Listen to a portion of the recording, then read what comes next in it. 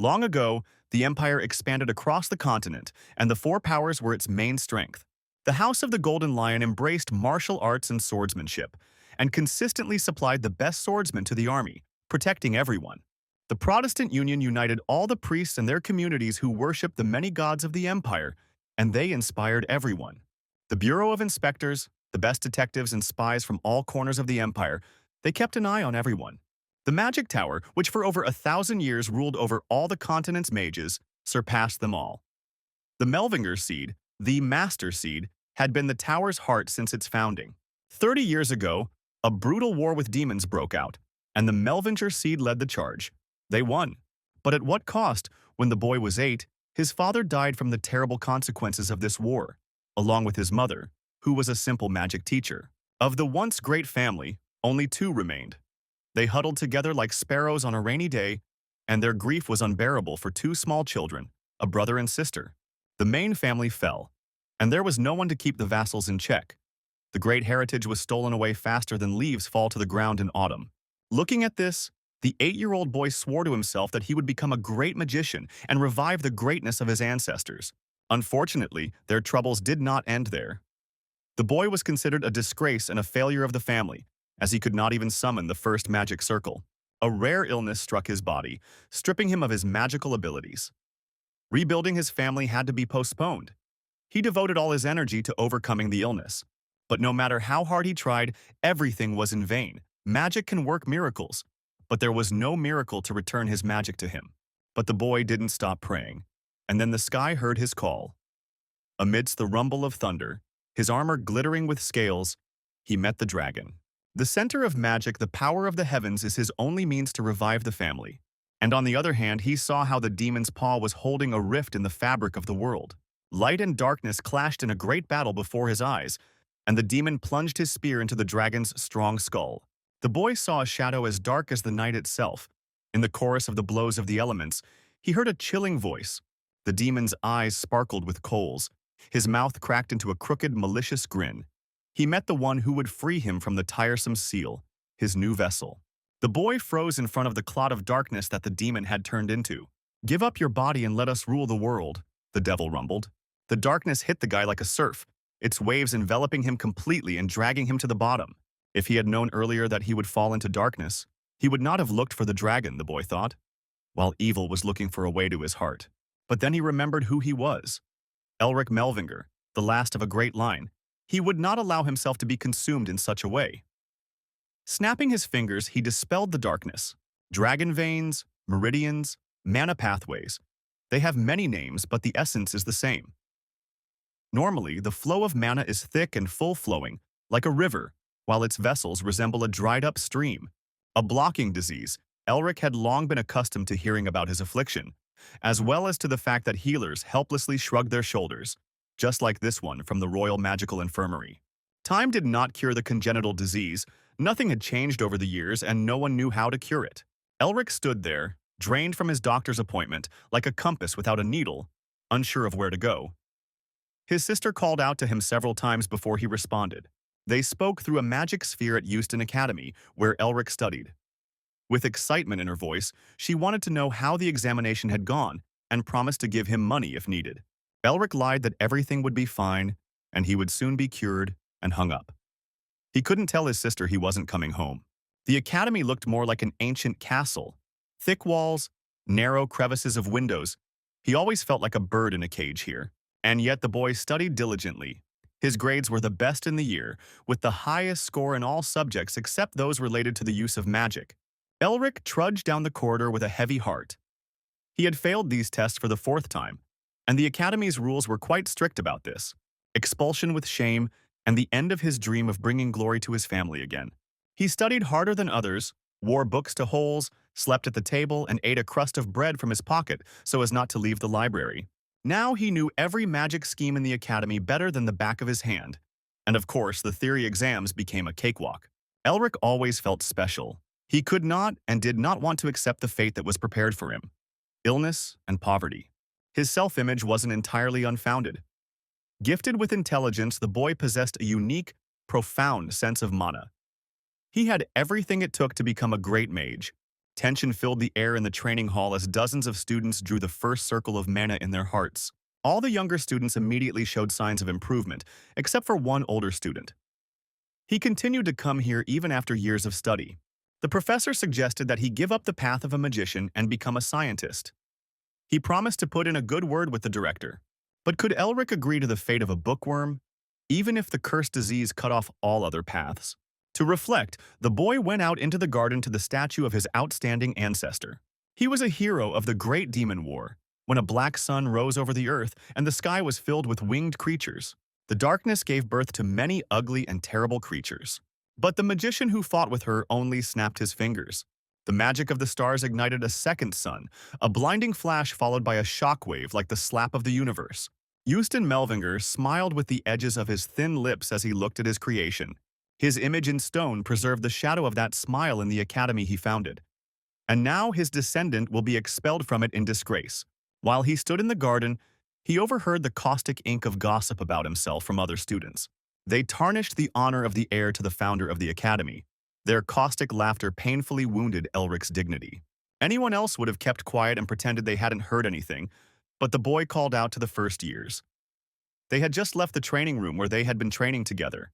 The two gray mice, who had been gossiping so confidently, suddenly fell silent. Elric asked them if they knew Sean, the assistant professor who taught their course. Smiling ominously, the wounded guy approached them like a hawk and demanded their names. The mere mention of this name was enough to make the gossips lose all confidence in themselves. Because, like little gray mice, they quickly scurried away before they could create more problems for themselves.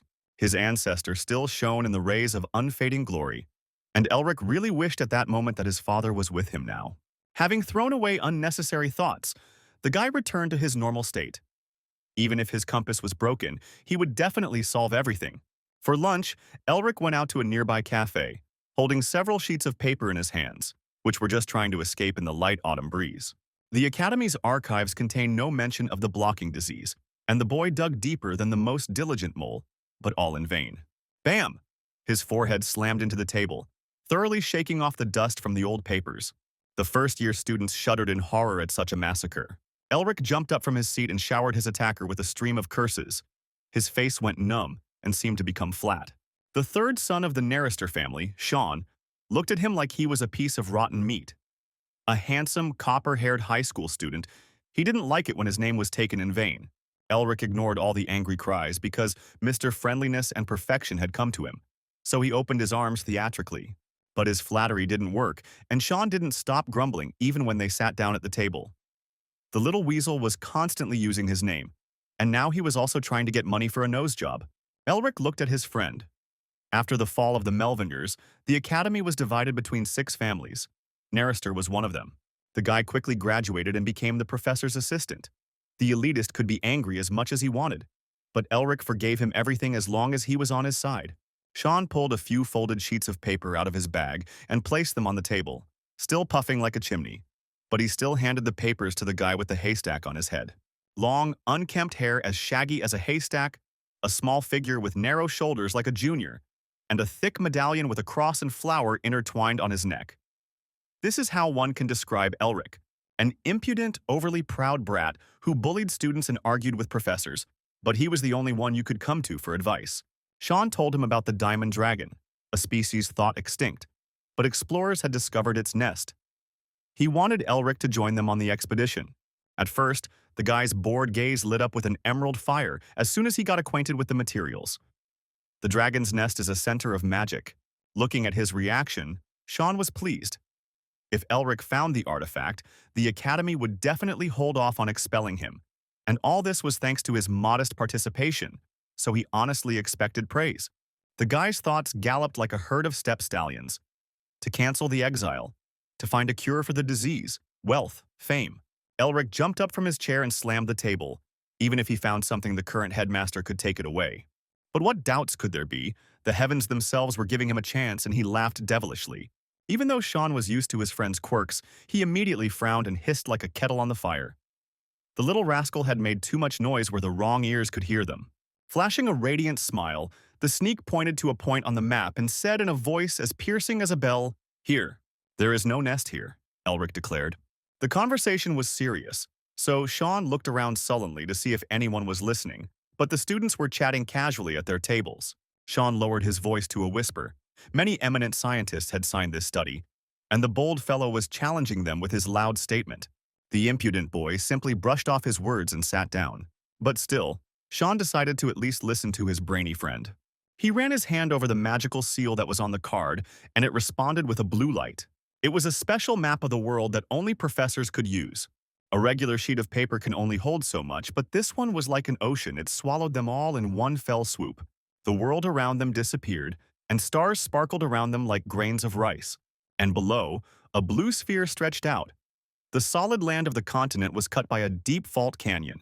The rift was emitting a massive amount of mana, enough to accumulate over hundreds of thousands of years, so it's no wonder that researchers were drawn to the place. Elric asked the professor's assistant to repeat the 3 rules of mana flow, something any first-year student knew. Sean frowned but recited them. From wide to narrow, from high to low, he said as they moved to the bottom of the imaginary crevice. From hot to cold, Sean voiced the last principle. Thanks to these 3 rules, they were sure that the Diamond Dragon's nest was here. But Elric immediately pointed out their mistake. Hot magma was flowing along the bottom of the rift, which meant there was no mana or dragons there. The answer was so obvious that Sean kicked himself for not realizing it sooner. The Arkan volcano regularly filled the bottom of the crevice with liquid rock. This is nature's way of releasing accumulated pressure, Elric said. The illusion ended and Sean tried to defend their guesses. They discovered traces of dragon mana nearby. The nest was definitely there, to which the shorty calmly replied that he had not denied the existence of the nest. Answering his friend's silent question, Elric smiled. He had no doubt that the nest was there, in the Caragol cave. He pointed his finger at the map again. Without a doubt, this place is full of ancient, mysterious knowledge. And there were countless treasures too, there in the depths of the cave, hidden mountains of gold. After their conversation, Sean hesitated for a long time outside the professor's office, hesitating to enter. He chose his words carefully, but his natural honesty and straightforwardness were stifling him. Even if he pretended to be a simpleton and told everything as it was, he could have been expelled for angering his superiors. Without having decided anything, Sean wandered off down the corridor. Even though the class had long since ended, through the open door of the training hall he saw the strawhead in a training pose. Gritting his teeth, he tried to fill his heart with mana, like a paralytic trying to force his hands to move with the power of thought. But the mana didn't respond, just as flesh with severed nerves doesn't respond. Sean slapped himself across the cheeks. As a friend, he simply had to help someone who was so desperately clinging to life. Professor Barrick, who had his sights set on the position of future dean of the academy, twitched his mustache with displeasure, as if chewing over the words spoken to him. The report on the nest search he himself had confirmed was inaccurate. Angry, Sean realized, and instantly broke out in a cold sweat. His tongue was failing him, slurring like a drunken dancer when his assistant tried to justify himself. Barak shook his boot nervously and said that such loud statements required strong arguments. His voice flowed as stiflingly as the clouds of sulfur dioxide in the laboratory. Sean already wanted to sink through the ground and was afraid to take another breath. Even though he is the son of the Narister family, he will not get away with what he said, the professor said, and assumed a menacing expression. Sean felt himself at the bottom of the abyss under the pressure of Barrick's viscous mana, which had reached the 7th circle. But the oppressive feeling instantly dissipated as soon as Elric burst into the office without knocking or ceremony, like a light, rebellious gust of spring wind. Sean immediately hissed at his friend like a cat whose tail was pinned down. Now this troublemaker will turn everything upside down, he thought. Elric had turned everything into a farce, and now he made a belated curtsy and apologized for the intrusion.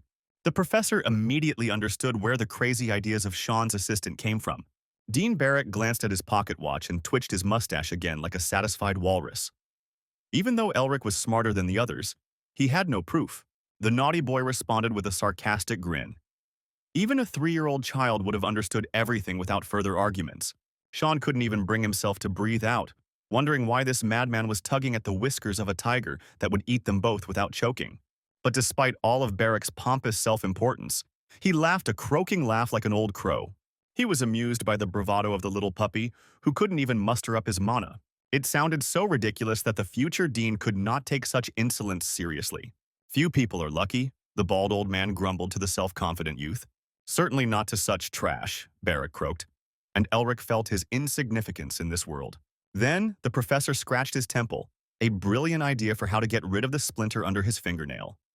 Still, he couldn't ignore his student. He challenged the guy to a bet and smiled ominously. Elric will receive everything necessary for the expedition and may even request a budget from the ministry. But if he fails, he will give up his family heirloom. Barrick's eyes flashed with greed. He had long dreamed of getting his hands on the hefty medallion of the Academy's first director, Eusden Melvinger. After a short preparation, the friends set off on their journey in the Academy's carriage, marked with the six-pointed star of the Magic Tower. The whole way, the worried comrade was restless and could barely control himself, and he grumbled endlessly, while Elric simply read the book. The owner of the golden shock of hair on his head was not at all worried about the dispute. He just needed to find the dragon's nest. Sean snatched the book from his hands at the most interesting part. This time, he refused to let Elric the madcap get away with everything. What if they don't find the nest? What if Elric's guesses are empty? He will lose the last family heirloom, Sean scolded his comrade. The boy looked at the heavy piece of gold and silver that he always wore around his neck. The flower and the cross intertwined on it in a tight embrace.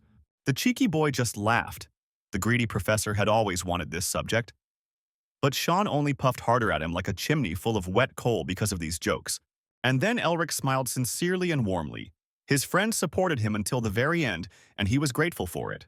Sean clutched his head, because these were the words of a man who had put everything on one card. In case of failure, they would both end up on the street. But the golden-haired tomboy accepted these conditions himself, and not at all because he was forced to. The self-confident boy grinned. Since the greedy Barrack wanted the Melvinger family heirloom so much, he should pay for it with his position. And then Sean remembered that this Elric had two faces. The first one was the shame of the Melvinger family. And secondly, the worst of the Melvinger family. In front of him sat a completely vindictive and proud boy with a cold heart, despite his plain appearance. They both chuckled, understanding each other perfectly without words. The boys met at the beginning of the semester when they were freshmen. On the stuffy playground, everyone was huffing and puffing, summoning their first circle of mana. 7 years ago, like all first-year students, Sean tried to collect more mana than everyone else because what else could young mages brag about to each other? 15-year-old Elric sat apart from everyone. He was already an outcast. He was often bullied. The heir to an ancient magical family could not even summon a simple fireball. They called him a street scumbag and laughed at his weakness. Did the guy feel bad? Elric reached out his hand to the magical sphere that stood in front of him. Of course he did. He hit the scoundrel with a heavy stone with all his might for daring to mock him. He hit so that he would never have to hit again, so that he would win all battles at once until blood appeared on the stone. A disciplinary committee was later assembled. The academy did not tolerate violence within its walls. The proud young man denied his guilt. The Viscount's son insulted the Duke and was punished according to the laws of the Empire, Elric said brazenly. The hall buzzed like a disturbed beehive. The usually important professors were expecting repentance. For the first time, someone was openly challenging their authority. His punishment was expulsion, since according to Academy rules, titles were irrelevant. But from that day on, no one dared approach him again. Sean knew that trait of the guy with the haystack on his head, always biting back like a mad dog. He's just crazy, Sean grumbled, and Elric asked him to be quiet, but it wasn't far from a heart attack. But then Sean's gaze was caught by the book his eccentric friend was reading, from the section of prohibited publications on enchantments, and a hoarse cry escaped his lips again. Elric scratched the back of his head nonchalantly, admitting that if he was caught with this book in his hands, he would be burned at the stake. That's crazy, Sean muttered and returned the book. He was already tired of being angry. He asked Elric with apprehension what he would do after studying the artifacts of the king of the beasts that strengthened the body. All these years, the boy was looking for a cure for healing. When the king of the monsters invaded the lands of people with an army of beasts, this caused a lot of problems. The beasts used the art of strengthening the body, but people were still able to drive them out and build a high wall on the border. However, after that, the art disappeared and was never restored, Sean remembered. Without looking up from his book, Elric casually replied that he had already restored the art, but simply did not know how to apply it to his body. Sean had completely capitulated. Everything became unbelievable in his friend's presence, so he was tired of being surprised. But at that moment, the carriage shook and suddenly slowed down. Elric looked out with displeasure to see what had happened and scratched his bruised head. They were met by Rivern, the senior explorer under the leadership of the Fat Crow Barrack, and a couple of his friends. Sean thought they'd come to taunt Elric and get in their way, and he cursed foully. The researchers shuddered. Rivern quickly justified himself by saying that all this was the dean's request to help them. He called Barrack the dean even without his presence, just to wag his tail in the professor's direction once again. How kind of him, Elric noted. Behind their welcoming smiles, he could easily discern their predatory gazes. Sean also felt that the researchers were hiding their mana and whispered to his friend. They expected some dirty tricks from the greedy professor, but there was no need to worry, as Elric had also prepared himself. He pulled back his shirt collar slightly to show them. Hyena's breath. Azure Sky Lord's armor. The assistant listed the artifacts the brazen blonde had brought with him in a trembling, rabbit-like voice. After all, the dean himself had told him to help him. The breath of Gehenna, a vessel that held an unquenchable flame and a powerful artifact of protection against any damage. Barrack screamed terribly. This equipment could reduce an entire city to dust, and out of all the students, it went to the most problematic one. The professor ordered the assistant to disappear, and he did not hesitate to disappear behind the door. The old bald crow gritted his teeth in displeasure. Other candidates might find out about this and raise a ruckus. But then he carefully read Elric's report. "You can't fool blood." The dean smiled contentedly. The professor licked his lips with his tongue, like a toad that had caught a fat fly, anticipating how he would soon take possession of the magic pendant and become the next director. Even if the boy is lucky enough to win their bet, he will only win if he manages to survive. Elric read the runic writing carefully. The rest simply watched the preparations. When the spell was ready, Sean activated the mana search and light flashed around. Waves of light spread out in circles, as if after a stone had been thrown into water. And then a column of fire burst from the ground, like a geyser reaching all the way to the sky. Elric was right. The nest was found elsewhere.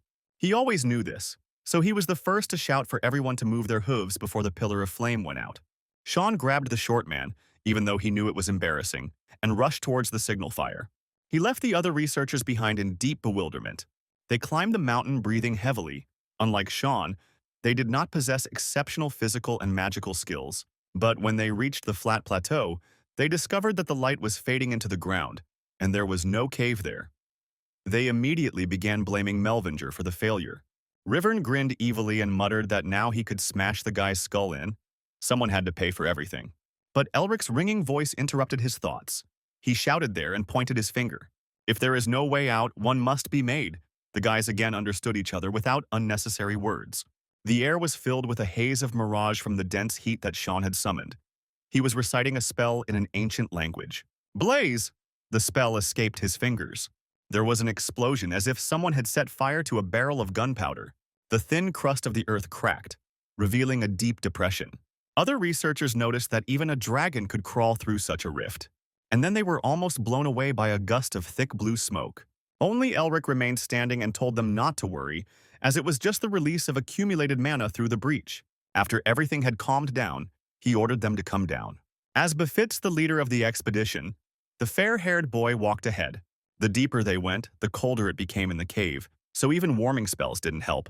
There was only one long, wide passage leading them, the blue glow of mana giving them visibility. Elric froze for a moment, struck by a strange, ominous feeling. He attributed it to the damp cold of the cave and allowed the entire team to go forward. Deep within the stone, an ancient evil stirred. The embers of the eyes illuminated the caves, and finally the shadow whispered here. When the researchers reached the site, everyone froze in admiration. The long, wide cavern ended in massive, wrought iron gates of colossal proportions. They were covered in runes, and a golden dragon glittered in the center. Rivern was burning with impatience, so he ordered the strongest to push the gate. Others suggested breaking the gate with magic, but Elric's loud cry made everyone stop. Only a blind man would not see the dragon's seal here, the boy said indignantly.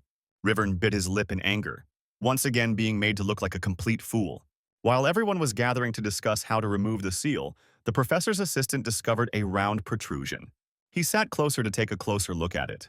And while Elric warned all the ignoramuses not to act willfully, because they did not know what could happen next, the most dim-witted among them had already stretched his greedy paws towards the gate. Elric screamed piercingly not to do it, but it was too late.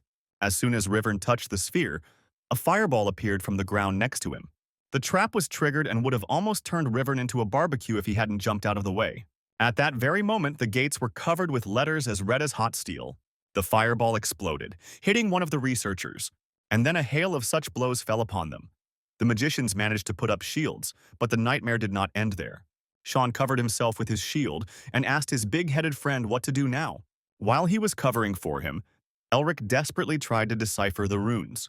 He was breathing heavily and could barely concentrate, pushing aside the cries of the seriously wounded and pleas for help. This is just a test task. He will be able to find the answer, as the guy always convinced himself, and his eyes sparkled like emeralds. The bombing continued, and many were already exhausted by the firestorm.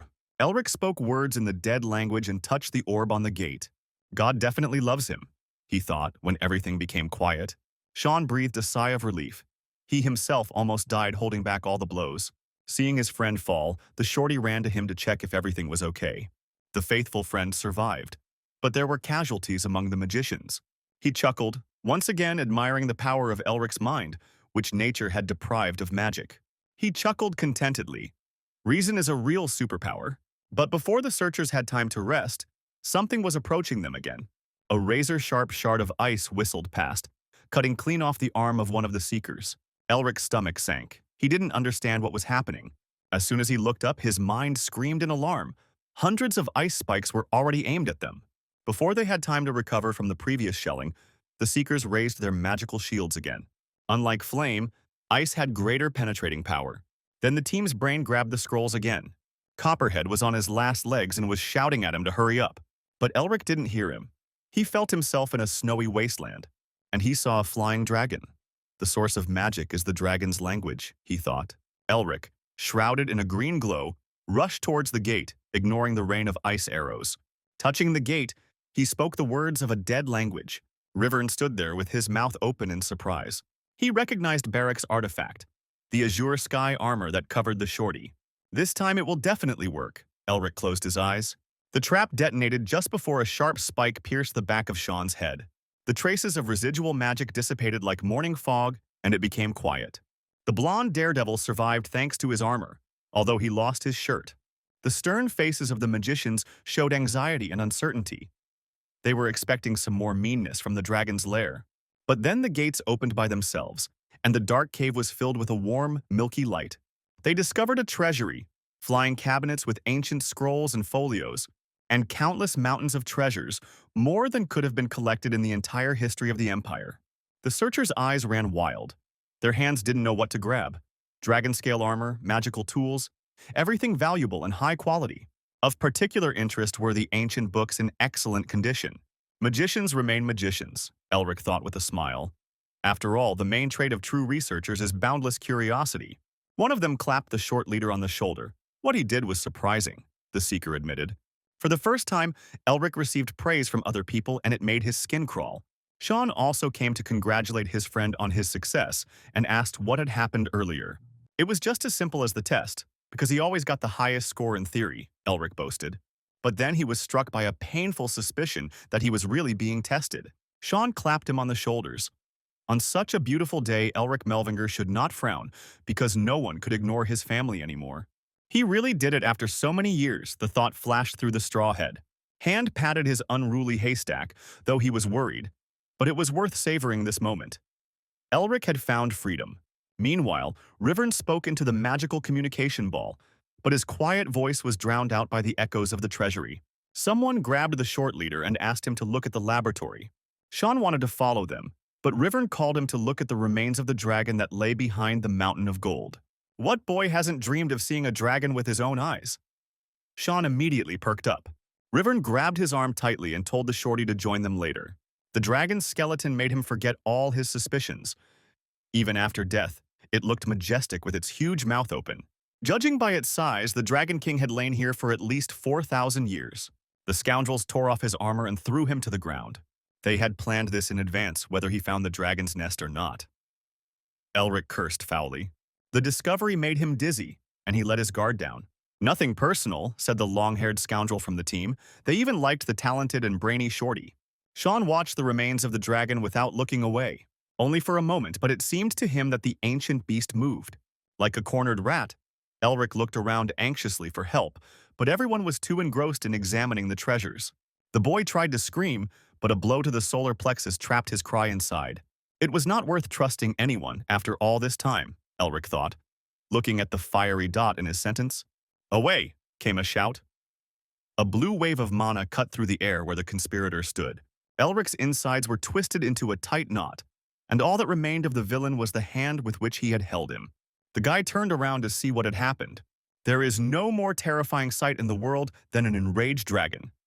The walls of the treasury filled with the scent of thunder. Elric stood frozen as if his legs were frozen in ice. He now asked himself what he was doing. It was one thing to set traps, another to disturb a dead dragon, and panic gripped all the seekers. He cast aside all fear of the next test except for Elric, and watched the dragon closely, which did not move. Thoughts raced through his head, crashing against the rocks of reasoning. Everything had to be considered and weighed. Once the plan of action was complete, Elric ordered everyone to form a defensive formation to buy some time. The Seekers raised their shields and covered themselves with magic screens. The dragon's empty throat spewed out a true blue fire. There was a terrible crackling sound from the contact of powerful magic, as if hundreds of knives were cutting glass. The dragon's breath would last no more than 20 seconds. If he held out, they would have a chance, Elric thought. Sean gritted his teeth and took the blow. The exit from the treasury is very close. A few moments will be enough, after which you can close the doors and hide from the dragon. One of the Seekers lost his shield, and the flames instantly burned him to the bones, turning him into nothing. Their turtle trembled. Another moment, and everyone would repeat the fate of the unfortunate one. But at that very moment, the onslaught of the fiery river weakened, and Elric shouted at them to run. Even though the dragon had long since decayed, even its magic needed a break, so the Seekers rushed to the exit. Elric fled with everyone, his hopes of salvation strengthened. But then he heard a terrible sound, the kind you often hear in a butcher's shop, a crunching and squelching sound. Another unfortunate Seeker fell dead. Their armor crackled like children's rattles, bones scraped against metal, and lightning bolts flashed in their empty eye sockets. The Spartans are legendary warriors who protect the dragon even from the other world. One of these half-decomposed corpses almost decapitated Elric, but a fireball threw the warrior back. Sean covered him and shouted to come to his senses. He managed to defend himself from many enemies and saw the entire battlefield. A crooked, rusty sword whistled past his ear, and Sean, the copper-haired mage, switched to the new enemy. Another task he had to deal with, something only he could do. Elric's mind went blank. Every problem has a solution. He is tired and scared. The heavy pendant presses on his chest, but Elric stopped paying attention to these little things. A piercing pain struck him like a needle in the eye. When the guy stopped squinting, he saw that a green lace web was stretched out in front of him. Sean's lips moved slightly, as if he wanted to say something, but the words did not reach his ears. Dodge! Elric read from his lips and froze in place. Out of the corner of his eye, he noticed Sparta with a shield and sword rushing towards him. The warrior delivered a powerful blow with his blunt weapon, but Elric slid easily to the side like a ghost in the wind. Surprising himself at his own abilities, he dodged the blow again. What he had first taken for a hallucination now showed him the angle and direction of the attack. Safe places were highlighted with green stars. With such a roadmap, the battle would be a walk in the park, Elric thought. Illusion or not, he had no time to think. The Spartans attacked earlier. Like a wildcat, Elric slid away. It will all be in vain if he just dies here. The searchers ran away in haste, taking the wounded with them. Rivern screamed like a cowardly hare to be taken along. Elric ran ahead. With his vision, he could lead everyone behind him. He showed everyone how to dodge the predictable attacks of the dead warriors. And thus all the survivors reached their goal. The first Seekers have already crossed the line. If they close the gates, they will survive, Elric thought. But then he heard a cry for help and froze, although he believed that he had long ago cast aside his humanity. The damned Rivern was bothering him even now. To close the doors, he simply had to throw him away. The bespectacled man's eyes were begging for salvation, but Spartan was already swinging at him. The zombie pressed against the opening of the gate as if there was thick glass in his path. The Seekers were breathing heavily. The cold air of the cave was tearing at their lungs, but they were saved. Sean grumbled again at their short leader for taking such a risk, but the boy merely waved him off. It was the bespectacled guy's fault he had such weak legs. After hitting his head on the transparent barrier several times, the zombie walked away. Elric noticed signs of destruction in the dragon's lair above, which meant there had been other groups of Seekers before them. The dragon began to stir menacingly again. Now that they weren't fighting in the heat of battle, the guy saw a sharp spike in the skull. But just when the Seekers thought that the trouble was over, the ceiling collapsed on them. Unable to pass through the gate, resourceful zombie warriors made their way through the cave's vault. The gates slowly closed and Sean quickly began to look around for his friend. He stood inside the treasury. Sean quickly realized that the madman was up to something dangerous and shouted at him. "Go ahead," the guy with the shock of hair on his head mouthed and smiled through the closing gates. The faithful friend made a desperate dash for the gate to pull him out, but the doors closed heavily so that he couldn't even push the sheet through. The young scientist pounded on the thick metal of the gates, but they remained deaf to his cries. 7 years ago, after Elric's dismissal, Sean decided to get to know the prickly boy. The guy's gaze remained empty, as if in front of him stood not a living person but a nightstand that no one cared about. After a moment of silence, Elric forced out a curt, "Go away." However, Sean did not lose heart and did not give up trying. The next day, he repeated his attempt at the library where the petty hooligan usually hid, with the same result. And even a week later, when they ran into each other in the hallway, the gloomy boy ignored him. A month later, the professor took them out into the forest. Mages must take at least some care of their health or risk dying before they turn 30. It was called a light jog. Running through the forest in the dark without using magic is not allowed, and the assessment depends on the place taken. Gifted with a strong body from birth, Sean quickly broke forward and rushed through the forest thicket like a young boar. He was already halfway up the mountain and wondered whether he should take the short man with him, who was nowhere to be seen. But because of this, he got distracted and slipped on wet, fallen leaves. The next moment, he felt himself falling down. Sean fell off the path and rolled head over heels towards the abyss, only miraculously escaping death by grabbing the edge of the cliff he was hanging on. His hands were rapidly going numb from the cold and damp stone, and feeling that he couldn't hold out for long, Sean began to call for help.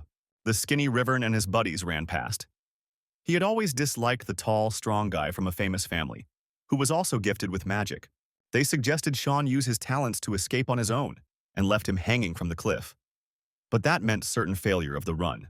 But then he felt relief. Someone grabbed his numb hands and pulled them towards themselves. Gritting his teeth, the short man pulled the tall guy out of the abyss, almost falling himself, and now they were both breathing heavily, leaning against the tree. Sean's leg was swollen and blue, like someone had smeared ink on his skin, so he suggested that Elric go ahead and take the test. Whether it was because of Sean's previous persistence, or because the short man still had the nobility of his great ancestors, he picked up the wounded boy and helped him walk. "You yourself said that you wanted to be friends?" Elric responded to the surprised exclamation. It was the first time the boy of noble birth had been so touched, but then the shorty announced his payment. "A few artifacts from home would be very useful. That's the custom among friends," he asked, and grinned like a market trader. They walked slowly through the forest filled with the aroma of rotting leaves, which gave rise to their friendship. What a fool, thought Sean, waking up from the glare of the past. Even if he is a weak shorty, he still protects everyone. Without even knowing whether his friend could hear him or not, Sean shouted at him to just hold out until help arrived. Soon he would call his elders or his father. He himself rushed to break through the crowd of zombies. Elric leaned against the wall. It was for the best. He couldn't let his friend put himself in danger. Dead tired, trapped in the middle of an ancient tomb with hordes of enemies and a huge dragon, the boy rushed forward without thinking. The zombies threw bones at him, but Elric easily dodged them using his new skills. Even the dragon's breath could not reach him. And then Elric took out his last resort, the ancient cup. The guy's eyes flashed ominously. He had been dreaming of trying this thing from the very beginning. Artifacts can be used by those who have mana, but Elric filled the cup with his life force instead. The fire devoured the zombie warriors like a pile of dry brushwood. Two different fires intertwined in a tight dance, the blue light of the dragon's breath and the yellow fire of hell. Elric had regained his armor earlier, so he felt protected. It was all one enormous test, so he was no longer afraid. The answer to this test lay right before him. A sharp spike thrust deep into the dragon's skull. If the answer is wrong, he will simply die here. But even so, the guy was not going to retreat, because he is Elric Melvinger. Surrounded by a horde of rotting corpses, he grabbed the handle of the gun. The guy froze in place. Everything disappeared, the dragon skeleton, the zombie, the treasury. A menacing dragon, its diamond scales sparkling, its wings spread wide, hung amidst the thunder. In the brief flashes of lightning, Elric saw another ominous shadow. The dragon was breathing heavily, and clouds of steam were pouring from his nostrils like smoke from a furnace. The shadow below looked up at the crimson sky. The demon turned around and looked straight at Elric, a satisfied grin blossoming on his face. The dragon raised a hurricane with one flap of its sails and roared, as if challenging the demon to battle. Covered in a dark crimson aura, the devil summoned his magic. The dragon concentrated his magic in his breath. The bright light of his volley incinerated everything around like the sun, but the demon's spear split the stream of light in two. A dirty, sticky darkness gathered around the demon's spear. They collided again and the impact left Elric deaf. Such a huge concentration of mana, a sage of the 8th circle or higher, he thought, shielding himself from the shockwaves. The demon surrounded himself with darkness and attacked the dragon. It spewed out streams of light that incinerated the mountains.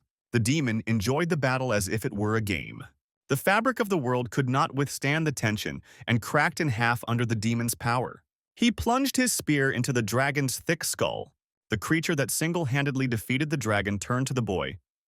"He is the one who will free him from the cursed seal," the devil rumbled in an ominous voice. Burning eyes, coals on a merciless face, and a triumphant smile. The demon's form turned to darkness to capture a new vessel. "Give up your body and together we will rule the world," he said. Elric was stunned and didn't know what to answer. He had never seen anything like this before. But then, the dragon, who should have already died, opened its mouth, from which thick magical chains burst forth. He put a death seal on the demon. "Mephistopheles will be buried with him," said the dragon. Mephistopheles laughed. Even though the dragon Shenake had sealed him thousands of years ago, this time everything was different. The great vessel was right in front of him, the darkness rushing at Elric, regardless of the chains. "This is not a dragon's test. This is a demon's trap," the boy realized as darkness penetrated his heart. He screamed as his body was ground into powder by forces superior to himself, dragon mana and demon spirit. His grandfather, his father, and others had sacrificed their lives to drive out such monsters, Elric thought. Only he and his sister remained from the great family, the imperial family, the members of the magic tower, the vile vassals. All of them only indulged in greed after the family's fall. Even the one Elric trusted and relied on the most.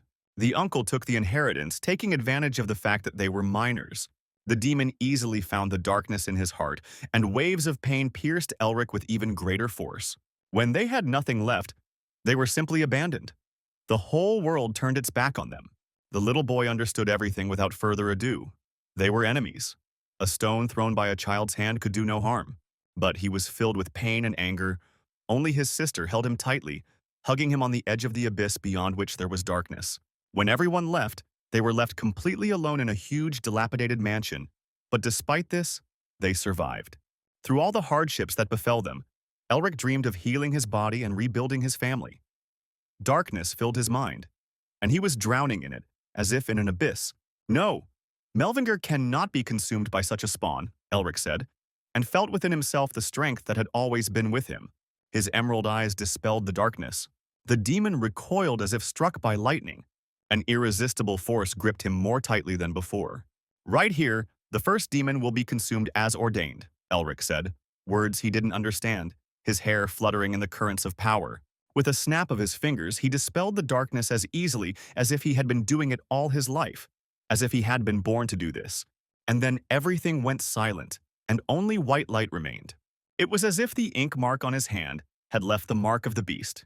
Elric looked at his hands, transparent like a ghost's. He did not understand where he was. A figure in a wide, torn traveling cloak with a bright pattern of an owl and a book on the back. The image seemed familiar to him.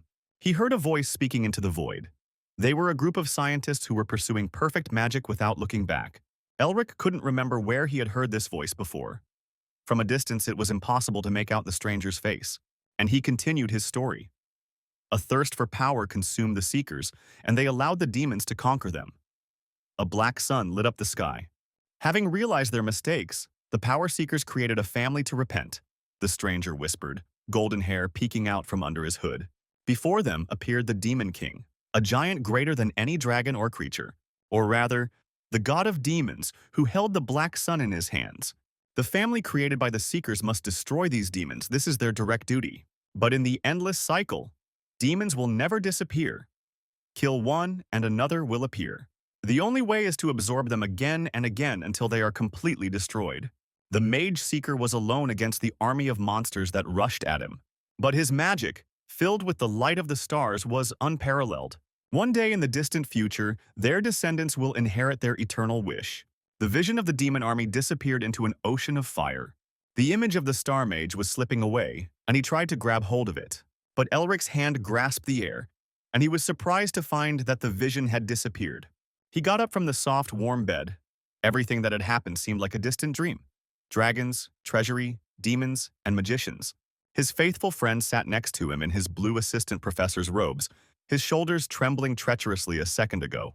Elric understood everything at once. He was crying now, and that's why he turned away. His friend denied everything, but the excitement in his voice gave him away. "It's okay," everyone cries, the little rascal consoled, especially since Sean cried in the nest too. Finally, he turned around, his eyes flashing terribly, and Elric realized that he had crossed the line. They were in the hospital, where Elric was brought by a rescue team called by Sean. The boy sat in bed and pressed a cold egg to his face to relieve the pain from the slap Sean had given him. Elric grumbled discontentedly at his noble friend, who had stooped to assault. But he quickly turned away when he hissed at him again. But then Sean noticed something strange and asked his friend to quickly get up. And then they both saw that the former shorty was no longer there. Elric looked at his reflection in shock. He had almost caught up with Sean in height.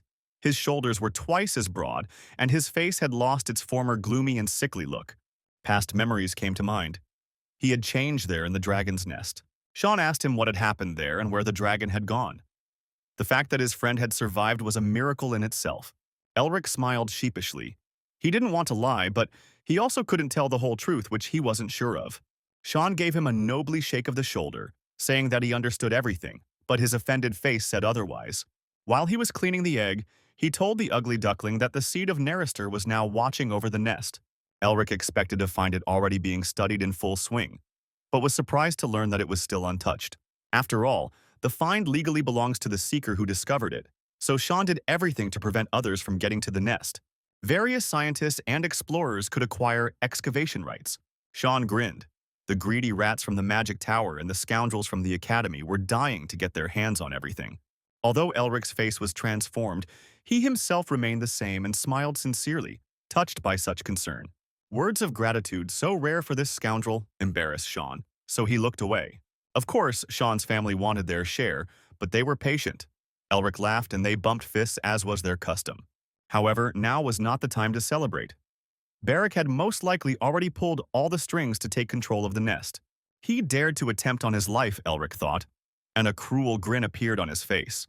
Sean knew that expression very well. Even his friend's renewed face didn't bother him. The madman was up to something again. Elric smiled sweetly. "Don't even think about it," Sean blurted out before speaking. "Just one small request," said the golden-haired devil incarnate, and his friend covered his ears to keep from giving in to temptation. But I still heard his request to spread a rumor that the seeker was seriously ill.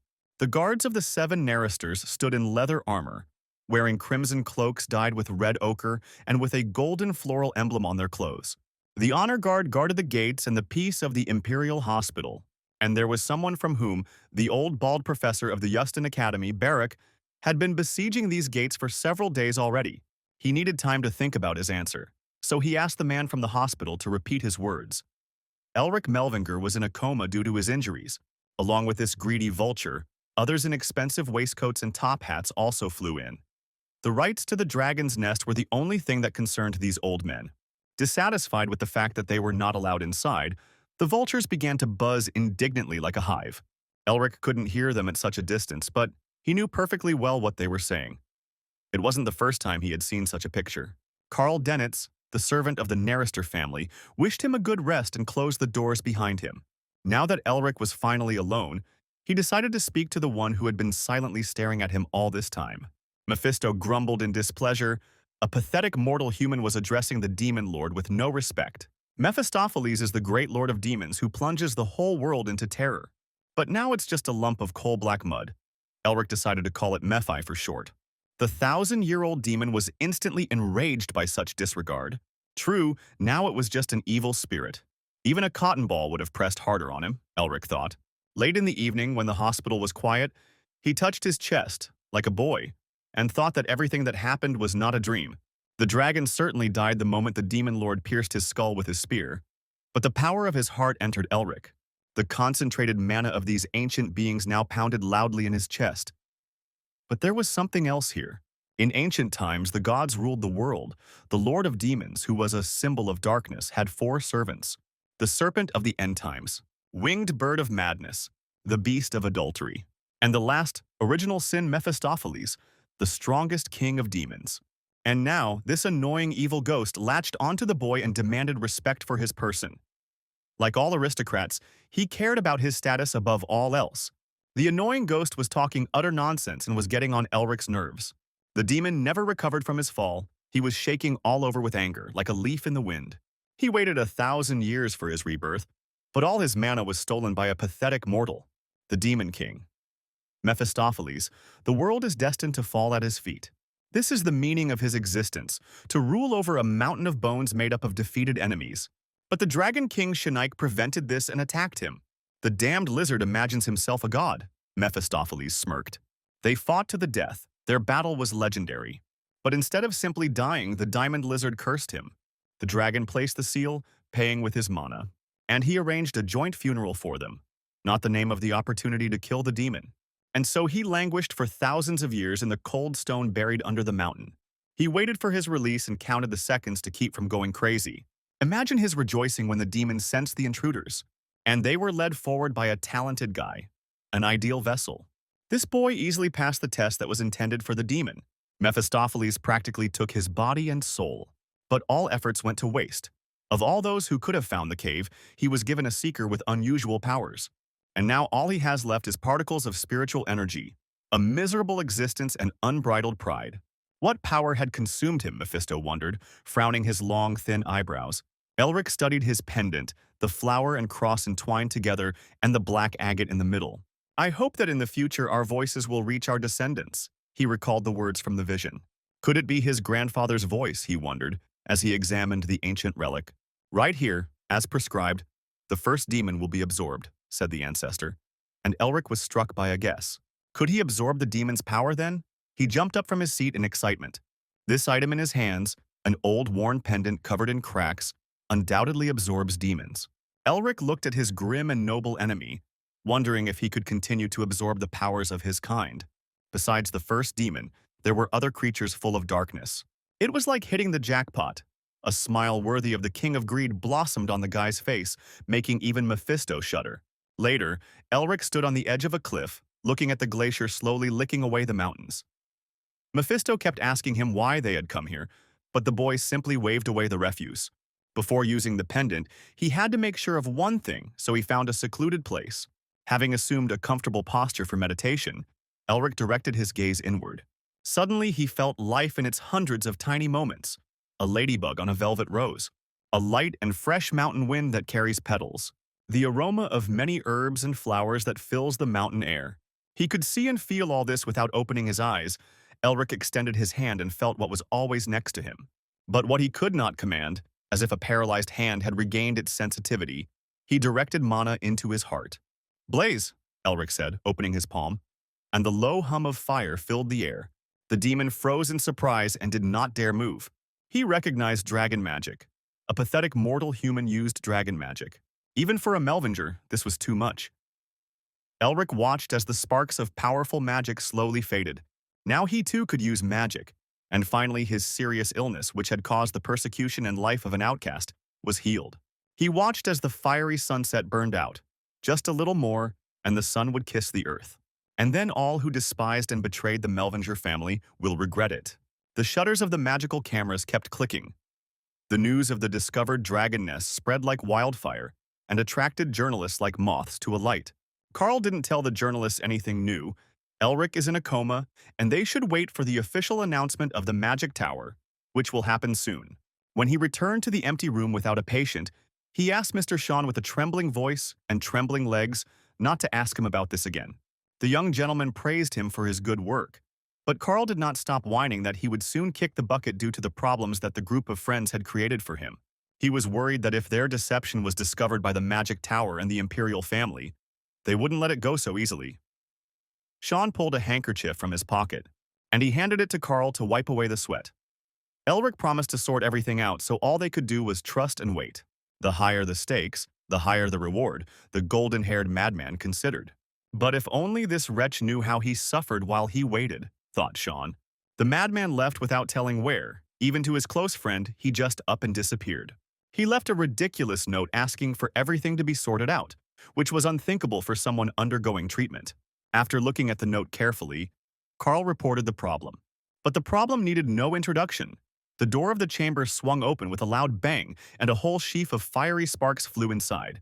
Sean's older sister came to reproach him for the fun he had had there without telling her, and the boy grimaced as if he had eaten a lemon. Dressed in the crimson robes of her family, wearing a cloak with a golden flower, Tasha, nicknamed the Fiery Phoenix, burst into the room with a vigorous gait. With short red hair like her brother, a slight blush on her face, and thin scarlet lips, she was much more beautiful than her brother. Each power, be it the Imperial family, the Magic Tower, or the Protestant Union, was preparing a young generation to lead the Empire in the future. They were nicknamed the Three Supernovas. Tasha squeezed Carl's ear between her fingers as if she were holding it in a vice. In all the fuss, the servant forgot to give Sean the letter. Fire Witch. Tasha was the youngest girl in history to be awarded the title of Supernova, but Sean wondered what her real reason for coming here was. The witch smiled sweetly with the corners of her lips. She heard that his friend was sick and came to help, because she was a magician. But now she saw that he was not in this room. If his sister entered the empty bedroom, he would be in huge trouble. Sean curled up into a ball. He was bad at hiding his emotions. He knew that the elder was too perceptive, but he tried to adopt a casual pose and said that Elric was currently resting and was not in a condition to receive guests. The Red Fox only smirked, not giving any indication that she believed him. Tasha always knew when the spoiled little rascal was lying, because she grew up with him, so she grabbed his hand tightly like a baby. The scoundrel just dared to order her around and wanted to send her away. It's no wonder she got angry and the room filled with sparks of flame. Their conversation quickly turned into an interrogation, and Tasha wanted to know what happened to the rights to the nest that caused so much noise. Sean forgot how obsessed this red-haired witch is with dragons. Despite the monstrous pressure from his older sister, Sean courageously declared that Elric himself would exercise the rights. For a few moments she stared at him, as if she wanted to burn him, and was wondering how quickly he would be reduced to a handful of ashes. But then she let go easily. Tasha had already learned enough. She asked him to contact her when Elric woke up, and she warned, showing the gesture she used as a child as a death threat, that if she was not the first to know about Elric's awakening, he would be in trouble. Sean immediately broke out in a cold sweat and prayed for Elric to return as soon as possible. After the witch left, they couldn't come to their senses for a long time. The morning dawn rose over the city with a dazzling blue haze. A wanderer was carefully reading the morning newspaper headlines at a kiosk, wrapped in his tattered wanderer's cloak. Everyone was worried about the fate of the nest. Sean did a great job, the wanderer whispered and grinned. On the front page of one of the newspapers, there was an old bald crow. It turned out surprisingly well, no doubt with the help of magic. Let him show off for now, thought the guy with emerald eyes. Rivern was the first to come to wave to his master, who had become dean, and to congratulate him, but the bald raven told him not to rush. After all, the elections haven't started yet, he said, hiding a satisfied, greedy grin with his fist. Rivern leaned even lower and poured out a stream of obsequious flattery. The new director would protect the future of the academy. Still, Barrack found the dog's flattery to his liking. He chuckled again and asked how Elric was. Rivern reported that the unfortunate man was fighting for his life. What a pity! The professor twitched his mustache, without a trace of pity in his voice. Rivern worriedly suggested that they deal with the problem before it woke up, using the services of professionals. But the professor barked at him to shut his mouth, and an oppressive silence immediately reigned in the office. Baraka looked at the cowardly dog with such a furious rage that he could have incinerated him on the spot. But he quickly changed his anger to mercy. After the elections, there would be one vacant professorship. As a simple professor of the academy, he doesn't know what's going on outside of it, Barrack hinted. The dog bowed again and promised that he would not let us down. After the day came the moonlit night, and the city was drowning in its gentle light. While most of the inhabitants took their place around the family hearth, except for one man in a shabby traveling cloak, throwing off his hood, he looked up at the cold night sky, wondering where to begin. With his inner eye, he could see the other side of the world, its secret places. It was enough to pour mana into it through the dragon's heart. Elric stretched out his hand in front of him. The ground beneath his feet exploded, and the wizard himself soared into the heavenly heights. He landed softly on top of the fortress wall that surrounded the city. Now the wizard could use magic without tricky spells, and this was only the beginning of his journey. In order to displace the bald raven and inform the world of the Melvinger revival, he must become stronger before the Academy's dean elections. The whole mood of grandeur was spoiled by the grumbling ghost of the demon. Even with his mana, the pathetic mortal used only ridiculous jumps like a traveling circus performer.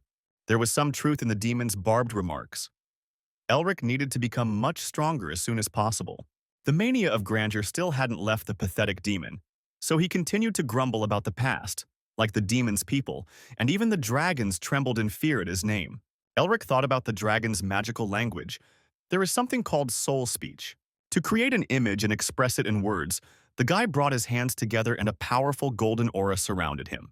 Even the evil spirit's face showed concern at such power. "Fly," said the magician, and rose again into the sky, supported by a flow of mana. The oncoming current hit him with icy cold as he accelerated, and then he rose above the clouds and was able to take in the entire city with his gaze, as if he had suddenly taken possession of this entire world. The magical pull ceased, and gravity took over mercilessly, sending Elric plummeting downwards. His image magic was simple and surprisingly strong. He again called upon the flight spell and flew like a bird over the city. The evil spirit of the demon followed him everywhere, obeying its seal. His gray face reflected deep thought. The child, who had only learned to walk yesterday, could already use soul speech and double spell.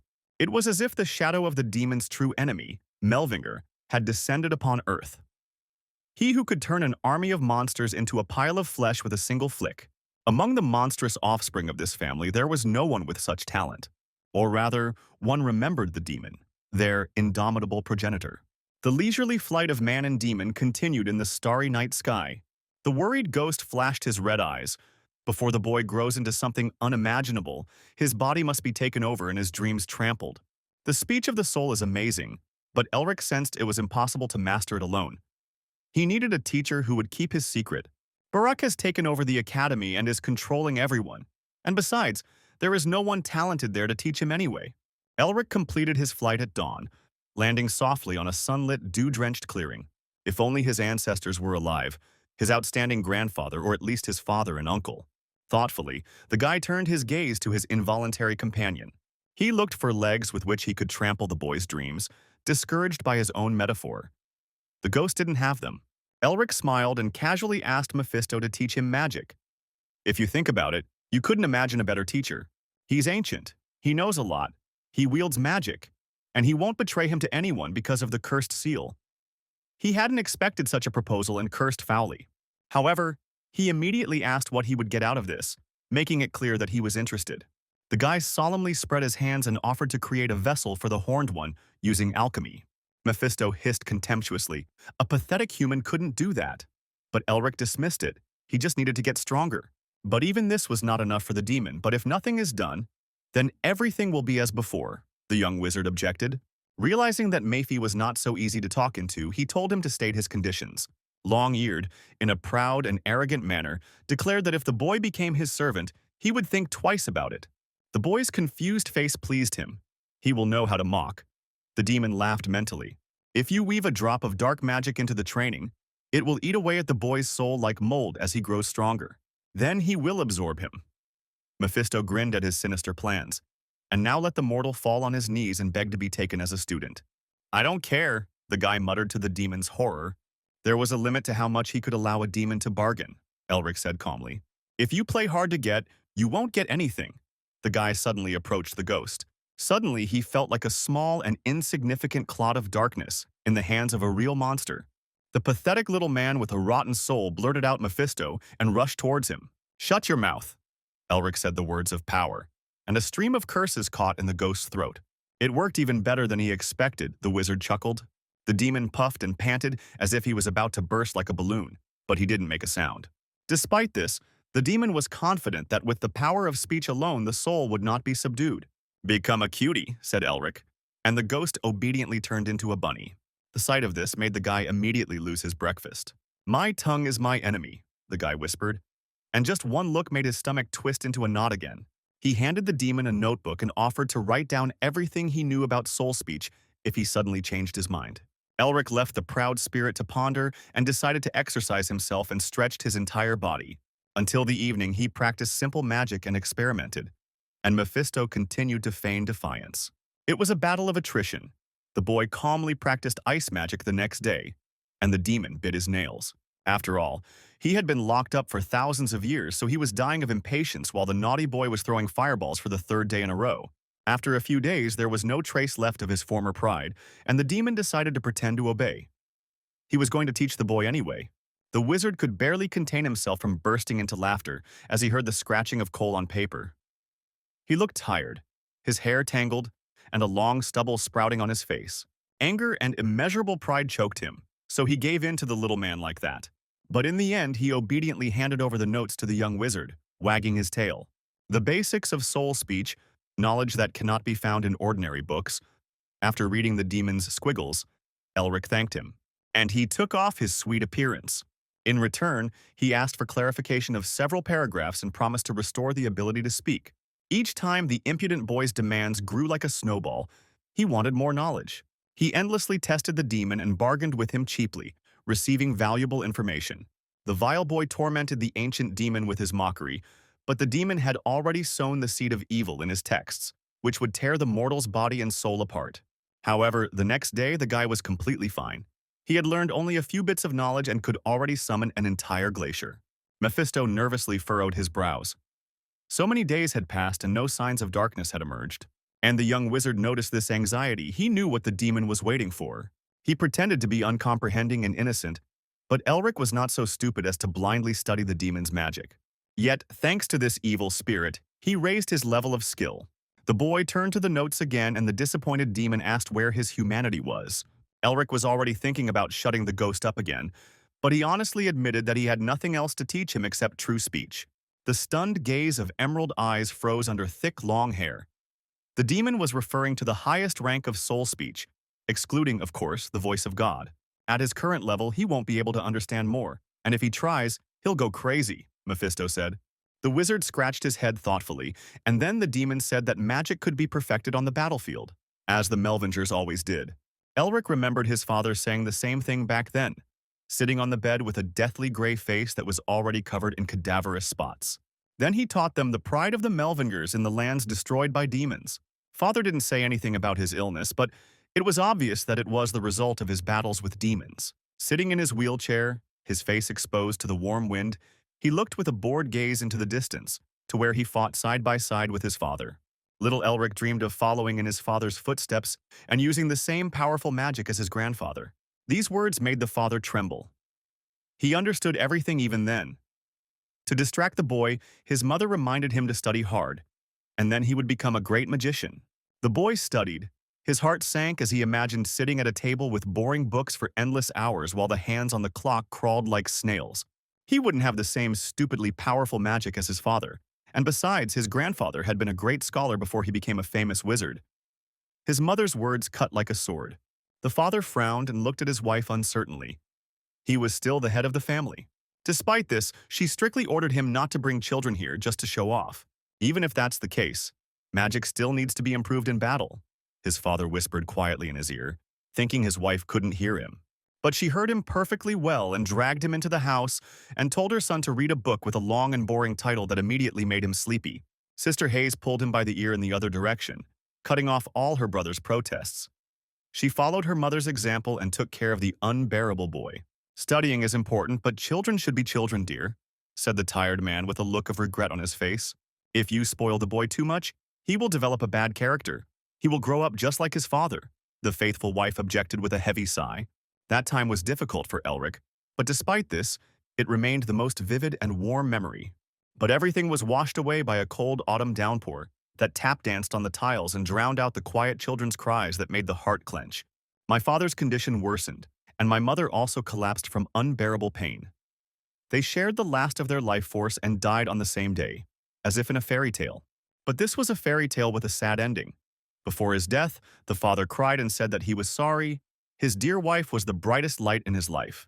There was not a day that she was unhappy after meeting him and having children, she said, squeezing his weak hand tightly. The remnants of the light of their life burned out like a candle stub. The mother could no longer see and called Hayes, who was sitting nearby. "Take care of your brother," she asked, and tears began to flow down the girl's cheeks. Father called Elric and asked for forgiveness. The blocking affliction was his fault. The 8-year-old boy was faced with the harsh reality too early. barely out of his tender years, and was constantly sniffling. He was scared that his father could just leave, and salty streams ran down his cheeks. His father's cool palm touched his cheek and the boy stopped crying. Looking back on his short but turbulent life on the battlefield, the days spent with his son were much happier, the father said.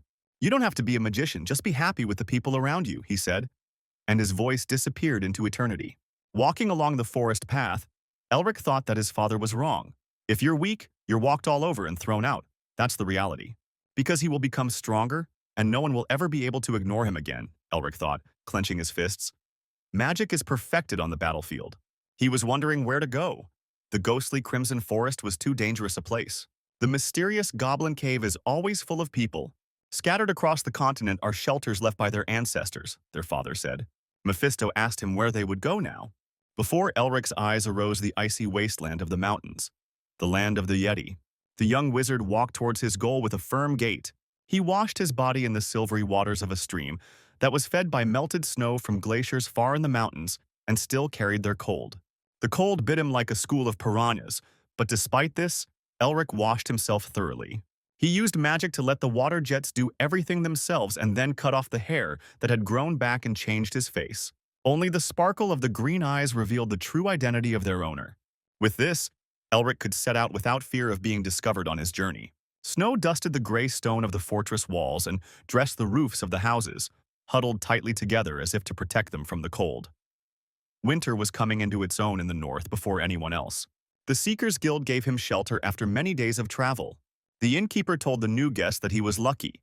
Few people go to the Yeti Highlands these days, but one group of travelers still gathered. He pointed out to the guests the half-open doors from which came the crunch of fur boots on freshly fallen snow. And indeed, a group of people led by a child entered the guild hall. They were happy to see a new face. Elric glanced around at the frost-red and long unshaven faces and counted 4 herbalists and 3 monster hunters, and the 5 travelers who hid their strength and kept to themselves. The little girl approached Elric and introduced herself. Her name was Mingma, which in her native dialect meant the second dawn of the week. As long as he followed her, he would not be in danger. Mephisto hissed in displeasure. This child was even more talkative than he. Elric then asked if he could buy a communication crystal. The Seekers looked in surprise at the guy who was looking for such luxury in the wilderness. Mingma suggested that he write a letter and send it by pigeon. Elric ran away before he heard the exciting story about the dove and the letter that happened to the little girl, fearing that he would be stuck there until nightfall. There's nothing to be done. I'll tell you along the way, the sweet creature sang. Elric's face darkened. His strict sister would definitely be angry if he didn't contact her. After a brief preparation, they set out for the Yeti Highlands before the weather worsened. Mingma chattered incessantly, babbling like a spring stream. Mephisto recognized the outlines of the mountains. He had been here before. The Yetis were scum who admired him, and Elric shuddered to learn that their tribe were demons. He couldn't even imagine that these monsters had such connections. The previous Yeti king deserved the demon lord's mercy, Mephisto stated arrogantly. Elric was again surprised to learn that the wild tribe of monsters had a ruler in the past. The demon thoughtfully said that the king's grave must be somewhere in these lands. The young magician immediately became interested in her location, but the demon did not know it, and doubted that she had not been robbed by this time. If the Yetis are demons, then the Melvingers' refuge must have a connection with them. They were built to preserve the family's heritage, my father said. Stroking his son's unruly hair, he told him to visit the lands of the Yeti first thing he did when he became the head of the family. This way he will be able to confirm his right to inheritance and pay tribute to his ancestors. Elric looked at the pendant that once hung around his father's neck, to see if he could learn more about him in this refuge. But first they had to find him, and for now they walked along the sunlit, sparkling path and listened to Mingma's endless stories. Her murmuring drove Mephisto to despair, and he asked the guy to shut the girl up, but the magician just waved him off. But what worried him was why the Yetis she was chatting about nonstop hadn't appeared yet. Mingma cheerfully suggested making a stop where the terrain allowed, because their path would become more difficult from here. The travelers set up camp in an open clearing, dividing into several groups, each around their own fire. Elric sat alone, looking sideways at the others. One of the travelers, tightly wrapped in a woolen cloak, asked the herbalists for fire. His hidden power was no less than that of the night. In this northern wilderness you meet all sorts of people, but this group of travelers was different from the others. They hid strong armor under their woolen cloaks, but it didn't seem like Elric was their target. Perhaps the squad had their own secret mission. One figure stood out in a blue hood made of finely woven sheep's wool. This man did not do any work. But then she threw off her cozy hood with a flick of her wrist and thanked him for the fire in a clear, gentle voice. The frost flushed her beautiful face, and her thick, silky hair fell over her shoulders. Not just a woman, but a young maiden of dazzling beauty for these harsh places. It is not surprising that excited cries and whistles escaped from the rough mouths of the vagabonds. Steel whispered faster than the tramps could finish speaking. One of the warriors who was protecting his mistress rushed towards the lowly boor. The kiss of death froze at his throat, and the tramp froze. A pathetic dog dared to be rude to a noble lady. The reward for such an offense is death, said the guard. The other warriors also lowered their hands to their swords, but the lady ordered Chen to put his sword away. The poor fellows grew up in this backwater and didn't know manners and had never met any nobles. Elric even felt sorry for them. But then he felt a red stamp of alarm, and he and Mephisto exchanged glances. Both looked sharply towards the forest. While the guard was pondering what to do, his duty obliged him to defend the honor of his mistress, but also to obey her. "Let me in," the beauty with lake-like eyes and raven-colored hair insisted sternly. Elric turned to the travelers and shouted for everyone to run. But it was too late. The wandering herbalists died first. The guard standing nearby raised his sword in front of him to protect himself. He deflected several incoming projectiles, causing a shower of sparks to fall from his sword. But not everyone was so dexterous and skillful. The travelers were terrified by the sudden attack. Another poor fellow fell dead without even having time to scream. Chen shouted to the others to protect the lady. The anxiety and danger, the death hanging in the air, reminded Elric of the dragon's nest. A rain of arrows flew at them with a piercing whistle. There were so many of them that they didn't care who they flew at. Elric chanted words of power, and his hand filled with mana. The fiery shield opened up like a honeycomb before him. But what about the others? The experienced warriors who accompanied the noble lady took the blow and deflected the arrows with their swords. The simple seekers were completely defenseless. The forest filled with the screams and groans of the wounded, and Elric was overcome by a sticky, viscous feeling of anxiety. Only Mephisto was amused by what was happening. The ghost was not afraid of the arrows of the stupid yetis. Then Elric directed his inner gaze into the depths of the forest. In the green spindle of the web, he saw several pulsating dots in the distance. Yetis usually travel in small groups to make them more difficult to track. But there were too many of them here. Elric was horrified. The first monsters jumped out of ambush and attacked the guards. "The first battle, and I already wet my pants. Too difficult for a pathetic little human," the demon sneered. The wizard ordered silence using words of power, and the ghost was securely gagged. The noble lady's guard dodged all the beast attacks of the monsters.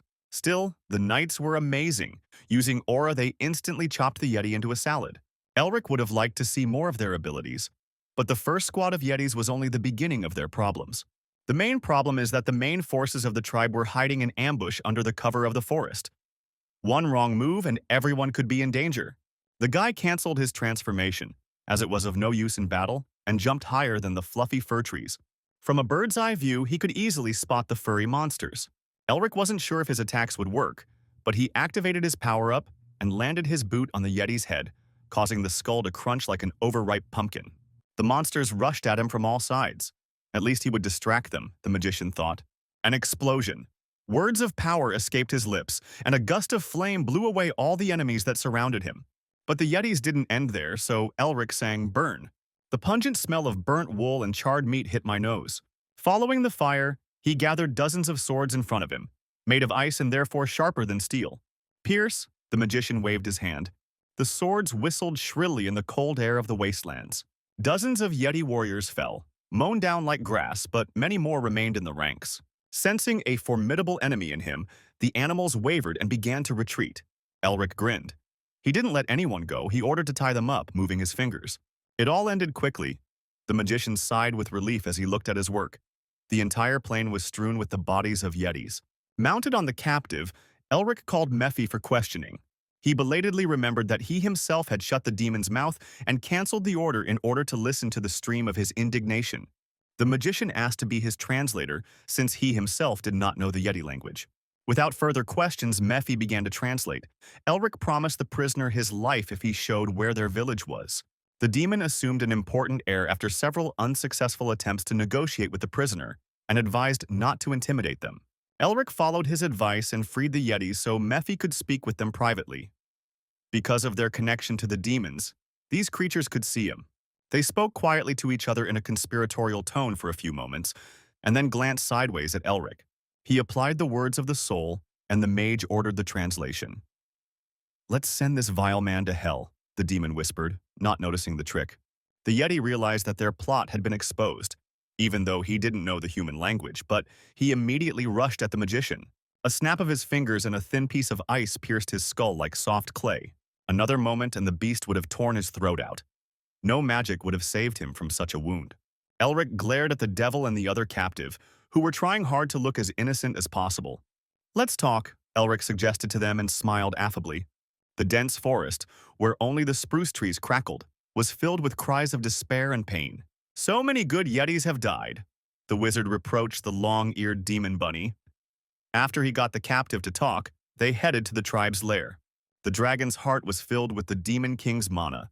Elric could only use a handful of this power. If he took more, his body would not withstand the strain.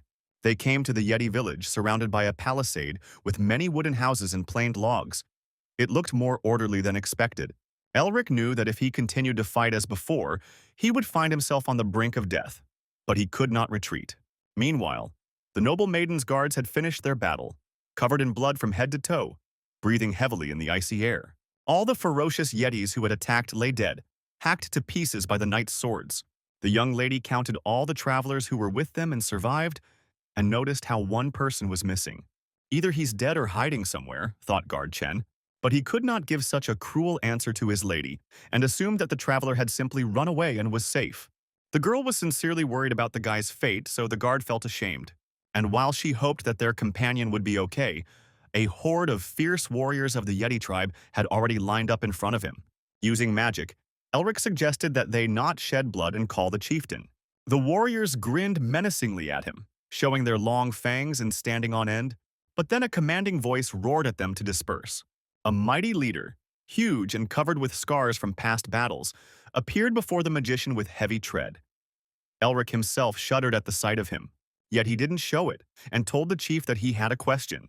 In the folds of his woolen traveling cloak, unnoticed by anyone, he kept a blade of ice in case the negotiations went wrong.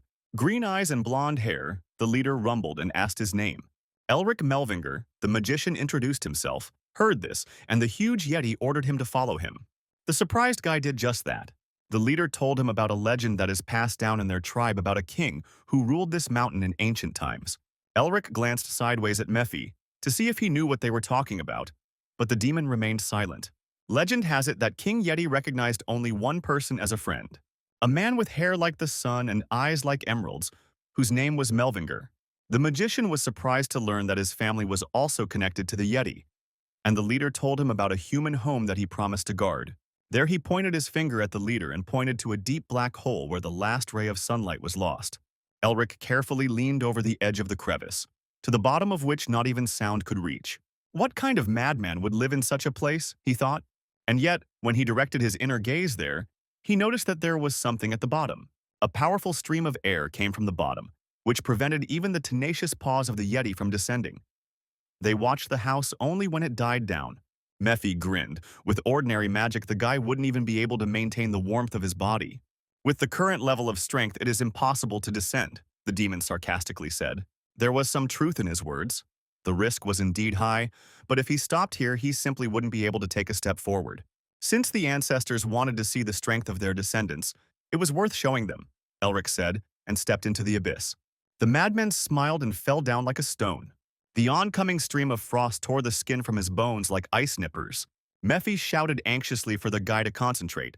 After all, the death of the vessel was his death too. The guy turned over as if he wanted to feel for support in the air. The fall seemed eternal to him. The house below was rapidly approaching, and he sang a step. Each time he compacted the mana beneath him, he slowed down his rapid fall. But even this was not enough to take away all the energy, so the landing was hard. When the dust and snow settled to the bottom, the wizard leaned back tiredly. And then he jumped up again and laughed devilishly, rejoicing at the success of his crazy undertaking. On the other side in front of him stood an ordinary wooden frame, as Elric thought, somehow too simply. But when he reached out to the door, a purple seal of ancient magic appeared there. The wizard thought for a second, and Mephi suggested that he translate the mana drawing into words. The guy touched the doors again and said, Melvinger, the Demon King, Yeti, the bread-eating squirrel. But nothing worked. If this is not a drawing of mana, then it is something like a lock, which means there must be a key, he assumed. Of course, it dawned on Elric how he could have forgotten about this, and he took out his family medallion. When the doors opened and the guy walked inside, he saw a room that looked more like a royal library, a true temple of knowledge. Just think that a boy who hated studying as a child would pounce on books first thing and start studying them from the very beginning, drooling with delight. Mephi hissed and grumbled that a winter sage lived here, which made the guy immediately jump out from behind the shelf. It is obvious that Mephi was hiding a lot. He knew about the family of magicians and about the Yeti King. One book caught the mage's attention more than the others, a thin one with an elegant metal binding and pattern. He read the story of the Melvingers. The destruction of demons is the only duty of his family, the boy said, and opened the book. He heard these same words in his vision in the dragon's nest. If the prerequisites are met, he will become a vessel, and the debt will be transferred to the family. While Elric read the ancient runes, they seemed to be filled with power. The runes intertwined and swirled in a green circle around him, growing stronger with each passing second. Eat demons, consume demons, drain demons, came the voice of the source. Continue to do this and accompany the descendant who absorbed the demon, appropriated the medallion, and passed the test into a new era of magic. He lay on the soft, fragrant grass that smelled of summer, the scent pleasantly tickling his nostrils after many days spent in the cold, snowy wasteland. Elric looked completely confused. Just one moment he was leafing through books in the ancestral library, and now he found himself here. As soon as he stood up, he heard a voice greeting the descendant of the family. He walked softly across the grassy carpet. Elric turned around, and a white-haired, bearded man with a monocle introduced himself. He was Otto Han Melvinger, the gatekeeper of this place and a guide through the trials for the descendants of the family, or simply a guide. Several centuries ago, there lived those who created the magical system of their family, and Otto was one of the 5 revered ancestors. The gray-haired man smiled, realizing that his descendant fortunately still remembered him. Venerated ancestor Winter Sage, the boy muttered. And the guide was surprised that he knew this nickname that no one should have heard of. The wizard wanted to point out his involuntary companion, but Mephisto had disappeared somewhere. The demonic king of original sin, the guide was amazed when he heard his name, and the guy nodded. Otto grabbed the boy tightly by the shoulders, obeying a burst of joy and pride for the descendant whose first demon was Mephistopheles himself. At the same time, Mephisto scratched his long ears as if he felt that someone was discussing him. Elric asked Otto what the task was that he was supposed to initiate him into. The ancestor gently stroked the unruly golden hair on the boy's head. If everything were so simple, they would have left a record of it. Elric felt like a boy again and was a little embarrassed by it. But it didn't last long. Otto called upon a spell and threw it at the guy, causing him to fly back. His duty obliges him to test each heir, and Elric has passed their test so he can choose for himself. Stop here, or continue spinning the wheel of fate. The boy suddenly felt like millstones were turning, that they could grind him into dust if he made the wrong choice. The passionate desire to revive the family remained unchanged, and Otto accepted it. A young man emerged to fulfill the dreams of his ancestors and carve his name into the canvas of history as the most powerful mage of these lands. This is what he always dreamed about when he looked at his grandfather's statue. Such is the will of his heart, said Elric, and took upon himself the seal of magic. At that very moment, the golden disc flew from his fingers and rushed forward. Otto watched this with pleasure. Therefore, he joyfully slapped the air on the shoulder several times. Such courage was befitting their distant descendant. The grassy summer meadow was once again replaced by white silence. He was transported to the mountains where only the wind whispered its history of the world. The cold immediately bit into him with hundreds of tiny ticks, tearing his skin. Otto brought him to the training field where the test would take place.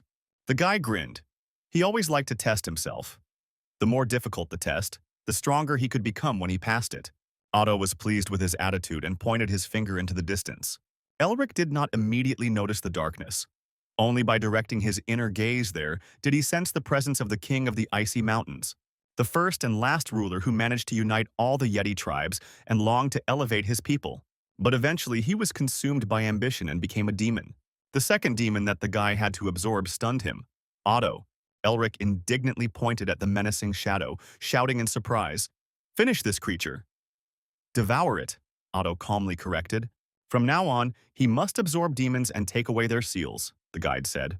From lower emotions such as fear, regret, and despondency, the ego is formed with evil thoughts and goals.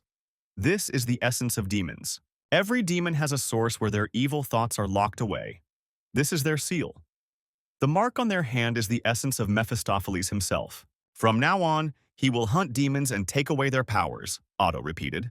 And once he absorbs the demon, all his abilities will pass to the new owner. The old man patted him on the shoulder encouragingly. It mattered, Elric thought. How much stronger can one become if one absorbs such dense darkness? Without thinking twice, he rushed into the attack using flight and weapons. The breath of mana immediately enveloped him. The dark haze dissipated like smoke. However, the guy didn't know how to absorb the demon. He couldn't just sink his teeth into it. In the place where the darkness was thickest, two red eyes of coal lit up. The demon recognized the mana of Mephistopheles and the cursed enemy from the Melvinger family. Elric was approaching. The movement of dark matter around him became sharper. And then tall, long-bearded warriors appeared before him, wearing helmets with deer antlers, carrying round shields and sharp spears. These formidable warriors in skins on their naked bodies protected the king and were much stronger than the ordinary yetis that the magician had exterminated earlier, especially the chief commander with a heavy broadsword on his shoulder. If Elric could use the seal of original sin, he would easily deal with everyone. But he didn't know how to use it, and the king's guard let out a battle cry. The wizard concentrated, since this first test of using Mephisto's power would be cheating. Explosion. His lips sang and a flash of flame burst from his hands. But death was already rushing towards him at the tip of a spear. The explosion did not harm the mighty warriors, it did not even slow them down. Explode! Pierce! Elric whispered and summoned an icy palisade to push back the enemies. This powerful attack turned them into the darkness from which they were created. But the proud warriors did not disappear. They were once part of the demon society but were disowned, and now they fear becoming disowned again. But Elric had to become more powerful. He summoned a fireball of unprecedented size above himself. Its heat alone pushed back the enemies. But the guard commander did not allow him to complete the blow and attacked first.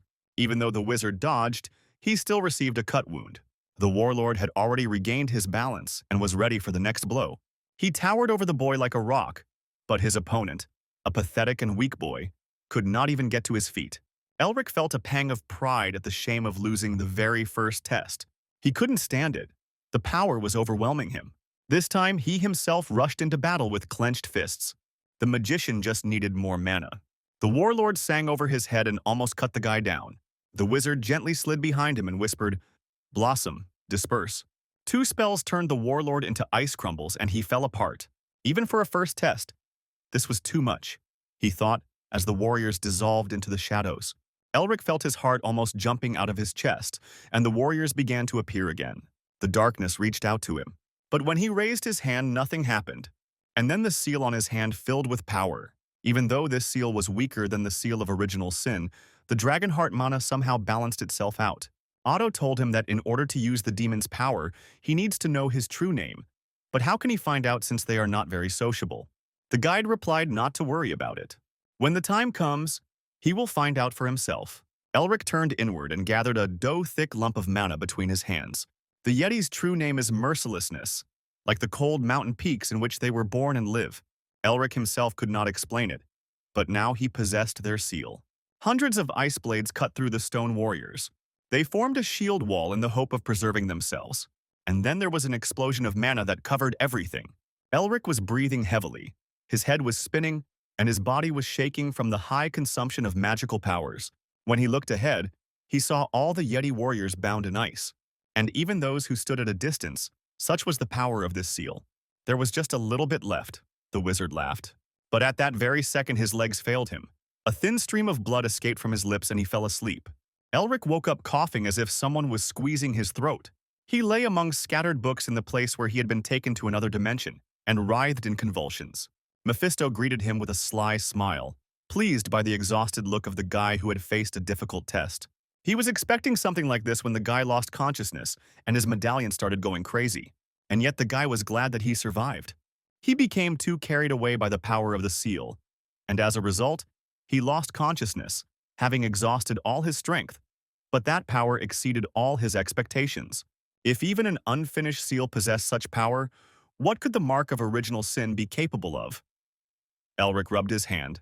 Seal of cruelty, Mephi immediately understood the Snow Sage's plan.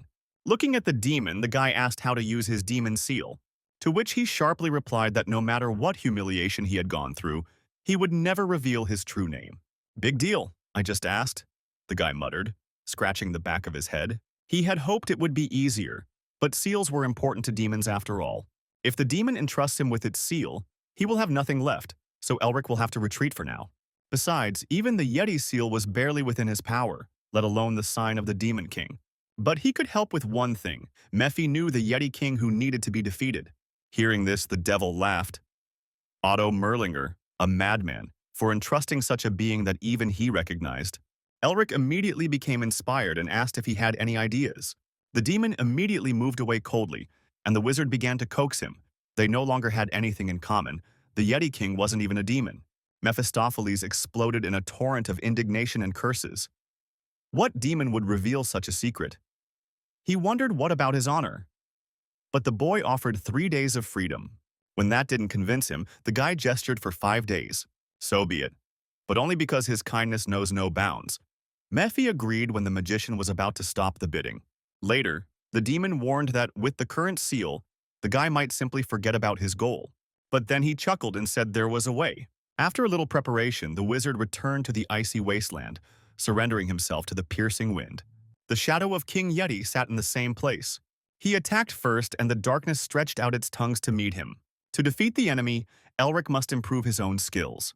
The first to meet him were guards with shaggy beards and horned helmets.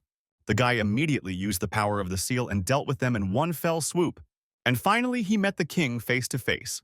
No matter how many guards he killed, he felt that he had become better, which meant he had to fight the Lord of the Ice Throne. But its devastating power left the wizard in awe. He stood there hesitantly, not knowing how to defeat such a monster, and doubted the sanity of his ancestor who had prepared this test. However, the boy with the golden mane did not run away. He was confident of his victory. After Elric woke up again in the library, he caught the strange gaze of the long-eared man, and he also stared at him in surprise. Elric laughed. After so many battles with the king's guards, he died in battle with him without having time to lift a finger. The wizard wondered if he could defeat such a monster, and Mephi suggested that he surrender. What he certainly didn't expect was that the king would turn out to be a queen, the guy said, and looked at the demon. He sheepishly pushed his red coals aside, and then he pounced on the guy until he could come up with all sorts of things. But his flushed, gray face and trembling voice only strengthened Elric's suspicions. There was definitely something to this story. Of course, it took time to figure everything out, but looking at the medallion, Elric understood how important it was to absorb her powers. True, he didn't know how, but there was one accessible and direct method of brute force. A picture of his battle in the dragon's nest flashed before his mind's eye. Elric did not weaken his tenacity even after many attempts. This time he rushed into battle, grabbing lightning with his hands. Absolute Zero gripped him faster than he could get closer, so quickly that he didn't have time to feel pain. But then such torture awaited him that an easy death was his reward. He was hacked, cut, torn to pieces, but each time he returned with renewed strength. Little by little he got closer and could even notice her irritated face. Even though Elric understood how to use the seal, it was difficult for the brat who had just received it yesterday to cope with an experienced master who wielded the same power. Their fight became more and more fierce. Strike and learn. He recalled the ancient principle as they rushed towards each other. Two palms collided with stunning force, but the Yeti Queen was stronger, and the wizard was thrown back. Otto watched the fight with concern. The average man had long since faltered, having died hundreds of times. But even in pieces, this boy grinned like a madman. He possessed not only talent, but also an unbending will and a desire to improve. With a wave of his hand, he returned the favor to the queen, and her hand immediately separated from her body. Never before in their family had there been a madman like this boy, Otto thought. Elric felt himself getting better in their endless battles. Even though he was still far away, even without an arm, the queen counterattacked him. She swung her axe, not giving the wizard a second to breathe. In an instant, the queen released her weapon to change its shape. Elric braced himself for a powerful blow and raised his magical shield. But such a flimsy barrier immediately shattered into pieces. The wizard gritted his teeth. He had reached his limit. To defeat the Queen of the Mountains, theft alone is not enough. He must become, as she decided, the magician, and again rushed towards the enemy. A red veil covered his vision as if a thick curtain had fallen over his eyes, and he thought that he had died again. But when he opened his eyes, he saw Mephisto's devilish grin. The Queen of the Mountains knelt before him, and the demon ordered her to show what she was capable of. The vision shifted again, and now Elric saw everything as if from the perspective of a baby yeti reaching for its mother. But it was held in the arms of a masked shaman. The Lord of all demons sent an oracle, the shaman informed everyone. She will become their queen and mistress of the mountains. The shaman raised the baby yeti to the sky as if elevating him above the entire world. A triumphant roar rose above the mountain peaks. The entire ridge would submit to them. The animals rejoiced. Thus she was born, destined to rule the icy peaks. Elric seemed to be immersed in her memories. She became the first to succeed in uniting all the disparate tribes in the north. But her power over the ridge was no longer enough. The queen sought to restore the former glory of the mighty tribe. They were once part of a great demonic army. Clutching the axe tightly, she promised to return them to their rightful place. They came down from the mountains like an avalanche and attacked all their neighbors. Having brought many humans and demons to their knees, her tribe was once again recognized as part of the devil race. The embers of her thirst only burned more fiercely, and she dreamed of becoming a demon lord now. However, Mephistopheles turned out to be an impenetrable wall for her, and the queen accepted defeat and disgrace. She did not give up trying to hone the power of her seal and her true name. She was just one step away from the demon lord's recognition. Another fortress stood in her way. But then a voice from above called her to stop. Magicians and knights with the owl coat of arms in the book stood up to defend the fortress. They emanated an aura of power and majesty even stronger than that of the demon lord. She forever remembered those merciless green emerald eyes. Before the queen could give the order to attack, the nearest warrior exploded. And then another one turned into a disgusting red liquid. The knight from the fortress walls launched an attack with lightning speed. One swing, and dozens of her warriors scattered like a pile of dry leaves. The battlefield was covered in blood and the cries of the wounded. The Yetis, who had never known the pain of defeat before, wavered. They were shocked by the terrifying power of the wizards, which they had never seen before. It was like a divine punishment, the blows splitting the ground beneath them. Her army was routed, but the queen only gripped her axe tighter. A battle cry echoed across the battlefield, bringing the Yeti warriors back into line. But then their friendly howl broke off, like dozens of strings merging into a monotonous tremor that made her heart stop. It was worse than death. Every warrior of her tribe, everyone with whom she grew up and went into dozens of battles, died. Otto von Melvinger carved a bloody seal on her heart.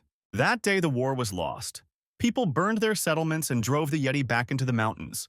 The queen let out a cry of despair, her mind clouded. People have everything one could dream of, but they prevent her from getting even a grain of what she wants. She moaned like a child. Ancient grievances and anger never disappeared from her heart. But through the darkness of the centuries, Elric could sense her sadness. It was his duty to pacify them, and he took a step towards them. The queen, engulfed in darkness, also walked forward. And yet, deep down, he understood and shared her pain, because he himself dreamed of the revival of his family, just as the queen thought about the tribe. After that day, Otto von Melvinger settled in the mountains to keep an eye on the queen. And after dozens of battles, they developed a respect for each other. But even so, the queen never broke free from the shackles of her greed and eventually became a monster. The magician clapped his hands, and the queen fell at the hands of Otto. Elric came to his senses again, the flow of visions and images leaving him. "So he is that descendant?" said a rough female voice.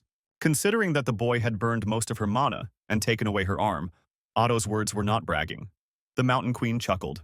Despite her unbending will, her whole body began to tremble with pain, and the guy apologized for it. But she threw away his pity. Even though the queen had fallen under the yoke of her ambitions, she was still a warrior. There was not a drop of doubt on her gray, stone-carved face. Their fight would soon be over, and she had nothing left but regret for her fallen warriors. If it weren't for her obsession, she could simply be happy with those she loved. Her battle cry echoed across the wasteland. In his mind's eye, Elric saw the demonic force taking hold of her. His eyes flashed with determination. She was still his enemy. Queen of the Mountains, the ruler who united the Yeti tribes and their greatest warrior, and also the enemy that he must absorb. To restrain oneself is to show disrespect, thought the wizard, and used the seal. They rushed towards each other like two hurricanes. Nobody wanted to retreat, putting everything on the last card. After the impact, waves of power spread out in circles across the entire battlefield. Light and darkness intertwined in a raging dance at great speed. Elric held an axe in his hands and adopted her fighting style. The ground beneath their feet shook and cracked like ice on a river. The magician met her with his chest swinging hard. The queen responded with no less persistence. The skinny boy was thrown back by her force. Their axes scraped against each other disgustingly as Elric parried her blow. They danced in a whirlwind of stone fragments that cut into the body. And again they rushed towards each other like lovers after a long separation. The opponents froze for a second to breathe in the crisp, icy air. Both have reached their limit, and the outcome of this battle will be decided in the final push. The queen used a secret skill that captivated many. Elric became her mirror image. Their palms collided together as if two glaciers had descended from the mountains, and a terrible roar filled the entire plain. Clouds of snow dust slowly settled, and it was unclear who had won. But when a sharp wind blew, he revealed the truth. The wizard punched a huge hole in the queen's chest. Her ghostly body slowly lost its outline in the darkness. And then Elric heard her quiet, broken whisper. "Thank you," escaped her tender lips, and he saw two streams flowing down the queen's face, shining with the morning snow. The icy valley was illuminated by warm rays of sunset light that pierced the thick blanket of heavy clouds. The wizard completely absorbed the power of the seal, but at the same time it was as if he had lost a part of his heart. "Rest in peace," he said, and beautiful spring flowers grew on her faceless grave. The guy had never fully recovered from the fight when Otto appeared and congratulated him on his brilliant victory. "This is too much for a first test," the magician grumbled, but the guide only laughed. Elric couldn't be called a member of the family if he wasn't capable of such a trivial thing. And the boy understood why their family was considered insane. And yet Otto was surprised. This test should have delayed him for a year, or even 3, but he completed it in a month. Elric counted the days on his fingers and told Otto that he had become a magician 2 months ago. The old man snorted with displeasure. The joke had been unsuccessful, and he didn't like braggarts. But when he saw from the guy's look that he wasn't joking, he laughed contentedly again and hugged him by the shoulders. And when he began to deny it, he squeezed him even tighter, so that the old man's prickly beard immediately got into the guy's face. They sat in silence for a while, staring at the eternally gray canvas before them. And then Otto asked what her last moments had been like. She smiled, and he answered. As if having finished saying goodbye, the young wizard bowed politely to his ancient ancestor and thanked him for everything. "They won't be able to see each other often," he said with a smile. The old man understood everything. Being the head of a family at such a young age is not easy. At this, Elric confidently walked away. But then he turned around sharply and headed towards Otto. "How can I get out of here?" the wizard asked in confusion. The old man grumbled that he had done this countless times already and still couldn't remember, and waved his hand.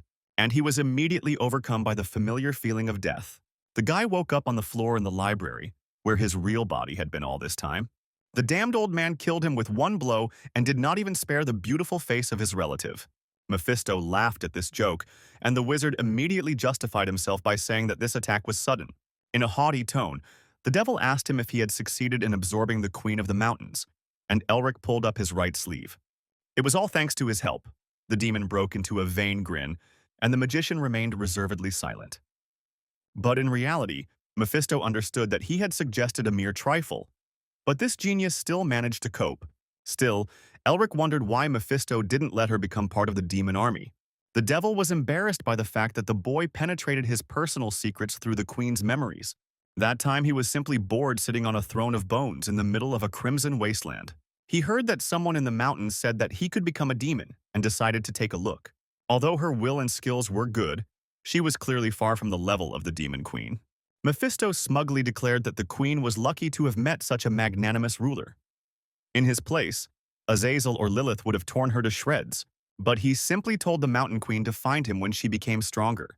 Elric was surprised that they never saw each other again, and the demon hissed indignantly.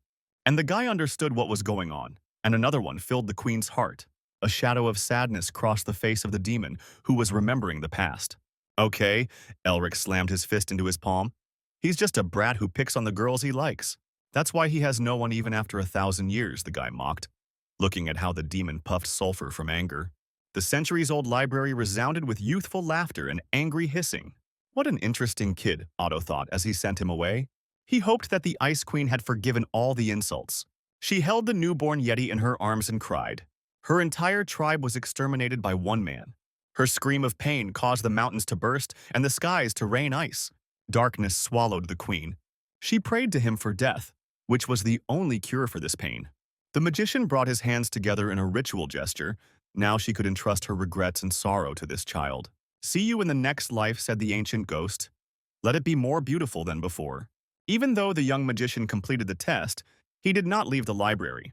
An impressive stack of red books grew next to him. He took out an azure-colored ice crystal the size of a pigeon's egg. Otto told him to take him and find the god of camellia. This man with a flower name would become his next teacher. Elric scratched the back of his head nervously. Of course, another test awaited him. "By the time you get through everything, you can grow old," he thought, looking at the artifact. He must reach the level of his ancestor, Otto told him. In time, he would find all the answers. The first Melvinger solved many problems and left many behind. They have prepared many tests for the boy to carry out along the path of his ancestors. He just has to follow the instructions. "This is the path that only Melvinger can take. Go and strengthen the winter," the mentor whispered. The quest was simple. Deliver an egg to the god of camellia, though incomprehensible. After hearing his story, Mephisto burst into laughter again. He wants to recreate winter. The demon shared his guess with the youth. 4 heroes who hunted demons like him. Realizing that the evil spirit knew something, the wizard immediately jumped up from his seat and demanded to be told everything. The demon resisted, so the boy gave him 5 days of freedom. But could such a trifle bribe the Lord? And then Elric agreed to free him completely from silence. The demon, pleased with himself, grinned and said to prepare his ears. Previously, there were 4 forces that allowed his ancestors to strengthen the family line. They were called by the seasons. Their characters suited their names, so the demons called them the 4 seasons. Otto corresponded to winter, cold, and reasonable. Since someone like him was behind the test, this meant that he wanted to pass on to the boy the power that he himself possessed. To absorb the power of the 4 seasons meant to become one with the ancestor they revered. Elric hoped that he would be able to further control seals comparable to cruelty, or stronger. Then the revival of the family will no longer seem like an impossible task. The impudent wizard grinned. "But what is so important about this crystal that the god of camellia himself wants it?" asked Elric. "This is the core of winter itself, which grows in the deep depths of the eternally snow-covered mountains, and camellia is a flower that blooms in winter, and he needs to take it to the northern temple." The boy was surprised to hear about the flower temple, which he knew from fairy tales. But he could only say this for sure by looking at the records in the Imperial Library. But then he suspected that the demon was too talkative, and his aura of evil seemed to become brighter. The demon did not hide his joy, even though the boy noticed that he had regained some of his evil power after the test. He still wouldn't do anything. The little man has no choice but to pass the tests and become stronger, Mephisto thought. Elric felt it too. Every time he increased his strength, the demon inside him also grew stronger. With his own hands, he contributed to the revival of the demon lord, which will bring chaos to this world. Mephisto liked the boy's worried face. Although he himself was uneasy about the idea of allowing Melvinger to become stronger, his own recovery was more important. But then Mephi actually shuddered, because Elric grinned greedily at his thoughts. When all the preparations were completed, he left the winter house and in one fell swoop climbed to the top of the crevice. Although a month ago this seemed incredible. The first thing he did was look into the Yeti village to find a guide and just see the furry creatures he had grown attached to after getting to know their queen better. But he found only ruins. The houses turned to splinters, the snow turned crimson, and long cold bodies lay everywhere. "They were killed in a long, painful death," Mephisto said, looking over the carnage with an experienced eye. Even his demonic essence was impressed by the atrocities committed. Elric felt as if he had been thrown into a pit with spiders, snakes, and other abominations that were now crawling and scratching in his soul. He himself killed Yetis, but only out of necessity. Perhaps it was because he absorbed the power and emotions of their queen. Elric breathed heavily, trying to calm himself, and then his hands began to dig into the hard snow that had become crusted. It was Mingma's thick fur hood made from polar reindeer, the world's most talkative Tuesday. It was the first seeker who met him in the guild and accepted him into the group. A child who was always chatting about trivial things, but who was never sad. And yet, this is the work of these animals, the magician realized, looking at the frozen corpses sticking out of the ground like statues. Too bad even for him, Elric thought, and the whole world lost its colors for a moment. They were running again on the icy crust, a thin layer of ice that freezes on the soft blanket of snow during the day, making running difficult. The young lady's legs kept getting tangled up in the deep snow, and she was completely exhausted, as if her body was filled with lead. The faithful guards ran up to her. For a whole month, they had been wandering in these forests in search of an ancient grave and pursued by murderers. But despite her mortal fatigue, the Blue Lion's daughter did not want to be a burden to everyone.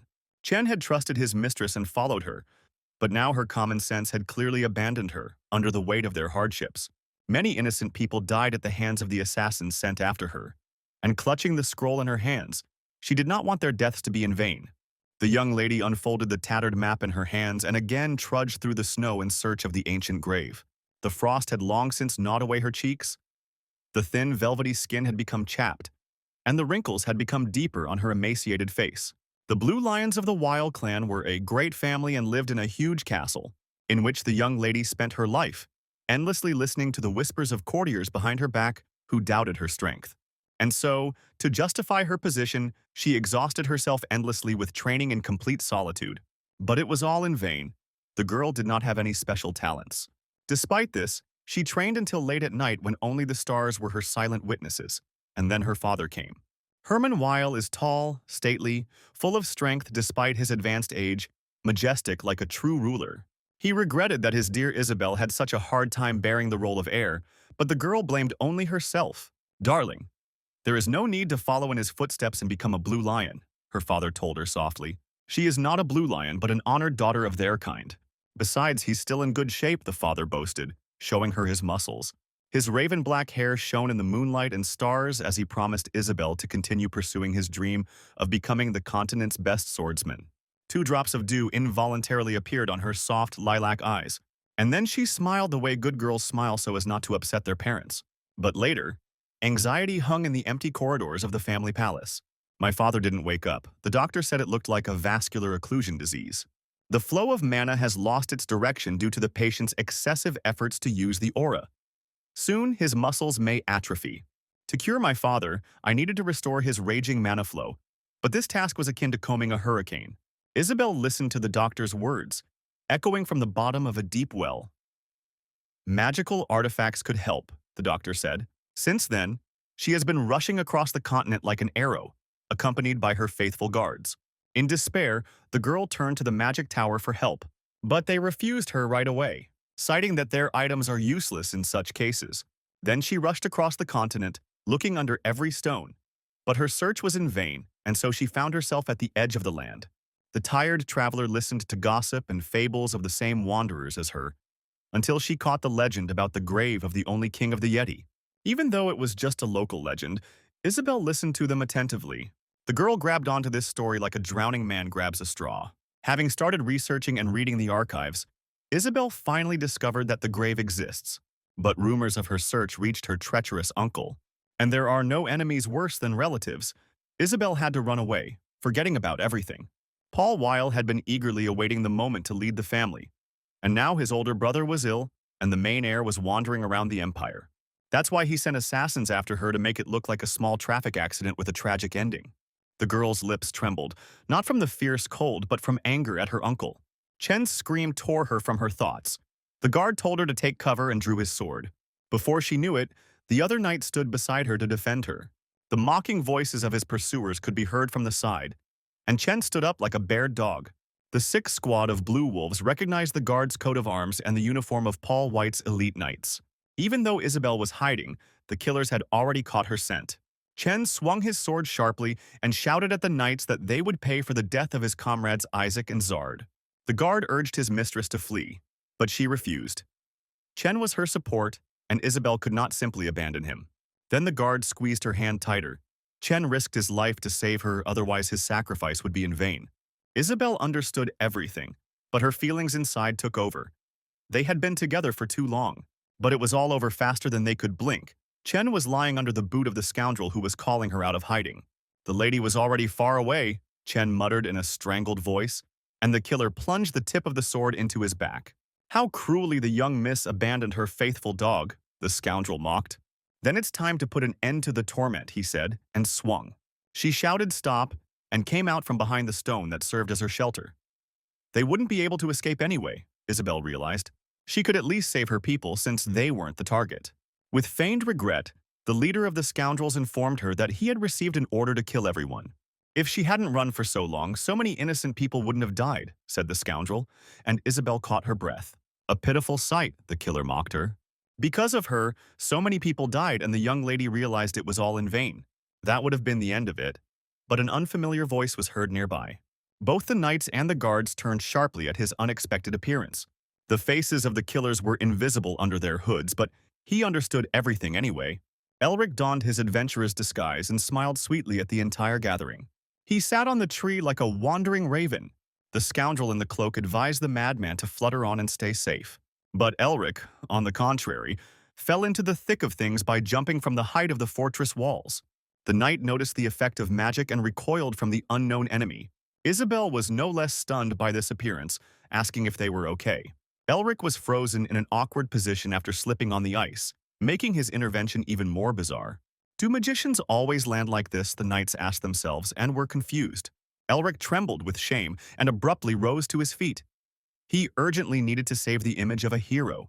Isabel recognized this traveler. It was the same guy whom she and Chen had thought missing a month ago when the Yeti attacked them. She couldn't let another person get hurt because of her and told him to leave. No witness should survive the night who cut short her hopes. Obeying the captain's words, the assassins rushed towards the magician like black shadows. The pathetic scum deserved no mercy, the hero told them. Breakthrough. He whispered words of power as the enemies leaped at him. Magic rushed from his fingers in a powerful stream. In an instant, they found themselves in the middle of a freezing cold that pierced them with hundreds of thin needles. And then the killer turned to stone and crumbled into pieces. Everyone who saw this overwhelming power was horrified. The captain shouted for the remaining knights to attack before the mage could cast his spells again. But the wizard approached them fearlessly, as if he was not at all afraid of their sharp attacks. Pierce. Heavy ice swords appeared in the air in front of them. Be it steel or flesh, the ice tore apart everything in its path. The knights wavered and began to panic, seeking salvation.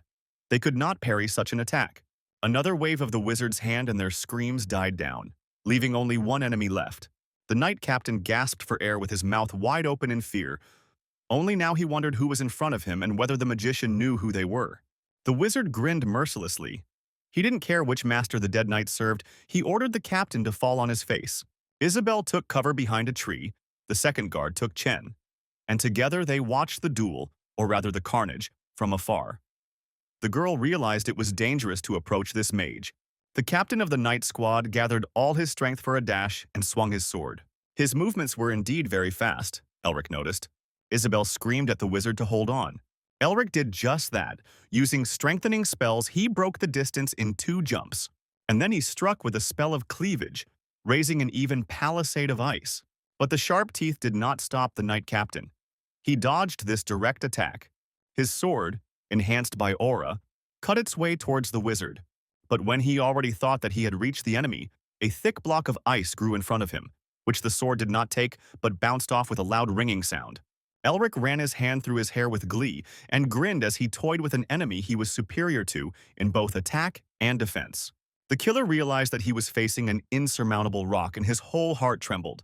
The last shell fell from above and drove the bastard's head into the frozen ground. Elric didn't even look at his body. No one would survive such a hit. The guards froze in indecision. An unknown magician had just destroyed an entire squad of knights and didn't even break a sweat. Isabel was also surprised. The guy looked about her age. How could he be so strong, she asked herself. He was no less powerful than Tasha Nerister. But Isabel had never heard of such a wizard. Now that the fight was over, Elric let his feelings come to the surface. He remembered the people he was walking with and the Yeti he recognized. They were all dead. And on the wizard's face there was only deep regret that he had not come earlier. Mephisto tore him away from his thoughts. The rescued people were looking at the boy so intently that even he felt uneasy. But what can you do if the hero didn't come up with an epic phrase for this scene and was slow to respond? Meanwhile, the anxiety on the faces of the survivors reached its peak. It's been a while since we've seen each other, the insanely powerful magician chuckled timidly. However, despite his wounds, Chen did not remove his hand from his sword. It was too early to relax. Who knows what the dangerous wizard had in mind? Isabel responded first and knelt before her savior, a gesture of supreme power that only a nobleman could afford. Elric himself was surprised by such a reaction. Simple gratitude would have been more than enough for him. But the young lady gestured to her guards to do the same, and they again thanked him for saving them. It wasn't every day that noblemen fell on their knees before him, so Elric begged them to rise immediately. But for the vain demon, this was just what he needed.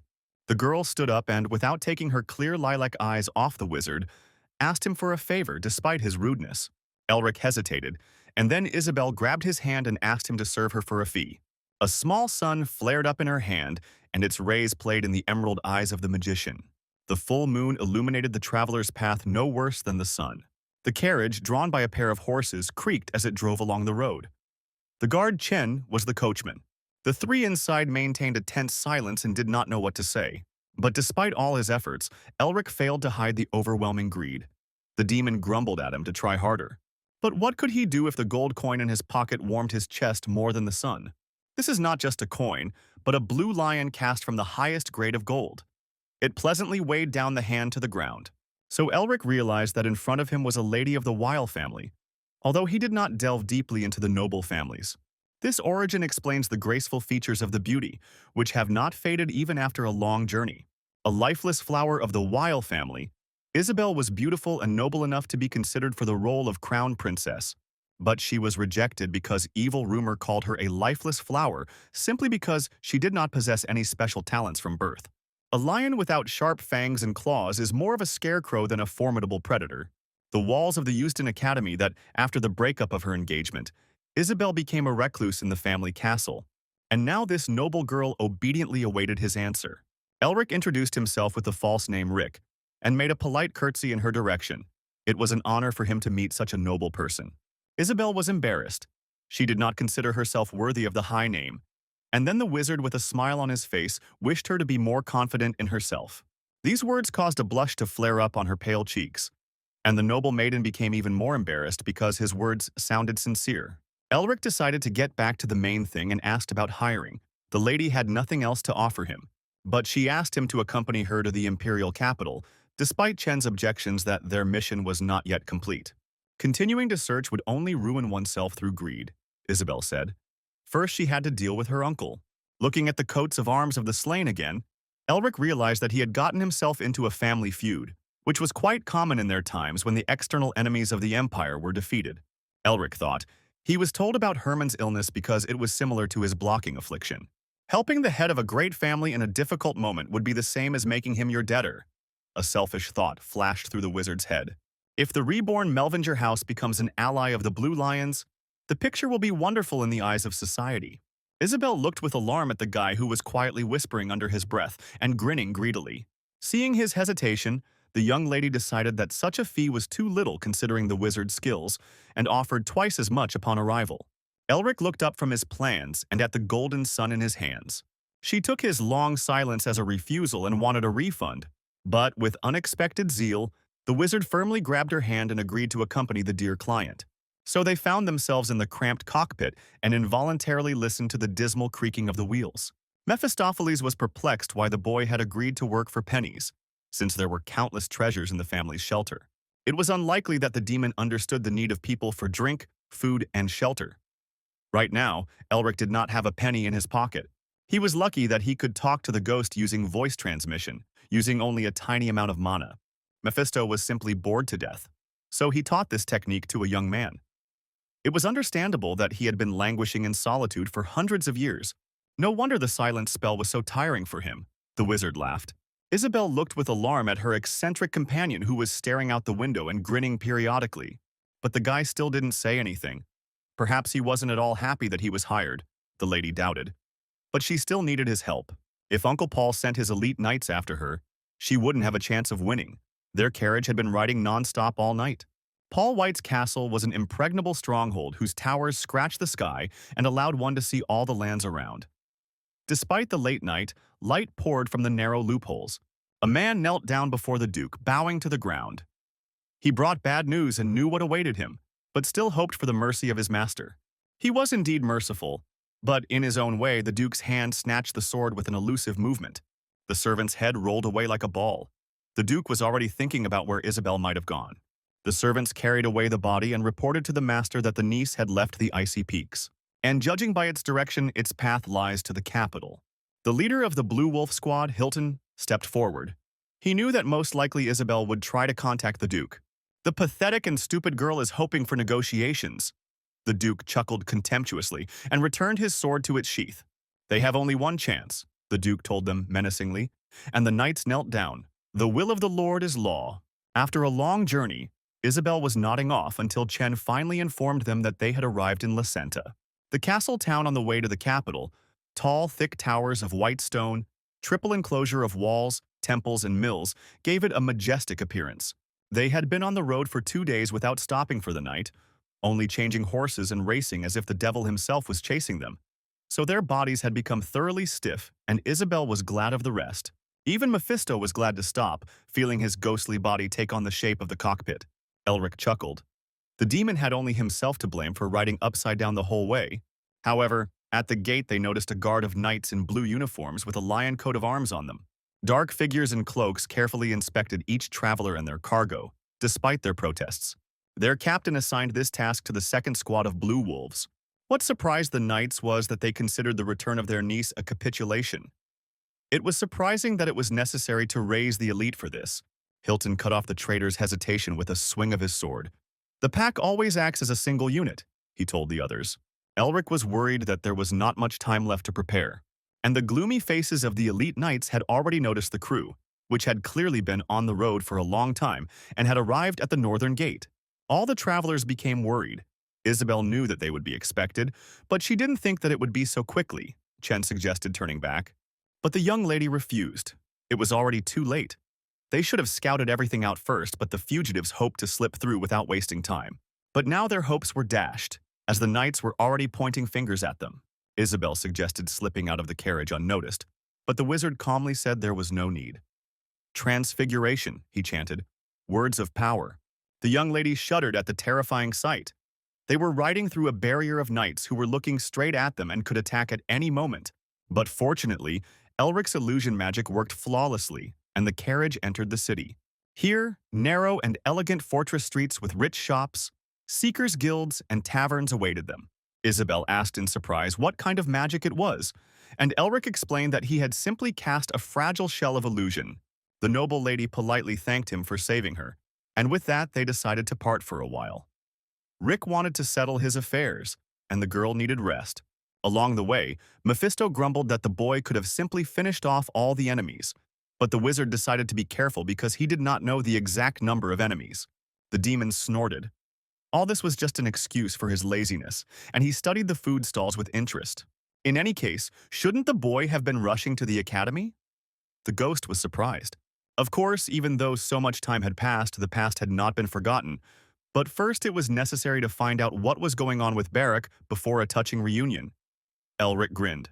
The demon didn't envy the man this madman had targeted, but his gaze involuntarily fell on the children playing.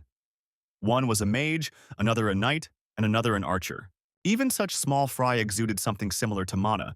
The ghost was surprised. The chain of aura, the demon did not catch its appearance, said the wizard.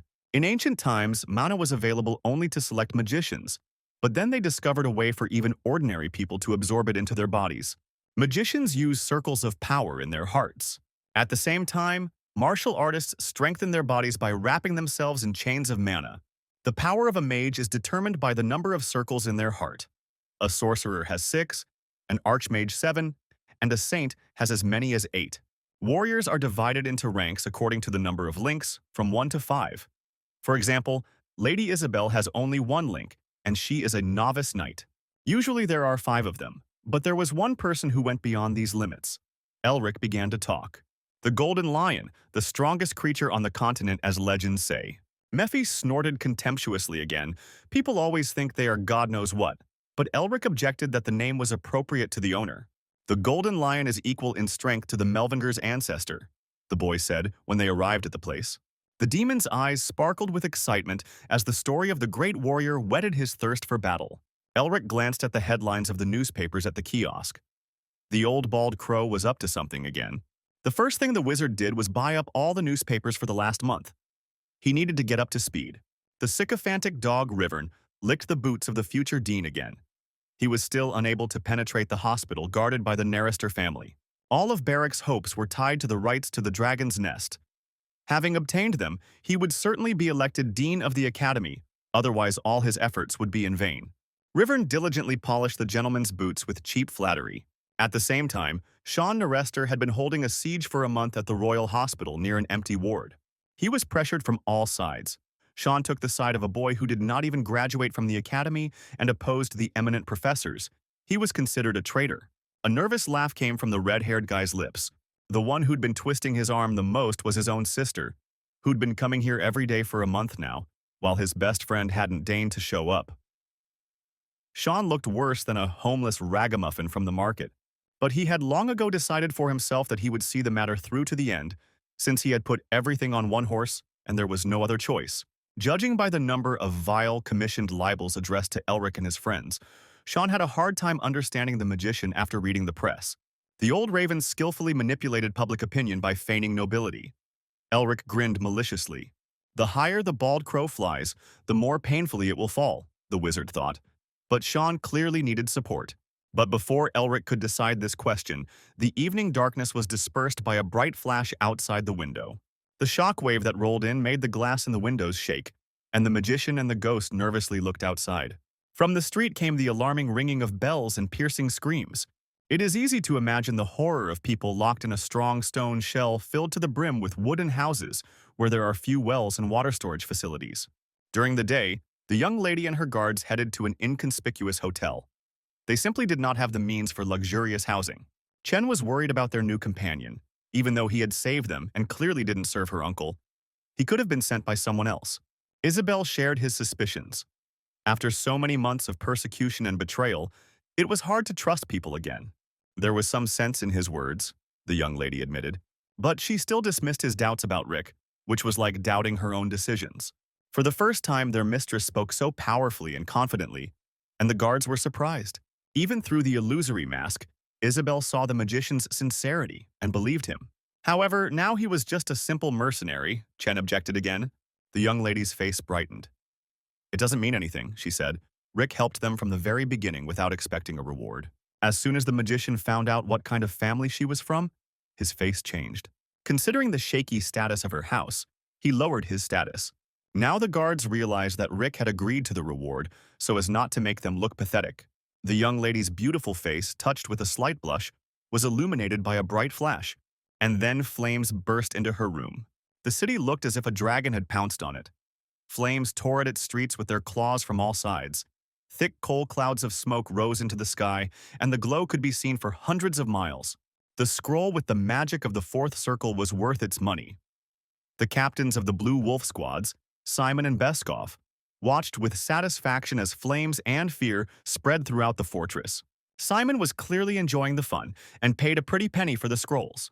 Beskov frowned. He didn't like this plan, but there was no other way to lure the young lady out and eliminate her.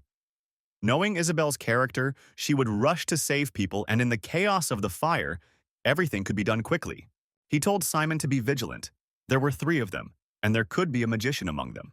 Simon licked his lips carnivorously and advised his comrade not to make a big deal out of it. Even he could kill everyone from the 6th squad with his eyes closed.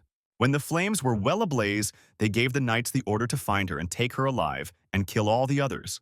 Isabel woke up on the floor to the heavy, acrid smell of burning and called out to Chen and Ed. She didn't understand what was happening and could hardly see anything because of the smoke. The hotel almost collapsed from the explosion.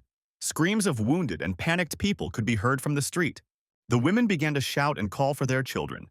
They rushed about like chickens in a henhouse at the sight of a fox. This is what her uncle wanted. Isabel was horrified by the nightmare that came true when she was called again. A new explosion threw the girl aside, almost burning her to ashes. From under the rubble of the walls, Chen screamed, calling on her to flee the city immediately. But instead of fear, she was filled with rage at her own powerlessness. The girl tightly gripped the hilt of the sword that lay nearby. She so wanted to fight back against the scoundrels and save all these people. But she had neither the strength nor the skills to stop them. And yet, she stood up. Rick told her that she was more than worthy of her family, and the girl did not want to give up. Another flash of light quickly approached, and Isabel stepped forward, raising her sword.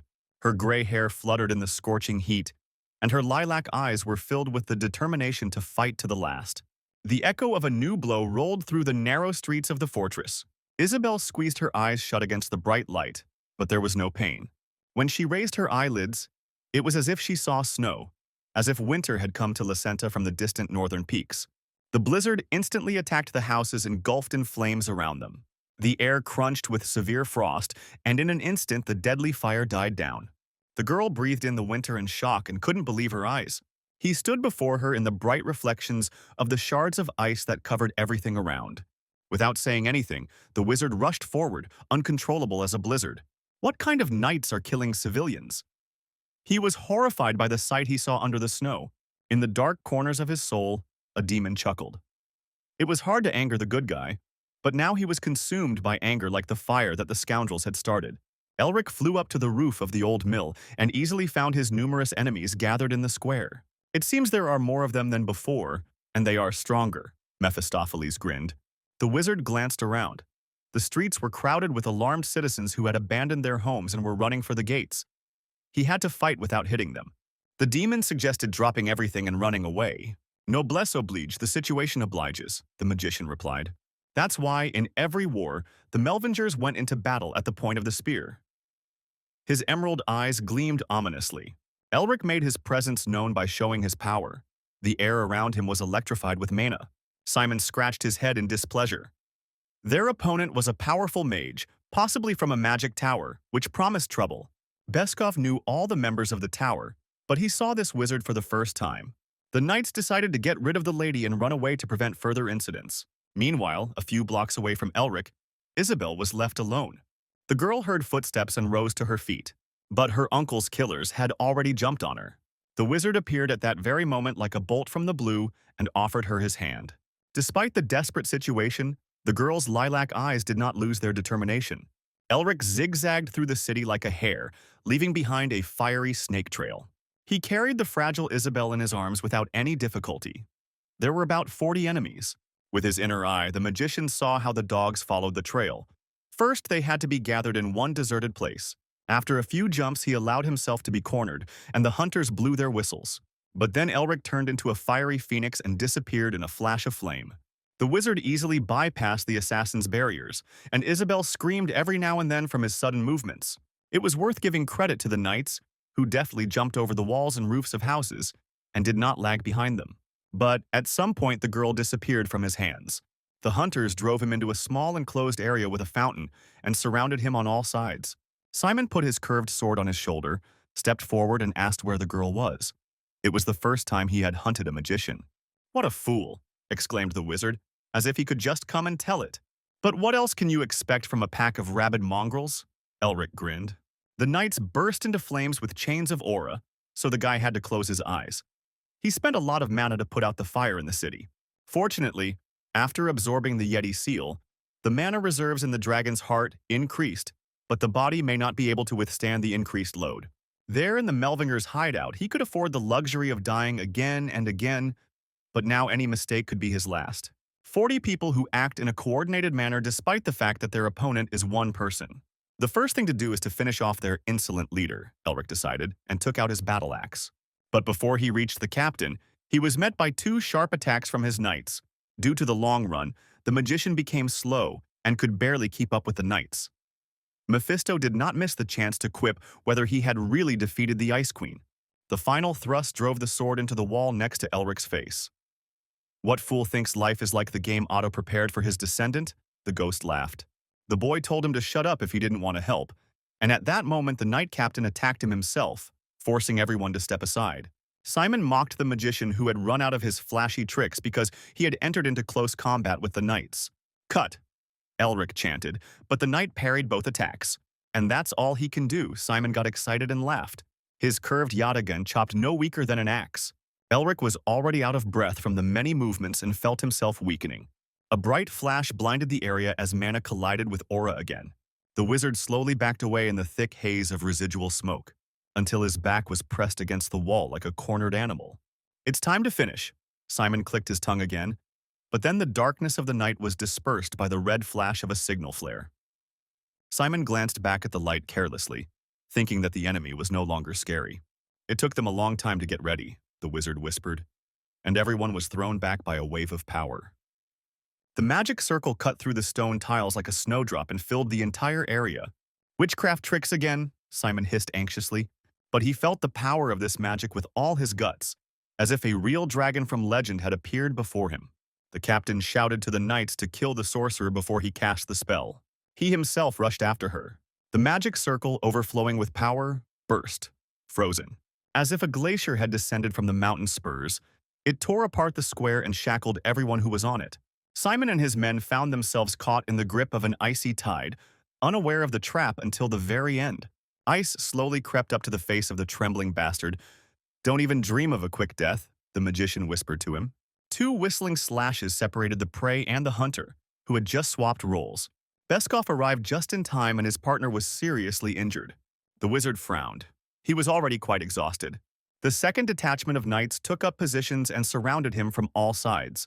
Beskov understood that the enemy was not so simple. Without steely determination, he would not have lured everyone into a trap in the square. The magician should have felt trapped, but instead, he smiled. That's why Beskov hesitated. The enemy might have had other aces up his sleeve. He offered the stranger a deal: his life in exchange for the girl. The magician grinned again and told his enemies that they had nothing to offer for their lives. A wave of icy cold bit their faces. "Knights who have abandoned the code of honor deserve no mercy," said Elric. Beskov attacked first and ordered everyone to strengthen their bodies with aura and hold the line. Dull, the magician cast a spell on his curved sword. But the purple clod of curse was thrown back, and the guy quickly dodged it. He prepared to blow away the enemy with air magic and chanted breakthrough. But this spell also worked weaker than Elric expected, and again he had to dodge. The spells without the ice attribute were clearly failing him. The power of the cruelty seal had weakened them, he realized. But the seal itself was incredibly difficult to use, and Elric began to sweat despite the cold of his magic. He threw several razor-sharp crystals at the knights. Here in the middle of the city, the icy energy was weaker, unlike in the mountains where it lashed out. The knights easily repelled his weak attacks. But the magician had already prepared a solution. Pierce, several heavy swords made of ice rushed towards the knights. They had only swords in their hands. They walked in a tight formation and could rely only on them. Beskov shouted for everyone to block. As a captain, he was stronger than the other knights and repelled the attack. His curved sword cut through the ice. With each step, the knight got closer to the magician. The ice chips left small cuts on his skin from which blood oozed. Gathering all his strength, he broke forward. It was time to end this dance. But when Beskov turned around, he felt like he was at an ice sculpture festival like the ones they held in the north in winter. The freezing effect works even with the slightest touch. They miscalculated back when they decided to block everything. The deadly cold clung to his skin.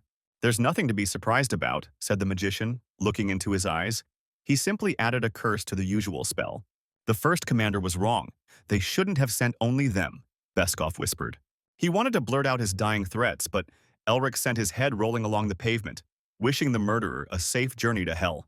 A grimace of horror was forever frozen on the face of the damned knight. They took up a position on the fortress wall and clearly saw how a glacier grew in the middle of the city.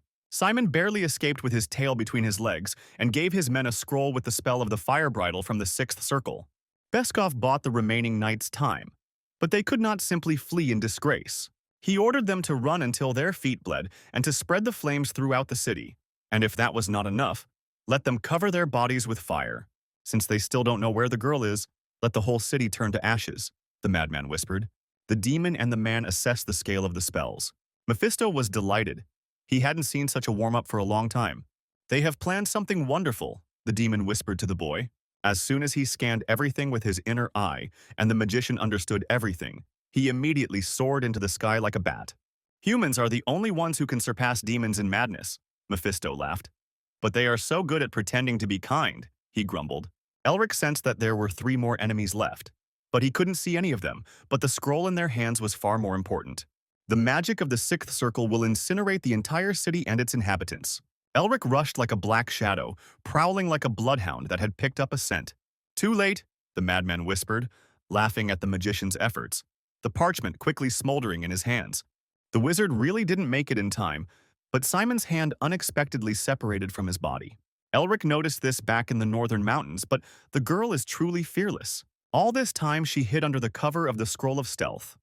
All her life the girl considered herself weak and untalented. But just now, she proved that she is capable of making one decisive swing. Sometimes you don't need to be super strong to save people. The lilac eyes looked fearlessly into the face of danger. The frostbitten and armless scoundrel pulled out a dagger. "Freeze," the magician whispered. encasing the knight in ice. Elric extended his hand. He was already quite tired of this battle. Simon laughed. There are still 2 left, he croaked. And while the magician and Isabel are busy with him, Simon's subordinates are already in the right place. Even though he had defeated them, the Blue Wolves would not disappoint their master, the killer wheezed. He reveled in his final revenge on the wizard and this world. But the guy just smiled sweetly. He had already taken care of everything. Elric knew that Isabel would take care of the enemy and calmly pursued the other 2. Before they separated, he managed to cast a spell and pierce the fallen knights. Now all their trump cards are lost, he told the stunned criminal. It was just a joke. The bastard gritted his teeth. He refused to accept defeat. The dog without honor immediately began to beg the lady for mercy, because she had a kind heart. They didn't want to kill her, just scare her a little and escort her to Mr. Weil. The girl's gentle hand only tightened its grip on the sword hilt. The shame of the Weil family can only be washed away with blood, she said, and swung the blade as she had done hundreds of times during training. Giving in to her emotions, she killed a man for the first time. Not the best behavior for a noble lady. And the girl was embarrassed. But Elric didn't object. Although Isabel assured that she was fine, she was shaking all over from the shock of the night she had experienced. The mage extended his hand and shared his warmth, using up the last of his strength, but she stopped shaking. Isabel asked for 1 prisoner to be left alive. She had never felt anything like this before. The knights of the family avoided her, considering her untalented for the heiress of the family. They took her into account only because her father's shadow covered the girl. Her uncle's Blue Wolves treated Isabel differently. Some despised her more than others. Their piercing gaze always left her feeling awestruck. Contempt was what they had bestowed upon her, and now someone had to convey the words of the heiress to Uncle Paul. Never before had this girl, fragile as a lilac, so decisively declared her rights to the inheritance. But now she had a powerful ally behind her. Of course she understood that this borrowed power. Rick broke the ice and released the messenger. I wish Isabel had the same strength as him. Elric gave the young heiress a gesture of encouragement. She had performed well. She wouldn't feel sorry for herself anymore. There were other ways to gain power. Rick asked the girl what next. In Karnoi, to make a new plan with my father, Isabel answered cheerfully. She considered gathering the old vassals who owed their allegiance to her father and summoning them to the fortress. Rick praised this wise decision. It would have been easier if a mage had joined her, but the pride of the Blue Lions prevented them from enlisting his support. They were already in his debt. Isabel didn't want to get carried away like that and hesitated. And then the wizard handed her a stack of sheets of paper. They were written in small print, like a scientific dissertation, she thought, as she glanced at the pages. The magician couldn't promise her anything. It was just that her father's illness was similar to his. But maybe he can cure him, Rick said, smiling encouragingly, and a cry of amazement escaped the girl's lips. Later they found Ed and Chen and the magician healed their wounds. Before he could explain everything to them, he was forced to apologize for hiding his identity. The wizard stated his name and tore off the mask of illusions. Elric Melvinger, the current head of the ancient family, Duke of the Shining Stars, appeared before them. This honorary title was bestowed upon his grandfather, Euston, the Star Mage, immediately after his victory in the war against the demons. A title without domain, but the name alone was worth a great deal. Isabel recovered quickly. She had already had enough shocks today, but shouldn't he be lying in the hospital now, which the whole empire has been making a noise about for a month now? Elric chuckled. He had his reasons, but the illness he suffered from was real, he assured the girl. And now, she held in her hands the treatment method he had developed after he had cured himself. Isabel didn't know what to say and just blinked her long eyelashes. She didn't know how to thank him. But the kind wizard gently stroked her head, saying that soon this would happen anyway. Isabel allowed herself a moment of weakness and waited until the hands near her eyes quieted down a little. Then she smiled a strange smile and asked to be allowed to serve him this time. How about being a hero? Isabel asked. Dawn had already broken over the ruined city. All night long, people had been helping the wounded and clearing away rubble. Fortunately, there weren't many of them. Now he had made a formidable enemy, the demon grumbled quietly, but the magician merely waved it off. It would have happened anyway. He had killed too many of Paul White's men for him to just leave him alone. Besides, his magic is too noticeable, so when he returns to the academy, everything will become obvious. The people of Lacenta waved and smiled at him despite their fatigue. Thanks to the Blue Lion's help, the restoration of his home would proceed more quickly. The demon grinned rather wryly at his own thoughts. The boy not only understood magic but also proved to be a skilled strategist. Elric waved back at the villagers. The mothers held the children he had saved in their arms and asked the wizard to stay with them for a little while longer. They were all sincerely grateful to him. Another person from the many that morning came to express his gratitude to him. Elric glanced sideways at the guard and asked why the trace of guilt did not leave his face. Chen placed his hand on his heart and reverently, as true knights do, vowed never to forget his kindness. Elric was embarrassed by these words, and the demon kept taunting him that everything this boy did was out of self-interest. The magician switched the hands and asked the guard what he would do next. As a member of the Wild clan, he promised to help the city's inhabitants who suffered because of them, and then return to the lady in Karnoi. Excellent, Mephisto grinned again. They want not only to stir up public sentiment, but also to spread the truth about her uncle. The situation obliges, Elric repeated mentally again as he said goodbye to the townspeople. A pathetic excuse, the demon snorted as the magician left the city in the rays of the warm daytime sun.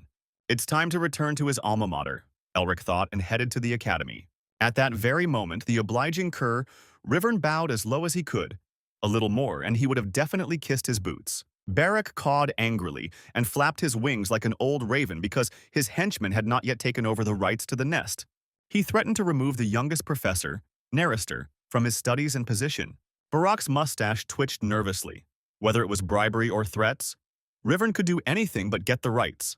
Move, he barked, and the obedient dog disappeared from his office, slamming the door. There are only 3 days left until the dean's election, and if he doesn't get permission for Barak's research, it's all over. A late guest waited in his office until the newspapers with the headlines the professor hated had burned out. He grinned ominously, leaning back more comfortably in his chair. Finally, the academy had decided to cooperate with them. And how do they intend to make him dean? Asked the old raven. The guest replied that all preparations had already been completed. All that was needed was the professor's consent. But Barak repeated his question. The long-haired man with the snake face smirked again. If the professor had any doubts, they could make a deal with others after all. He was not the only candidate for the role of dean. Barak could not allow this, so he asked what was required of him. Nothing special, the snake whispered. Just supporting Siesta. This is nothing compared to the fact that he will become a dean.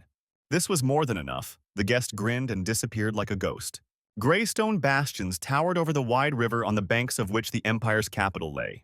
Rumors ran through its wide, cobbled streets, lined with canals and bridges. They penetrated everywhere, and especially loved to gather in places where food and playful drinks were consumed. The new hero of Lacenta excited minds. The young wizard who saved the entire city from fire became the most talked-about news before its main character arrived at this tavern. The vain demon listened with some pleasure to the rumors going around. People immediately lose their heads when the conversation turns to heroes and exploits. Elric shifted uncomfortably in his chair. He had simply come to try some capital food, as he hadn't eaten anything tasty for a long time. He asked Isabel to hush up the matter, but she stood her ground. The glory of a hero is the best way to win the hearts of citizens. She promised to create a solid foundation for him by the time Elric declared himself to the world. The establishment's regulars endlessly gossiped about the wizard and the young noblewoman, all of which provided fertile ground for their imaginations. And the story of the hero turned into a romantic drama.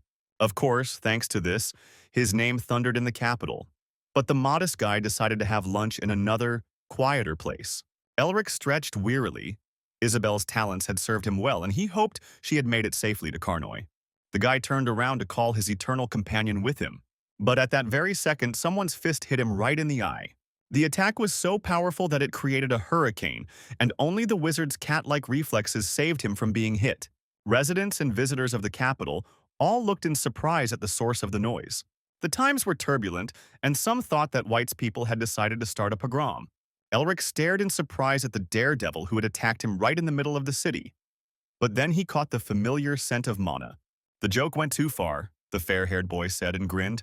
Stand still and take at least one hit, the boy said, after everything he had been through. This was fair payment, he thought. His eyes flashed with righteous anger. The third son of the Nerister family was seriously determined to punish the ungrateful friend who had betrayed him. It's good to see you too, my dear friend, Elric said, spreading his arms for a hug, breaking the tense atmosphere. After that, he could no longer be angry, and they sat down in a cafe to have a drink in honor of the meeting, of course, at Sean's expense. During his wanderings, Elric never found his conscience.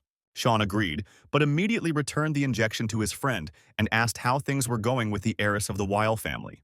When the waiter came, they placed their order and Elric smiled shyly.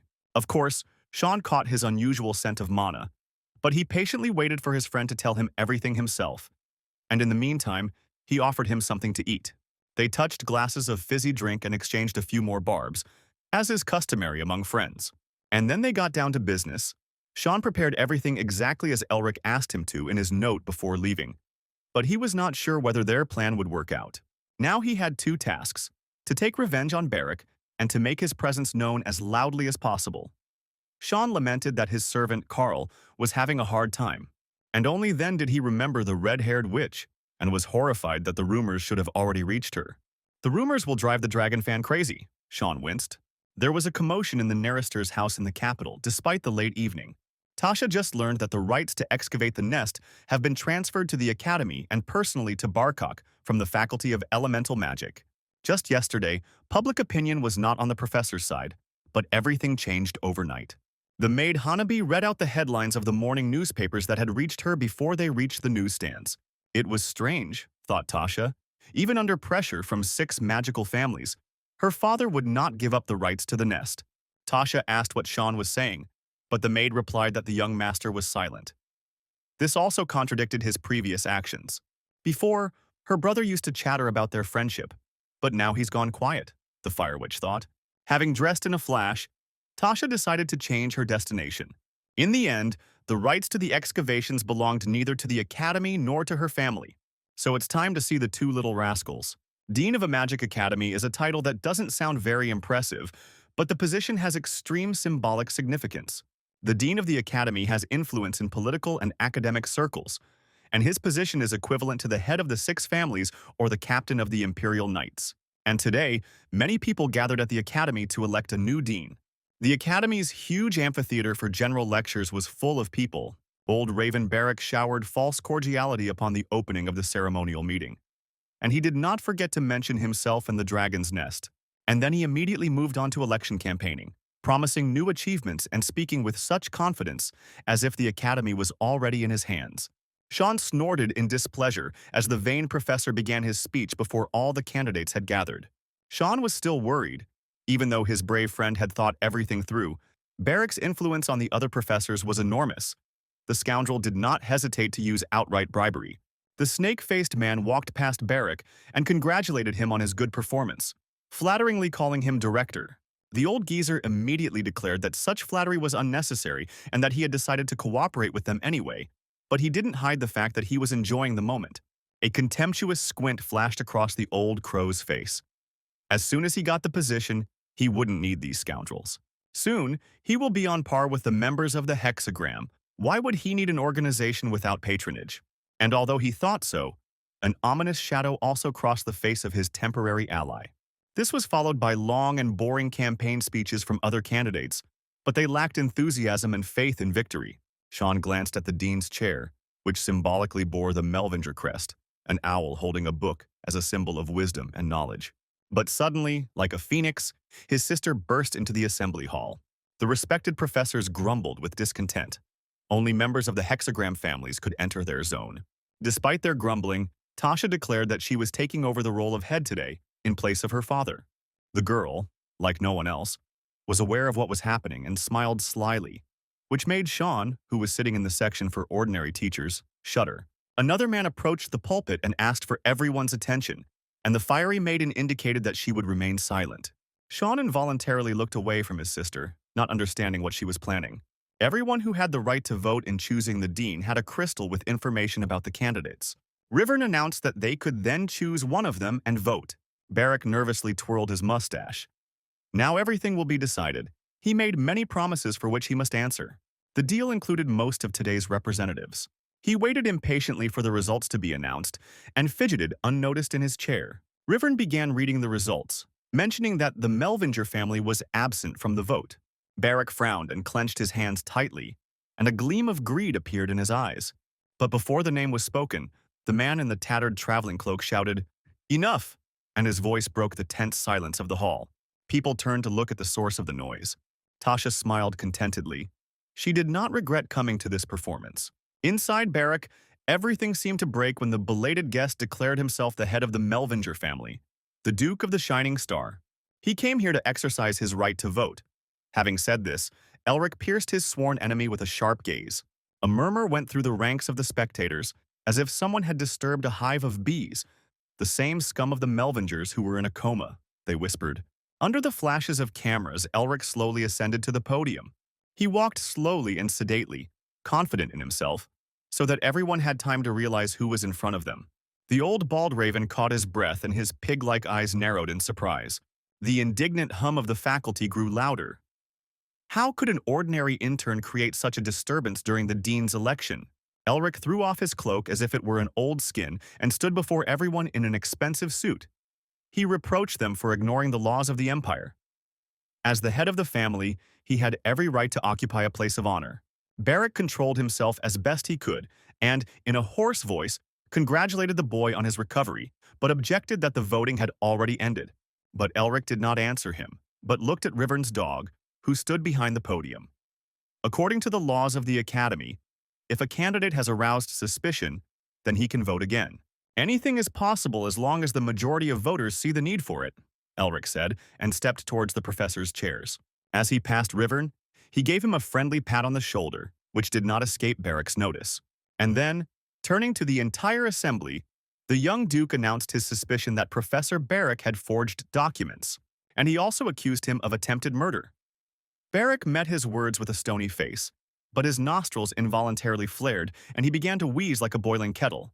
Having mastered his voice, the professor loudly declared that these were serious accusations and they required proof. Since he decided to participate in the elections as the head of a great family, he was obliged to follow the rules, the professor said. Elric listened carefully to see what next move the old raven would make. The professor turned to the others and asked them if they supported the baseless accusations of the Melvinger chief. The professor's cloudy eyes turned into thin slits.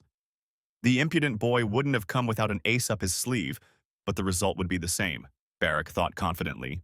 A nervous silence fell. Openly supporting the boy would mean challenging the professor, who could become the dean. But if the boy turns out to be right, then you could expose yourself as an accomplice to a criminal.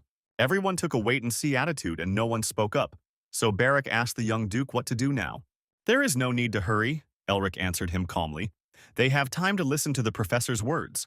A purple crystal used for negotiations appeared in the wizard's hands, from which Barrack's voice could be clearly heard. The recording captured his words in which he essentially confessed to his conspiracy against Elric in order to take away the excavation rights and the family medallion. Elric grinned triumphantly.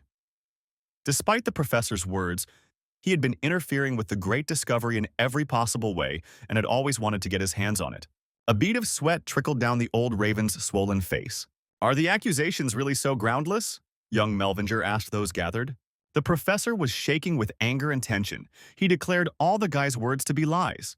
To which Elric responded in surprise that a man with a mana blockage could hardly perform a magical trick to deceive so many people. The professor realized that the real ball was the same one for secret communication that he had given to Rivern. But Barrack was perplexed as to how it had fallen into the clutches of the young man. The professor glanced at the mangy dog, but the vile traitor did not even look in his direction. Rivern asked everyone in the room to remain silent while the discussion took place. Last night, Rivern fell into the clutches of the guards of the Narrister family. Elric thought that the professor had sent him, but it turned out that Rivern had confessed and was waiting for Melvinger to recover so he could give him something.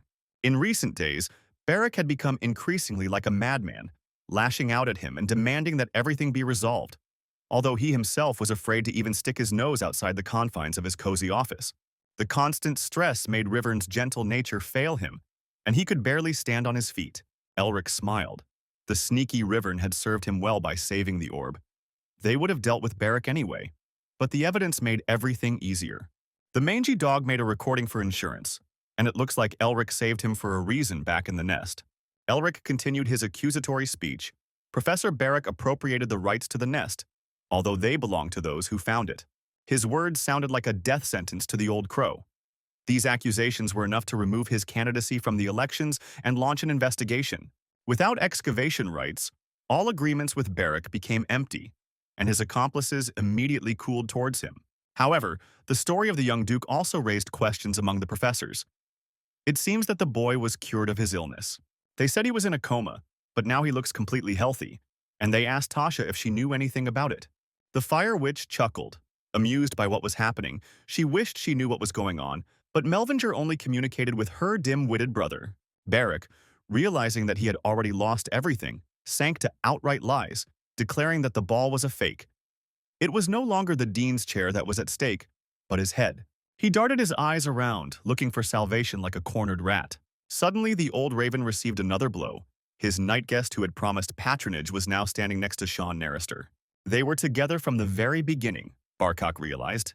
The man next to Sean changed his face, and instead of the snake-faced one, the family servant Carl was looking at him. All this time, on Sean's orders, Carl had been fooling the professor, effectively relieving his pent-up stress. Even Elric winced at such treachery. The professor's face took on a bestial grin, while Elric broke into a devilish grin. When the hall fell silent again, the young duke proposed that the assembly proceed to a repeat election of the dean. Then everything went like clockwork. Since Barrack withdrew from the race, they easily chose the most accommodating and gentle candidate. Even the first demon was impressed by such a turn of events, watching the impudent little man sprawled out in the chair of the honored ancestor. The old raven seemed to tuck his tail between his legs and simply walk away. The demon noticed and asked if it was worth letting the enemy go so easily. Elric used word transfer on the professor and began to make cheeky jokes about his baldness. Barrack did not answer, and this only further provoked the young duke. The veins on the professor's face bulged, and he thought that he should have personally strangled the little bastard when he had the chance. But better late than never. Ancient runes were heard in the hall, and purple lightning rushed towards the young duke. "How dare the impudent brat mock him?" the Eighth Circle magician screamed, exploding with anger. The hall was illuminated by the ominous purple light of Barrack's magic, and the guests began to buzz with alarm again. They shouted at the young duke to run, but the boy remained where he was. The floor of the hall cracked as if lightning had struck it, and a terrible roar was heard. But the young duke parried his blow with his magic. White Blizzard, the spell of the Fifth Circle. The teachers were surprised to find themselves under the blue dome. But the old raven did not stop there and recited the ancient spell again. He threw many clots of viscous darkness at the boy, but Elric reflected them all. The gray-haired professor recognized the magic of the hero Lacenta. He read about it in the newspapers. Others were surprised that the young duke reflected the Sixth Circle lightning spell. Everyone was deeply shocked that the Melvinger family's disgrace, with its bad character and mana blockage, was capable of such a thing. Elric chuckled tensely. He thought he could handle Barrack, but reflecting the spells of the Seventh Circle mage was tiring. The purple lightning tree fell from the professor's hands again. But this time, a purple discharge struck the column of flame, and the floor of the hall cracked again from powerful spells. The air in the amphitheater filled with heavy heat as Tasha Narrister unleashed her magic. She was the youngest mage of the Seventh Circle to tame a fire phoenix. Following her, all the other professors and guards intervened in their battle. Any further action by Barrack would be considered terrorism, they warned. The heads of the 6 great families and other electors were not inferior to the evil professor in terms of pure power. Such open hostility gave them a pretext to suppress him by force. The professor froze. He was already thinking of giving up. But the boy mocked him again. The young duke straightened his suit and, without taking his devilish eyes off the professor, provoked him again. And he succeeded. Barrack's blow hit Elric straight in the head. The distraught professor finally lost his mind and went berserk.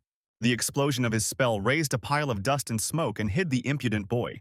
When the smoke cleared, everyone saw that the young duke was lying on the ground unconscious, and Mephisto whistled in admiration. And it was he who called himself the Lord of Demons.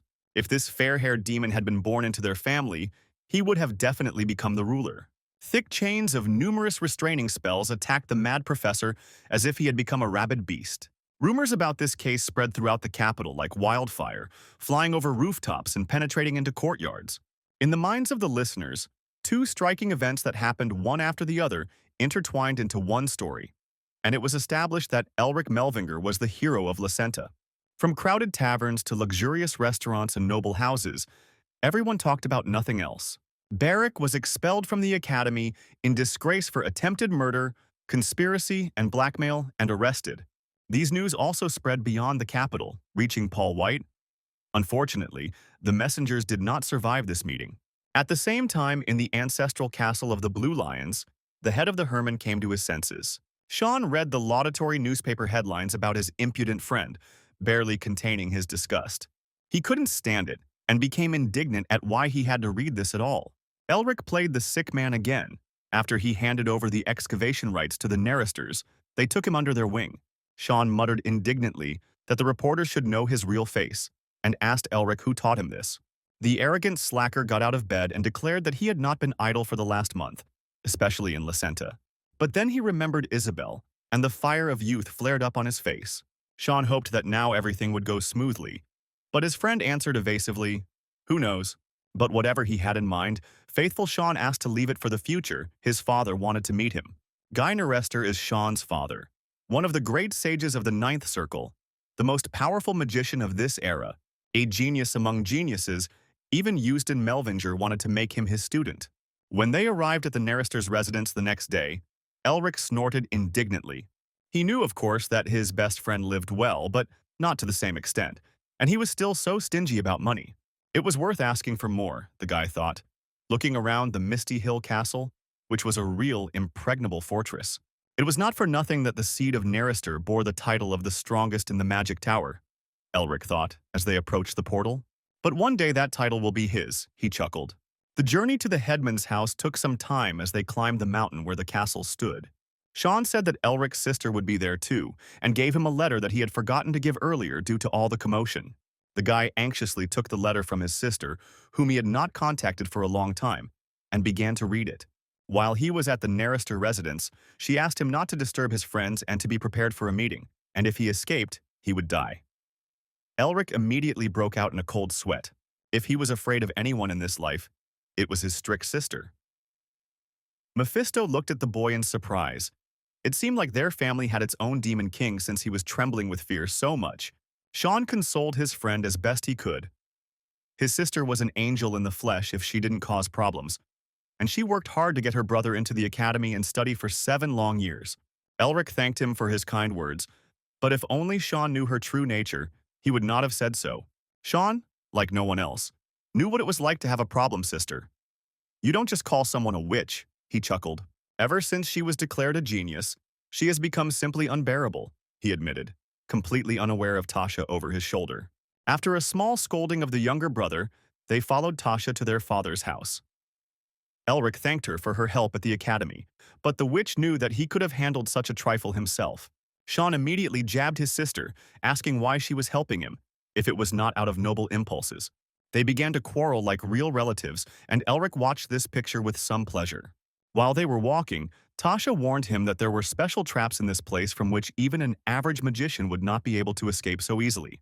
But when they turned around, Elric had already evaporated. The transition happened so quickly that he didn't even notice it. The guy was a little confused, not understanding what was happening and where everyone had gone. Even Mephisto disappeared somewhere.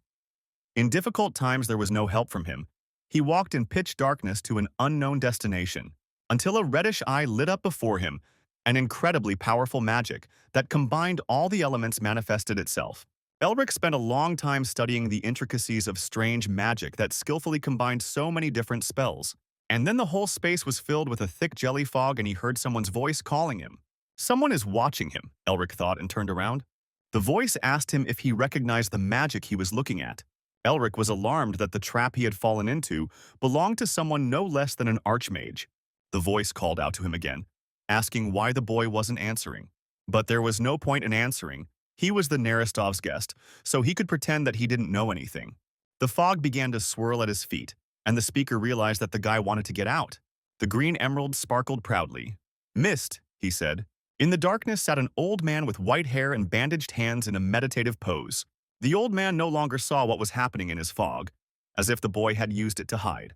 If he hadn't been stopped, Elric would have definitely deciphered the magic, but now he'll have problems if he just stands there. "Are you leaving already?" his voice asked, and the ground disappeared from under his feet. Sean stared into the fog, dumbfounded, and asked Tasha if he should call his father. "The true palace of blue mist was opened," said a voice behind them. Guy Narraster glared at his offspring and wanted to know what was going on. Even at home they addressed him as Lord, not Father. Elric had disappeared before they entered, they told Lord Narraster. Looking at the mist seal, he immediately realized that his great-uncle had a hand in it. "The illness has probably worsened again." Lord Narraster sighed heavily. Sean squeaked like a scared chicken that they couldn't just leave everything like that. After all, his friend was the head of the Melvinger family. He was very worried about his desperate comrade, but he heard only a quiet chuckle. Tasha smiled like a fox, just thinking about her problematic brother worrying about someone other than himself. She liked this beginning of the era of the Duke of the Shining Star, and Lord Narrister agreed with her. He also wanted to know how strong young Melvinger was. The pink mist gave way to a mountainous landscape, and Elric again didn't understand where he was. Elric put up a defense before the spell reached him. For some reason, both Otto and Mephistopheles were constantly surrounded by troubled old men. Gritting his teeth, he tried to resist the onslaught of mana with different elements, dominated by the wind attribute. A June-hot wind, full of fire, turns water into steam, so that a light, cool breeze collects it together into a veil of fog. The fog is so thick that it exerts strong pressure. This old man is capable of summoning even a typhoon, Elric thought. Although he didn't intend to harm him, he was clearly provoking him, and the boy decided to unravel this magic as quickly as possible. Even in Lacenta, he felt that all his magic without the ice attribute was weak. He then decided to use the method of converting mana and wind and apply it to his ice. He went further and changed the circulation of mana that connected the soul and the seals, just like in the battle with the knights. Elric tried using other elements along with ice and strengthening them. His hands emitted the pure blue light of the northern ice. The fog around the magician began to move. Mana bubbled in the dragon's heart, and then came a surge of power that rolled in like a tsunami. His demon seal filled with bright light, and at that very second, Elric ran away. He appeared in the same place from which he disappeared. The brother and sister stared at him with a stunned look.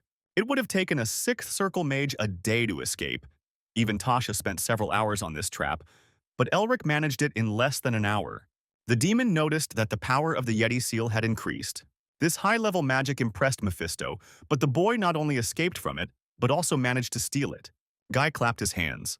It was still worth going to the dean's elections, he said, and came closer.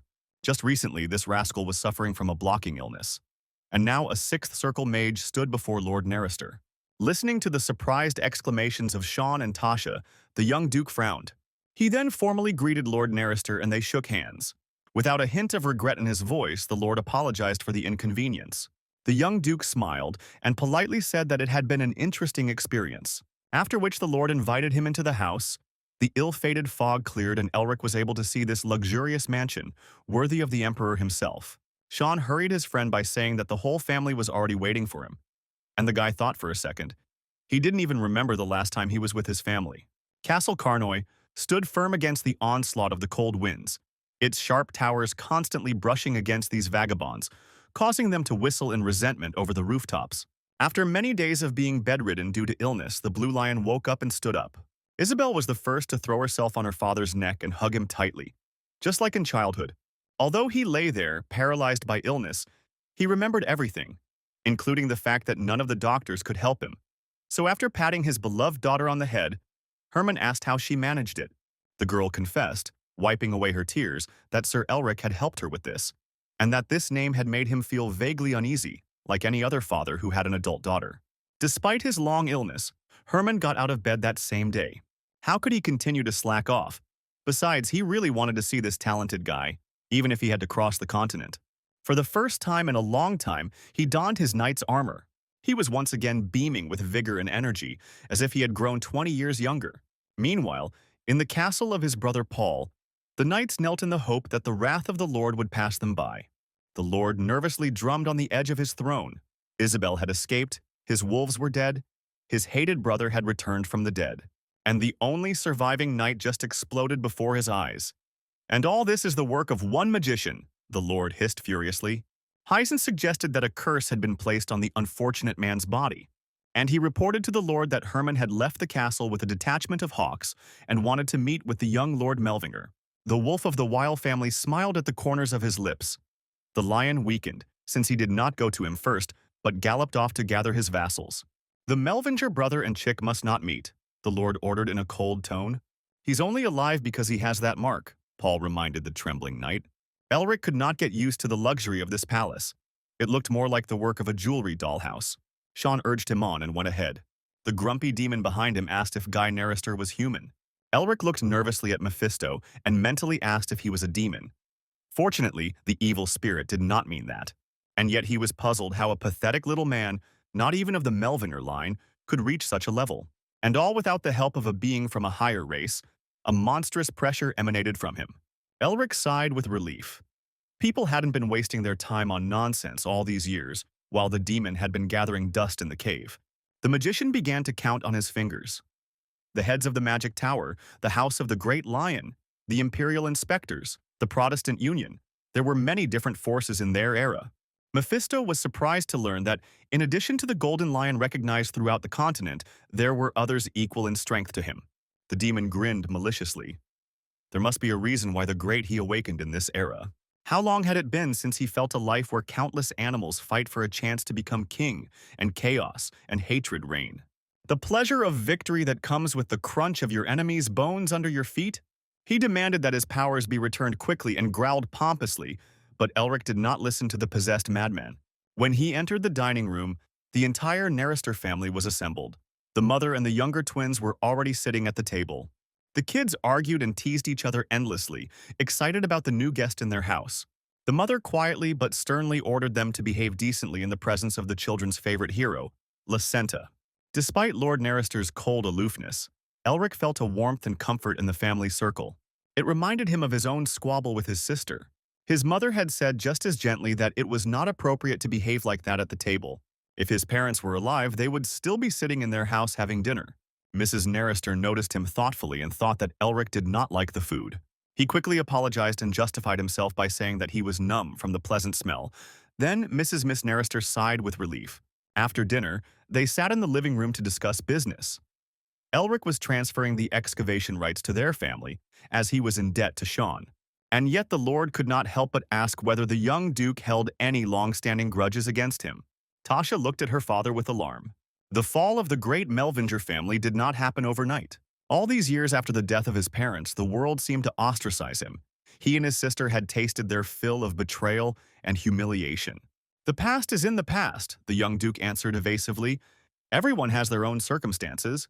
The spawners remained neutral during his isolation. They could not help him at that time.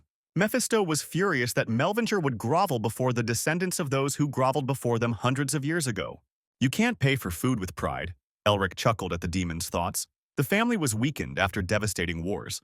One day he will surpass all the magicians in the world, so he came here to evaluate their powers and capabilities. They didn't say anything else to each other, but the Lord seemed to understand everything and asked to count on him if anything was needed. This meant that their houses now entered into an oral agreement of complete and comprehensive support. The Lord asked the young Duke not to feel burdened after all. They were friends with his son, and he was grateful for the excavation rights. It was a bold move on the part of the Lord, and a risky one, for he supported a house whose entire power lay in one wizard and his name. Such a gesture would not go unnoticed by the other families of Hexagram, and the Lord could lose a lot. It was difficult to tell from his firm gaze what he was thinking. No one noticed how a shadow crept up to the living room window. There was a sound of breaking glass and a crash, and they turned around. "You have to be crazy to do such a thing in the presence of the Lord," Elric was surprised. But then he recognized this uninvited guest and grimaced in disgust. The man in the cloak, whoever he was, clearly disdained doorknobs. Otherwise, he would have used them instead of breaking in through the window. In a creaky, old voice, he said the boy would be his apprentice. Looking at the acrid black smoke that was pouring from the floor, Elric remembered how Sean told him about Lord Narrister, who was so obsessed with talented people that he kept them in his house as guests. The true strength of this family lies in the gathering of these people. Servants burst into the room and stood up to defend. They asked the advisor to leave because he had shown disrespect by breaking into the Lord's office. White Knight. Augustin Narrister, head of the council and teacher of all members of this family, removed his hood, and his thick gray hair rushed down like swirls of fog that he controlled. The old man raised one eye to the Lord and asked for forgiveness, citing the fact that he was in a hurry. But the Lord was in no hurry to change his anger to mercy, and, with a flash of his eyes from under his thin-rimmed glasses, asked him why he was there. The old man pointed his bandaged finger at the impudent and shameless boy in front of him, and repeated his desire to take him as an apprentice. The Lord tried to dissuade him, this boy, the young Duke Melvinger, he said to the old man. But Elric stepped forward. As befits the head of a great family, he preferred to speak for himself. He greeted Master Augustine politely and bowed. Sean and Tasha perked up. They knew this crazy, annoying old man and his quirks well. The old man was surprised that the impudent boy who stole his magic had heard of him. Elric replied that his late father had often mentioned the sage, and if his family had had such a support, they would not have been broken so easily. Augustine frowned his shaggy eyebrows. He was not familiar with Elric's father, but who does not know such a great master? The boy objected. Sean and Tasha were even more amazed by how freely Elric conversed with the stern old man. Since the boy already knew who he was, this simplified matters, and Augustine asked directly if he would be his student. Elric flatteringly declined his offer, saying it was too generous. But the mad old man cut off his stream of flattery and excuses by stamping his foot and calling upon his magic. "You must respect your elders," the elder shouted. And then even Lord Nerester realized that the boy had gone too far. The entire room was filled with a blinding trace of Augustine's magic. The young duke was amazed at this sight, as if he found himself in the middle of the night sky with a scattering of the brightest stars. And before he could figure out this magic, the old man chopped him in the back of the head with his palm. It all happened so quickly that Elric, losing consciousness, thought it was teleportation. But then I realized that the damned madman was just very fast. In the light of his wondrous magic, everyone present silently watched as Master Augustine took the old man away. Laughing terribly, the old man took the boy and disappeared out the window as suddenly as he had appeared. No one dared to move in the scattering of stars. Tasha indignantly asked Sean why he was standing silently while his friend was being kidnapped. But the brother only grumbled that because of his crazy friend he would definitely not live to old age. Mephisto smirked. The little man had once again left him speechless with his antics. Soon, they would have another victim in their hands that would satisfy him. The first thing Elric saw was the face of a mossy, gray-haired madman right above him. The guy jumped back several times as if from fire. He didn't understand where he was, but then the ground disappeared from under his feet. Before Elric fell, the old man grabbed him by the collar of his clothes as if he were a naughty kitten. "Almost lost my first student in a long time," Augustine grumbled, his movements hardly looking senile after what he had seen. The boy started a game with the master so that he would come up with a way to attract him as an apprentice. But instead, the old man kidnapped him. Worse, he dragged him to the top of a terrible mountain sharp as a knight's pike. Nevertheless, the young magician tried to pull himself together and restore the circulation of mana. But unexpectedly for himself, he discovered that his mana was not moving, as if the blocking disease had returned. The old man realized from his hunted look that the boy had noticed everything. "You'll find out everything soon," he said to the boy, and unclenched his fingers. The answer came to Elric at the bottom when he felt himself falling into the abyss, and now he was rapidly gaining speed, unable to catch hold of the rock. "They are worth each other," said Mephi, and grinned devilishly. The demon muttered that the boy didn't appreciate him at all, and Elric indignantly reminded him that if he died, they would both disappear. "But what could the unfortunate evil spirit do?" asked Mephi. The seal of the first sin reminded Elric. The demon's eyes flashed. He wasn't that stupid. Even though the guy couldn't use his mana, there was plenty of it in the air. Taking advantage of this idea, Elric summoned a stream of wind. The hand tornado he had prepared slowed the fall a little, but he still gained enormous speed, so he landed like a meteorite strike, raising a cloud of dust. Elric coughed heavily. He almost died due to the mana block. He again felt helpless like in the past. But then he threw these thoughts aside. It was more important to understand where he had ended up. This area was unlike any land he knew on the continent. "A labyrinth of blue fog," explained the voice of the old madman, who seemed to be pursuing the boy. Looking around, he saw picturesque mountains stretching out before him, standing like columns of ancient ruins in a misty haze. The old man's voice praised him for his resourcefulness. It was not for nothing that he accepted the boy as an apprentice. However, Augustine could not simply teach the boy the magic of the Neresters. Besides being the family's chief advisor, the old man was also the head of the grassland school, he told the young duke. This knowledge can only be passed on to one heir and has nothing to do with the Neresters. The boy shouldn't have had any problems learning it, the old man whispered. Elric stared at Mephistopheles in surprise, because he himself had never heard of such a school. The school turned out to be ancient, since even the demon was surprised to hear about it. He said that it was a school that uses martial arts instead of magic. This is a type of martial arts in which the body is strengthened through the circulation of mana. The demon's eyes flashed. This was very useful for him because this school taught him to harmonize different attributes.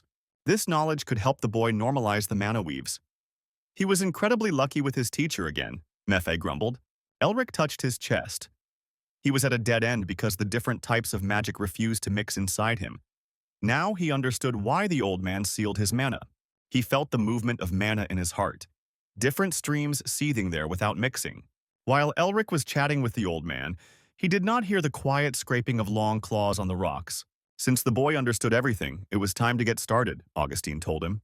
Now, Elric was in the territory of the fierce wolves, which were 3 times stronger and larger than normal ones. Since the boy had heard about the grassland school, he should be aware that its teaching method is based on practice, said Augustine and wished him survival. Elric looked into the crevice from which strange sounds were coming. And at that very moment, huge wolves jumped out from there. Meanwhile, the mad old man listened indifferently to the indignant cries of the young duke. Is it okay to just stand and watch? Since the boy is a newbie, someone asked the head of the council. Augustine thanked him for the harsh wolves and objected that, although the boy had no experience, that did not mean he had no skills. It would be bad if the wolves got to know the taste of human flesh, the chief's interlocutor grumbled. At this time, Elric flew into the rock from the blow. But the huge wolf with a blue skin did not give him time to rest. Elric gathered mana from the air and responded with a counterblow, causing the wolf's head to crack like a ripe watermelon. He gripped the dagger-sharp shard of ice tighter in his palm and looked at the other wolf. The ancient, overgrown old man grinned through his beard and long mustache. The boy would definitely fulfill his age-old dream. He ordered Guilty, as the man leading the revolutionary army, to also join in the fun. Even the Imperial Inspectorate did not know exactly all the members of this organization, but they were very strong, and their main goal was to overthrow the tyranny of the Emperor. And now the former leader of the revolutionaries, the king of the monsters, was the advisor to the Nerister family. Guilty Tens sat proudly astride a tiger, and on his shoulders sat a 2-headed eagle, its wings spread across the entire width of the cave. He was a broad-shouldered man with yellow eyes like a beast and an uncontrollable fury in his gaze. Elric gasped for air. He had somehow dealt with the wolves, but in his current state he was not capable of more. Even after he killed several animals, they did not retreat. Another formidable predator was approaching him. It was larger than the previous ones, and there was only enough mana left in the air nearby for 2 sips. Never before had Elric needed the weapons he used in the mountains so much. He would have known and trained in advance. And then he remembered the book about strengthening the body, which he had read on the way to search for the dragon's nest. A great idea came to his mind and the young duke grinned mischievously. The Tiger King had passed this art down through generations, but Elric was simply going to imitate it, borrowing the principle itself. This technique gives the body the strength of steel. As it was said in the book, the body is a small copy of the world created by God. Elric took a fighting stance. Just as easily as mana circulates in nature, air passes through a person's lungs. Their body can change depending on this breathing and focus. And from this choice, countless options awaken. And when the mind unconsciously chooses one of them, the body begins to change with it. Elric swung his hand. He no longer had any illusions. He simply looked at the world as it was. Reflexes and intuition. His fighting technique was created by the displacement of these 2 facets. There was no plan, he just believed he made the right choice. With all his might, he delivered a powerful, straight blow to the wolf's jaw and immediately shattered it. Even the demon lord himself was stunned by this sight. Elric moved like a martial artist, not allowing a single unnecessary movement. Even more, he fought as naturally as water flows in a mountain stream, deftly skirting sharp rocks. After the battle, he sank heavily onto the rock behind him, greedily gulping air with his mouth. The defeated animals lay at his feet. Augustine advised him to find the moss that grows on the shady side of the cliff. The guy stood up and tied the sleeves of his cape at his waist. Since he was told to kill all the beasts, he would do so. Elric was full of confidence despite his mortal fatigue. The wolves found him again in the rocks and attacked him with the whole pack. For the next 10 days, the boy fought without stopping, so time flew by unnoticed. Until I finally got to the place where this reddish moss grew. But even here, the wolves attacked him, not allowing him to rest properly. For ordinary people, it was a medicinal plant, but the boy possessed the power of cursed seals. The moss could even increase their level, and now Elric could deal with the wolves without any difficulty. He tore off a few stems of crimson moss with his bloody hands. Elric was still angry at the crazy old man for simply throwing him into the abyss to the beast, but thanks to this, he improved the seals and increased his mana. And he even mastered the martial art he read about because his mana heart was blocked. And then he came to the last wolf of the valley, who was looking at him from the darkness. But the wolf was not alone in the darkness. A rider was hiding on his back. What a wonderful fellow, a strong voice reached Elric. And to his left, a white tiger jumped onto the rock as if it had come out of a painting. Unexpectedly for himself, the guy found himself surrounded by formidable opponents. The rider jumped off the wolf's back and his shod boots hit the stone with a loud clang. Elric looked warily at another inhabitant of these strange lands. A man with a shaggy mane and leonine yellow eyes promised to take him as an apprentice if the boy defeated the wolf. But the chief madman of the Foggy Mountains immediately intervened in the conversation. Augustine waved his hands indignantly. He had waited too long for the student to give him away so easily. The men immediately began arguing about who could teach the boy. The demon snorted in displeasure. Did the little man really think that he was the worst option after all? But Elric was no longer so sure of that. When the young duke suggested that they ask his opinion first, the king of the monsters approached him and confidentially patted him on the shoulders. They really were in a hurry. The boy should have known who he was anyway, but he was very surprised to receive a refusal. After all, he was now being taught by a crazy old man, and Augustine chuckled when he heard this. But Gilton immediately offered to teach the eyes of the mirage. Everything has its price, thought the former leader of the revolutionaries. With this art one can freely control the beast, thanks to which he received the nickname of the King of Monsters, said Guilty, and his amber eyes flashed greedily. Indeed, the one-teacher rule was invented by people with narrow thinking, said the young duke, instantly changing his mind. The evil spirit patted the mad old man on the shoulder consolingly. He was familiar with this. Melvingers and honor are incompatible concepts. But when Elric was already anticipating wonderful and useful knowledge, Gilton waved his finger in front of his nose, and he reminded him that he had to deal with the wolf first, pointing to a house-sized monster with lantern eyes that blazed fiercely in front of him. This fight will be an excellent training ground for his skills in learning the Mirage Eyes, the King of Monsters said. He noticed that the boy had replenished his mana with the help of resurrection flowers, but this wolf must be defeated with martial arts, Gilton warned. However, before he could finish speaking, the huge wolf received a powerful blow. It was blown away like the last autumn leaf by a sharp gust of November wind. Augustine enjoyed the joke and flexed his arm triumphantly, while Gilton stared at the boy in amazement. Mephisto snorted arrogantly. What else could one expect from a dishonest little man? The tiger lazily scratched behind his ear. No big deal, the cheeky boy grinned and spread his arms. Then he turned his emerald gaze to the one who had been enjoying his suffering all this time. He stood in front of the old man, waiting to see what he would do next. Augustine praised him for his good work and placed his bandaged hand on his shoulder, a warm light emanating from it. In one fell swoop, they were transported to the sanctuary of the Chronicle of the Night. The entrance resembled a mine and was densely overgrown with the flower of resurrection. As soon as the guy took a step towards the sanctuary, he became wary. A familiar, viscous, and gloomy aura could be felt from within. A demonic domain, something only demon lords could create, Mephisto said. Now it became clear to him how the resurrection flowers ended up here. Augustine noticed from the boy's reaction that he had already felt everything. He chuckled into his mustache. It was no surprise, since the guy was a descendant of the Melvingers, who hunted demons. The old man touched the shutter doors, and mysterious writing appeared on his bandaged hands. When they entered inside, they found an Oriental-style temple with thick columns made from a single cedar trunk and picturesque engravings on the walls. The founder of this temple was an alchemist who was looking for herbs in the east, and one day the demon lord deprived him of his wife and daughter, and wanting revenge, the founder drove the monster to the ends of the earth. But the demon still proved too strong, and the founder had to combine the knowledge of the West and the East, so he was able to absorb the demon's power and become stronger. Elric was surprised that the founder was still unable to take revenge, even though 1,000 years had passed. Justice would soon prevail, Augustine told him as he continued to lead them into the depths of the temple.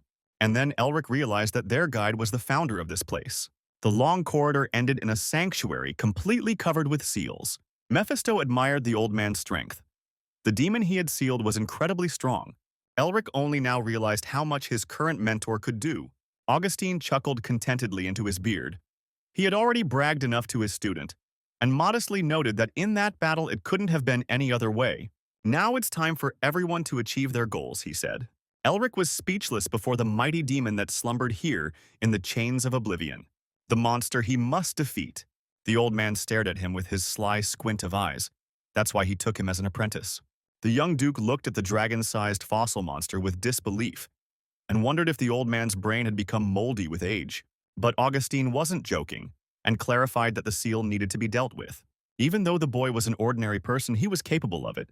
The old man smiled. Elric trembled with excitement and did not know how to respond to this. Augustine raised his hand and asked not to worry. He understood the boy's worries well. But the words hardly calmed Elric, because he could not know for sure what in this story was true and what was a lie. To convince him, the old man began to unwind the bandages on his hands, and now Gilton became worried. Each magician has his own technique known only to him, he said, and the inscriptions on his hands lit up again. The same applied to him. Because he possessed the hand of a dark elf, Augustine took off his monastic robe, and everyone saw his dark, as if charred hand. If the light elves lived in forests filled with sunlight and eternal spring, the dark ones hid in the cold darkness of the dungeons and worshipped demons. Because of their inclinations, they were soon exterminated. Transplantation was forbidden dark magic, especially if the organ belonged to a demon. Even Lord Narrister didn't know about this secret. Now that Augustine had revealed his weaknesses to him, he hoped for the boy's trust. The old man looked at him again with a sly squint. He himself recognized the guy's weakness when he was unconscious, even though he didn't want it. He knew about the ability to absorb and use demons, and this is what prompted him to kidnap the young duke. They had something to offer each other in this way, but the final decision was left to the guy, because everything that happened was simply the greed of an old man. The king of the beasts and his faithful tiger stared intently at the young duke. Elric thought, greed was one of the deadly sins. But is there anything bad in the desire to destroy the demon? The guy himself craved more power. After everything that had happened, the magician could no longer refuse his teacher, and politely greeted him as they do in the East. He spoke with complete sincerity, so that now there should not be a shadow of suspicion between them, as between a real teacher and student. The old man also smiled softly and accepted his new student. The guy realized that he just needed to absorb the demon, and asked if the monster had a name. The old man frowned his shaggy eyebrows. The demon was called by different names in different lands. The servants of the Chronicle of the Night themselves called him the cruel beast Hull. After some preparation, Elric set about the task. Even Mephisto recognized the power of this demon. The young duke approached the printed demon. Elric asked Mephi how to absorb this crocodile, and he snorted indignantly. Only recently the little man had spoken so confidently. The magician could not refuse someone who so persistently asked him for help, but now he wanted to know how demons absorb each other's seals. Mephisto snorted contemptuously again. For demons, it's like eating. You can't teach a person that. The ancestral magic pendant didn't work last time. It worked on the Yeti Queen because of the task. Then Elric himself used the spell in the language of the soul. Absorb, he ordered. Hull trembled and growled terribly, as if he was about to break his bonds and rush at them. A wave of dark, suffocating energy erupted from the demon. The wizard concentrated on what he had been doing for the last few days. He applied martial arts, harmonizing the various attributes of mana, linking it with the seal and speech of the soul. In an instant, Elric is in the middle of a jungle as humid and hot as a sauna. He looked around. Apart from dense vegetation, there was no other life to be seen, no animals or insects. He made his way through the thickets with anxiety, realizing that the reason for such deathly silence was the predator that lived here. And the further he walked, the more clearly he felt the monster's predatory gaze on himself. Elric stopped, expecting a blow, whether from above or below he did not know. But even with his inner eye, the wizard could not grasp where the demon was. Meanwhile, a huge mouth full of sharp stakes was already gaping above him. The magician stepped back, and then saw a huge shadow that blocked the last rays of the sun in this dark kingdom. The huge crocodile looked at him attentively with predatory eyes that blazed with fire, while the guy thought about how to fight this monster. But this could not be done because Elric did not know how to absorb the seal of this crocodile, and was looking for another way. Usually Melvingers fight first because they ask questions, the demon said, staring at the man. Elric became nervous. He was seen through too quickly. The demon also quickly discovered that he had the seal of Mephisto, the heart of a dragon, and the speech of the soul. The crocodile smacked his jaws contentedly. If an ordinary human had fallen into his clutches, he would have already become lunch. The shadow that filled the entire space growled ferociously. Its time had passed. He told Melvinger to continue to be insatiable. Striving for more to satisfy his greed and ambition, Elric became numb. And if he follows his advice, they will meet again. The seal on the wizard's hand was colored with a new pattern. And then the vision ended and he returned back to the temple. In addition to the two existing marks, a new one was emblazoned on his hand. Gilton and Augustine were as surprised by the boy's quick return as he was. Even Mephistopheles was surprised that the crocodile so easily gave up his name. But on the other hand, he had no choice. The demon had long since died and was maintaining itself in a sealed state, absorbing his chance for revival. Elric remembered the demon's words that they would meet again if he became stronger, It seemed that the crocodile wanted him to return the original power of this seal. Old Augustine suggested that the demon lost its status after it was defeated. Mephi snorted contemptuously again, since no one had asked the madman to interfere in the conversation. Elric thought about it. He didn't understand why the teacher himself started talking about this. The Seal of Rage, he said clearly to Elric. Hull was originally known as an evil spirit, a lesser demon that fears its own death, but is incredibly resilient. By receiving this seal, he would be able to sense danger, recognize the weaknesses of his opponents, and act accordingly. The old man called it the sense of evil. Tears flowed from Augustine's eyes like water on a dry stream. After so many years, the Night Chronicle received the Seal of Hull and a sense of evil. All the guy had to do was level up the seal and fight the king. All their efforts for 1,000 years were for this.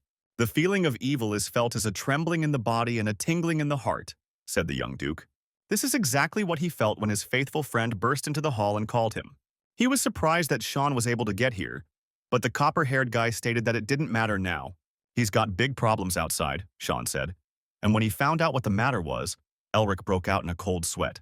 Tasha was sitting in her private office in the capital looking bored when a maid asked her to take a look. When she found out about her guest, she asked to detain her and not let her inside. A young girl with golden hair and a sweet face, carrying a heavy load in her hands, asked the courtiers if her younger brother, Elric Melvinger, was currently living here. The friends flew at full speed before the two disasters collided and razed the capital to the ground, both fully aware of the power of their sisters.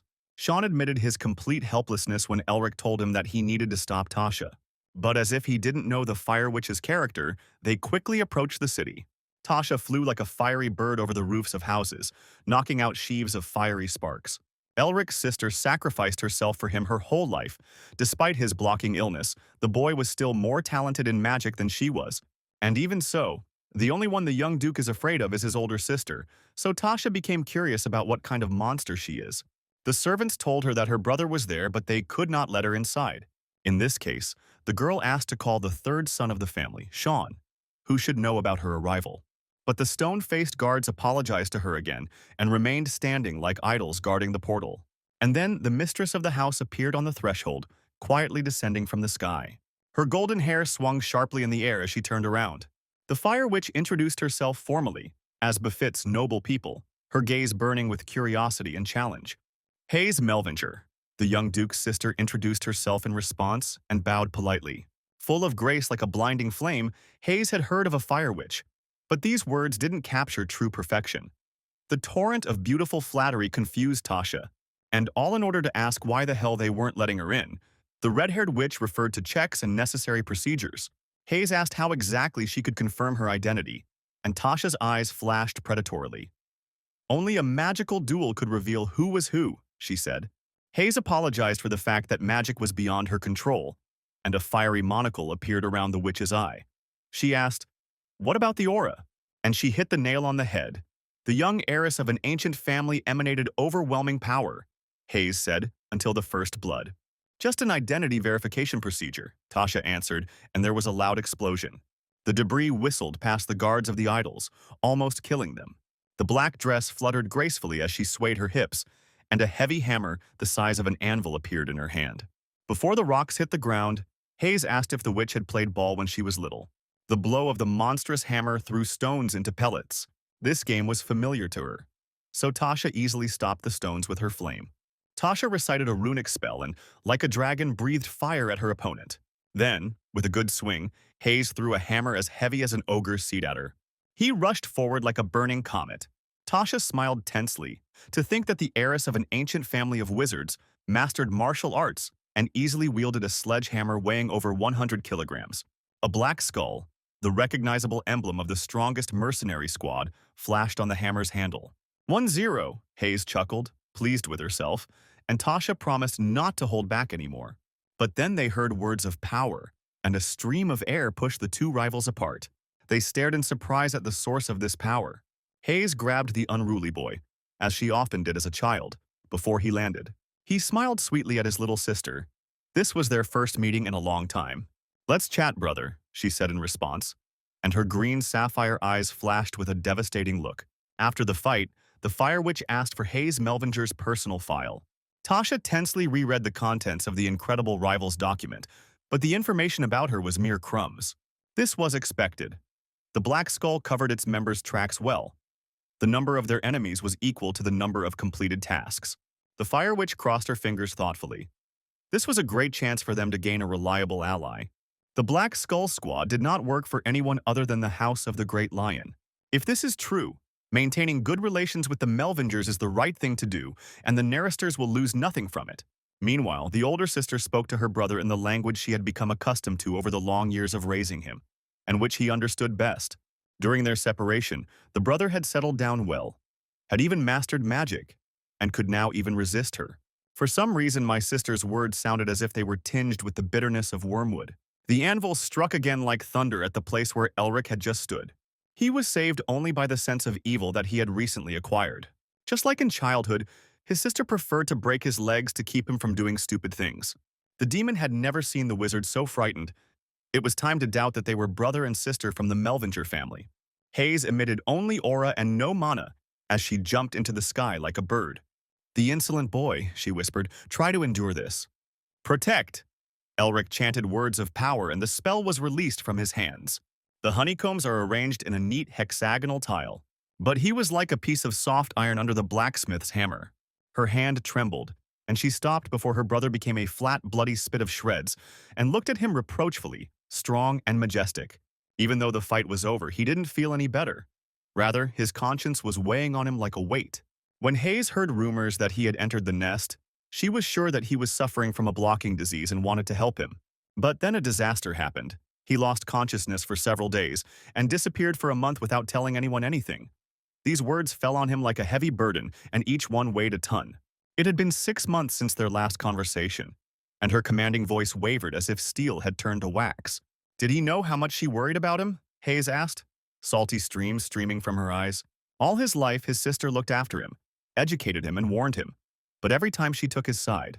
As a true tomboy, Elric couldn't stand this, but after his parents' death, they were the only ones left in the whole wide world. Then how could he afford to be a boy? Hayes had to grow up early and take on the burden of responsibility. But she doesn't need to be strong anymore. Now he has a way to revive the family. And all this time he has been carrying out special tasks, Elric said. He looked into the eyes of his strong sister that became lakes. One thought haunted him. If the demons returned, then their Melvinger family would not be able to remain on the sidelines out of respect for their ancestors. It would also be disrespectful to the mother and father who gave their lives in the last war.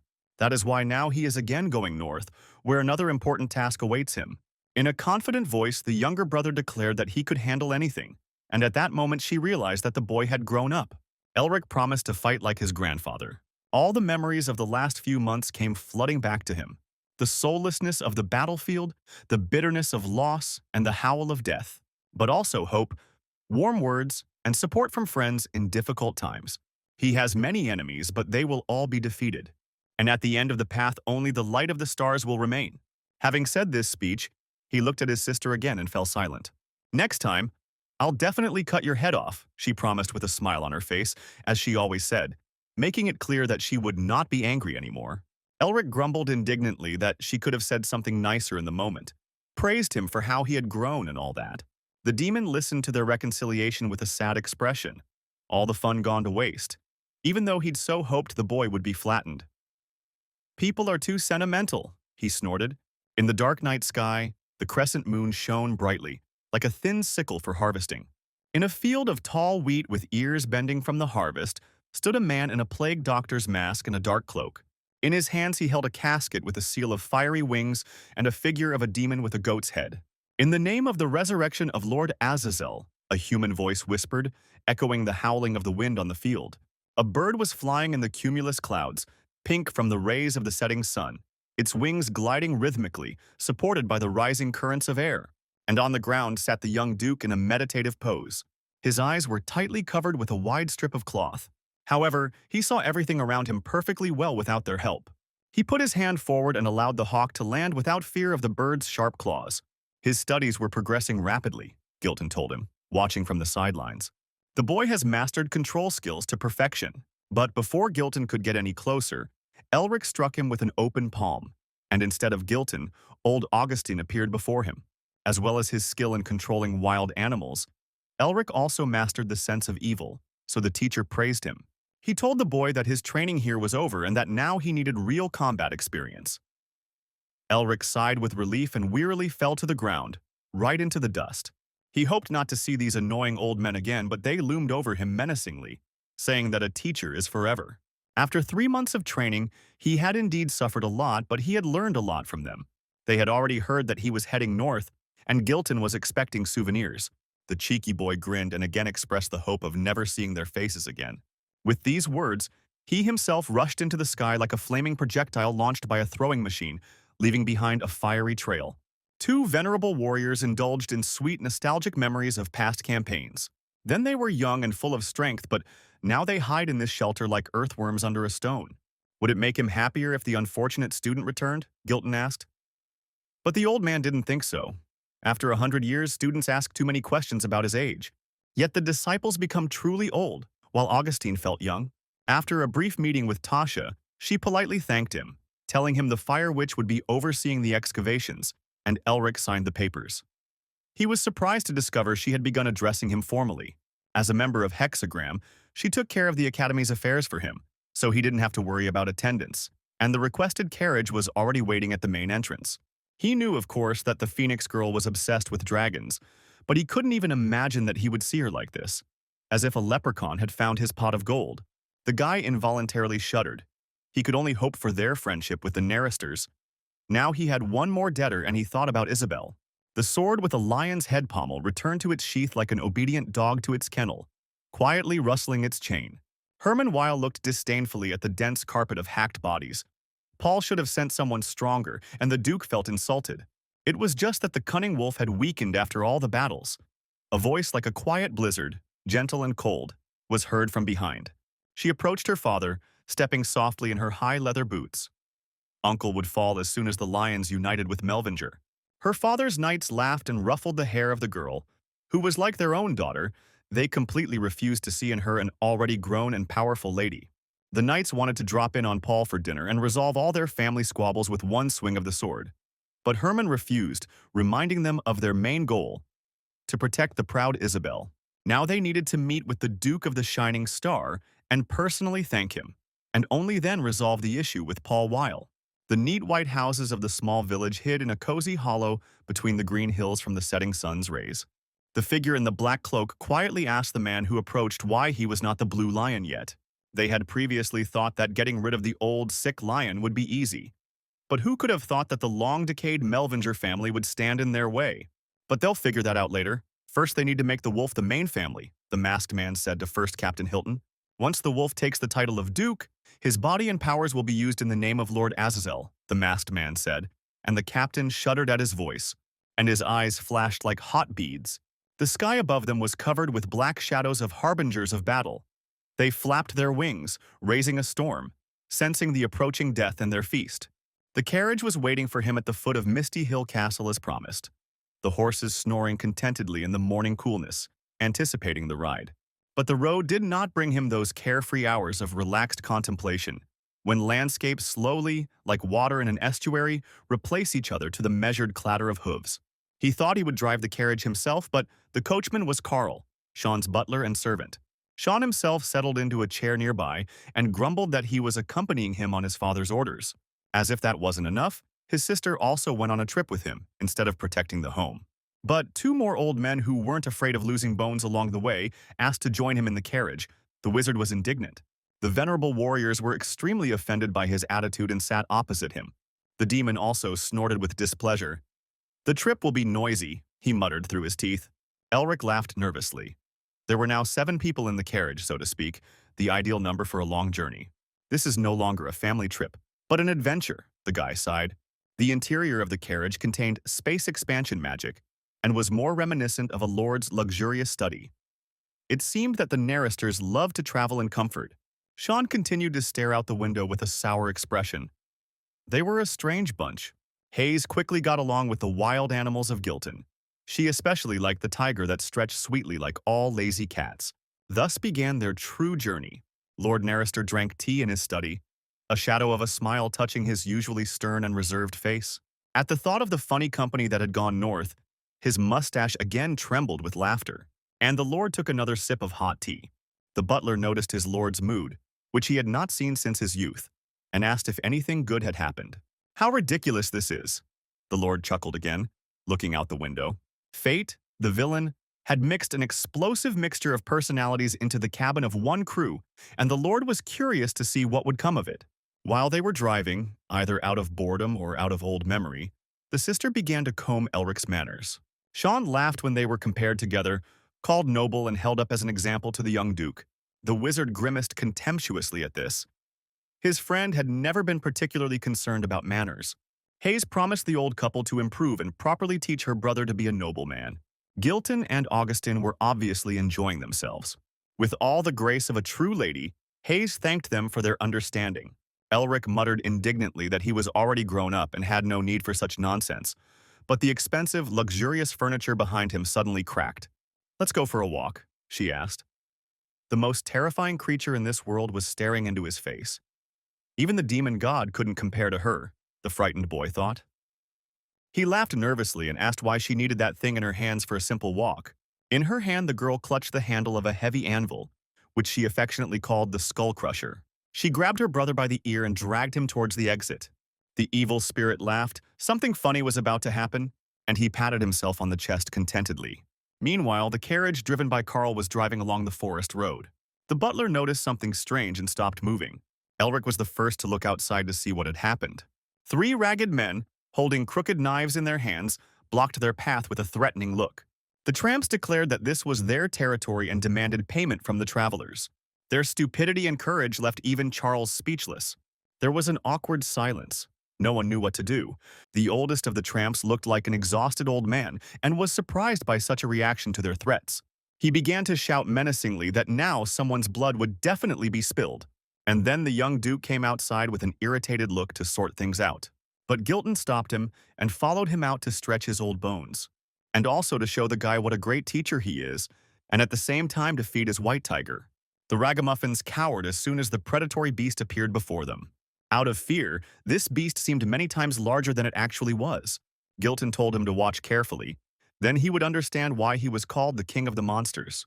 But Elric waved his hand and read words of power. A block of ice fell from above like a broken-off iceberg and sank deep into the soft earth. The vagabonds who thought to rob the unlucky travelers were horrified and trembled. Gilton and his hungry cat were left out, so they asked the guy why he had interfered. At first glance, the wizard realized that these were not bandits, but hungry residents of the surrounding villages. The vagabonds immediately fell on their faces to beg for mercy. Their families were truly starving, prompting people to desperate steps and crime. However, if they were defenseless, would these vagabonds listen to their pleas? Elric asked distantly. The criminals did not know what to say and looked down guiltily. The eldest of them, whom the others called the headman, hit his forehead on the ground again. He smashed his face until it bled and begged to spare the others, taking all the blame on himself. But his companions said that it was their fault too.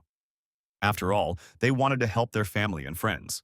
The young duke had no intention of holding public executions and hanging criminals on posts along the road, as was customary in their time, and decided to simply test their words. When they entered the village, they saw its inhabitants sitting weakly on the street and basking in the sun, although the village itself was not in disrepair.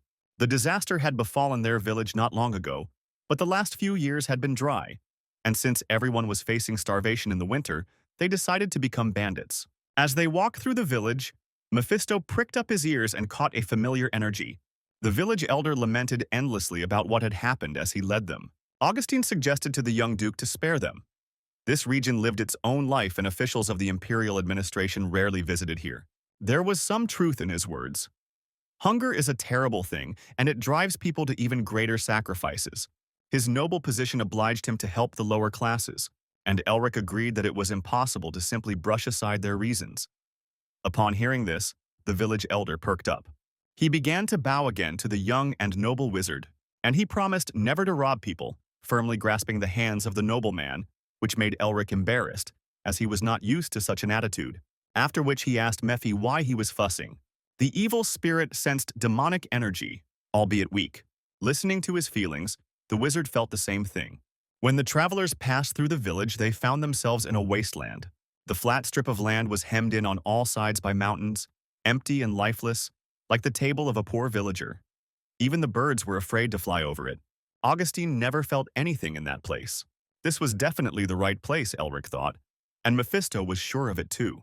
The demon still demanded a reward in the form of a potion for his help, and the wizard grimaced contemptuously. What else could he expect from this fiend of hell? First, they needed to go deeper, and the magician asked everyone to step back, but power was already flowing from his hands. Pierce, he read the spell. A giant ice stake plunged into the ground and it cracked like frozen caramel. The village elder was amazed by such monstrous power, which he had never seen before, and the wizard rushed towards the hole he had made. In one fell swoop, he descended from the mountains like a gust of wind, and at the sight of the break, I discovered the lid of a small bound chest. Augustine slid deftly down the mountain, despite his advanced age, to look at the find. As soon as they opened the chest, a sinister liquid, sticky as mud, burst out of it. Without a doubt, this was the work of demons. When the darkness cleared, they saw in the chest a figurine of a deity with a goat's head. Mephisto frowned. He recognized this thing. Or rather, he knew who was behind it. The demon god had 4 great descendants. Mephistopheles personified original sin, Satan the Apocalypse. Lilith is the sin of rebellion. And lastly, the tyrant who possessed the most impressive army of demons, the demon of madness, Azazel. He had a special passion for people, and during his invasion he destroyed hundreds of villages and towns. His totem in the hands of a wizard would be created for human sacrifice, clearly the work of Azazel's followers, Elric said. The demon was surprised that the boy knew about his brother, but he brushed it off, saying that he had simply read about it in a book. What was more important was that someone was trying to perform a ritual after which all the villagers would be sacrificed. Then everything fell into place, and this was the reason for the state of the village in which they found themselves. Elric grimaced again in disgust. There is no greater abomination than demons hiding among people. And while he was thinking about what to do with the chest and the figurine, Augustine intervened and suggested giving it to the authorities. Mephistopheles immediately winced like a dried-out eggplant. He wanted the boy to absorb this power and give it to him. To his horror, despite his promise, the wizard agreed with the damned old man. But what could he do? Elric asked. If he absorbed the power, the authorities would not know anything. And then he offered a deal of power in exchange for the secret of his seal. Of course, the demon could not be taken in by such impudent cunning. Having dashed all the devilish hopes, Augustine gave the chest to Sean. Then Mephistopheles begged he would agree to anything except the seal. But then the demon Hul, whose seal he had recently received on his hand, came into play. Before Elric could do anything, the evil spirit broke free from his hand and rushed towards the chest. He gobbled it up faster than a child eats sweets stolen from the table so that adults don't take them away. The old teacher and faithful friend froze in surprise and demanded an explanation. The magician thoughtfully ran his hand through his unruly hair. He had been taken for a simpleton, and the evidence he had found had disappeared. Mephistopheles was furious because something he already considered rightfully his had been stolen from under his nose. Elric guessed that it was because of one totem that the entire village had become like this. The cultists gathered in a dark cave near the statue of Azazel. Inside, despite the fact that it was a dungeon, it was stuffy from the smoke of wax candles. One of the figures in a dark cloak bowed to the ground, while the others stood silently. When he raised his head, it was as if lightning had struck him and he shuddered. Some heretics had dared to disturb their ritual, he told the others. A worried murmur ran through the ranks of the cultists. Like all sectarians, they were afraid that their plans had been discovered and everyone would be sent to sunbathe in the capital square. But the chief cultist asked the deity to be merciful to them and promised to punish the heretics. And then they began to chant in chorus that they would resurrect their master. The echo loudly reflected their cries, so that the sectarians thought that there were more of them than there actually were. The head of the sect once again praised himself for the successful choice of place to deceive superstitious fools, and told him to meet with Kaya for the resurrection ritual, and his eyes flashed ominously. Meanwhile, the hero of Lacenta and his retinue stood at the dam, which was filling with water again. Once there were a lot of fish in it, now they could release the fry again. Elric was surprised that no one noticed the demon's antics. The water will allow the farmers to irrigate their fields and harvest crops again. So despite the hunger and exhaustion, smiles will appear on their faces. Unfortunately, not all of the weakest old people and children survived this ordeal. Augustine patted the boy consolingly on the shoulder. They handed over all the evidence they found to the authorities. Now they will investigate and will definitely punish the governor of this province for negligence. He himself would be glad to shake off the old days and sort everything out. But now this is the Empire's business. The young wizard thought again. Now, under the Bureau's supervision, The cultists would definitely not be able to act openly, and he had to find a flower garden.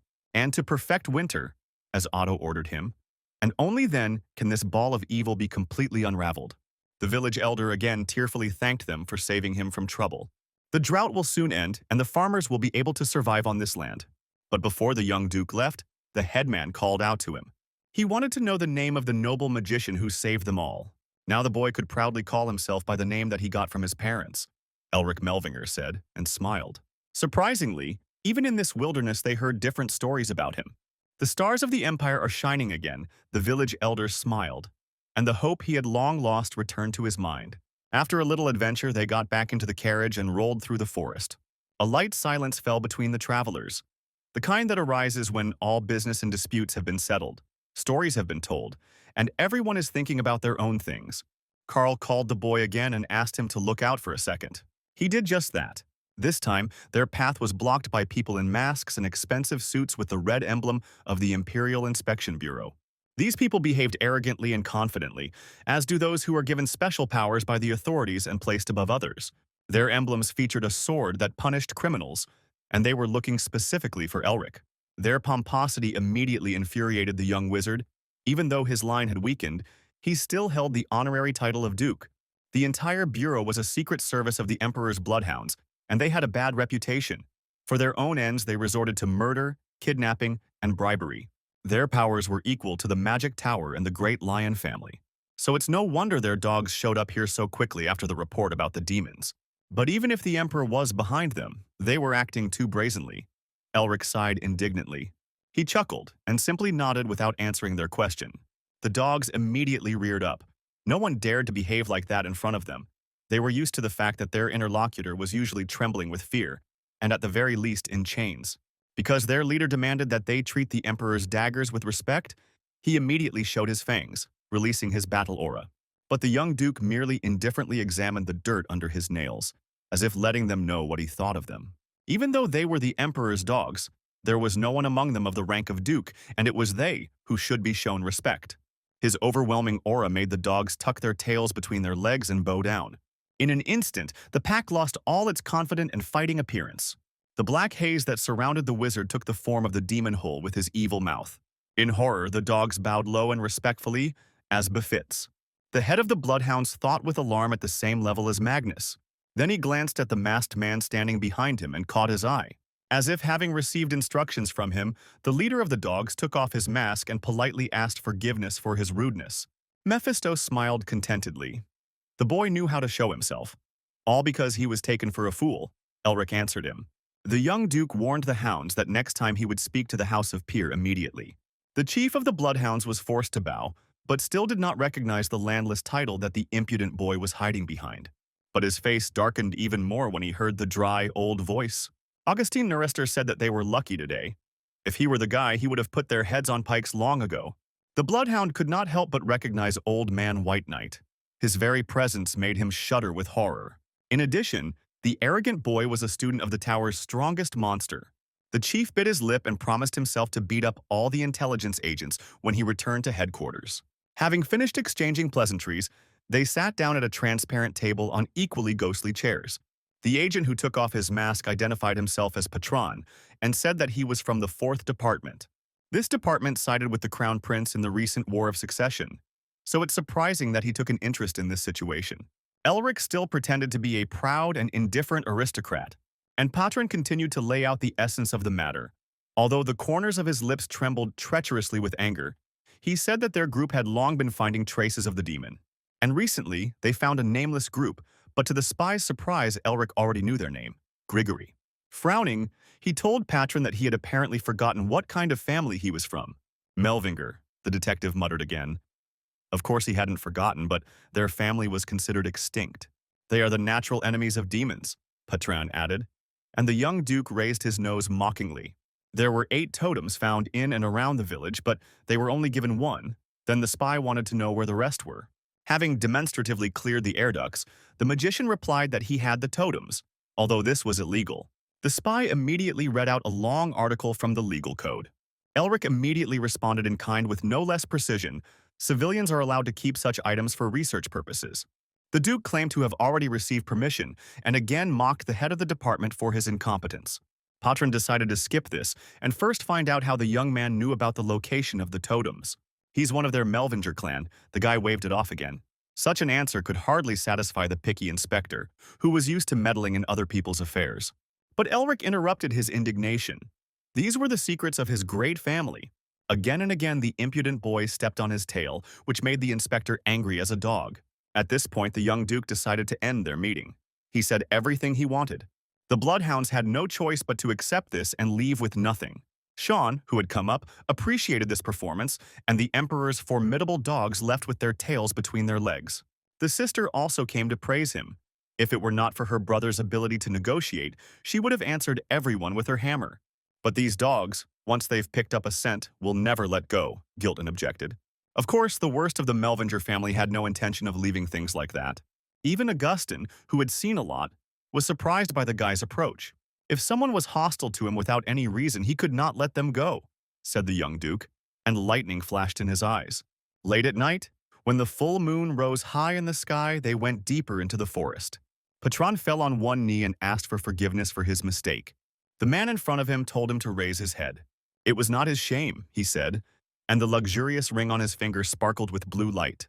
The disguise fell away, and the true form of his master and crown prince appeared before Patron.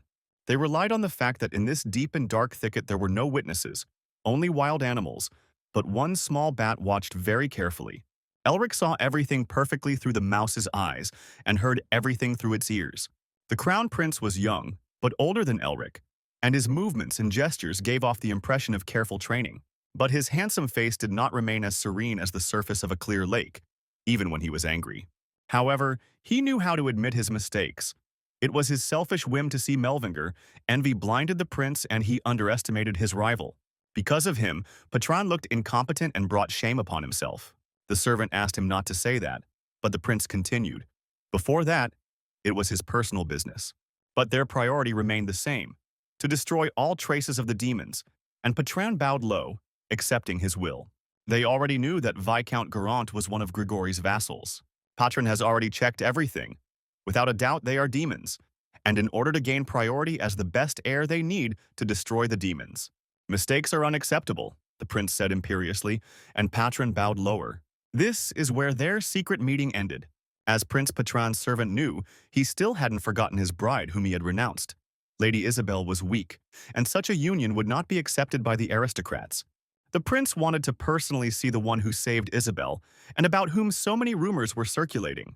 This meeting was supposed to cool the prince's torment, but they were unable to put pressure on him and ended up disgracing themselves. Even though she is a former fiancé, she is the chosen one of the crown prince who will become the son of the empire. This means that anyone who interferes with him or casts a shadow with their presence must be eliminated. This is what the faithful dog Patron was now thinking about. And he didn't notice at all the little gray bat that had clung to a branch with its claws and was habitually observing the upside-down world. Afterwards, the head of the quarter department addressed his people with a proclamation. They were in the territory of demons that needed to be eradicated. Viscount Garrett's lands were engulfed in flames, and his castle itself was drowning in acrid, coal-black smoke. At the top of the hill stood a trio of people in the suits of the Bureau's quarterly department. They began their operation and rushed into the very thick of the fire. By following the prince's dogs, Elric learned much more than he expected. The identity of the prince who had appeared here did not worry him as much as the information about the demon's lair. While the Viscount's family and the Bloodhounds are shedding each other's blood, Elric will simply walk in and rob the burning house. They would collect all the cream and disappear. That was the young wizard's plan. And the old men must cover their retreat. With these thoughts, Elric took out his mask. It's time to feed the demon. Mephistopheles grinned, and their small squad entered the castle grounds. The city was in utter hell. The fire raged like a drunk on a Friday night. The walls cracked from its heat. The Trinity ran as fast as they could towards the Viscount's house, past people who were fleeing the fire in terror. Elric had already seen such a picture when in Lacenta the fire almost devastated the entire city. The people inside the fortress walls were like mice in a trap. Sean understood his friend with just one glance. They changed direction towards the fortress walls. "Let's make a small passage," Elric shouted to them. The air rang with cold in which ice arrows appeared. Their stream crashed onto the castle walls like a storm wave, and the fragile stone crumbled. When the walls fell, All the defenders heard the roar and perked up. Elric readied his second volley and told Sean to watch carefully. This time, a rain of arrows fell from above on the castle's defenders. But the sharp needles did not kill the people behind the walls. They turned into demons with sharp claws and wings because they no longer needed to hide. This was the truth, the true nature of the cultists. Two old men will keep an eye on the rear so he can go wild, the magician shouted to Sean when the demons rushed at them. Sean rushed towards these eternal enemies of humanity. Two gusts of wind, sharp as sabers, burst from his hands. They cut through the lower demons without any problems, but their numbers increased exponentially. And then Hayes stepped in. She and her hammer didn't care who their opponent was. The anvil took out one fallen demon skull at a time, while Sean cut down those who tried to attack from the air. Hayes' power was astounding, and Sean had a hard time getting used to it even after everything he had seen. He wondered where such a fragile-looking girl got so much strength from. With a graceful sway of her hips, she asked her brother to go ahead and leave the little ones to her. Elric did so without thinking. Meanwhile, the demons carefully removed the totem so carefully guarded in the steel safe. Despite the haste, they worked carefully, afraid of ruining everything. All their hopes were that the Bureau's bloodhounds wouldn't find the place so quickly. During this time, the fallen cultists will have time to carry out the totems through the secret passage. But then they heard a suspicious groan, the kind a rock in the mountains makes when the water freezes in its crevices. The vault couldn't withstand it and collapsed right on the demon's head. And on a pile of rubble stood a man in a bureau suit. He had simply made a straight path to his goal, bypassing the castle's tangled corridors. The demons were horrified that they were found so quickly. Well, the whole buffet smiled contentedly under Elric's mask. Meanwhile, a fire was discovered, destroying the city. A terrible fire tornado arose, howling and sucking in the hot air. The Viscount became furious when he was informed that the bloodhounds had already found the basement. His servant asked him to leave immediately before it was too late. Gareth felt a sticky fear wash over him. They had struck him too quickly. Perhaps there is a traitor spy among them, he thought, not noticing the flash of flame outside the window. An explosion rocked his tower, destroying the entire office. Only the fact that the Viscount was a demon saved him from the invading bureau agents. All this time he ran and hid from them, so the bloodhounds cheerfully grabbed their swords. Patron not only sent him a spy but also plundered the dungeon. The Viscount hissed angrily through his teeth. But the head of the 4th Department knew nothing about this. Then the Viscount flared up with dark anger and decided to force his enemy to talk. But Patron only gripped his sword tighter in his hands and pronounced the death sentence on the demon worshipper. The two opponents jumped towards each other at the same time. The explosion from their strikes almost tore off the roof of the entire tower and caused it to collapse. The echo of this explosion reached Hayes and Sean, who had already finished dealing with the small fry. And at first it seemed to them that he himself had arranged something. They could still hear the sounds of his voice. Using a blinding spell, Elric ran out of the castle walls. He shouted to them that the time had come. Sean thought his friend must be joking. But Hayes understood her brother's idea and spun her anvil above herself as if it weighed like a feather. And then she threw it at the castle's supporting columns. The hammer pierced them and the massive building shook under its own weight. The demons scurried away in terror like mice. Now their job was done. The team rushed towards Augustine and Gilton. They were waiting at the breach in the wall, also dressed in the uniforms of the 4th Department, holding the carriage ready. Augustine grumbled discontentedly about becoming his student's errand boy, but Gilton quickly reminded him that he himself had wanted to ridicule the 4th section. When they entered the carriage, the teacher asked what next. They had already saved all the residents. "Let's just go," Elric said, and behind him hell opened its gates wide. In the morning, agents from the Bureau's 4th Department scoured the ashes that remained of the castle. The Viscount fled, and Patron was furious. He was left with bare ruins. The shake was still warm and the stones were giving off heat. Having cleared away the rubble, his people discovered the dungeon the demon had spoken of. Initially, they wanted to obtain evidence from the demons for the crown prince. This will increase his chances of taking the throne, and then Paran's career will skyrocket. There was also the option of finding false evidence and accusing Elric Melvinger of having ties to demons. Kill two birds with one stone, the crown prince's dog grinned, but his rosy dreams were interrupted by a call from a subordinate. When they unlocked the heavy steel safe, which had easily survived the fire and the collapse of the house, they found it empty. Patron first thought that the demons had managed to take everything away. But then the demon Kaya would not have accused them of robbery. And then Patron put two and two together. Someone else was involved in this matter. Now everything became clear to him. This only strengthened his suspicions that there was a demon spy in the ranks of the Bureau. Elric chuckled contentedly after yawning. He was happy after last night. The mere thought that his prank had succeeded and that the Bureau would come up with all sorts of things sent the wizard into raptures. Augustine also chuckled contentedly. The scoundrels got involved with the wrong person, he praised his student. But the evil spirit above his head still snorted with displeasure. Even though the wizard allowed him to absorb demonic energy, Mifi displayed astonishing pettiness for a great lord. Elric said it would be easier if he told the demon about his seal, but the demon only gnashed his teeth harder in his ear. Then they took several totems out of the safe at once. The magician held them like boxes of cookies. He picked the pockets of every demon he had frozen. Looking at such a spoil, Mephisto declared that if he was deceived this time, there would be no more deals. Elric agreed, and all the findings hung in the air before him. And then he absorbed the demonic power from those things. Mephistopheles was in seventh heaven, either from the long hunger and imprisonment, or from the fact that he was absorbing Azazel's power. But to his horror, the food quickly ran out. Elric did not forget to keep its level equal to his own, so that the demon would not take possession of him by accident. He again offered to tell about the seal of original sin and promised to give the remaining power. This scoundrel is worse than any devil, thought Mephistopheles. And now he smoked with the soot of anger like a damp candle over the ear of the young magician. Understanding the seal is not easy. You need to know the demon's true name, and he himself will not tell you. He could also have gotten a simpler seal of the same type as the original sin. But the problem is that Mephisto doesn't know those below him in the demon hierarchy. Elric was jolted from his thoughts by the familiar, foul smell of demonic power that hit his nostrils. It was coming from somewhere outside through the window. Their carriage was still on its way through the forest wilderness when a demon came out onto the road. "Damned thieves!" wheezed the wounded Viscount Garrett, emitting anger from his whole body. He rushed through the forest like a wild animal scenting prey. The eyes turned into furious coals, and the mouth full of long and sharp fangs was distorted into a predatory grin. Thieves stole his relics, but they emitted a special smell that only a demon could detect. There was also a demonic scent mark carved on his shoulder. He needed to strengthen it by absorbing one of the totems, and then he would tear the insolent fellows to shreds, thought the fallen Viscount. Augustine noticed the presence of the demon and was amazed that they had become bolder and were now even peeking out during the day.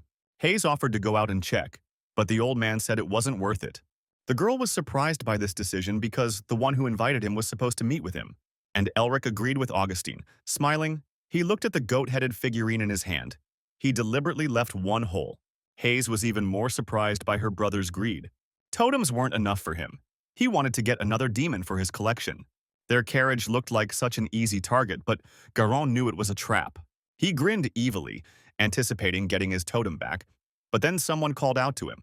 Elric left the carriage and approached the fallen Viscount with the demon figurine in his hands. The Viscount bristled. He was still badly wounded from the previous night and did not know who was in front of him. Then the young wizard took off his mask and smiled affably. The Viscount saw the hastily made mask and realized that he had been tricked, which made him so furious that he forgot about his weakness. He lunged with his claws at the impudent boy in front of him. Mephisto chuckled. Even though Gareth had lost his arm, he still possessed a powerful demon seal. He rushed forward like a wild forest puma, dexterously and quickly. Elric narrowly avoided his death by a hair. He just wanted to test how much stronger he had become. Razor-sharp claws flashed again in the forest twilight, but the wizard easily dodged. He landed softly away from the demon. "All demons will fall," Elric said and showed his strength. Magic flowed in golden veins and he gathered the spell into a tight bundle. A crown of golden and sharp crystals formed above it. The wizard said pierce, and the crystals turned sharp edges towards the target. The demon began to smash them with his claws in a furious manner. Such a pitiful force could not stop him, after which he again rushed towards the worthless magician, mocking him. This time the demon punched with all his strength. But unexpectedly for him, the wizard responded in kind. The bones cracked like snow in the cold when their fists collided. The explosion of the blow scattered sharp fragments that flew like shot into the forest. The demon recoiled, unable to withstand the oncoming pressure, and had to use his claws to slow down to keep from flying further. The magician in front of him waited for the dust and smoke to settle a little. His very appearance made the demon anxious, but Elric himself felt that he was playing with death. After the blow, a purple liquid, sticky like tree resin, remained on his hand. The poison of demonic energy was quickly absorbed through the pores of the skin and entered the blood. To stop the spread of the poison, the mage froze his hand, but from now on he needs to be more careful to avoid getting infected again. The fallen Viscount noticed this and grinned, confident in his abilities. He prepared to attack the strange stranger again. The demon flapped his wings vigorously and sent a poisonous mist towards the magician. The fog was thick, as if someone had thrown fresh leaves on a fire, and it smelled like a fishmonger's gutter. Now the poison was seeping into Elric's defenseless body, and very quickly, and he could not freeze the wind to stop the spread. But there was one thing he could do. The wizard spread his arms and covered the ground around him with ice. And then he created his own stream, cold as an icy blizzard, and directed it at the demon. Now the poison was returning to its owner, strengthened by the icy flow. The Viscount simply waved away the stream, confident that he would not harm himself. But when he looked ahead again, he did not see the impudent little man there. And at that very moment he felt an ominous presence behind him, which could not have come from an ordinary person.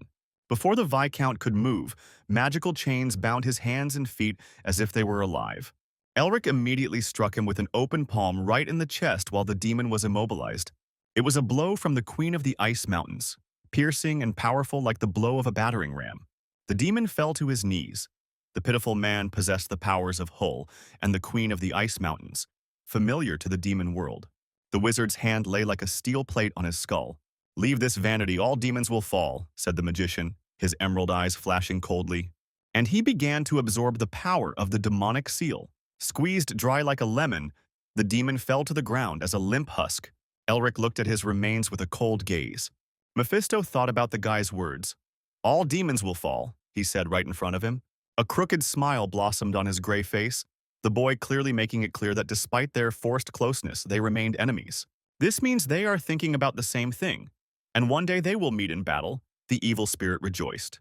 For a moment, the young wizard simply stared at the body at his feet, his heart still churning in his chest from the battle. And then the delayed pain caught up with him, and Elric himself fell to his knees, clutching his chest. Hayes and the old teacher saw this and ran to him. Too much poison had entered the boy's body. Augustine cast healing magic and warmth spread down Elric's back. The healing flames gently enveloped his body and he felt relieved enough to stand up. This demon was strong, Elric told them, and coughed up black mucus. They were always like this. This one has also weakened, Augustine answered. The demon lay with a glassy gaze. If he hadn't been wounded in the last battle, Elric would have lost to him, the teacher said. The arrogant boy immediately declared that he would have won in any case. And the 1,000-year-old man could not find anything to say about such self-confidence. The demon would definitely have been defeated. They would not have let the boy be harmed no matter what state he was in. Such vanity would certainly lead him to the grave. Augustine shamed the impudent man and reminded him that he needed to restrain himself. Elric snorted. The teacher should have accepted to say these words with a different expression. Even after what happened, the ancient old man was proud of his student. Among the ruins of Garanta Castle, the 4th section continued its search. They had been searching here for several days on Paran's orders, but to their disappointment they had found nothing. But his disgruntled grumbling was interrupted by a blow to the chest, the attacker's hand piercing him like a piece of cheese.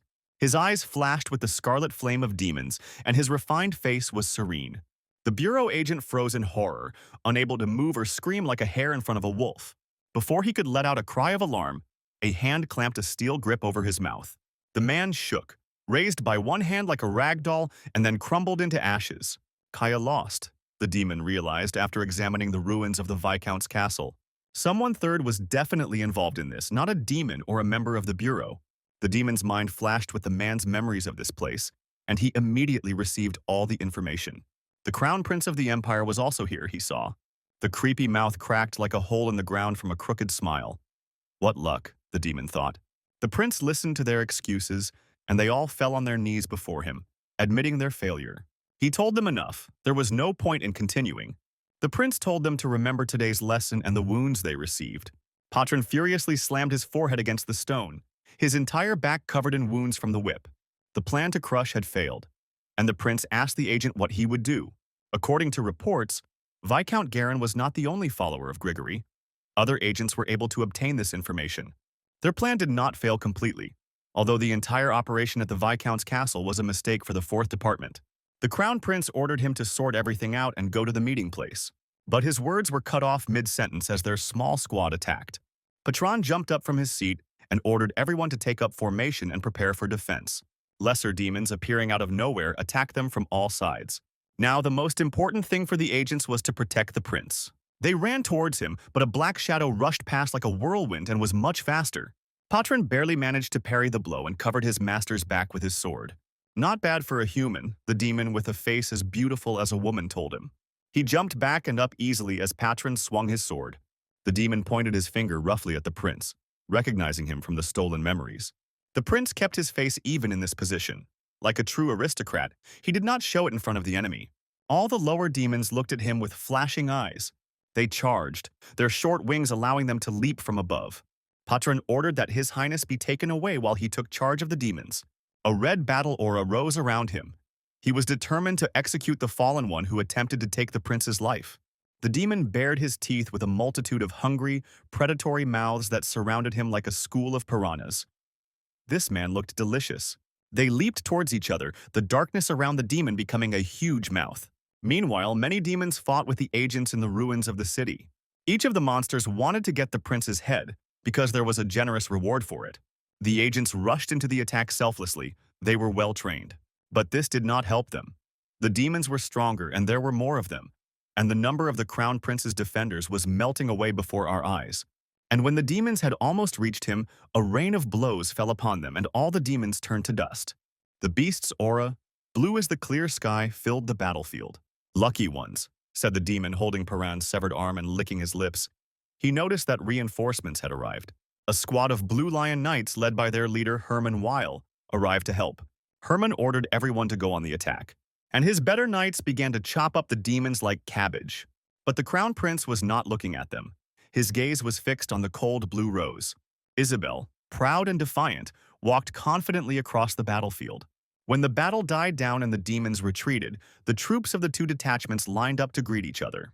Unfortunately, the leader of the attackers was able to escape despite being wounded. Patron was still reporting to the prince. He thanked him reservedly for his service. He almost died, but could not show weakness. Herman greeted the heir politely, defending his duty as duke, but he asked them to let him go since the prince was guarded by agents. Despite the danger of a repeat attack, the prince released the knight, but he wanted to know where he was heading. Herman easily answered that he was looking for Elric Melvinger. He had no idea what a storm of feelings the young prince was hiding behind his indifferent face. The sting of jealousy again pierced the heir's ribs painfully when he saw the light, like the morning dawn, blush on the face of his former chosen one. Unable to contain himself any longer, he let go of the duke and his daughter. Once again, that damned Melvinger was on his throat. Meanwhile, the carriage traveled north without stopping until it reached areas covered in snow for most of the year. The frosty air stung Elric's face, but he was glad to be back in a place where winter reigned. They rode until a great wall appeared in their path. It was even larger than the magician had imagined. The flower temple was located somewhere behind this impregnable barrier. 4 guards stood in front of the heavy gates. Carl told them that they wished to cross the border, but the guard did not move from his place and did not run to the gate. He told them that it was impossible. Elric jumped off the carriage and asked what had happened behind the wall since the passage was closed. The guard told him that the monsters had gone into a mad rage and had become too dangerous, and now the entire border guard is on alert. Despite the height and massiveness of the fortress walls, Elric himself had already sensed the energy there. This only made him even more eager to get there, the guy chuckled. He asked Carl to get a pass. Carl did so and took a scroll secured with a seal from his pocket. The guard opened the document with disbelief and began to study it. But then he almost lost his jaw in the snow, as 2 great clans were traveling together. That's why his tone immediately changed to a softer one, and the guard obligingly wagged his tail. In case of danger, the guard asked them to go to the highest tower, because it will be easier for them to find their bodies, said the guard. And Elric winced at the change in his voice. A huge worm with a cross-shaped mouth burst out of the ground. Elric watched as his long, snake-like body wriggled in coils. And then the monster straightened up like a heated spring and attacked the magician. The young duke did not avoid this blow and gathered his strength. And he jumped to the side only at the very last moment, when the worm's carcass was pierced by a glacier that fell from above. But the worms didn't end there. Many more of these creatures lived in the sands under the wall. One of them suddenly jumped out from behind Elric with its mouth open. Elric jumped up easily like a bird's feather. After the last fight with the demon, he realized that he could not fight at full strength. Even if he were to acquire a large number of seals, his mana would become a limiting factor. Before the worm's mouth slammed shut, Elric stabbed its carcass with ice stakes. The worm fell to the ground, oozing stinking entrails. When he landed, he thought that he wanted to create a new type of magic that would belong only to him. After which he will become so strong that no one will dare to even look at him. Domination is his goal. A voice behind him asked everything. Sean was not used to such cold and was shivering even under his warm robe and heating spell. This place should be as hot as a desert. But the anomalies the guard spoke of even affected the weather. Lands covered with black snow. That's what they called this desert. They were covered in poison and were inhabited by such terrible monsters that the Empire abandoned attempts to conquer the territory. Sean asked his friend if it was true that there could be a flower temple in such a place. Legends described the temple as a peaceful garden where humans and flower gods lived together. But the reality was too different, Sean noted. Elric waved it off. The garden really did exist. He had seen records of it in his family's manuscripts and the Imperial Library. To find the place where it is located, it was first necessary to find the beastmen who guard it. Old Augustin objected that people had long been at odds with the tribe, but the young duke was confident in himself. So the teacher could only mutter under his breath. He would have been calmer if he had known what the boy was up to, but since he was silent, he would have to wait. But for now, he himself did not know how to find the secretive tribe in these unknown lands. Hayes asked if they had maps or signs, but Elric, being a true adventurer, didn't even take a compass. Mephisto noticed the ice crystal shining and called out to the boy. And then Elric, surprised, took out from his inside pocket the egg that Otto had given him. It magically jumped out of his palm and leaped upward. A bright and soft light emanated from a small crystal. It showed the way. Elric immediately understood. He perked up now that they knew where to go in these vast lands. Without thinking twice, their friendly squad set off on their journey again. Elric was sitting astride the carriage, showing them the way, when he asked Carl to stop. The crystal stopped shining as soon as they entered the forest, so it was worth examining the surroundings, the wizard said. The whole company moved into the thicket where the horses would not pass, Sean lighting their way with a spell. He was the first to become indignant when they entered this impenetrable wilderness, in which it seemed there was nothing but prickly spruce and thick pine trees. Gilton also found nothing after looking around with the eyes of his eagle familiar. Elric looked at the egg thoughtfully, as if expecting more answers. But there was no answer, so he suggested abandoning the search. But at the very moment he did this, a loud cry came from the forest. The friends looked at each other, wondering what to do, and without saying a word they rushed in that direction. As they ran through the forest, the trees lashed their branches in their faces, but no one slowed down. They stopped when they noticed someone's presence. The Beastman girl was surrounded by some monsters. She was sitting on her knees in torn clothes and saying goodbye to life. "Cat girl," Mephisto grinned, recognizing her appearance. The creepy monster growled loudly, apparently having decided to be the first to feast on the prey. His companions tried to prevent this, and together they rushed towards the unfortunate woman. She curled up into a ball and screamed for someone to save her. And at that moment when she thought that everything was already over, a blue flash touched her face. The monsters were frozen in the ice as if time had stopped for them. Their evil mouths could be seen through the transparent thickness of the ice. The wizard emerged from hiding and snapped his fingers, and then they scattered like a nightmare. "Are you okay?" the surprised girl heard, and the young man who saved her smiled welcomingly. Elric offered to heal her if she was hurt. He tried his best to act natural, but Mephi still laughed at his acting skills. He came closer to the beast woman girl, who was trembling with fear, to help her stand up. But her cat-like pupils narrowed as if about to jump. She recoiled from his hand as if the savior were a leper, and refused the man's help, a contemptuous grimace appearing on her face. Two warriors of the tribe jumped onto the branch of a nearby tree with bows in their hands, and then everyone who was in the clearing was surrounded by armed beastmen. The cat, who had just been in trouble, was now threatening the pathetic humans with violence if they did not surrender. The warriors in the tree had already pulled the ringing bowstrings on their strong bows. Sean estimated that there were 2 archers. Hayes also looked at Elric as if waiting for his command. They would easily deal with these natives. But the brother put on a sincere smile and announced his voluntary surrender. This discouraged his entire squad. The guy always had his own mind, so they could only breathe a sigh of relief and accept his decision. Even Mephi did not expect such treachery from the boy and was impatiently waiting to see what he had planned. When they spotted the damsel in distress, Elric immediately realized it was an obvious bait. With his inner vision, he saw the warriors hiding at a distance. But I still decided to play along with them, because it was the easiest way to find their lair. Anthropomorphos, a city hidden in the distant wilderness, was the heart of their kingdom and the only major city. But it was done with taste and in the style of human cities as if imitating them. The carriage of prisoners slowly entered the city. The beastmen warriors walked in a tight formation, surrounding their transport so that the horses would not break into a run. Meanwhile, the travelers sat inside, chained. Mephi asked the guy if it was worth it, and Elric called him a fool with a rather sly grin. "To succeed, you have to lie," said the wizard. And the demon still couldn't believe that the beastmen believed in his game. The cage with the prisoner was met with angry cries from the beastmen, the crowd calling for them to be killed on the spot. Elric shuddered. He knew their relationship hadn't been the best, but he'd never imagined it to be this bad. But it wasn't surprising after all.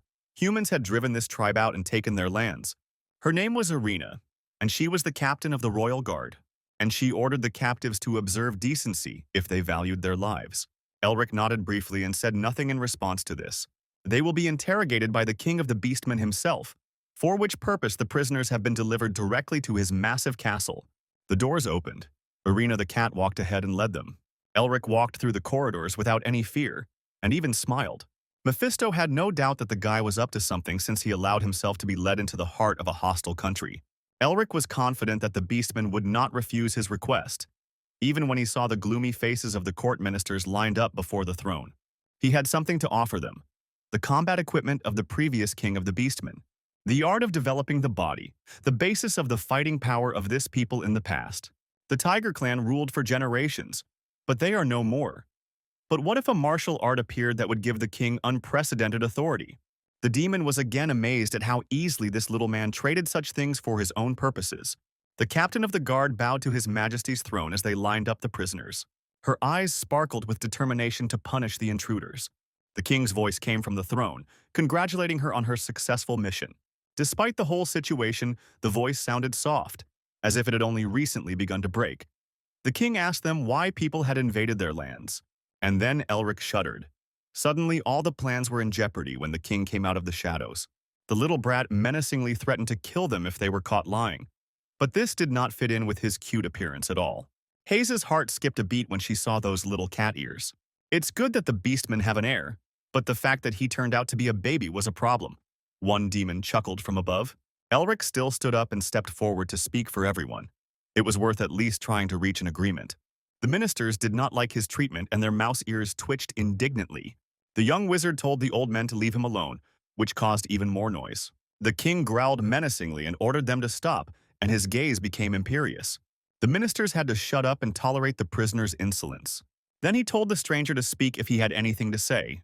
The magician grinned. Even though the king looked like a kitten, he was still a real tiger. This gave him hope. That's why he got straight to the point and talked about body-strengthening techniques. The boy was very surprised to hear this from the man. Then the impudent captive asked how much the king was willing to pay for her possession. The ministers began to howl again, fighting for influence over the young tiger. The pathetic man had gotten into their game, and the kitten worriedly asked them to be quiet again. "What a noise!" Elric cried, and the iron fetters that held his hands fell to the floor with a clang. The king's guard immediately stood up to his defense when they saw that the prisoner had easily escaped. The rest surrounded the prisoners, thus leaving them no chance. Old Man Augustin offered his help in the fight against the beastmen, but Elric refused. He believed that he had to show his strength himself in order to be recognized. As if on command, the guards rushed at him from all sides. Hayes warned her brother that she would kill him if the cute kitten was harmed. Elric focused his attention on the guard closest to him. His palm took the form of animal claws and the magician grinned. He himself rushed towards the guards with lightning speed. They met in the air in the center of the throne room. Elric didn't bother using spells, there was no point. Instead, he used the art of body development and delivered several swinging blows. The other ministers immediately recognized this technique, which could not be confused with anything else. They were amazed that the man knew them, so they ordered the guards to take on animal form. They immediately tore their clothes and turned into menacing versions of themselves, looking like werewolves. Now the opponents moved faster and more furiously. They again attacked the impudent man. But the wizard only clenched his fist tighter. Several sharp swings intertwined into one and raised a whole storm. From his blows, all the wolves flew back like beaten dogs. The guards were speechless as his menacing shadow loomed over them. Elric himself exuded the aura of a beast, a menacing black tiger, the king of the jungle ready to pounce. A huge paw crushed the guard from above. Irina shook with anger as she watched her soldiers being scattered like little kittens. "How dare a little man!" she cried out, and rushed towards him with her sword drawn. But the king's loud cry made her stop the sword a hair's breadth from the wizard's throat, who smiled triumphantly. The cat turned to her king hesitantly, not daring to disobey his order. The young tiger stood confidently on his feet, and his tone suggested no doubt. The wizard fearlessly removed the sharp sword from his chest with a soft hand. The demonstration was more than convincing, leaving no doubt that the prisoner possessed ancient technology. Now, in the huge throne room, everyone fell silent and waited to hear what the young tiger would say. The king looked angrily at the wizard. He could not tolerate the injustice that a stranger possessed technology that his people did not have. Waves of force hit the guards, raising a small cyclone, and Elric told him that this art is magic. The young king did not know about magic. There were no wizards among his courtiers. Magic permeates everything that exists in this world. It reveals the secrets of nature and harmoniously merges with its principles, around which a structure of amazing beauty has emerged. The king was amazed and froze in surprise when he realized that the ancient forgotten technique had been restored with the help of magic. That's what Elric said, and streams of enchanting magic flowed from his hands again. The haze melted and became similar to the northern lights that color the polar night. And then a genuine fire of curiosity and admiration, the kind that only young and impressionable people have, lit up the boy's face. The demon above his head snorted, "Those tricks again." Elric grinned at the ignorant.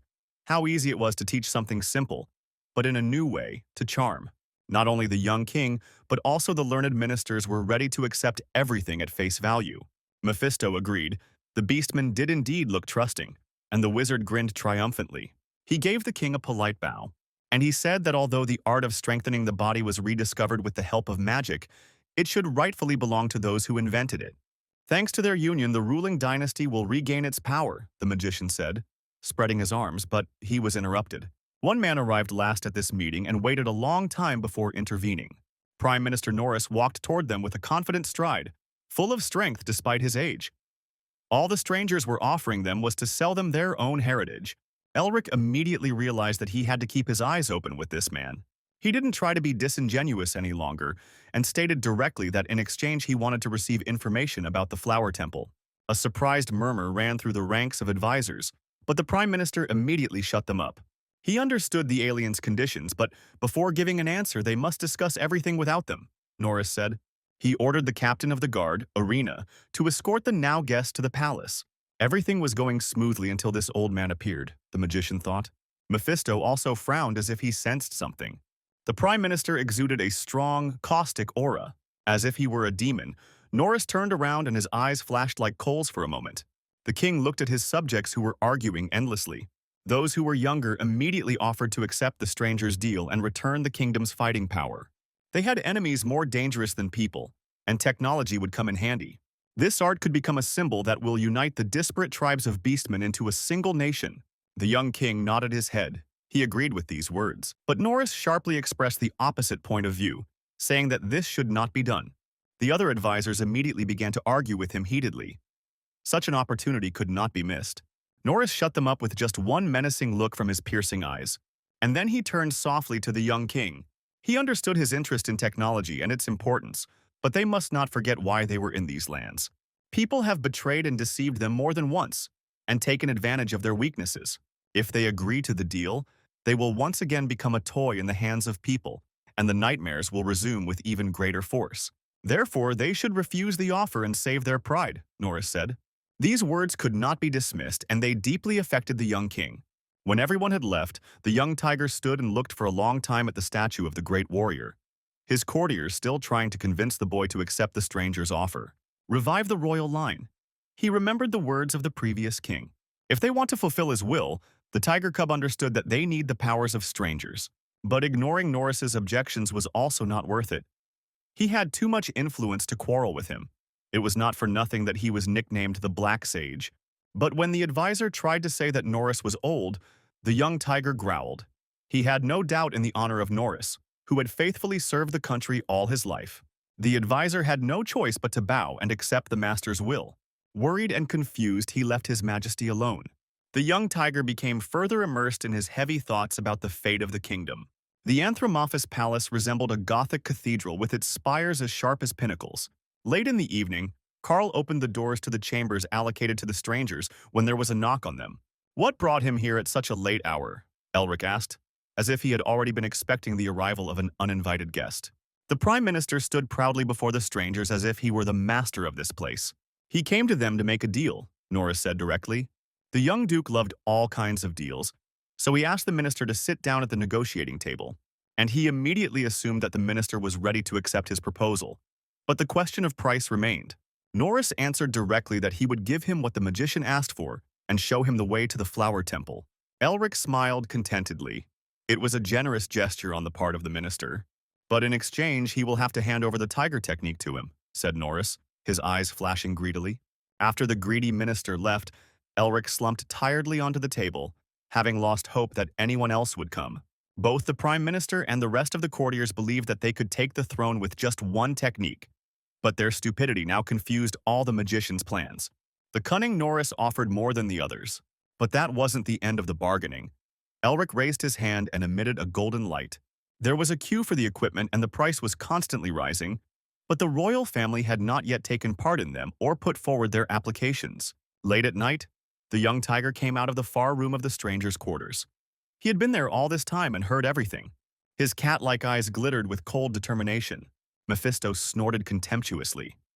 If he were the king, he would have already bitten off the heads of such subjects. His power had completely weakened.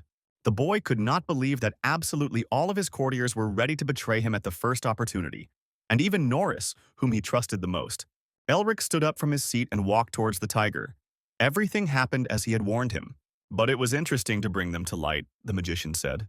"Hayes told her brother to be gentle. Anyone would be upset in the king's place." But Elric answered her just as harshly, "Politics is not a game. No matter how sweet the words the courtiers spread before the king, without real support, they are all empty words." There was truth in his words. The world was cruel. But Hayes wanted to support the boy. Despite the outward severity and strength, she remained a kind girl.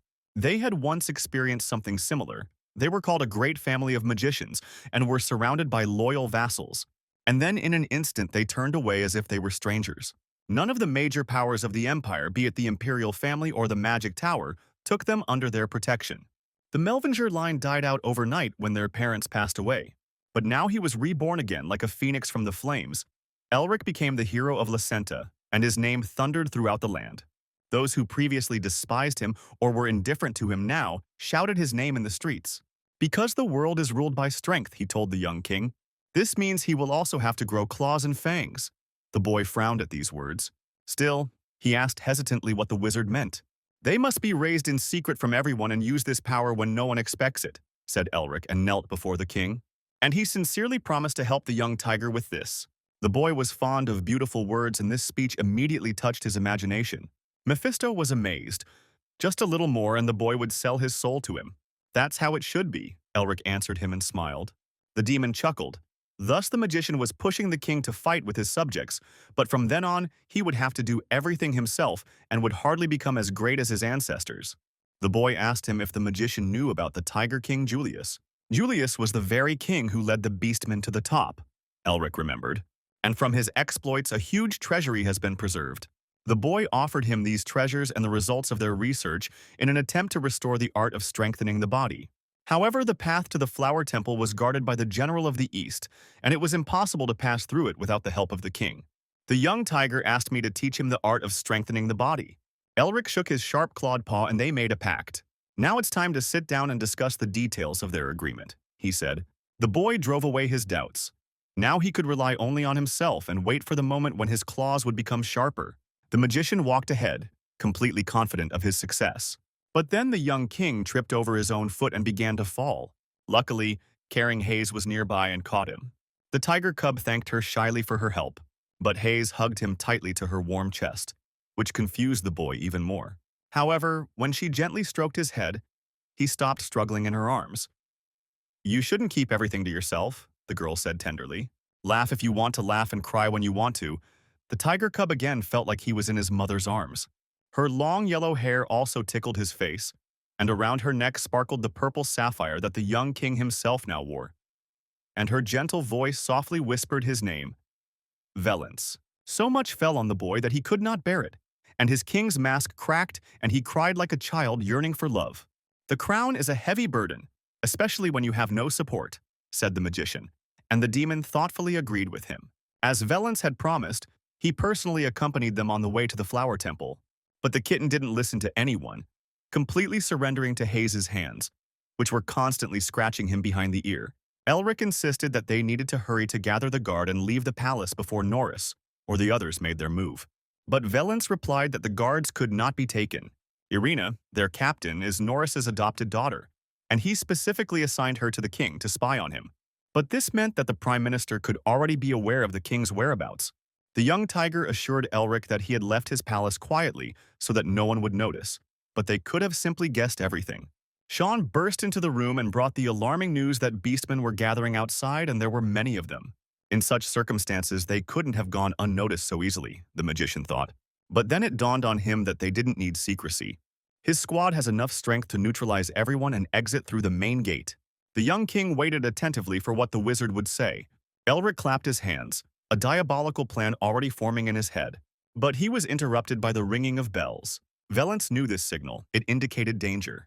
"The Furies have invaded here," he said, and ran to the window. It was a tribe of beastmen who were at war with the anthropomorphs. If they invade their lands, the king will not be able to leave the city, Elric realized. Outside, chaos reigned. Fire pounced on the city like a hungry beast that had forgotten all fear. Two enemies approached them through thick clouds of smoke and flame. Everyone prepared for battle with an unknown enemy. But when a voice that sounded like silver bells called him, Elric was amazed. He told everyone to stop and wait until the smoke cleared. And then, the beautiful Isabel and her proud father Herman appeared before them. The girl's appearance in such a remote place could hardly be called accidental. But still, the magician had no idea what she was doing there. The evil spirit immediately began to meticulously examine one of the continent's best swordsmen. And then he immediately gave credit to Herman. Even in the opinion of the demon lord, he was a monster. The Duke of the Shooting Star greeted Lord White politely, but he modestly noted that he was an ordinary warrior who had been granted his title and was not so important for such courtesy. Then Elric suggested that they all take shelter together in the building first. Isabel whispered to her father to descend more slowly and not jump straight out of the window. What worried the wizard most was how they knew he was there.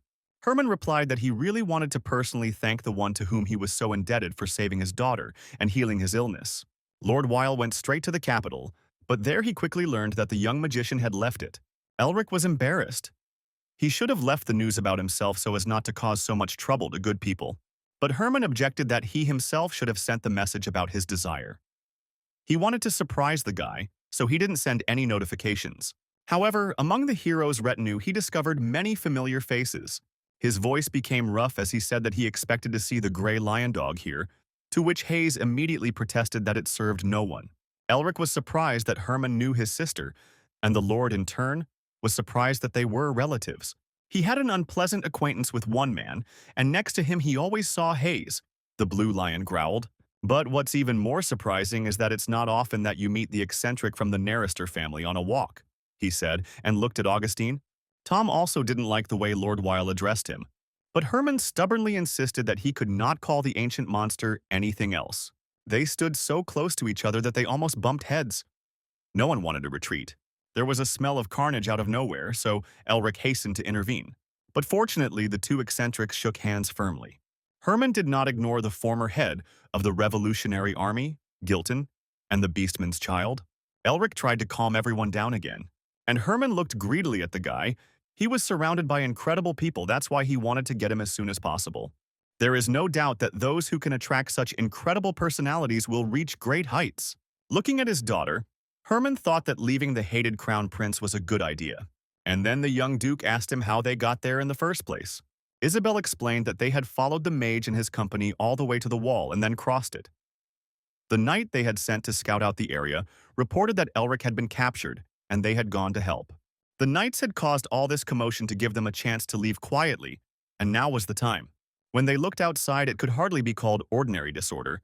Half the city lay in ruins. At least it wasn't the invasion of the Furies that Elric tried to console the young king. And again he suggested that they leave the castle together. Valence believed, not without reason, that he could be called a traitor if he fled in difficult times. And then the wizard grabbed him by the shoulders and confidently asked him not to worry, because he had a solution. The guards, led by the cat Irina, gathered in front of the palace, raised on alert. She believed that their main task was to protect the king and not the capital, so she did not lead them to the walls. The king fell into the clutches of vile people, she said, and once their monarch is safe, they will eliminate all the filth within the kingdom. Elric's squad left the castle and they walked openly. The guards immediately surrounded them on Irina's orders. The cat angrily demanded that they give up the king and asked where they were hiding him. Sean scratched his cheek uncertainly and laughed awkwardly. Irina was not satisfied with this answer, and her fur immediately stood on end. She just needed a reason to attack the strangers. Her guards immediately took on the form of beasts and tore their expensive uniforms, the cost of which partly explained the poverty of this kingdom. Sean recoiled as the stinging blade touched his throat. Irina hissed at him again to stop their games and give the boy back. But then a voice from the top of the tower told them to stop. The wizard held the king under his arm like a pet and shouted loudly that he was taking the king hostage.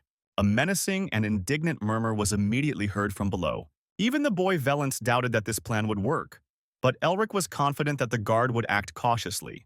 His main opponent in the political arena of the Anthropomorph Kingdom frowned. To make things more convincing, the shadow of the demon Hull with a toothy mouth surrounded the wizard, threatening to devour him. That's why he told them not to play with him and to obey. The Prime Minister called Irina, who was shaking with anger and rage. He whispered something quietly in her ear, which calmed the cat down. Following Norris's order, everyone stepped aside and let the people pass. Sean walked through their line, looking warily at the beastmen. When they released the people from the entourage, Irina demanded that the king be returned to them. But the magician, having risen into the sky like a hot air balloon, only grinned and said that he would return the king when he was outside the city and at a safe distance. He left the discouraged and angry guards and was gone. All they could do was gnash their teeth in shame and humiliation. Flames devastated the settlement of beastmen, who became innocent victims of palace intrigues, and Elric was racing through the sky above a thick blanket of smoke.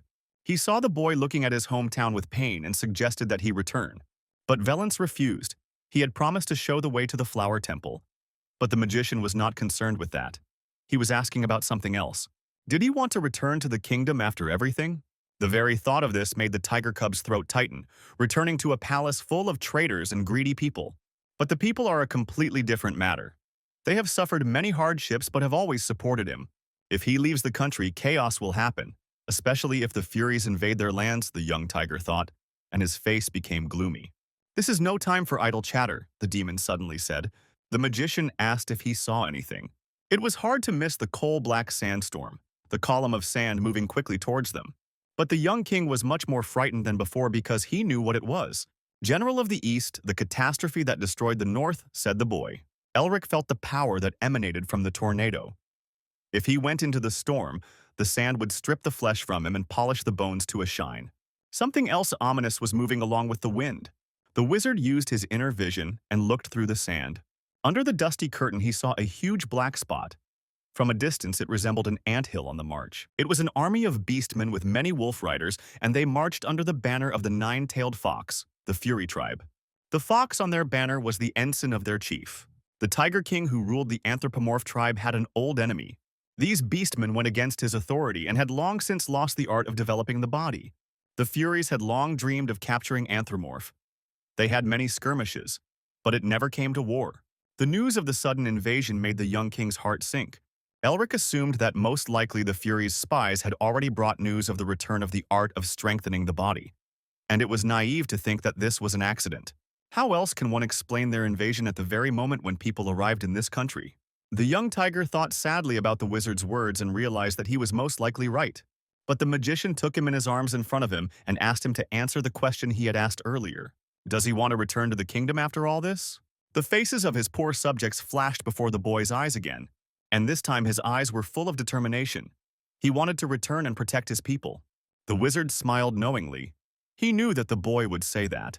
The king, embarrassed, admitted that he was weak now and had nothing to offer the wizard, to which he hit the young tiger on the head with all his might. What scores are settled between friends? Elric asked, and looked closely into the tiger's eyes. You just need to ask, he added to his new friend. Meanwhile, Sean rose into the air towards them. Friends will always come to the rescue, said the magician with a warm smile. He turned to Sean for confirmation, but he was in no hurry to answer, remembering how much his friendship with Elric usually cost him. But the little tiger believed the magician's words and with all his heart wanted to become his friend. Friendship doesn't require anything special. Elric smiled again. Just being close enough made the tiger cub's eyes shine with happiness. And since a friend is in trouble, he, like a true hero, cannot close his eyes to it. The magician looked around the battlefield, which was filled with warriors like a huge sea. Elric grinned and asked Sean to tell the others that they were changing the plan. The leader of the hostile tribe drove them forward. They wanted to take the capital by storm. The city was already close and their army still had not met any resistance. They were driven by the news of the recreation of the art of body development. Even rumors alone were enough to start a war, although the warriors themselves had a hard time believing that someone could recreate it using magic. Even if the rumors were false, the moment for the attack on the anthropomorph was opportune. And if this is true, then they will destroy their enemies before they become a threat. Orderly ranks of animals marched across the desert, their boots kicking up black dust that gave the march an ominous appearance. 40 years ago, a magician with golden hair and green eyes stood in their way. If it weren't for him, a great empire would have already blossomed on the corpse of a dead tiger. But now he will return the art of strengthening and regain his ninth tail, the figure on the throne said menacingly. And no one will stop him anymore, the evil fox's voice rumbled. His warriors knelt before him. The fox growled throughout the hall and ordered them to obtain art, and then the whole world would fall at their feet. His animal roar shook the entire throne room and everyone in it. And now the beast carried the will of the bloody king's heavens into battle. They believed that the nine-tailed fox was their patron and lord and would protect them in battle. The bloodthirsty furies approached the city and were eager to tear off the head of the Tiger King. Their roar merged into a deafening storm and the living sea almost burst into the city. But in a matter of moments, a glacier rose up on their path and became a wall. The horsemen fell to the ground after their beasts came to an abrupt halt, and the entire army fell into disarray. The back rows pressed against the front ones and threatened to simply trample them, so the commanders began to shout, "Stop!" A crush began, and many warriors fell ingloriously in the first clash. The sun peeked through the thick smoke and illuminated the plain. Only 3 men approached the great army, but each one was worth an army. The 2 old men took up positions at the gates of the main fortress of Anthropomorph. Gilton was unhappy that they were left in the rear, and was surprised that Augustine agreed with this. But for the eccentric old man, enemies were not enough. Besides, the boy himself wanted to gain experience and asked them not to interfere. "So there is no reason to worry," he said, looking at the plain that swayed like a grassy meadow. For now they wanted to enjoy the harvest that their student had prepared. The Trinity climbed onto the glacier that the wizard had erected with one spell. The confused warriors of Furia did not know what to do or how to overcome the blockage, nor what awaited them. Their captain brought the warriors back to their senses with shouts. The enemy simply used magic. This means that their enemies have entered into an alliance with the vile people because of whom their tribes ended up here. These sorcerers are their enemies who must be destroyed, and then the anthropomorph will remain behind them, the winged captain shouted. Meanwhile, Elric waited patiently for their actions with a bored look. The warriors gathered their spirit again and restored the lost order of their army. However, their other captain still held within him the memories of a long-ago battle against a mage with golden hair and green eyes. 40 years ago, this scoundrel showed them what dominance was and drove them back into their holes. The arrogant wizard stopped the entire army single-handedly. But now in front of them was a completely different magician. He was younger. Although outwardly they were similar, this could be a trap, the captain thought. He ordered the winged one to lead his men into battle and take the boy's head. With a flap of a black wing, a whole squadron of birds rose into the sky. Elric looked at the flock of crows that was quickly approaching him, their wings covering the sky. The enemies used special feathers in their wings that, when flapped, threw like daggers. Sharp and strong as steel, they rushed towards the wizard standing alone below. But the magician didn't even try to dodge. He summoned a tornado around himself for protection. A fierce wind scattered the entire flying squad and reflected the sharp feathers back at them. They fell to the ground like autumn leaves, pitiful and weak-willed. The army's morale dropped again. Never before had they fought against magicians and suffered such losses. And all of this was Sean's doing. The guy might not have stood out so much compared to his brilliant friend, but he was still the third heir to his great family and had excellent control over the air. Now, Mephisto understood why the boy had dragged his simple-minded, lazy friend along with him, and Elric grinned, not in vain. The Naristers are the most powerful mages in the tower. His primary wind attribute made him excellent for combat against aerial opponents. Sean was only too glad to get rid of the accumulated tension. He was already tired of being an undeveloped character in a supporting role. A hurricane burst from his hands. Swirling streams of stinging wind did not drive the winged crows away. Their fighting spirit was completely extinguished and they fled in disgrace. However, the magician was not going to let them go so easily and use the wind cutter. At that moment, he noticed a heavy hammer flying past. It whistled past his ear, almost crushing his head like a ripe watermelon. While he was busy defending the front edge of the ice wall, beasts resembling minotaurs with heavy hammers in their hands approached it. The demon bull tribe was not afraid of the wind. Their warriors were the heavy infantry of the Fury army. The bulls began to stamp their hooves and exhale loudly through their wide nostrils. They walked in a tight formation so that they could not be blown away like birds. Hayes patted their captain affectionately on the back. It was the first time she had seen a cow with a weapon, and with her favorite hammer at that. She gracefully swayed her hips like a cat about to pounce and suggested they play. The bull only snorted contemptuously in response, wondering what a skinny figure of a man with a pathetic stick in his hands could do to him. But at that very moment, a heavy anvil turned him into minced meat. He flew over his squad already unconscious, and then the rocks hit the stone lying on the road with a loud ringing sound. Having lost their strongest leader, panic swept through the ranks of the animals. Their instincts took precedence over reason. Her hand slipped. The girl apologized and smiled sweetly, holding the bloody hammer in her hands. The warriors felt fear, but it caused a different reaction in them than in the birds. Instead of fleeing, they preferred a furious attack.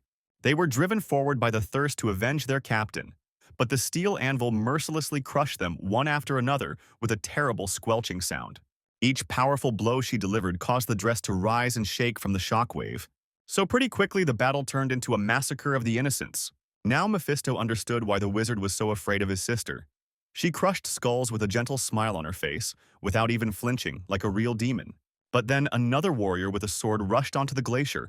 While the trio was busy fighting, the animals decided to break through the wall. Elric grinned, his hands itching to join the fight himself. To do this, he used the power of his seal. The Wolf Riders went on the attack confident in their numerical superiority.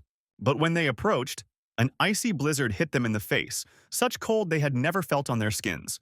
The snow was sharp and sleet was in their eyes, and the army stopped, unable to move further.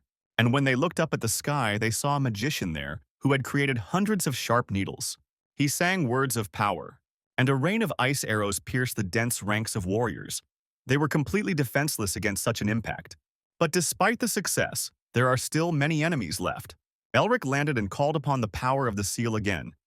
It was time to use the magic he had worked so hard to obtain, he whispered. He mixed the seals of cruelty and rage and surrounded himself with the power of the dragon's heart, magical veins flowing in streams from his open palms. Everything his hands touch will instantly turn to ice. Elric concentrated all his strength into his right hand and swung. And then he rushed like the wind into close combat with the enemy. They tried to meet him in formation, but with the help of the tiger's art, the magician scattered them like bowling pins. Everyone he touched turned to ice, and it was a wonderful feeling that caused a smile to blossom on the magician's face. But when the next enemy appeared before him, the demon spirit Hool warned him of the danger.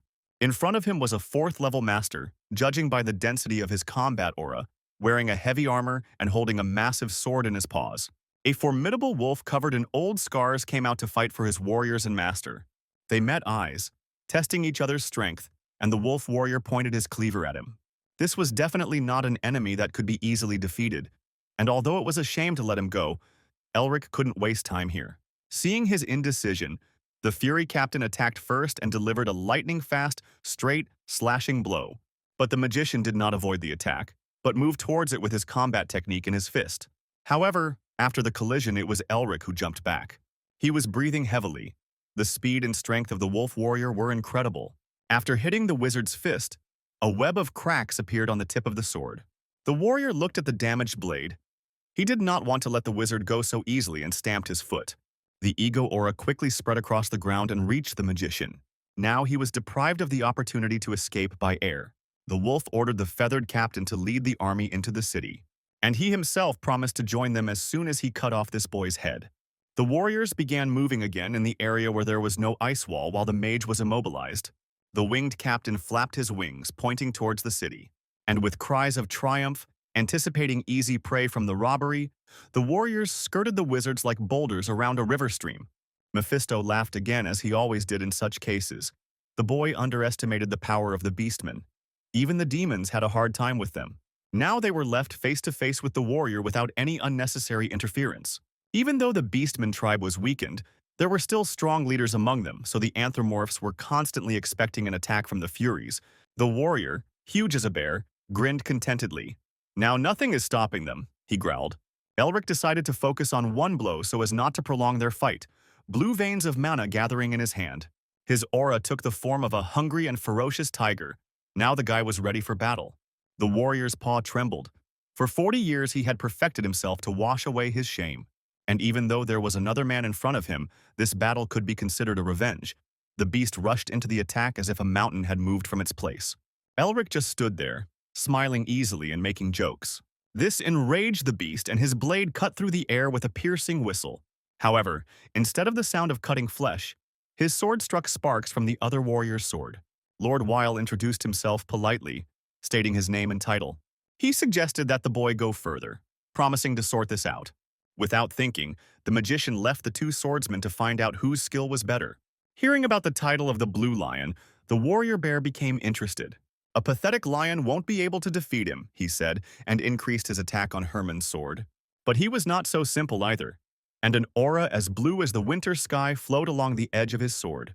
Elric quickly chased after the warriors who had slipped into the city. Behind him, flashes of hot battle erupted.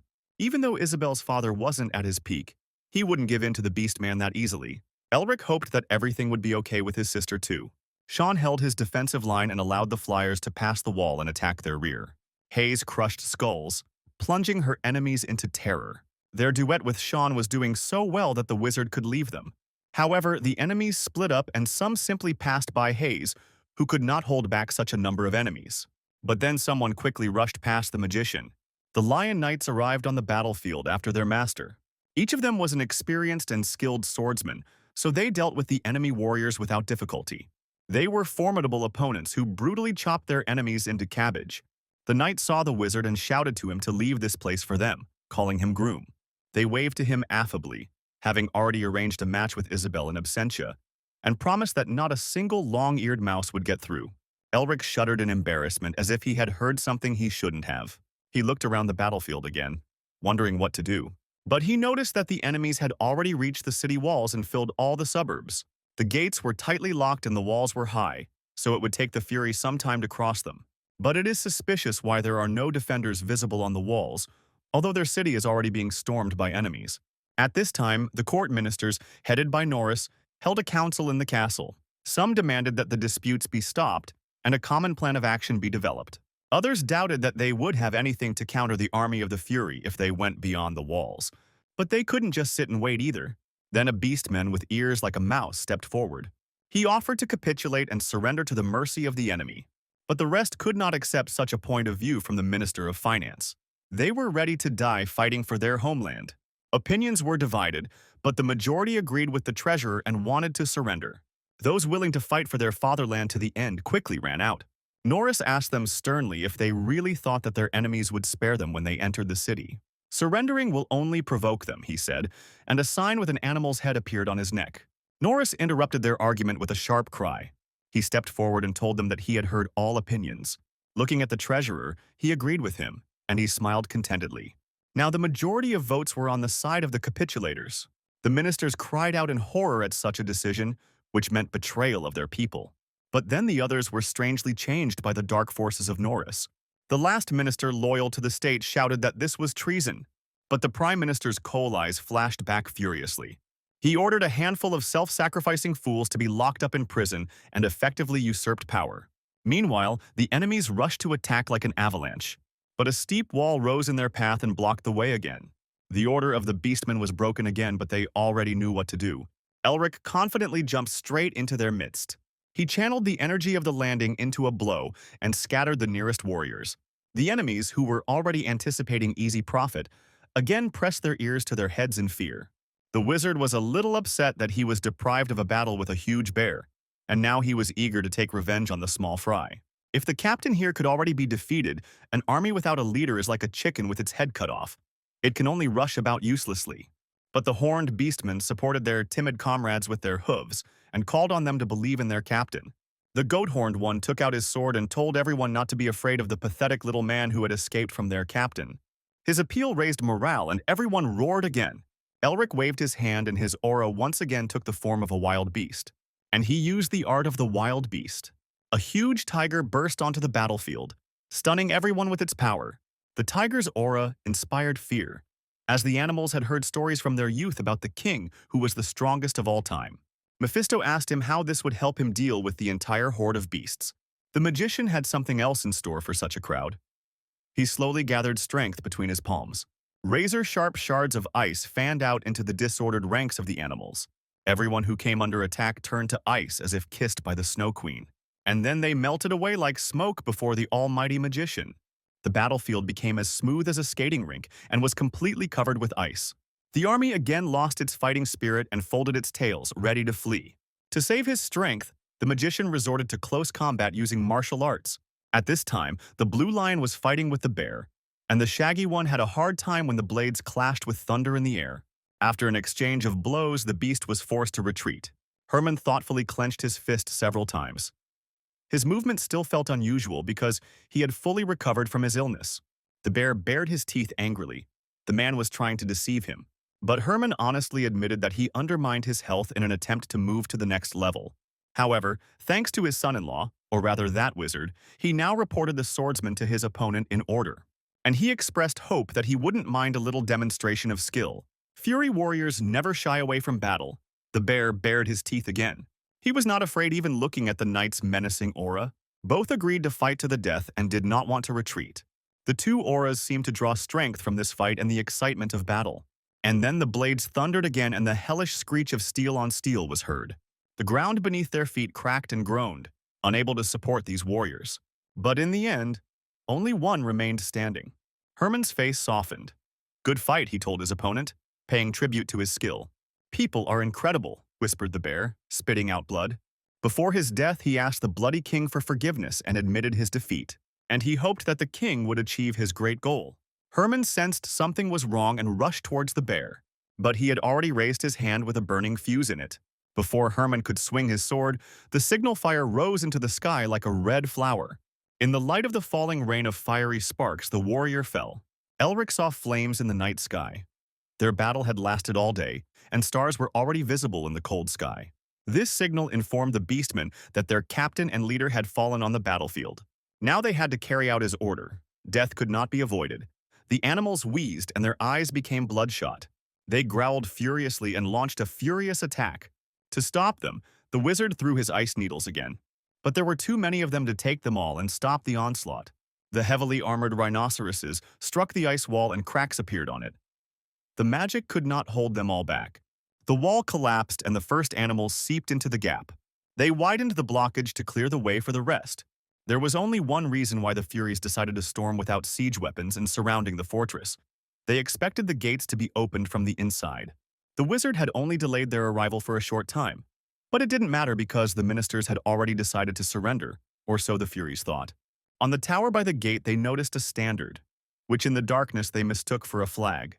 However, as the army approached, they noticed that this was not a prearranged signal, but the heads of traitors on pikes, and the Fury lieutenant's gaze darkened. If the gates are closed, their whole plan is pointless. They won't be able to take the city by storm. "All traitors have been executed," said the prime minister from the city walls where the kingdom's warriors stood. From their heights, Norris addressed all the defenders and heroes of the city, so that they would protect them, and the sound of hundreds of bows being drawn could be heard, like a pine forest cracking during a storm. With a piercing whistle, a rain of steel poured down on the defenseless Furies.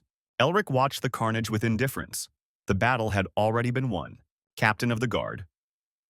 Irina, who accompanied King Valence, approached him and wanted to know what was going on. And the wizard answered them that everything was simple. He made a deal with Norris. It happened on the first night of their arrival in the kingdom of the Beastmen, when they answered in the guest quarters. The prime minister wanted to acquire the art of strengthening the body before anyone else. But that wasn't the only condition of the deal, Norris said, his face softening. He suggested that we go out and look at something first. Elric thought about the young tiger standing next to him under the cover of invisibility magic, but agreed. The boy acted like a grown-up king and waited patiently. And then Norris led him to the majestic statue of the former Tiger King. The king turned out great, but why should they look at the sculptures that are full in every castle? The magician asked. There are too many hyenas in this palace, Norris suddenly spoke, and his voice carried the weariness of centuries. He looked again at the king he had served all his life, and he asked the wizard to protect the young tiger from his scheming servants. It was a sincere request for help and friendship, and Norris bowed. Elric thought, not long ago Norris wanted to betray his monarch, but the demon also spread his hands in bewilderment. In exchange, the prime minister offered his friendship and even the heritage of their country, the royal treasury. But the magician was interested in the secret techniques that the minister also mentioned. Norris clarified that he only owns part of them, as they were lost. The wizard was never able to complete the development of the body, but with the knowledge of the beastman this becomes possible. But the sudden change in mood from hostile to friendly could not help but arouse Elric's suspicions. Norris sighed and nodded his head several times. And then he asked the wizard if he knew that he looked exactly like his grandfather. Golden hair and emerald eyes. You only have to see such a person once, and you will remember them for the rest of your life. Norris's hand touched a hidden button on the statue, and a quiet rustling sound was heard, as if from the vibration of the stone slabs and counterweights moving. People with such a look make the world shine, said the minister when the massive gates opened in place of the walls. A bright light came from the passage and blinded the magician's eyes, and when he opened them, he saw a beautiful stained glass window. Pieces of glass of different colors imprinted his grandfather Euston for eternity. This image was not inferior in beauty and grandeur to the royal one, which said a lot. When Euston first came to these lands, he wore a medallion exactly like Elric's around his neck. Then a powerful wizard came to them and helped without asking for anything in return, said Norris. And the boy touched the medallion where the cross and flower were intertwined. If it weren't for Euston, there would be no kingdom or Tiger King now. Together they looked at the great wizard. Then the beastman asked him why he was helping them, and he answered that it was in the name of the power of friendship and love. But why are they friends? They asked the magician. And he said that the Melvingers have always been friends with the beastman. Elric knew this story, or rather, he had read various records about it. This meeting happened 3 centuries ago, nodded Norris. Then they themselves did not expect that it was not an enemy but help that came to them. Melvinger stood on the ramparts as the 9-tailed fox's army marched through the city. Norris remembered that moment for the rest of his life. The magician regretted that he had come too late. So when his exact copy appeared in their kingdom, all doubts disappeared immediately. Norris regretted that the news of the Melvingers' troubles reached him too late. They always had enough of their own problems in this wilderness. Elric understood this. Everyone has something that is dear and needs to be protected, and he patted the minister on the shoulder. Knowing that it was the height of impudence to ask for help a second time, the minister did it because once again their country was on the brink. Thus, the minister dealt with the traitors within, pretending to take their side, while Elric protected the king from external enemies. The result was clearly visible behind the minister's back. All the rats were caught. Valence was incredibly happy that his old friend had remained the same, and tears came to his childish eyes. Then Sean came running and reported that the Eastern general had changed direction and the furnace storm was moving away from the city. The young tiger rejoiced like a child at the good news. All the hardships were behind him. The Duke of the Falling Star also chuckled contentedly. Now the senseless war can be ended, he said. He unleashed all his might on the army of fury. Having lost their commanders and suffered enormous losses under the city walls, the enemy wavered and began to flee. The Prime Minister and Elric fought back to back, and Norris's skills were quite good despite his age. After the defeat of the enemy army, Valence came down to them with the help of a faithful captain of the guard. Perhaps the young king could have descended himself, but he enjoyed riding too much. Norris and Magus bowed politely to the king. The minister gradually returned to his human form. The boy walked past them on firm legs. With such allies, he no longer feared anyone. He came out to his subjects, the guards and ordinary citizens who had gathered at the gates, and he raised his hand victoriously. This battle remained theirs. The army took up his victory cry in chorus and chanted the king's name. After this, the boy approached the wizard and thanked him for his help. In the light of the stars, they shook hands, not as a king and a magician, but as friends. After the day's battle, a quiet night fell on Anthropomorphos, broken only by the cries of the victors who tirelessly shouted the name of their king. The hero's entire team, the king and the prime minister, gathered in the throne room. The boy asked Norris for forgiveness for not trusting him, but the minister gently replied that it was his own fault, since he should have warned him in advance. He has already become a worthy king, the ministers told him softly and squeezed his hand. He also made some great friends and now he can handle everything even without his support, Norris assured. As someone who betrayed his master's trust, even if only supposedly, he was obliged to leave his post, he said. But Tiger Cub firmly grabbed the hand of his old friend and mentor, who, as before, he needed. He asked him to help and be with him as long as possible. The minister wanted this too, so they comforted each other for a long time, and touchingly, like relatives after a quarrel. The ministers presented the holiday, the city was decorated with ribbons and flowers, and the king came out to the people. The minister had already imagined the tiger cub as an adult. What a noble king he would be. But by that time, he himself would no longer be around. Darkness surrounded him, and he had to keep it secret so as not to disturb the boy's tender heart. Why did he contact the demon? Elric asked him, and the minister shuddered in surprise. The young king looked at the wizard in surprise. The magician laid it all out plainly. The demon would soon take possession of the minister, and Valence became alarmed. This is why the minister cannot stay close to the king. Mephisto was the first to notice that the minister was undoubtedly possessed by a demon. Elric read the evil spirit's thoughts and became nervous himself during their first meeting. A minister whose heart was enveloped by a demon, cunning and influential, second in command after the king, such a figure could not help but arouse concern. His obsession is nearing completion. A little more, and he will cease to be himself, said Mephisto. There was a long, awkward silence in the throne room. Elric broke it first and asked how the minister met the demon. When the previous king died, the kingdom had no hope, Norris began to tell. He only wanted to protect what was dear and found the demonic tree. Norris's gaze darkened as he remembered that creepy, big-eyed creature. Elric and Mephisto perked up, the mage believing that his family had long ago destroyed all the trees that spawned demons. But apparently they didn't get to what grew in these lands covered in black snow. To gain strength, Norris did not eat just one fruit of this tree, he consumed them all. With each fruit he grew stronger, but he had to pay a high price for it. An entity had taken up residence in his soul, absorbing his life force, and soon it would take over his mind. And then Norris will become a real demon. Because he wanted to go and die, then the demon will die with him. The boy was ready to burst into tears again from such sad news, but the minister believed that this was the only way. But then Elric asked them what they would do if they found out about the healing method. The tiger cub was ready to give anything just to save his faithful friend. Norris cautiously replied that it was better to forget about risky things. If the demon felt threatened, they would have problems. The mage glanced at the demon behind him. He was confident that once they gained control of the mana, they would be able to safely separate the beastman and the parasite.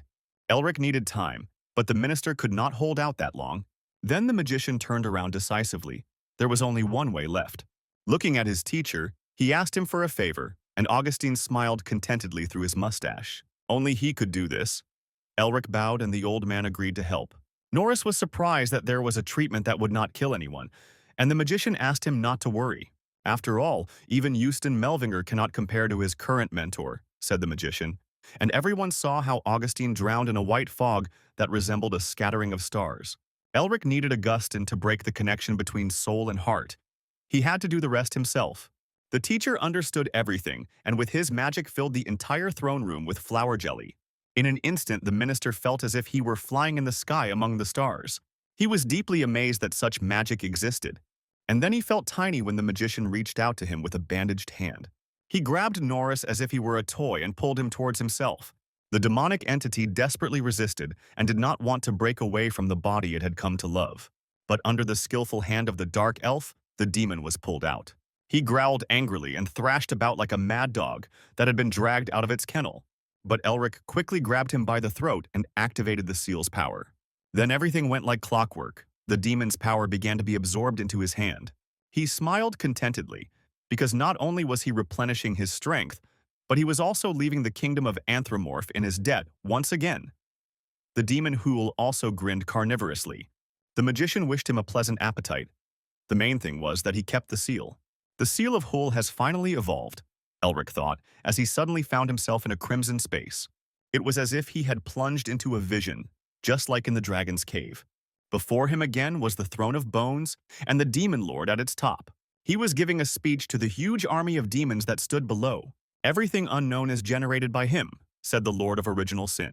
The blade of his monstrous sword was emblazoned with the fiery seal of the beast. The magician watched everything from the side and realized that he had penetrated the demon's memories. But it was surprising because he simply absorbed the power of another demon. The horde of winged, toothed, multi-armed and multi-legged creatures gnashed and growled after the words of the ruler. But then, the demons rushed towards the bone throne. Mephistopheles leaped forward, his beast blade gleaming. "Fools," he said to those who dared to attack him. With one swing, the entire plane turned to ashes, along with those who stood on it. The shockwaves swept away the remaining ones like a sea surf. Mephisto mercilessly struck his enemies with his beast sword.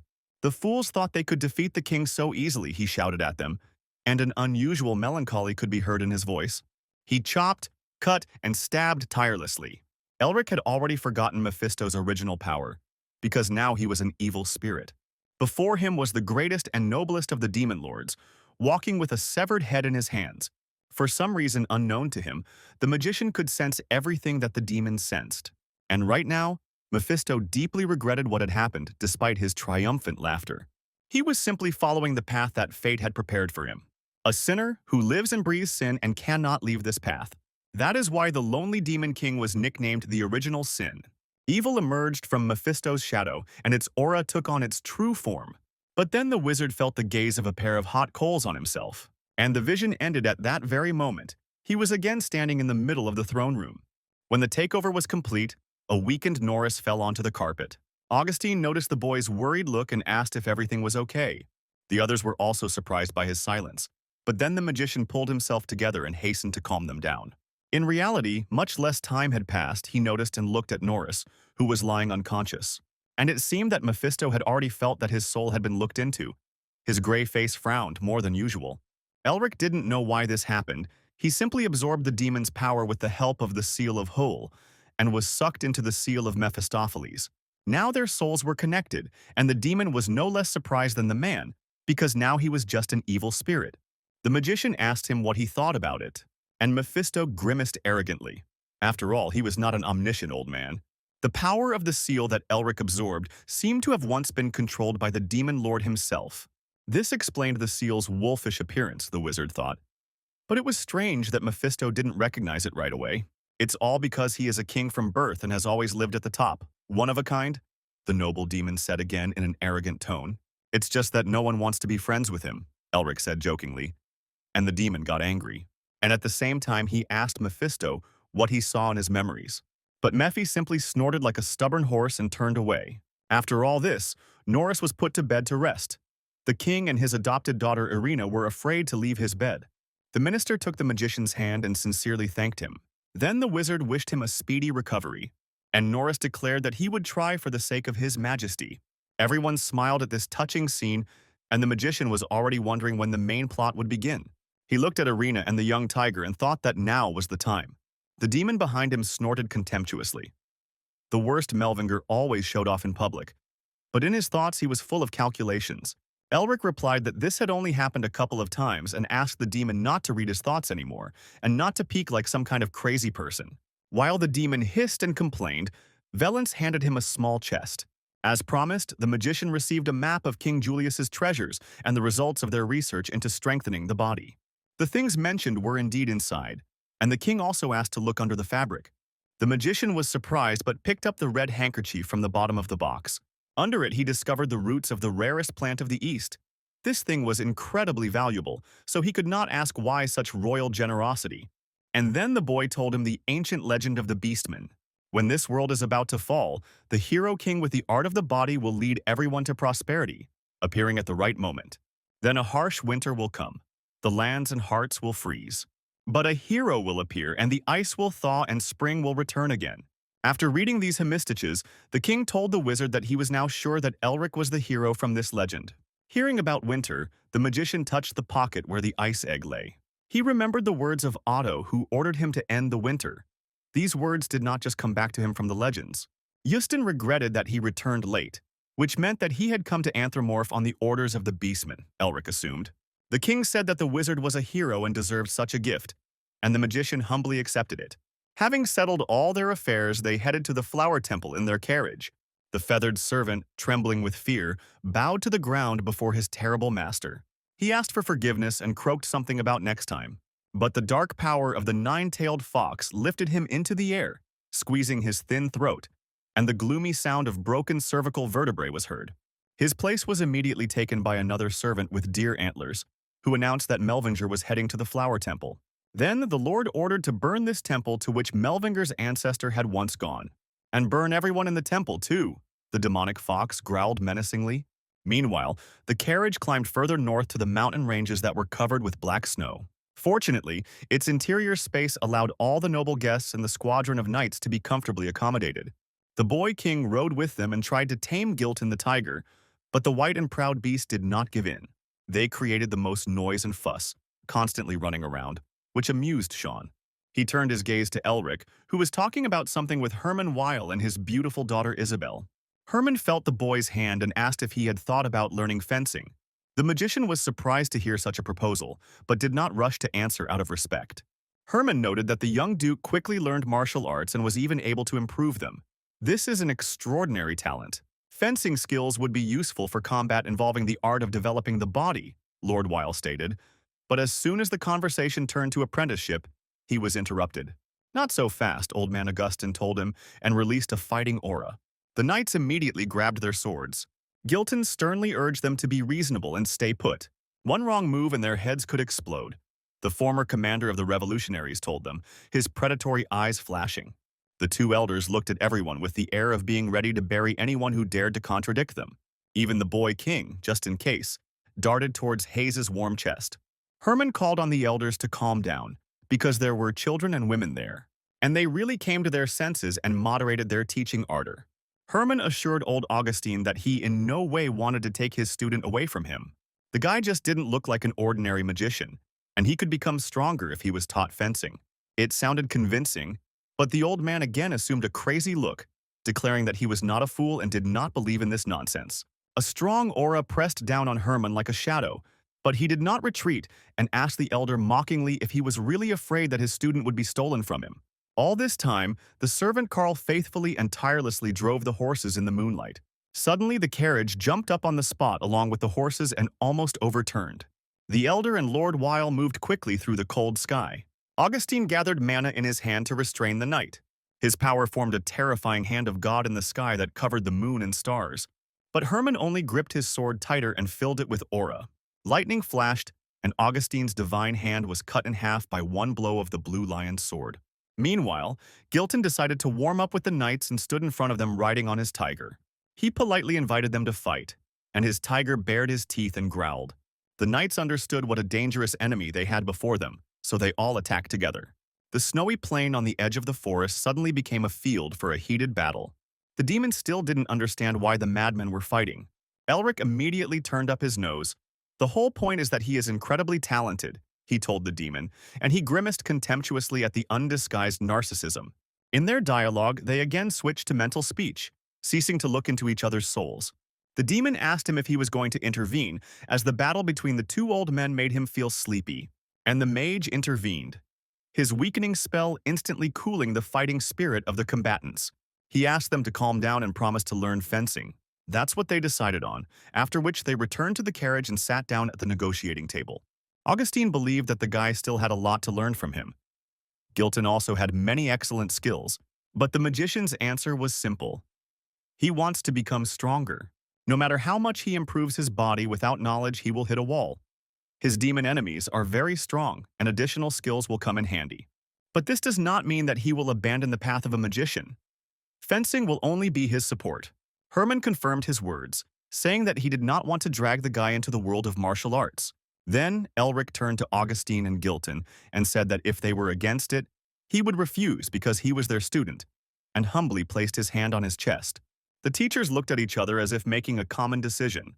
Since they didn't object after all, he was a young duke, and after the fight with Herman, it became clear that he had something to learn from. Then Augustine turned to Lord Weil. The boy was immersed in dark thoughts. He could not miss this chance even if it hurt the pride of his teachers.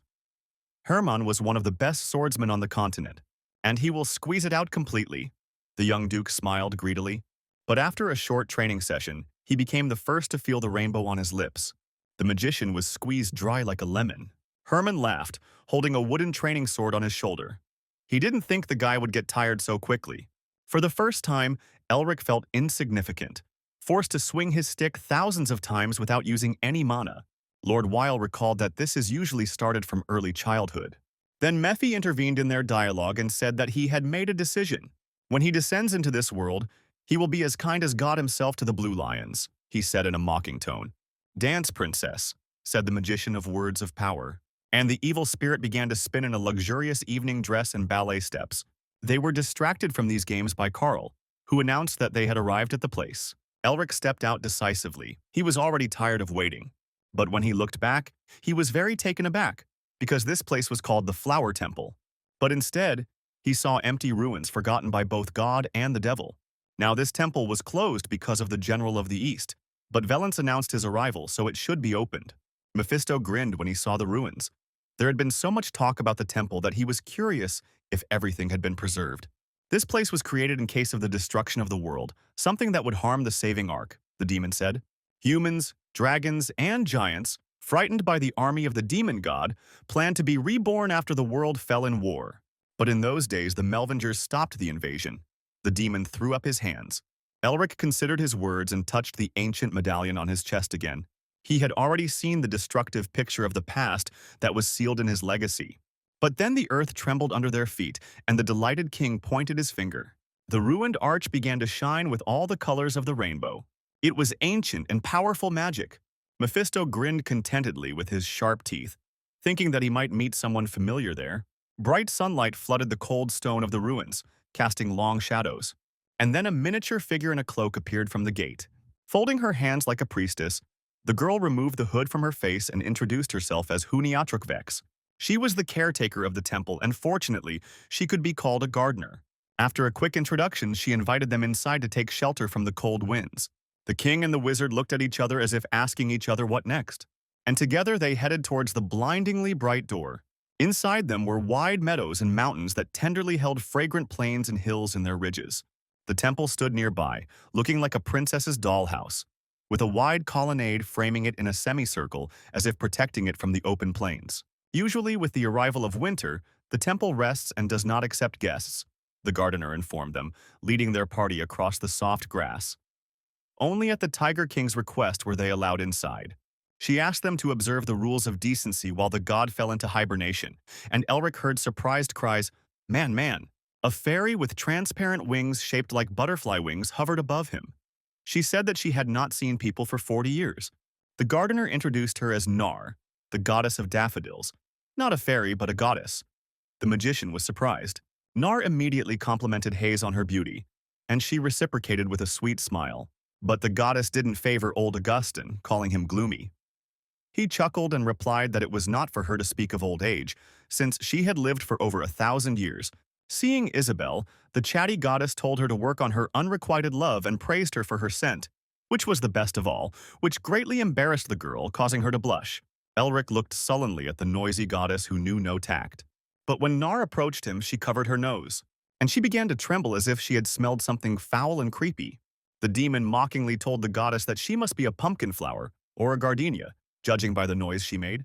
The goddess immediately began to argue with the evil spirit, whom she could surprisingly see. The demon was frankly amused. For the first time in a long time, he had an interlocutor other than the boy. Herman noticed Nar's strange reaction, and Augustine suggested that there was something there. Luckily for Elric, before everyone found out about Mephistopheles, the gardener said that Nar was just fooling around because she didn't have many friends. The goddess heard the gardener and began to be indignant, but she changed the subject and asked about the purpose of the guest's visit. And then the wizard reached into his breast pocket. He took out a blue crystal which he was supposed to give to the goddess of Camellia. They walked deeper into the temple past columns and arches covered with ivy. The General of the East caused a lot of damage to the temple, Elric said. He imagined this place as a paradise on earth. This place is the Ark of the Demon God, but only winter affected it, noted Mephisto. He didn't understand why the storm had become stronger now. Maybe it was a coincidence, or maybe this was the agreement with the Melvinger family. But there are too many coincidences, said the demon, his eyes flashing. It was as if everything had been planned in advance and had started to move like clockwork after the mage had visited the refuge in the north, and Elric began to think that this could also be part of the agreement he had made with Otto. The gardener opened the door for them and told them that they had arrived. It was a wide room with a high vault from which vines of blooming wisteria hung. and in the middle stood small tables that looked like toys. And behind each of them sat a tiny, beautiful fairy, like a doll. They stared at the strangers and asked who they were. Why did they come and why are they looking for Camellia? And why did he bring the ice crystal? Elric was surprised to realize that the goddess Camellia was not there. Then he introduced himself and bowed politely. The fairies flew up to him, delighted when they heard his name. Green eyes and golden hair, this was their friend Eusden. Grandfather was a friend of the flower fairies and came to this place 40 years ago. The magician told them that he came here at the behest of his ancestors to return the blue crystal to the goddess Camellia. He asked where she was now, but the girls answered with a glance and fell silent, stopping their loud and vying chirping. They led him into a greenhouse hidden behind thick glass, through which a soft light penetrated and fell on gray boxes that looked like children's coffins. The sight made the wizard's heart freeze. They stopped at a small box with her name on it, and the fairies told him that the camellia had wilted. Because of the general of the East, winter became too long. Spring did not come and everyone fell asleep, the fairies said. The wizard crouched down and touched the box with his hands. If he doesn't return the crystal, he won't be able to complete the task. And that means his family will never return to its former glory. The guy darkened. The demon grumbled disgustingly nearby. Just think, the goddess is withered because of some wind. He considered them pathetic, and the fairies began to childishly scold the demon king. They tolerated him only because of the magician. Their squabble was just flaring up when a clever thought came to the magician. His mind latched onto the word withered. They are not dead, but withered, he thought, and resolutely lifted the coffin lid. Inside, on the soft satin fabric, lay a small seed the size of a walnut. Elric placed the blue crystal next to the seed. He thought it should work, and then he used the absorption spell. The energy of the crystal began to flow into the walnut in the box. The entire greenhouse was filled with a bright blue light like the flame of a burner. And then the seed cracked and a green sprout broke through from its depths, after which everyone recoiled from the fast geyser-like flow of red mist. The room was filled with the delicate, fragrant aroma of camellia flowers, and before them a beautiful butterfly in a dress of petals blossomed. As promised he came, said the fairy, waking up. Elric introduced himself to her and told her that he was Eusden's grandson and asked her to tell him about their agreement. But before she could answer, she was surrounded by other cheerful fairies who began to chirp with the spring bells, vying with each other to tell how happy they were to see her. But Camellia had a more mature disposition and even shouted at them to shut up and not interfere with the important conversation. The ashamed fairies fell silent and even dejectedly lowered their wings. The gray demon snorted contemptuously, showing no pride. But he is still just as vile, only now he has no body. The only thing he could boast of was how pitiful he was. Camellia answered the demon boldly. Mephisto became angry and declared that he was a great king. King of what? Camellia asked him in surprise and looked at him with a condescending glance. Without subordinate servants, there was no one else to call him king. Then the fairy, without waiting for the demon's answer, turned to the magician and said that he had a beautiful name. The magician bowed politely again, and she asked him how she had been awakened. Elric said that he felt a demonic power hidden in the cold energy that covered the seed. Therefore, he assumed that if he absorbed both powers, Camellia would wake up. The fairy praised him again as smart and handsome. She smiled seductively at him and asked him to become her fiancé. This unexpected turn of events sent a chill down the wizard's spine. It wasn't every day he heard such proposals. Mephi grumbled contemptuously. She was still chasing handsome men. Ugly demon kings were of no interest to anyone. Camellia told him to get lost. The doll-like beauty repeated her question and said that a man could only receive such an offer once. In another situation, the magician would have immediately rejected this as absurd. But his family had a contract with this goddess, and he needed to be more delicate. Therefore, he rejected her as politely and courteously as he could, citing the fact that he could not act rashly as the head of the family. Camellia sighed in disappointment but didn't show it out of pride. She hadn't been refused for a long time, and then she quickly changed the subject and turned away, because the magician had come here to find out about their agreement with Eusden. Eusden knew that one day his grandson would come here. He must steal the winter that covered the field with coal-black snow and bring spring with him. Something familiar stirred in the magician's memory again. It was surprising that his ancestor knew all this in advance. Elric touched the medallion on his neck again. Could he stop this long and savage cold and bring the joy of warmth they had long awaited? Asked Camellia, her hair fluttering gracefully in the wind. She was so beautiful, like a real delicate flower. Even the demon turned away, embarrassed by this image. Elric couldn't promise anything, but he was here to end the winter, or to perfect it, as Otto had told him.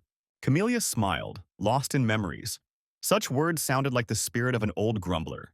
But everything can be connected, said the fairy to the wizard. Now his path lies elsewhere, she said, and fluttered straight to his face. The fairy blew a kiss from which petals as scarlet as the dawn fell. In an instant, the room was filled with the scent of camellia and petals again. She told him to go to that place and find out how to stop the cold. He found himself again on the soft carpet of a flowery plain, the aromatic herbs tickling his nostrils with the scent of thyme and sage. He hadn't felt this way for a long time, the wizard thought. He stood up to look around to see if this place was a flower temple. This is exactly how he imagined it. A wide, grassy meadow that sparkles with a riot of colors and smells, and hums rhythmically with the buzzing of bees, and high mountains guard it from the frost, grabbing all the clouds with their sharp teeth. A light gust of warm spring wind playfully hit him in the face, and when he opened his eyes again, spring had given way to winter, and everything was covered with coal-black snow. Elric was trying to understand what had happened when a familiar voice, as if reading his thoughts, replied that it was a field of black snow. And the location of the second mission was reported by Otto Hahn, who stood with his back to him. The old relative turned around and smiled, saying that they hadn't seen each other for a long time. Elric ran up to him and Otto praised him for how the boy had grown, and the mark of cruelty found its place on his hand. The wizard asked how the ancestor got here. Otto replied that he would follow him closely until winter was over, and smiled softly. But his smile brought back flashbacks of the previous ordeal to the boy, and he shuddered. Looking at the sky, Otto said that they didn't have much time and they needed to get started. Once upon a time in ancient times, this place was sacred. It was here that life began, but soon everything was swallowed up by death. General of the East, Elric whispered, guessing the reasons for the disaster. It was his shadow that the demon god left behind after passing by this place. A relic of the past and a curse, said Otto, and they looked at the monstrous cyclone. And his task to absorb this darkness was given to him by his ancestor. On the one hand, the magician was expecting something like this, but on the other hand, all of this old man's tasks were madness. The wizard doubted his own powers as he looked at the roaring streams in the mountains to curb the great disaster. But if everything works out, this immeasurable power will belong to him. And the boy's eyes sparkled greedily. Otto watched Elric's reaction closely. As before, the young wizard had to stuff the storm demon's power into the seal on his hand. There is no doubt that this opponent is stronger than the Queen of the Mountains because this is the second task. After thinking for a bit, Elric decisively declared that he was ready for battle. Before the fight, Otto gave him a camellia seed to take with him. His task is to grow a seed in 100 days until the tree blooms. The magician was amazed at how he could simply grow a tree. Since this time, he would have to be a gardener. It didn't sound so difficult, and Otto rubbed the frame of his monocle. Grow something on dead land? But what does the General of the East have to do with it? The magician asked. Otto laughed and said that he would understand everything when he started. And the guy hit himself on the head. What else did he expect from a crazy relative? He frowned and began to think about how to complete the task with such a small amount of information. But the relative said not to worry because he would have a mentor, and with his click, a magic seal appeared in front of them. And then the frosty air was filled with a familiar aroma. He won't leave me alone, grumbled the miniature fairy in a dress made of petals. She indignantly threw her long silky hair back from her face. The goddess did not like to wake up over trifles. Elric stared in surprise at the one he had just spoken to. But Camellia acted as if she didn't recognize him at all, and cast a hungry cat's glance at the handsome guy. Although this fairy looked the same as the goddess Camellia, there were also differences. She was short in stature, but the wizard had the feeling that he was looking not at a young flower, but at a mature tree. And its crown is so large that it can cover the entire sky. This version of the goddess looked majestic. Otto politely introduced his distant descendant to the goddess. Again, Melvinger sighed with disappointment, the beauty, but promised to turn a blind eye to it because he was cute. And then she offered him to become her husband, and Elric realized that it was definitely Camellia. But then the goddess felt something, and seemed to remember that the boy had already refused her once. It turns out they have a connection with the copy in the flower temple, the wizard realized. As before, Camellia changed the subject to save face and told him that growing a tree was quite difficult. The magician declared that he was ready for anything, but the goddess warned that she would only help with advice. He would grow the tree himself. Elric nodded meekly. That would be enough. Otto handed him a stone tablet. It looked old and cracked, and on its surface was carved the Melvinger family crest, an owl, and a book. This messenger will allow him to see the state of the tree in real time, but soon it will reveal other abilities, the ancestor said, and the seal lit up in his hands. The magic of the Wheel of Change was released from his hands, and the test began. They soared high above the mountains where the sky loses its blue and touches the stars. 4 centuries ago, the curse of the demon god fell upon these lands, the goddess said. He must find special ingredients and use them, she explained. And Elric wondered if nature was better in this time than it was now. First, he had to find a place to plant the seed, and it had to be fertile. Elric decided that it would be faster to clear this land than to search the entire field of black snow. But then an ugly winged shadow appeared in the sky. The monster with a sharp beak almost swallowed the magician like a fly as it flew past. After this, several more hungry feathered creatures appeared in the sky. They attacked the wizard who was hanging in the air like easy prey. Elric brought his hands together and called upon his mana. And then a hurricane burst from his hands and fell upon the enemies, sweeping away everything in its path. The winged creatures withstood the torrents of wind, but could not withstand the bitter cold that bound them in ice. In an instant, they all scattered into a hail of fragments and fell to the ground. Demon Hull emerged from his hiding place and decided to eat so that the good would not go to waste. Unexpectedly, there was something to profit from in this place. The magician chuckled. The goddess also smiled contentedly. The boy was as skilled as all the Melvingers. But killing monsters is one thing, and finding fertile land among the mountains and snow is quite another. Elric began to figure out what he was looking for. An open space, a few trees. There should be water nearby, and this place should be protected. Since they had traveled 4 centuries into the past, there must be an anthropomorph somewhere around here, the wizard remembered. Camellia confirmed his suspicions. The beastmen were just finishing building the city, but the landscape had changed since then, and it was not easy to find. But the wizard had his own methods. First of all, he found a turbulent river that had broken its way through the rocks. The gorges and hills hardly change over such a long period of time. One can use them to determine the location, said the wizard. So he came out onto a plain where various creatures were crawling and creepy stumps instead of trees were sticking out of the ground.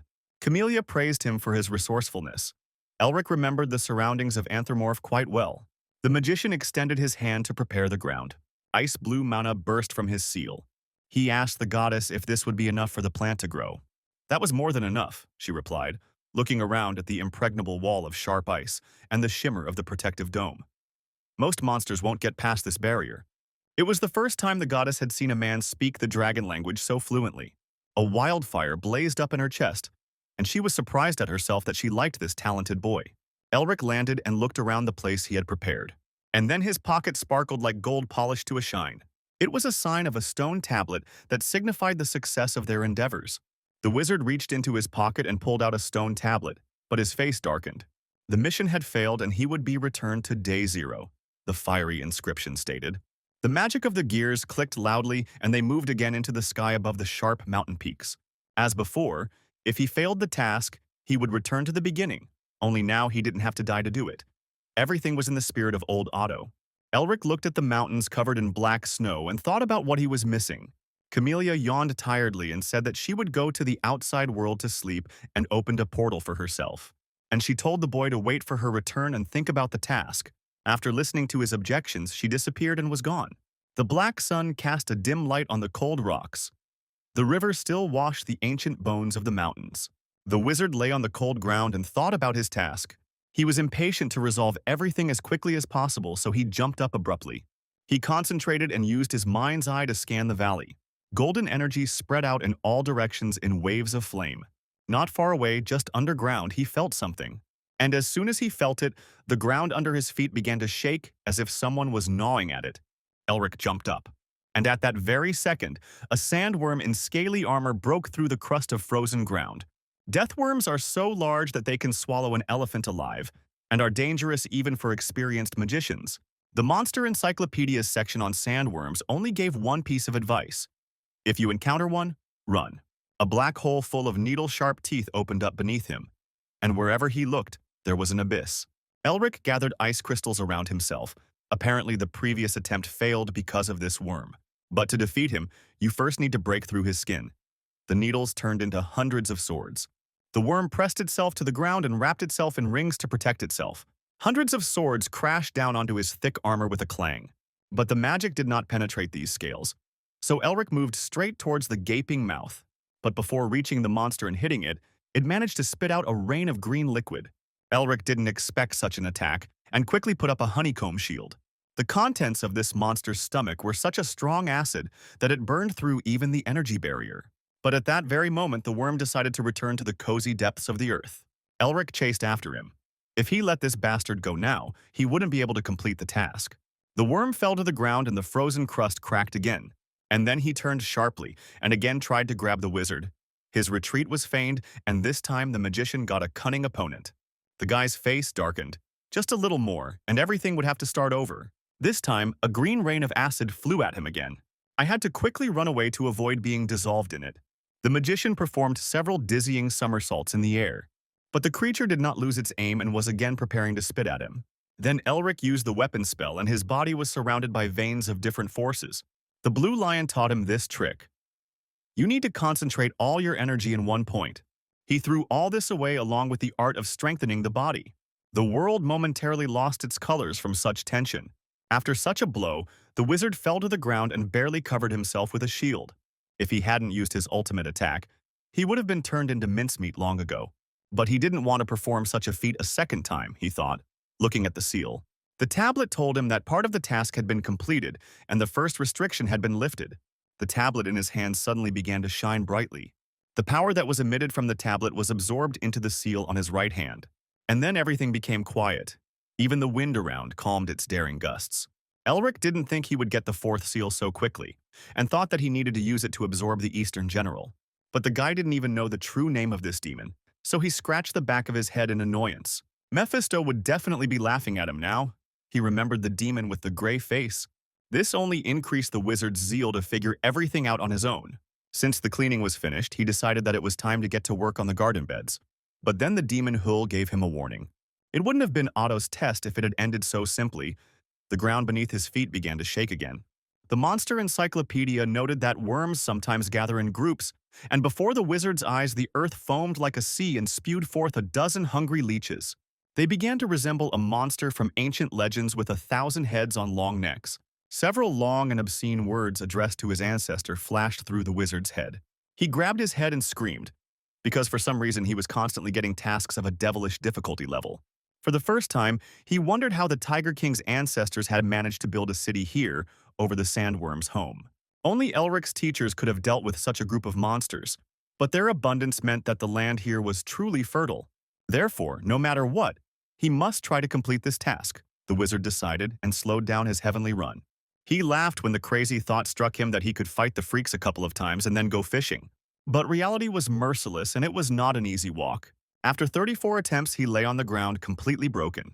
He tried everything he could, but it was impossible to kill these monsters alone. Each time the wizard went through incredible torment. During the battle, he even found another place to plant a tree, but it never sprouted. So he could get stuck here until he grew old, he thought, as the monsters surrounded him again. There was no longer any Camellia or Mephistopheles here, and old Otto was probably watching him and laughing quietly. And only then did it dawn on him that no one had forbidden him to ask for help. In those days, a Tiger King lived here, Elric remembered. This means we just need to find his family, in the hope that at least in this time the king can fight and will not be a child or an old man. Camellia dozed under a beautiful tree like a cat curled up in its silken bed. The wind quietly played a lullaby for her on the leaves of the tree from which petals, delicate as snow, fell from time to time. A harsh voice, dry as the desert sands, woke her up, but Otto spoke quietly. Camellia rubbed her eyes sleepily. She was surprised that he had gotten in here, because no one could have done that without permission. Otto smiled again once he was begged to come here. The little fairy indignantly replied that such a thing had never happened the moment she woke up. She sat proudly on her bed and asked him why he had come. Otto was concerned about how the goddess was dealing with the curse that had been blocked 40 years ago. Camellia was recovering better, but it would be better if this didn't happen again. She asked Otto how the young hero was doing, and he offered to take a look. The magician was running away from some wild beastmen. They shouted after him, "A pathetic little man is their enemy." Camellia was scared for the guy and asked Otto what was going on there. But as soon as he laughed again, he enjoyed putting the boy through interesting tests. The goddess demanded that he immediately help the magician, but Otto calmed her down and asked her to just take a look. Judging by the boy's face, it wasn't clear that he was scared. Rather, he was enjoying the chaos. He jumped like a grasshopper, forcing the animals to run after him. But the Tiger King never showed up. For this task, he definitely needs the help of those who will build an entire kingdom here in the future. When the wizard stopped, The beastmen thought that he had run out of strength and had finally fallen into their clutches.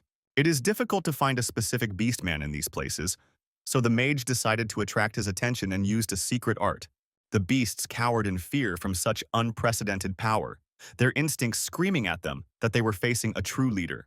Now a hunt must definitely begin for him, because the man used their techniques. A black shadow loomed over the mountain range. Elric simply stamped his foot and caused a rockfall that reverberated with a terrible roar throughout the valley of black snow. The beasts were thrown back by this dazzling golden aura and rolled on the ground. After such a noise, he must definitely be noticed, Elric decided, and climbed higher up the tree. Or maybe that wasn't enough. He still had doubts. But when he wanted to change his location, his sense of evil sounded the alarm, and Hill shouted at him to run. As if a hungry tiger had snuck up on him from behind and struck him with its paws, the mage jumped back, almost falling under this attack. Looking back at the cleanly cut stump, he realized that if he had not had a sense of evil, he would have definitely become a dead man. The warrior who quietly came out of the shadows towards him praised him for his attentiveness. It was the being that united all the beastmen in the Valley of Black Snow, the great ruler of the north that made the entire empire tremble with fear. The progenitor of the beastmen asked him menacingly who he was, a ferocious aura surrounding his body. And his name was Tiger King Julius. When he came closer, he noticed that there was definitely a person in front of him. And again, he asked the wizard what was happening. The other beastmen surrounded them on all sides and barked loudly in indignation. Julius's eyes flashed and asked them if he was really forbidden to be here. Thus the wizard realized that not all the tribes were yet united. The Tiger King had not yet reached the peak of his development, but his aura was monstrous. He was overwhelming with his presence alone. The tiger growled for everyone who did not want to fight to get away. The animals ran away with their tails between their legs, promising to take revenge on him for siding with the man. When they left, the future king sighed with relief. He did not like fuss.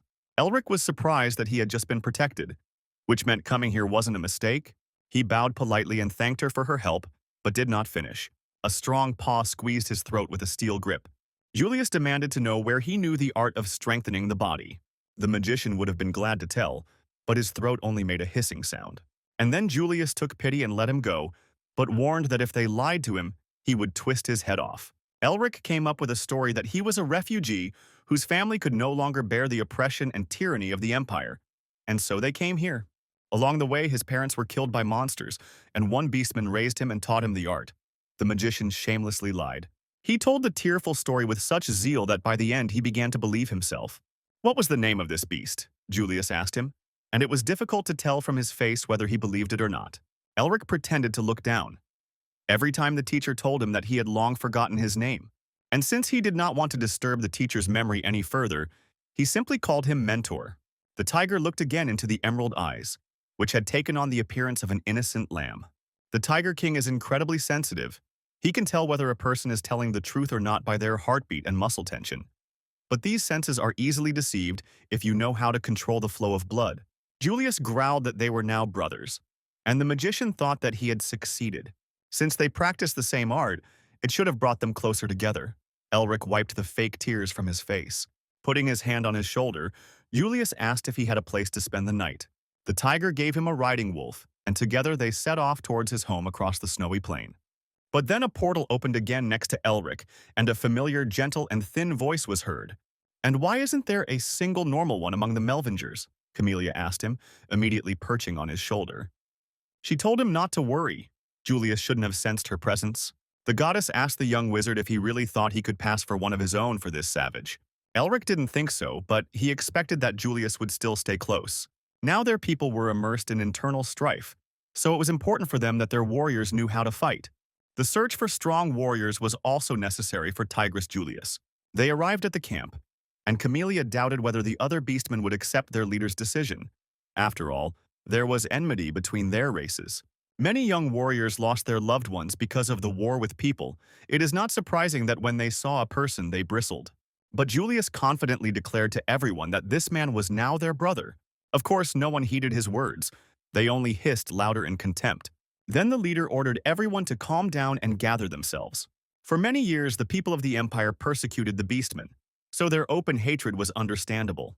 But despite this, the magician had to lure them to his side. However, something unexpected happened next. Upon hearing Elric's story, the beastmen began to cry. They mistook the teacher from the boy's story for their departed mentor. Julius also confidently winked at the stunned guy who didn't understand what kind of nonsense they were talking about. Just a minute ago they were ready to tear him to pieces, but now they accepted him as one of their own. And the whole reason was the formidable leader Julius, who was now smiling contentedly at him. Elric's story was embellished by him, enriched with details and touching scenes of the teacher's last minutes. Julius turned out to be a much more skilled liar and manipulator than it seemed at first glance. Despite the fact that he was a rough warrior, he demonstrated unprecedented cunning and ingenuity. His heart-rending story touched all the young warriors of the tribe. He so skillfully portrayed the death of the teacher who wished their tribes to live in peace that the warriors went into a frenzy. They groaned and tore their fur out. The teacher's death seemed real to them and happening right now. Elric himself did not know how far this lie could go. And then Julius whispered to him to play along. These fools were capable of believing anything. The mage smiled warmly. He did not hate the beastmen and needed their help, but not everyone agreed with this decision. There were also those who were against it. A strong-looking warrior with an animal tattoo on his shoulder stepped forward. He refused to believe the man's words. There was a tense silence and both sides studied each other for a long time. The Black Wolf tribe, the loyal dogs of the Tiger King and the ancestors of Norris, Camellia suggested to him. Julius stepped forward and asked Ralph if he was thinking of challenging the chieftain's order.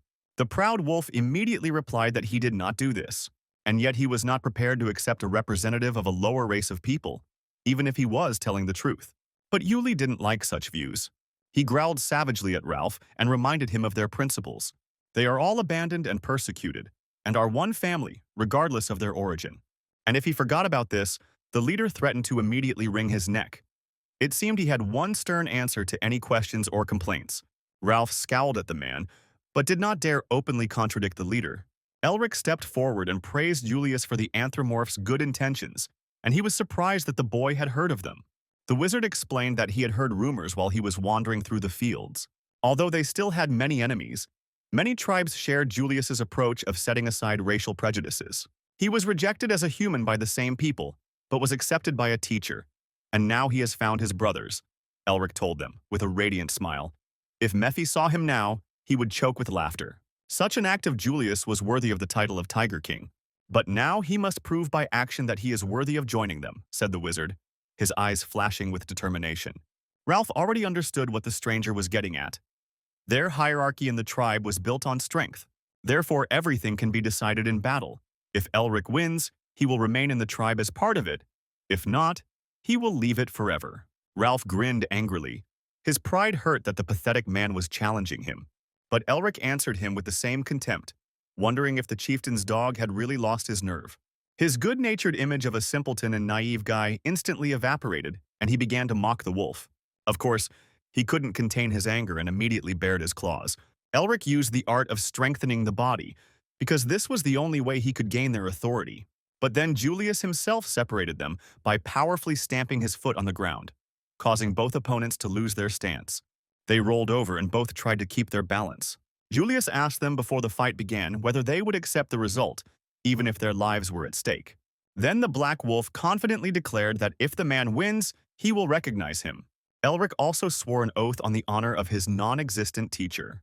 Julius gave them the command to begin, and Ralph immediately assumed his animal form and attacked the stranger.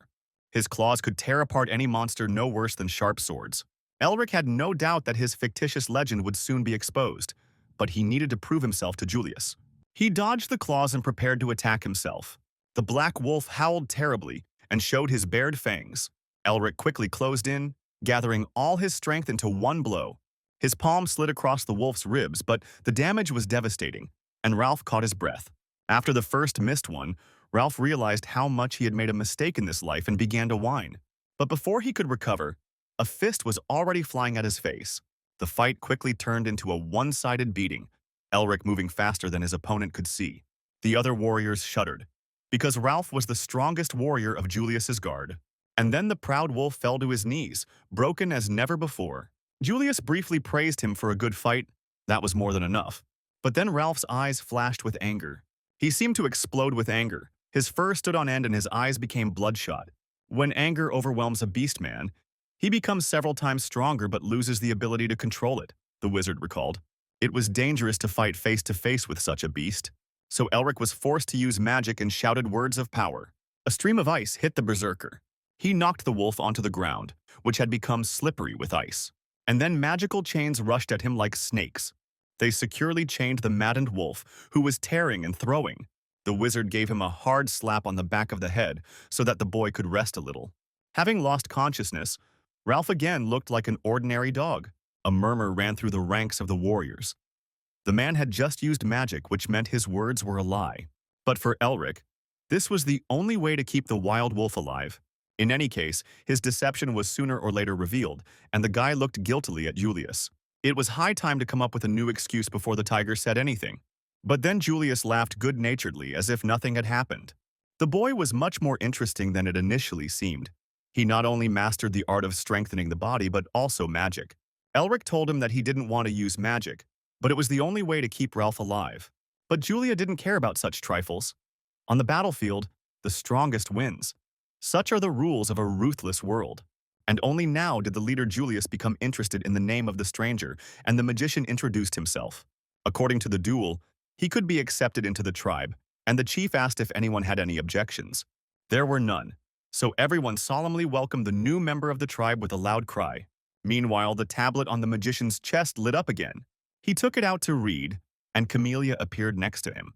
The second restriction was lifted. The tablet seemed to confirm that he was on the right path. So he learned the name of the seal that the tablet contained. It was called the North Wind. This seal was of a rare rank, and similar in power to the one given to him by the Mountain Queen, but Elric did not yet know how to awaken it. The goddess Camellia has disappeared again, apparently deciding to remain silent about the power of the seal. There was nothing to be done about it, so the guy decided to focus on the second part of the ancestors' task. Later, they gathered in the tent of the leader Julius, along with all the guard warriors who were in the camp. They called him inside, and he entered as befits a warrior of the tribe. Julius officially introduced the new warrior to their army. Elric took up the garb of the tribe's warriors and became a member of the royal guard. The king laughed as he greeted him and said that he had his first task. Since Elric has wandered a lot across this plain, he must find a good place for their permanent camp. Fate itself was on his side, the magician thought, because he just had a place in mind. This valley is surrounded by hills and mountains, so it is easy to defend from strangers, and there are rivers nearby, and the land itself is more fertile than in other places. But there was one problem. There were too many worms living there. The chief and the magician came to the same conclusion at the same time. They were both worried about the monsters, but the wizard assured Yuli that there was no better place. The tiger was deeply immersed in thoughts about what to do about this. But he wasn't one to plan, so he simply agreed to do it. Elric was amazed at the speed of decision-making. And then he realized why everything was decided so quickly. Julius dumped this task on his guard. Now he had to cooperate with Ralph. Even though his character was not the best, they were still the strongest warriors of the tribe. Perhaps Julius wanted to test them by forcing those who had mutual hostility to work together. Twin brother, Yor, agreed that the task was not easy. The worms hunted in groups and were therefore very dangerous. Ralph immediately supported him and blamed all their problems on one little man. He began to mock the magician, who decided to choose a place next to the worms. This is such impudence, the wizard thought, listening to this chatter. Ralph ended his speech by again calling all humans pathetic and spreading his hands smugly. But at that very second he received such a slap that half of his face was almost torn off his skull. Yor was the eldest in their group and did not tolerate anyone sticking their neck out in front of him. He again warned the impudent fellow not to mix personal matters with business, otherwise he would have his head torn off. After all, their lives depended on this task. His menacing appearance immediately made the others stand at attention and shout in unison to eat. No one wanted to contradict the young captain. Now it was clear why Julius sent his guard with him. Yor was able to contain any strife. As a sign of gratitude, the magician bowed to the captain. But Yor quickly turned away. Maybe he was just doing what he had to, but his real thoughts were hidden deep inside. The worms wouldn't come out if they felt threatened, so they needed to be lured out. And Elric asked the captain if he had any ideas. Yor told him about the flower of death, the smell of which worms are extremely sensitive to. If you get it, the worms themselves will crawl to the surface. To his own surprise, Elric could hardly contain his laughter, so much so that he turned as red as a metal block in a blacksmith's brazier. He quickly apologized and asked to continue, as Yor reminded him too much of his descendant Norris. The captain was worried that the flower was rare and difficult to find. But Elric said that there was nothing to worry about because he had already found this flower. It didn't look like Yor would believe it so easily because these flowers were quite capricious. It was not easy to find or even pick the flowers, but then Yor's face changed. Elric took the flower out of the secret storage in his pocket and solemnly presented it to everyone. Then the wolves froze in bewilderment, holding wicker baskets full of flowers in their hands. The magician ordered them to hurry up and get to work, and even Ralph, without noticing it, obeyed the order. In the labyrinth of blue fog created by teacher Augustine Elric, he found many of these flowers, and since the magician saw demonic energy, he could easily find them even with his eyes closed. In addition, he could also absorb all the dark energy, and thus filling the seal super fast. The magician's eyes sparkled greedily like a demon's. He was so inspired that he ordered all the dogs to move their paws, which immediately made the proud wolves' fur stand on end. They began to complain to Yoru about this attitude, but his face remained impassive. He simply kicked Ralph and told the dogs to get to work since they couldn't do anything else anyway. So the conflict was settled. Elric and Yor quickly exchanged glances. The captain's face softened, as if he was saying that this is how one should behave with these wolves. When the collection of herbs was finished, all the warriors of the tribe gathered before the chief. He praised them for their good work. They had reaped a good harvest in a short time. It's true that the young wolves had to work until they were completely exhausted. When the preparations were complete, Julius ordered them to begin. They lit a fire and threw all the grass into it, causing the sky to become covered in a black curtain. Sensing the sweet scent of flowers, the worms appeared on the surface. And then Julius gave the order to prepare for the attack. But he was informed that the Fury tribe had attacked them. Just as they began their attack on the worms, somehow the enemies found out that they would be hunting worms and wanted to ambush them. Julius was immediately enraged that the Furies had stooped to such baseness. But the moment for the attack was chosen perfectly. Now the tribe could no longer escape the battle with the worms that were quickly approaching the bait. In the rays of the black sun, a tall warrior with a wide axe on his back walked towards the battlefield. It was Sen, the black rhinoceros and second general of the Fury tribe, his bloodshot eyes blazing with rage. He and his warriors were going after the head of the tiger leader Julius, and they were bloodthirsty. The battle had already begun and thundered like a giant's drum, the beasts shaking the earth with their blows. Julius was the first to rush at the damned monsters without any fear. The blows of his powerful and durable claws tore apart even the tough armor of the monsters. The tiger chieftain was astonishing, but Sen had also prepared. For this day, they were collecting human artifacts that remained after the Great War. No matter how strong a tiger is, he will not be able to fight monsters or defend himself from cannons, their cold barrels facing the battle. The rhinoceros grinned greedily. He was sure that today was the day of his triumph, after which he would become the king of all beastmen. But then a strong wind, rising from nowhere, forced everyone to close their eyes. A sharp gust brought a familiar scent that Nivod's sensitive nose immediately recognized: the flowers of death. The ground around him foamed like the sea during a storm as the worms rushed for the bait. Many of them had already had their insides torn out. Julius killed without any mercy, but the worms were not finished yet. Julius praised the magician for his good work. Thanks to him transferring the scent of flowers to the Furies, it was possible to neutralize their ambush. It was a devilishly cunning and unexpected plan for the Furies, the wizard chuckled contentedly. Julius also laughed throughout the valley. Now they could start collecting trophies. Many worms and Furies destroyed each other. The fallen will become excellent fertilizer, but the rhinoceros was still in the ranks and raised all the survivors to fight. However, terror was already running through the ranks of his broken army. The Tiger King was here. He struck from the sky like a falling star, knocking enemies off their feet. The wizard followed the leader relentlessly. The net roared terribly and swung his monstrous axe, but his cry seemed to freeze like a stone in his throat, because the tigers moved so quickly that the rhinoceros's blind eyes could not keep up with him. The leader ordered the survivors to be taken prisoner and those who would resist to be killed, and his voice made the blood run cold. Then the guard of anthropomorphs, which had not previously participated in the battle and was therefore fresh, went on the attack. The wolves rushed forward with a furious onslaught. The Furies flew into a rage and fought back desperately. The fighters scattered across the field like peas, and numerous individual fights ensued. The magician also joined the heated battle. He watched as the tiger applied the art of body development and scattered enemies like tin soldiers. Just by watching him fight, Elric realized where he had made mistakes in his technique and could now correct them. But then he caught one evil look on himself, which could be felt even in the heat of battle. Ralph furiously killed all the Furies around him, as if he was competing to see who could get the most heads. He piled up a pile of monsters in front of him, but then something stabbed him in the neck. And before everyone realized what had happened, the young wolf leaned over like a tree in the forest and fell. Black veins appeared on his skin, and his body was shaking and in unbearable pain.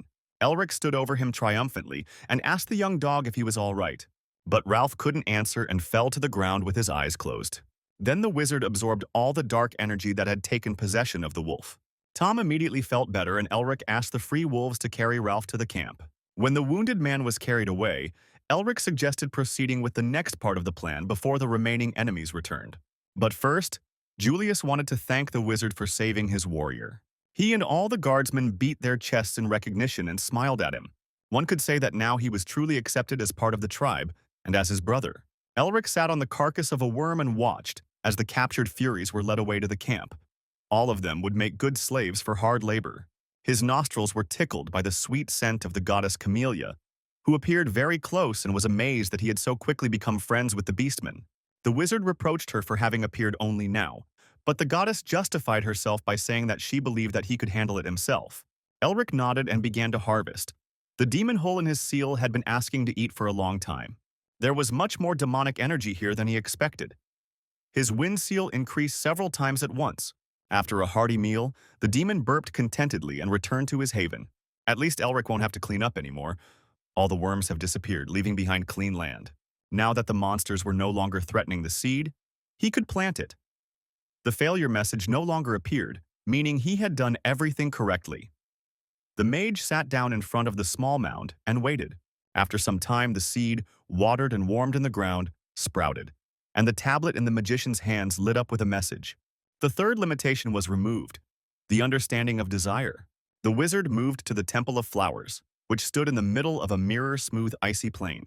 It was very different from the one standing on the green meadow.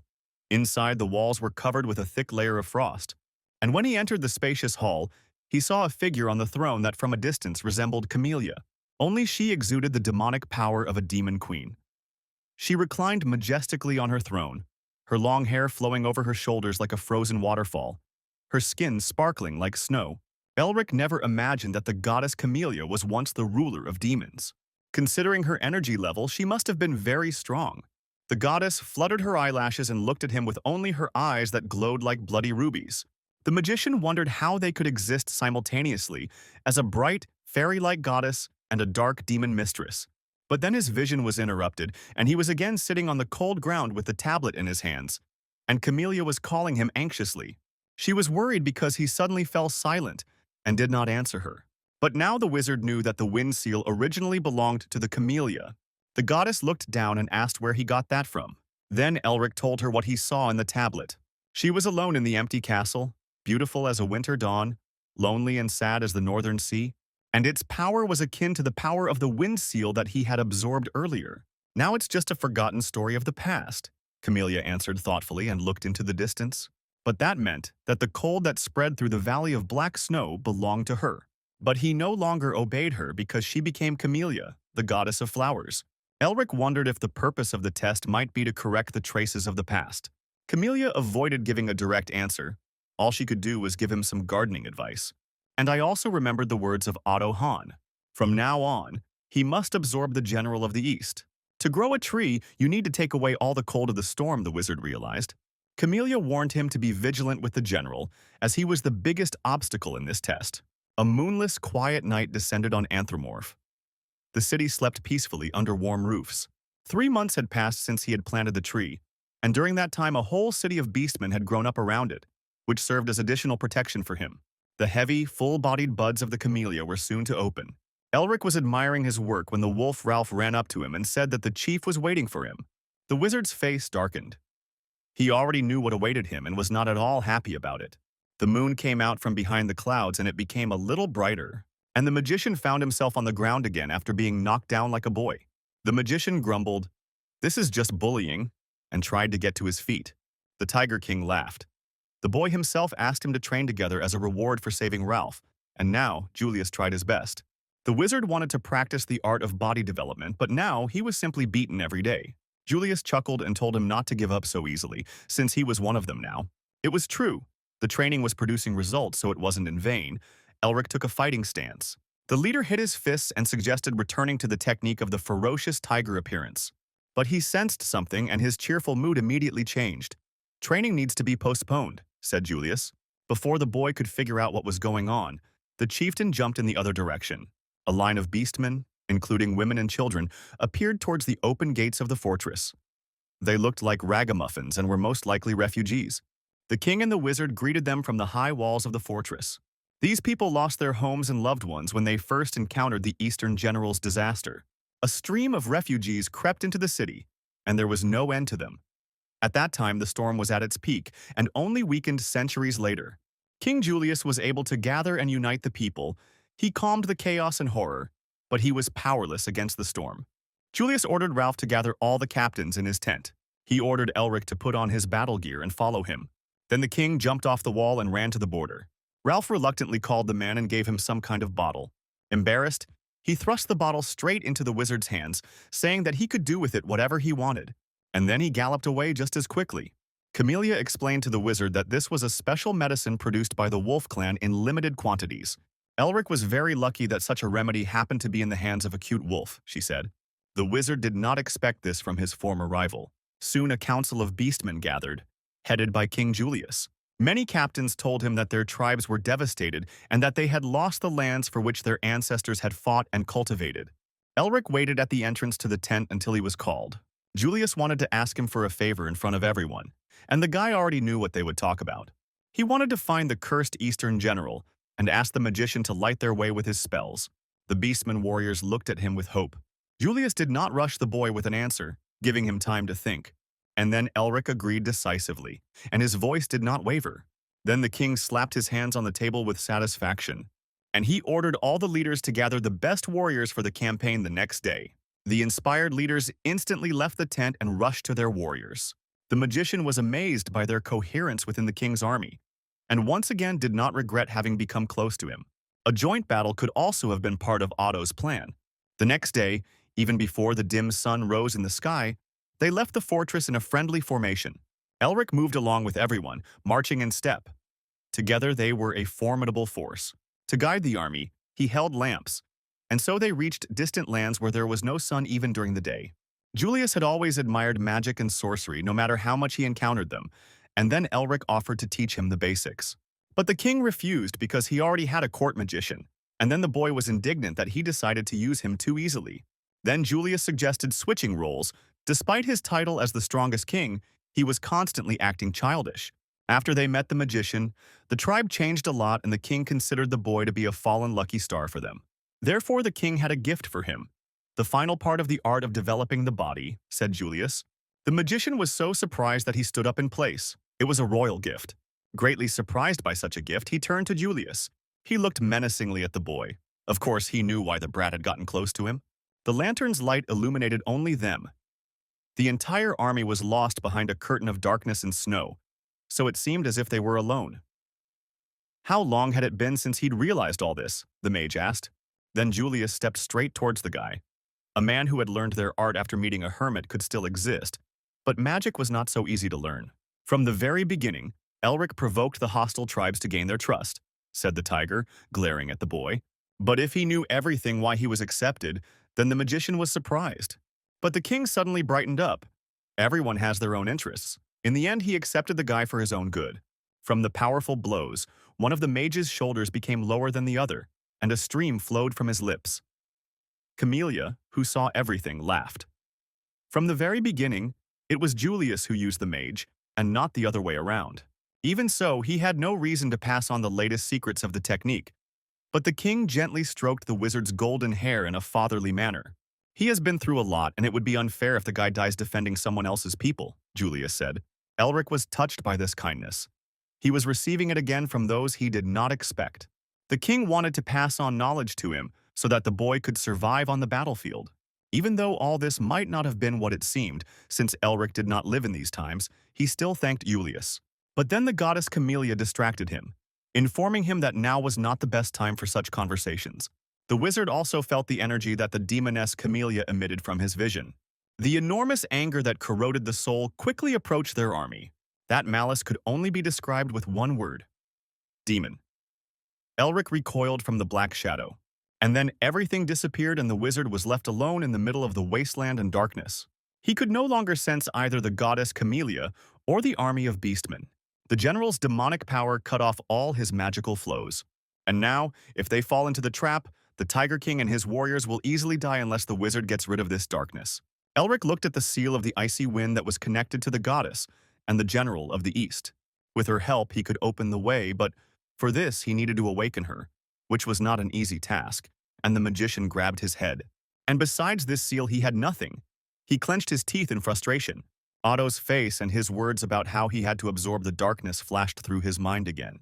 He had to force the demon into the seal just like in the first test.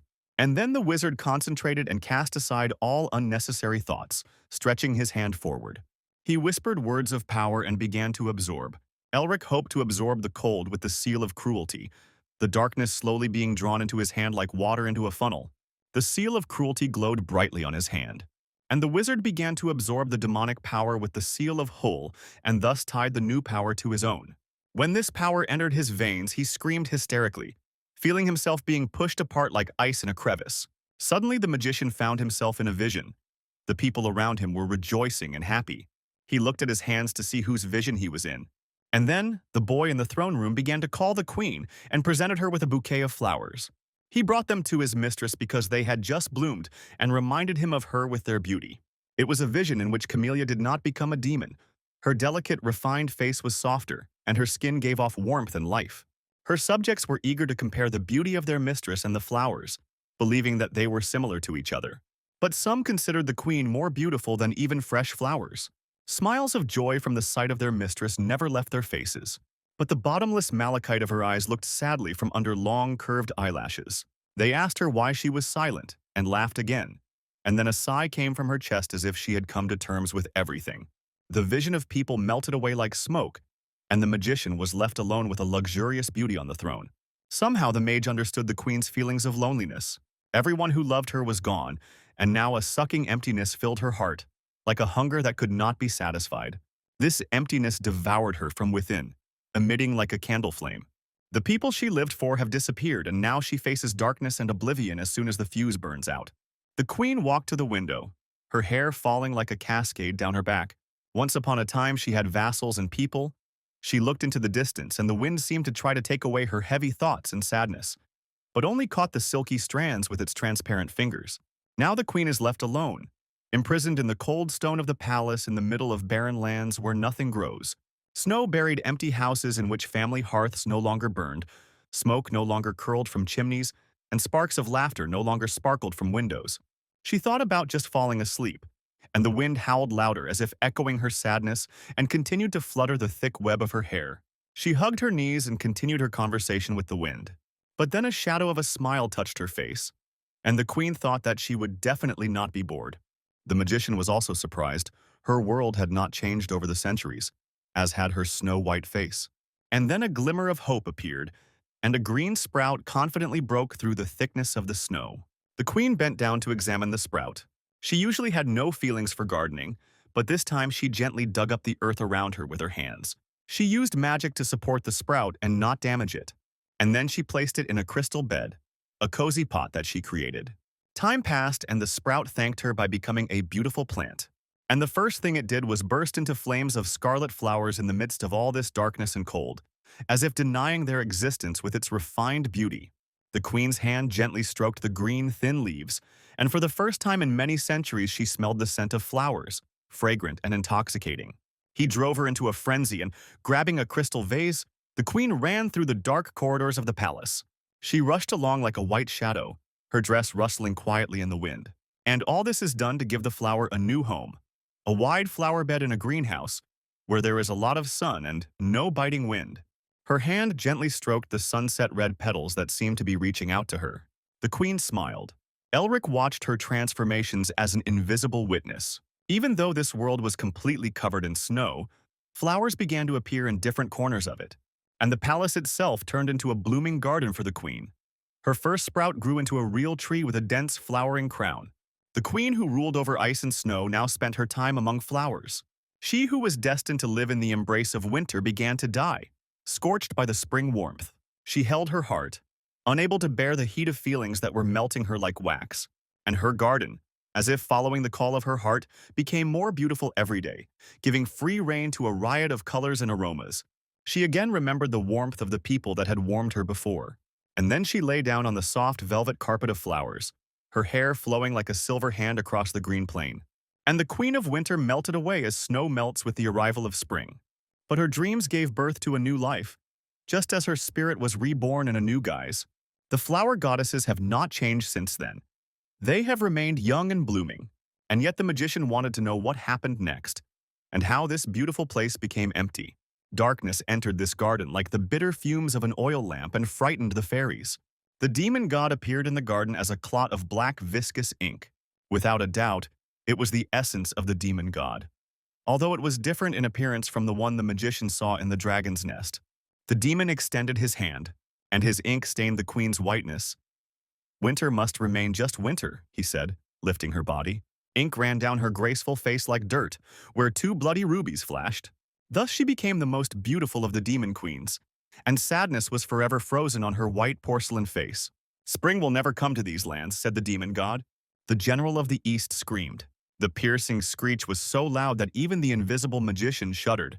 Even though the general's power was full of malice, through it, the wizard could feel the warmth and cold, the happiness and loneliness of the queen herself.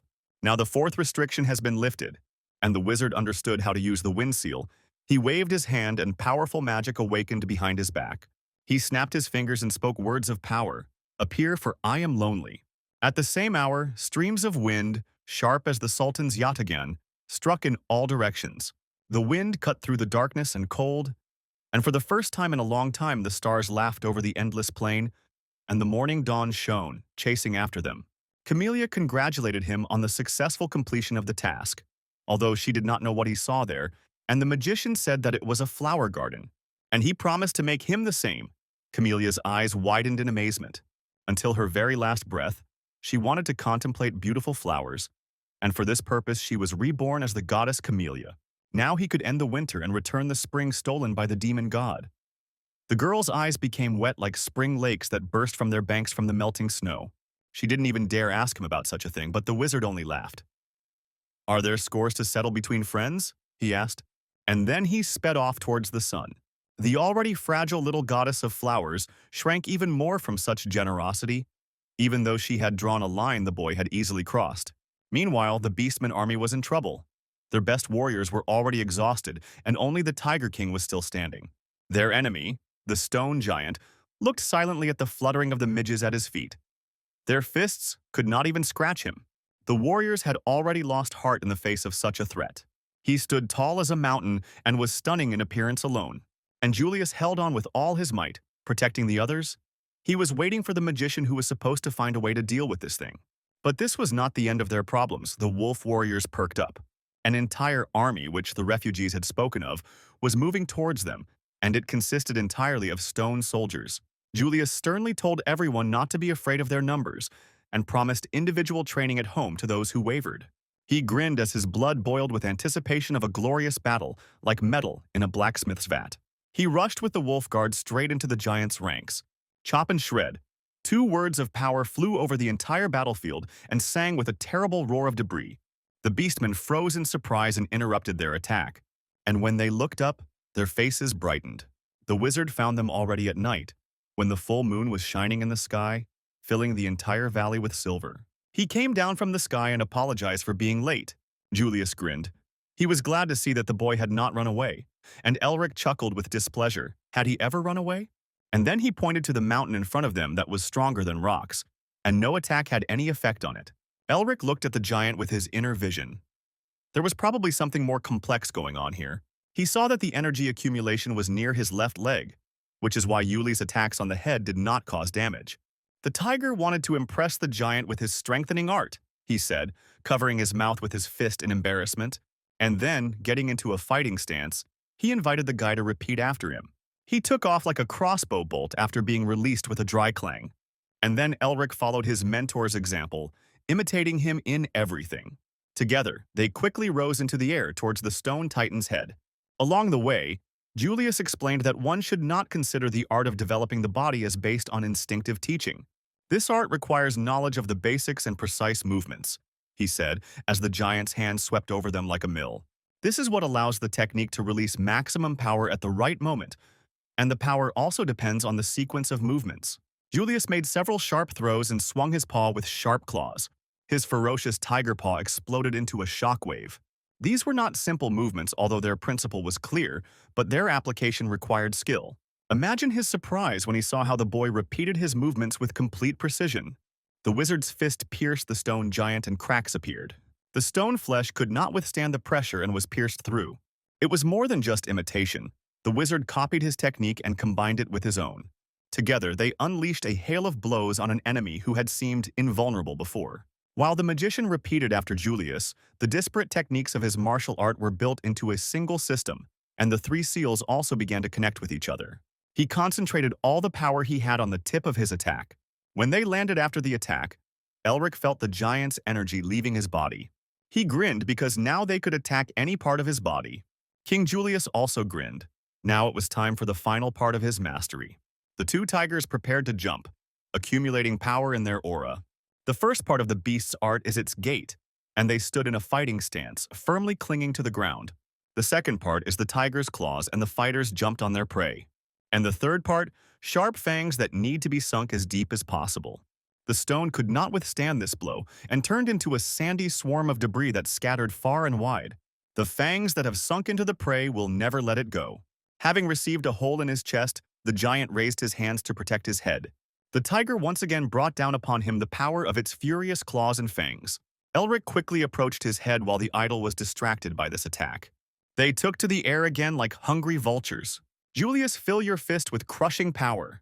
The blow fell upon the giant like a falling star, knocking out hundreds of burning sparks, the force crushing and melting the stone. As the wizard's consciousness expanded, his sixth sense opened up, and he saw the world that his mind and this feeling had created, beautiful and cold like the clear, starry sky. "And how is it?" Julius asked him when everything had quieted down. The magician answered wonderfully and looked up at the sky. "Only a madman can smile in a place where he is threatened with death," said Julius, and laughed like thunder. "But he himself is laughing." The magician objected to this, and Julius answered him that he had never been normal. And then he looked at the wizard again, and realized that the boy had become stronger again, and the weave of magic behind his back had acquired a complex pattern. He had broken through the barrier of the seventh circle that had held him back for so long, Elric realized as he looked at his hands, which were still shaking from the fight. He achieved everything thanks to the Tiger King, although they were not even related. But for the king, this question was resolved simply. Once he had recognized someone as a brother, it meant he would help until the end. Such was Julius's main strength. Even though the boy was hiding something from him, there was no reason not to help him. A clawed paw ruffled his golden hair, almost fatherly. Elric knew that one had to be careful with trust. Those close to one hurt the most. But if he planned to lead others, then perhaps he should have become more open like King Julius himself. But then the sound of grinding stones reached them again. The giant, who was already considered defeated, rose again and walked towards them. Elric threw his fists, ready for another round. Meanwhile, his friends and comrades were waiting for him. They sat in the flower temple in anxious anticipation despite the late night. Isabel was restless and nervously biting her nails as she walked around the room. The father tried to calm her down, but worrying wouldn't change anything anyway. 4 days have passed since the wizard left them. Her knights also expressed their concern and wanted to do something, because anticipation is usually worse than any poison. But Hayes invariably answered everyone that the wizard was busy with family affairs and hoped for their understanding. Apparently, the Melvingers didn't want anyone to know their secrets. And besides, Augustine and the king of the monsters, Gilton, were with the magician. But then the earth trembled under the knights' feet and they shuddered in surprise. Isabel ran to the window and quickly pushed its sashes open. To her horror, the beautiful garden was engulfed in flames, the fire licking the marble columns and leaving them black with soot. The heat caused by magic danced an eerie carnival on the green meadow. The servant of the lion with the antlers of a deer reported to him that all the breath of the bloody king was used up. "So this is the last one," said the lion, and a hungry clod of fire appeared in his hand, which just wanted to lick something to the ground. The flames illuminated the hooded warriors standing behind him, and then it tore from his fingers like a predatory beast and pounced on the palace. Herman shouted at them from the window, "How dare they attack a sacred place?" The fanatical beastmen only growled louder as they smelled the scent of people in the temple. They rushed inside like a stream of mud coming down from the mountains. But then a shadow ran across the backs of the fanatics, and then a real wild beast fell upon them. Gilton's tiger crushed several fanatics and caught another one in his teeth. On his back sat a formidable rider and the tiger's master, and he was terribly angry. Isabel froze in place. The enemies must have known about their strength to attack them so easily and recklessly. Gilton, riding on a tiger, destroyed all the beastmen who dared to invade the temple. The knights also wanted to join the battle to reduce losses. But then Isabel raised her hands to stop them, saying that it was dangerous. Her father's veterans merely brushed aside her warnings. They were confident in themselves. But the main danger was threatening Elric, Isabel said anxiously. All the others are a distraction, and the main target is the young magician. Taking advantage of the noise outside, the lion and the deer entered the interior of the palace. With one ferocious blow, the lion punched a hole. Apparently, the cat's paws did not allow him to simply pull the handle. Inside, they were met by an indignant hum of tiny fairies who, in their thin, childish voices, all vied with each other to tell them to go away. The lion bowed politely and asked for forgiveness, promising that he would accept the goddess's punishment. His sensitive nose caught the scent. He pointed to the door on the other side of the hall. His target was there. The little fairy stood in his way and told him not to come closer. But the lion answered her with all his malice and rage. If she did not leave, they would have no other choice. The goddess cowered in fear and trembled. They couldn't let the beastmen inside. Camellia clearly warned them that if the world was destroyed from the outside, the Melvinger descendant would be stuck in it forever. Therefore, she had to stop the beasts at any cost, and the goddess called upon her power. Long vines rushed sharply towards the captain of the invaders, but he grabbed his sword and, to the fairy's greater fear, chopped up all the vines as if they were made of paper. He then rushed towards the defenseless fairy with his sword at the ready. But the blow did not happen. Instead, the lion flew back and was forced to defend himself. Herman Weil blocked his way, his tall and proud sword, and his eyes flashed with the sharpness of lightning. He looked at the stunned fairy to see if she was okay, and then he pointed the blade at his enemy and said menacingly, "No one will pass." The battle between the wizard and Julius against the giant continued. No matter how many times they crushed him, he rose up. To make matters worse, the giant seemed to grow stronger each time. At this rate, they definitely won't be able to cope, the warriors realized. The anthropomorph's army had already suffered considerable losses, and the battle was never ending. They found the Eastern general, and it can be said that their goal was accomplished. But the stone giant will not let them go so easily. Before Julius gave the order, Elric refused. He didn't need to hear it to understand. It is obvious that the king wanted to give them time to escape by sacrificing himself. Julius pointed to his warriors. The mage was the only one who could save them. But the boy wanted to be a hero himself. If he lost, he would simply start all over again. But he didn't want Julius to fall so easily this time. Could the leader escape leaving him here? Julius asked. This is the price for his lessons, he told the wizard. He banged his fists and said that he would punish the guy himself for violating the order if he did not obey. And then Elric promised that he would return soon. But until that moment, the tiger must live. The anthropomorph troops moved back, the magician hoping to lead them to a safe place in return. The Tiger King smiled after them. Behind him, the giants began to move, seeing their target slipping away from them. But Julius stood in their way with a fierce flash. This time he went all out, taking on his animal form. All the fighters reached the fortress. The wounded were carried in their arms. They were happy to return home alive. Ralph was also eager to return to the chieftain with the magician, although he didn't know how he could help. But the wizard looked at the beautiful camellia flowers that opened in the middle of winter like a scattering of lights. He touched the stone tablet of his ancestors. Now all restrictions have been lifted, the contract has been fulfilled, his test has ended, and the tiger Julius has passed into eternity. He flew like an arrow capable of piercing time because he never said goodbye. The goddess Camellia appeared nearby and asked him where he was rushing to if the agreement had been fulfilled. It was an imaginary world anyway, she said. From childhood, Elric remembered the faces of all those who betrayed his family, all those who turned away from them in difficult times, those who drove her sister away when she desperately asked for help. These hyenas pretended to smile, but all they thought about was how to steal the remains of their heritage before others did it. Among them were many whom he considered friends and close to their family. After he went through hell, he became colder than ice and closed himself off from everyone. But after each new meeting, his comrades melted the ice in his heart. There was another one who completely trusted the magician and called him brother. He didn't care that this was a mental world of the past that couldn't be changed. For him, he was real, and he wanted to say goodbye. Camellia stood frozen in place, admiring the Melvinger family. When he arrived at the scene, he saw traces of a horrific battle. Julius sat majestically as if on a throne. He had received severe wounds, and his body was already covered with a thin, shaggy frost. It was worth asking about his wounds, but the magician did not dare. His friend was too proud of his feat at that moment. He won, and because of this fighting spirit, even death was in no hurry to take its toll. Elric was amazed at the warrior's confidence. Some might even find such self-confidence intolerable, but Elric wanted with all his heart to become like him. There is no word defeat in his dictionary, even though he looked miserable. The creature was gone, which means it was a victory, Julius declared. Elric regretted not having seen this fight with his own eyes. Julius already knew that the boy had come to say goodbye, and the wizard froze in place. The king just suddenly realized this and asked him why he was studying martial arts. He pointed his fingers at the sky, across which a web of cracks was crawling. Now the king saw what he had not noticed before and understood who Elric was.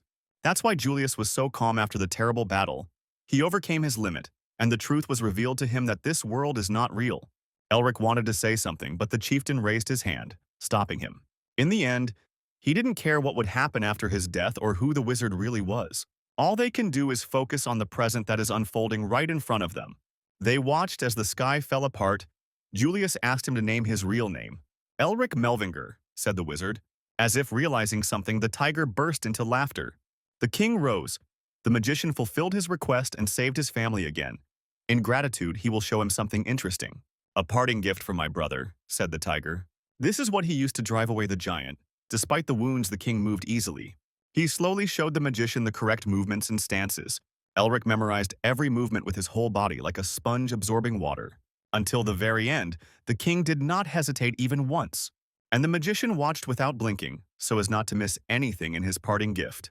Julius sighed heavily when he finished, and the world around them was cracking at the seams and collapsing. Its last seconds were passing. We'll see each other again if fate allows, said the king and grinned. Elric felt the soft, fragrant carpet of grass against the back of his head again. He received much more than he was entitled to, but he did not look happy, although he could rightfully be proud of himself when he noticed Otto leaning over him. The magician wanted to pass the test again so that he could defeat the Eastern general, but Otto sharply replied that he would not succeed. Even Julius, at the peak of his power, could only drive away this disaster, and the guy couldn't cope in 100 days. That's why they created the Ark in the Flower Temple. The giant cannot be stopped. This is the curse of the demon god, and it won't go away so easily. The wizard frowned as if he refused to admit it. Houston helped create this test in order to raise a good descendant for the future. Elric was surprised to hear his grandfather's name. Now he had to know how to absorb the giant's power and fight him. Otto fell silent, letting the guy think it over. Now he had to solve all the problems that he had not completed in the illusory past. The magician's eyes shone with determination to do this. All these days he sat in the greenhouse, and the goddess Camellia guarded his sleep. Under the cover of night, dark tentacles of evil were creeping towards him. A horned sorcerer emerged from their shadows. All this time he had been looking for the wizard. He took out a dagger and threw it with all his might at the defenseless man who dared to stand in the path of the bloody fox. The knife flew towards his throat, but the magician did not move. But as soon as he opened his eyes, there was an explosion. Meanwhile, Herman was fighting with the lion. If he had been younger, he would have already cut off its head, but Lord Weil had not yet recovered. He still had one more ace up his sleeve, a secret technique that had led him to illness, but also given him new insights. Even though it was dangerous, he had to protect Elric and looked again at his fierce enemy, who bared his fangs as if he was laughing. And then the Lord looked worriedly behind him, where the wizard was sitting. The dear sorcerer couldn't do anything. The ice bound him faster. It dug into the skin, and with each passing moment penetrated deeper into the body with hundreds of thin needles. The magician hit the killer with diarrhea as the horror of unexpected failure rushed through him. This is the end, the wizard told him, and grinned. Just a moment ago he was immersed in another world. The room was filled with the impenetrable darkness of the carnivorous and eternally hungry demon Hull. Now this seal has become stronger, the wizard noticed. Mephisto appeared nearby like an old friend after a separation. He realized that now the boy could use both cold and wind, as well as create clouds in winter. Surprisingly, Elric was glad to see his gray face, causing the demon to growl in displeasure. The whole point is that he is ridiculously ugly. The goddess Camellia found an explanation for this. A real argument broke out between them, and Elric was glad he was back when his pocket lit up. The ice crystal that lay there turned into a large snowflake the size of an entire palm. There was a noise outside and they turned around. And when Elric quickly opened the doors, his face took on a worried look. Herman Weil, this unrivaled swordsman, sat on the floor that was all cracked from the heated battle. The knight looked battered, but fortunately there were no serious wounds. The magician came closer to make sure of it. He helped the master to his feet. He was simply exhausted from the battle. But despite this, Herman looked happy. Even though his body was no longer young and he had not yet recovered, some good things had happened since he had recovered. The wizard asked what it was. "Just one step," said the knight, pointing forward. "One step towards a long-held dream," he added, looking at the pile of bodies of fallen enemies, illuminated by bright stars through a cutout in the wall. Elric wanted to transfer some of his mana to the knight, but he refused, as the collision of different energies could cause injuries again. But he did not listen, and a golden glow enveloped them. The knight was amazed at how the boy had changed over the past 4 days. His mana had increased exponentially. Now Herman felt better, and he thanked the wizard. But then the noise of battle outside reached them, and Elric went forward, leaving the knight. He quickly flew through the corridors of the palace, where there were traces of an invasion everywhere. When he went outside, he saw the whole meadow ablaze. The arsonists were not satisfied and continued to run everywhere with torches. This made the wizard very angry because the villain could not be defeated in this war, but only increased the destruction. Then Elric raised his hand and chanted words of power. Stop. Waves of cold wind crashed into the flames like a storm. All the arsonists could not withstand this breath and instantly froze, becoming icicles. Those who remained recognized him with horror as the magician they had come for. The enemies fled in panic, and the wizard looked at them without any pity with his sparkling emerald eyes. "Even if they came here themselves, it's not up to them to decide when to leave," he said angrily. "Arise," the magician commanded, and the enemies trembled with horror. A wall of ice rose before them, impossible to break through. And then they turned around and saw magic that had no equal. It swirled like a mighty cyclone. Elric kept feeding and twisting his spell harder. And then a wave of freezing cold spread out and sucked in all the remaining scoundrels. Even the allied knights were amazed at his power.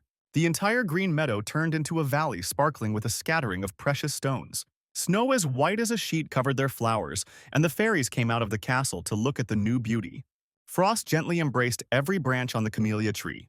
Elric looked down at the results of his efforts from the sky. Later, he informed his squad about his plans. He wanted to use the power of the crystal to absorb the cold energy and awaken the winter flowers and fill them with the divine power of the fairies. Exactly how he awakened her, the goddess Camellia noticed. If they gather the power of the flowers, winter flowers will grow, then they will be able to plant an ice general in this place and call for spring, said the magician, and everyone pretended to understand him. As Mephistopheles said earlier, he will need various elements in addition to harsh wind and cold. Elric took a snowflake out of his pocket to absorb it. The power of cold began to fill his body. It was the energy of Camellia, and the one that created the queen sleeping in the garden of the distant past. He collected everything that the queen had scattered across the field of black snow, closing his eyes. Winter will come, and after it the forgotten spring will return. The fairies joyfully flapped their wings. After all, their sisters began to awaken from their children's coffins one after another. The Blue Lion Knights, led by Herman and Isabel, were waiting for him outside. Isabel was the first to notice him and smiled like a snowdrop enjoying the first warm sun after a cold winter. The beautiful green meadow came back to life after the recent fire, as if it had never happened. Elric told them that they had to kill the Ice General, and Sean began to be indignant because his friend was in no hurry to tell him how to do it. As always, he insisted on caution in actions, and it was necessary to find her first. But the wizard already knew where the Ice General was. He was in the Fury tribe. Sean sighed heavily.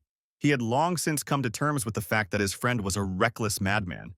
But nevertheless, everyone was ready to follow him. Sean scratched his head and agreed to help this time too. Inspired, they set out together to resolve the age-old disaster of these lands. Somewhere far away, the nine-tailed fox was going mad with anger after learning that his subordinates had failed the mission again. But what angered him was not at all the fact that the burning of the temple had failed. It had already been destroyed long ago anyway. Rather, what they couldn't kill Melvinger was finished for him by a subordinate with the pointed ears of a demon, red eyes, and skin as pale as a toadstool. In this they are similar. The fox's interlocutor threw up his hands. They were both tired of hearing the same name in their history. The fox snorted in displeasure. He could simply cultivate new forces and get rid of the enemies, so he suggested they conclude their negotiations first. The guest needed the ice general, and once he had him, the Furies would seize the entire valley. But then the fox jumped up from his throne and began to rage with hatred. He felt his tails disappearing, and it was definitely Melvinger's doing. "He needs help," said the demon, smiling crookedly like a bat. A fierce hurricane capable of demolishing even the walls hit the city under the rule of the Furies. The hurricane tore off roofs and destroyed stone houses as if they were made of straw. The sight of the Furies, confused and rushing about in panic, amused the magician. Since they attacked the flower garden, they should have been prepared for trouble to come to their home as well. Camellia also let out a laugh as if her age-old sadness had disappeared. Elric held a blue communication sphere in his hands. At the other end of his team, knights were waiting, already anticipating the fun. "Crazy!" snorted the demon, and the magician answered him no better. "But thanks to them, everything will go well," the wizard added. After all, the knights destroyed the guardstones, and the tribe of Furies was left without the blessing of the fox's tail. In panic, the beastmen fled and begged their bloody king for salvation. But the Fury people were an alliance of many tribes in the valley, and they had many cities that could not be destroyed so easily, Camellia noticed. Of course, the magician agreed with her, but this was not his only plan. The tribes bowed before the bloody fox because he was strong and because he provided protection from the Eastern General.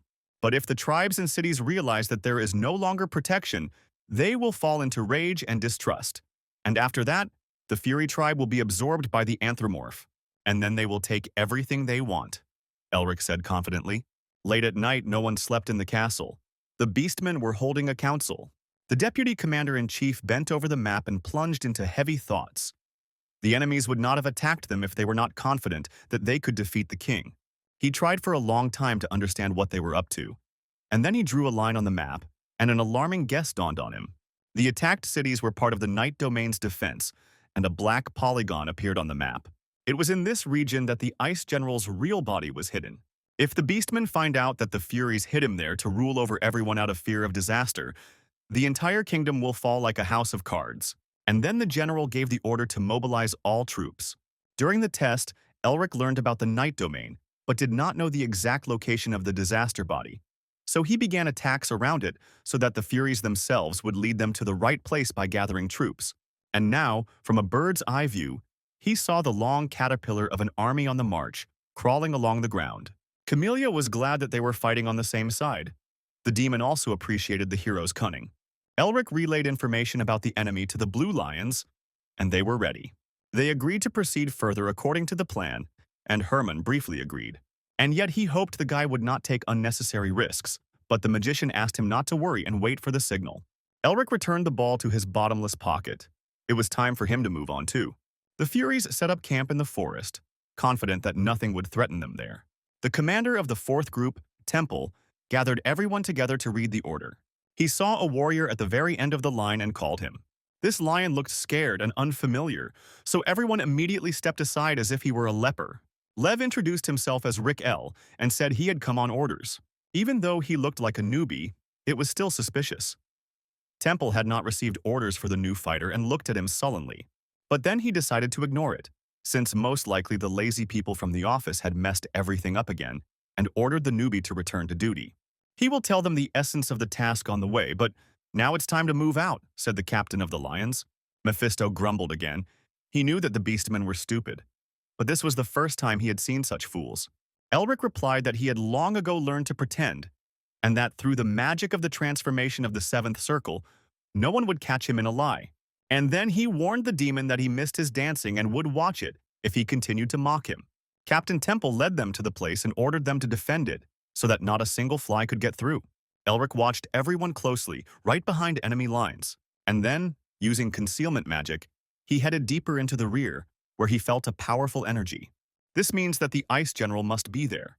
Without any problems, he made his way to a place deep in the forest. There he saw the real body of the ice giant, the demoness who stood there chained. This was unexpected for the magician, because she was shackled and had been for quite a long time, judging by the rust on the chains. Mephisto laughed. He never thought that the curse of the demon god would be in such a pitiful state. He thought that this might be related to the fact that Camellia had fallen asleep 40 years ago, because the chains emitted a floral scent. They had been connected to Euston in exactly the same way 40 years ago, though the seal had not been strong. Someone was updating this seal all the time. They watched the curse as if it was tearing into the sky and was held only by chains. Within the seal, Elric sensed the blessing of the tail, the power of the blood fox. He couldn't even imagine that he would be grateful to him, because before that he didn't know how to defeat the ice curse. But now, because she was bound, he could approach and imprison her power in an ice crystal. As if sensing it, the demoness began to twitch, rattling her chain. Elric handed her a snowflake and spoke words of power to absorb it. But then a portal opened next to the demoness's body and black lightning struck. Elric jumped to the side to avoid being hit. When the unexpected enemy appeared, Mephisto immediately recognized him. Azazel, the demon of madness, sent his servant belonging to Grigori, who appeared before them as a noble vampire. When he approached, he was surprised that a simple beastman soldier was not afraid of his seal. And only then did the demon realize that in front of him was one of the Melvingers. "Not bad for a demon," the guy said smugly when they saw him under the mask. The demon had already heard about the boy who was ruining all the plans of the Fury tribe. The organization tasked him with helping the Fury tribe unite all the Black Snow tribes and then retrieve the Ice General. And if it weren't for the impudent boy in front of him, the task would have been completed long ago. The demon's crooked mouth cracked, revealing sharp saw-like teeth. It was even better that way, because if he destroyed Melvinger, he would receive the gratitude of all who hated this race. The demon's seal appeared on his hand, and the organization had already recognized the wizard's level of power. And he was definitely no match for him. The demon confidently waved his hand, gathering darkness around himself. Cruel Gale, a demon with a bloodline, said to Mephisto as he summoned a whole hurricane. The difficult opponent grinned at Mayfi, anticipating a heated battle. But Elric was only glad. He was looking for copper, and finding gold compared to the totem, this demon was the highest reward. Gale thought the boy was just smiling crazy in front of him. Then he simply decided to show the fool his power and swung the darkness. The shadows struck the magician like whips in an unpredictable trajectory. The demon saw the wizard being torn to shreds like a rag doll, and then he grinned triumphantly. The enemy of the Inhumans is not so strong. However, the wizard tore the shadows apart, and then the demon saw that the boy was safe and sound. He had time to be amazed by such an unexpected turn of events. Elric grinned, never thinking that he would find someone like himself, and struck the enemy with a discharge woven from different forces. The golden beam struck like a sword, piercing the darkness. Gale raised 3 walls of rock in front of him to block the attack.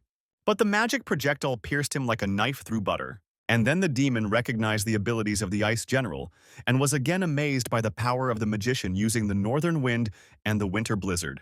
Elric took a step forward, his crystal eyes flashing menacingly.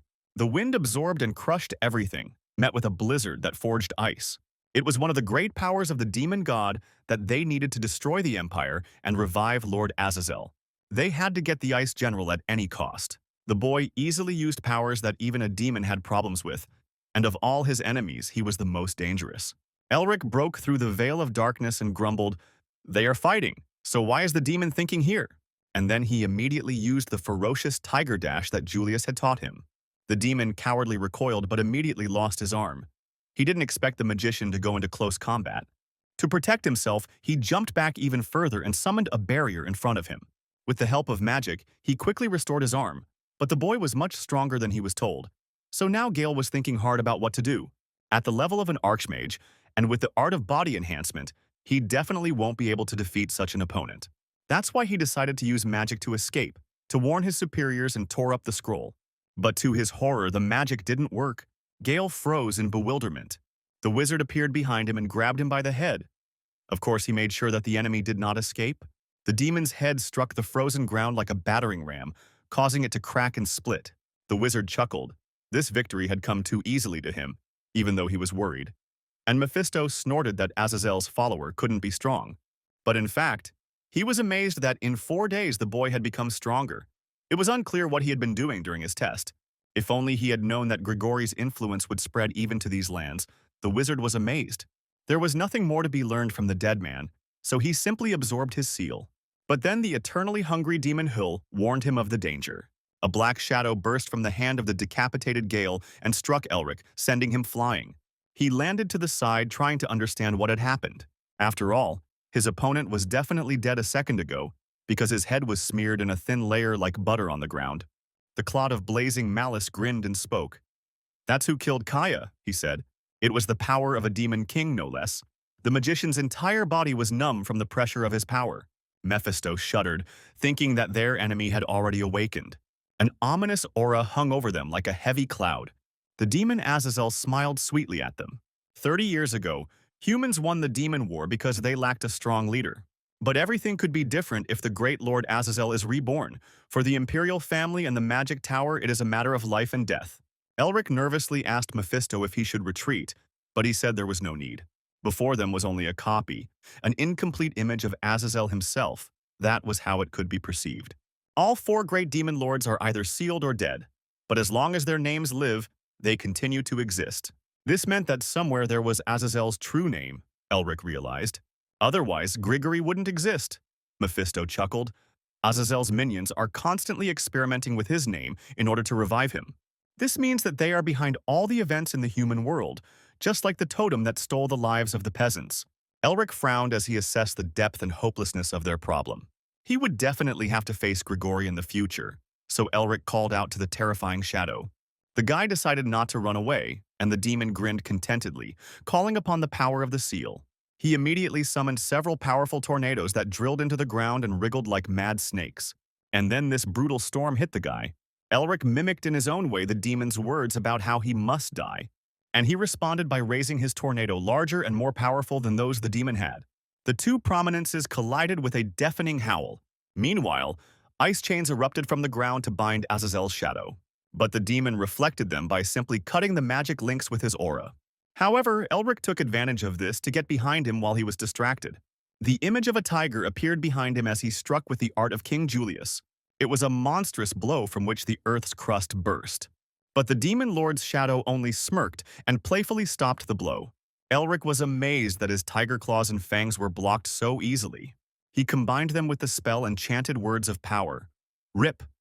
The demon's belly was ripped open like a fish's belly. But the darkness covered the deadly cut with liquid ink, the demon said uselessly. And then he gathered energy into his fist and swung it. Elric shouted two spells, cut and block. The honeycomb protected him from the blow. The shield barely held up and began to crack, and his enemy was just an ordinary possessed person. As time goes by, the body and soul merge more and more, the wizard thought, and threw away the demon's hand that he had managed to tear off. The demon has already grown a new limb as if nothing had happened. Soon he will become even stronger. Even though it's a copy, it's the hypostasis of a demon lord. Mephi grinned. It would be a shame if he lost to an ordinary person. Although the evil spirit was irritating, his words had some sense, but in his current state, the guy could only end the fight in a draw. But he had other problems. Elric turned around. The noise of their battle brought the beastmen to the scene and surrounded the entire area to catch the spy. The plan to secretly absorb the frost giant failed, and numerous portals appeared in the air. The possessed man rejoiced and counted the victory for himself. After all, a stream of lower demons poured out of the portals, although they were weak and there were many of them. Now the magician was completely surrounded by beastmen and demons. He could have escaped by using up all his mana, but then the Fury tribe would have made his escape more difficult, the wizard reasoned, and he took a fighting stance, summoning all his strength. The wind blade swept across the clearing like a sickle. The possessed man put up a shield, confident that all the guy's actions were meaningless. But Elric grinned confidently. There was a tradition, or rather a principle, in his family. If he doesn't get something, no one else will get it. And then the demon realized that the wizard's attack was directed at the general. The blade cut the chains that had held her back for decades. Even the possessed man was dumbfounded by such a crazy move. The crazy one told him Mephisto, again admiring the boy's devilish mind. The demon god's curse, freed from its chains, screamed. Camellia shuddered in horror as he released the disaster. Even for Melvinger, it was too crazy. And Mephisto laughed. It was the best joke the guy had ever told in all the time they had lived together in the same body. Although the guy was going to absorb the power of the disaster, what else could he do in such a situation? Elric pushed off the ground with a powerful kick and tore through the ranks of demons. Now he was free to run away. The possessed man abandoned his subordinates after the wizard. Even though the demon needed to bind the disaster again, he couldn't know where it would attack. In addition, if they let the wizard go, he will cause them problems in the future. He decided to first pull out the Melvinger sprout by the roots before it got stronger and wanted to give chase. But then his body reached its limit and a fountain of blood burst from his mouth. The demon clenched his teeth in impotent rage. Elric, meanwhile, followed in front of the disaster. The giantess ran as if pursuing him. This is because it gives off a strong scent of the Melvinger mana with which it was sealed. However, the same could be said about the beastman who had been feeding her seal all this time. Goddess Camellia thought about Mephisto's remark. The fury of the disaster was directed at everyone. Never before had it attacked one specific target. Camellia had known the Ice General for a long time and had never seen her so furious before. And then she asked if the wizard had done anything to her. The magician didn't remember anything like that and created an ice arrow in his palm. She shot out of his hands like a bullet in the direction of disaster. For the giantess, it was like a small flick, but she screamed from the blow to the face. Camellia was amazed by such audacity. In this way, he forced the disaster to pursue only him in order to lure her to the right place. The beastmen fell into a stupor as soon as they saw her on the horizon, and the demons grabbed the young duke's tail like hunting dogs. But at the same time, the giantess scattered everyone like trash under her feet. But with her help, Elric destroyed his enemies and continued to retreat. "What now?" Mephisto asked him as the battlefield descended into chaos, and Elric replied that he would simply make the disorder worse. Mephi laughed again. For the first time, the boy had made him so happy with his devilish antics. While he was flying, the knights contacted him, asking what kind of storm had arisen. The wizard told them not to worry because he was the one who caused all the noise.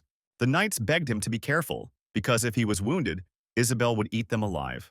And yet they were curious about what he had done. "Nothing like that," the wizard replied, simply grabbing the ice giant with him, causing the knights to drop their jaws to the floor. Even Herman, having heard about these antics, lost his cold composure. But the knights liked his idea and asked if they could participate. And they wanted to know where he was going. The magician grinned and told them that he was heading to the Fury tribe and was leading disaster with him on a leash. Panic fleas hopped around Fury's castle and painfully bit the beastmen who learned that disaster was coming to them. Rumors spread throughout the country that a disaster had broken out and the tale's blessing had been lifted. The Ice General was just their tool to maintain power, but if this truth is revealed, everything will collapse. The deputy commander ordered everyone to announce an urgent assembly of the troops and to execute on the spot any attempts to move away. First, they needed to curb the panic among the tribes and in the army, and then pacify the ice giantess.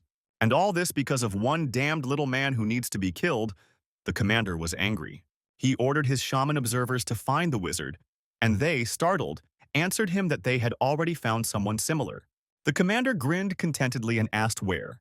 "Opposite the central gates of the capital," the horned shaman reported to him. These words sounded like a crazy joke, but then the castle shook from the impact and began to sway as if it were made of cardboard. Without any difficulties, the wizard flew into the city and brought with him a guest for the festival. The commander saw his crazy enemy face to face for the first time.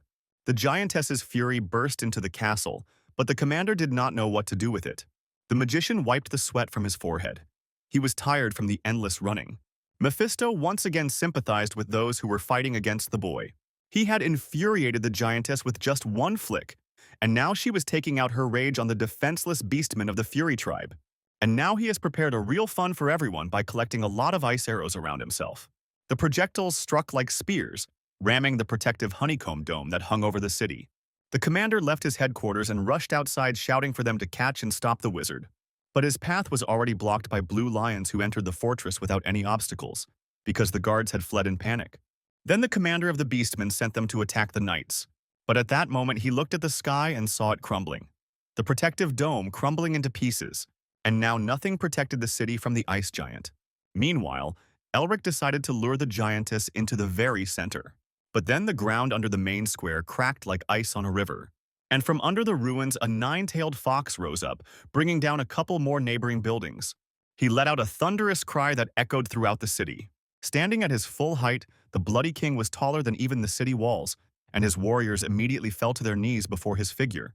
He was covered in a strange aura that repelled the cold of the ice giantess.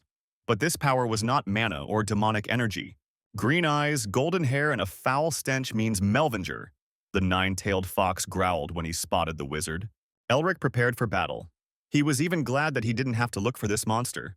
The giantess did not stop her run through the city, demolishing house after house along the way. She saw the fox and screamed so loudly that her eardrums burst. The Fox King growled in response as if pushing away her scream. The pathetic monster without a mind did not frighten him. The giantess gathered a dense aura of cold around herself. On the other hand, the fox responded with his strange aura, and they were faced with the terrible screeching of glass on metal. And then there was a huge explosion in which everything disappeared for a second. The wizard had to summon his honey shield to survive. The clash between the two titans was unexpected for him. Camellia assumed that this was because the fox was strengthening the restraining targets, and therefore was an enemy to the giantess.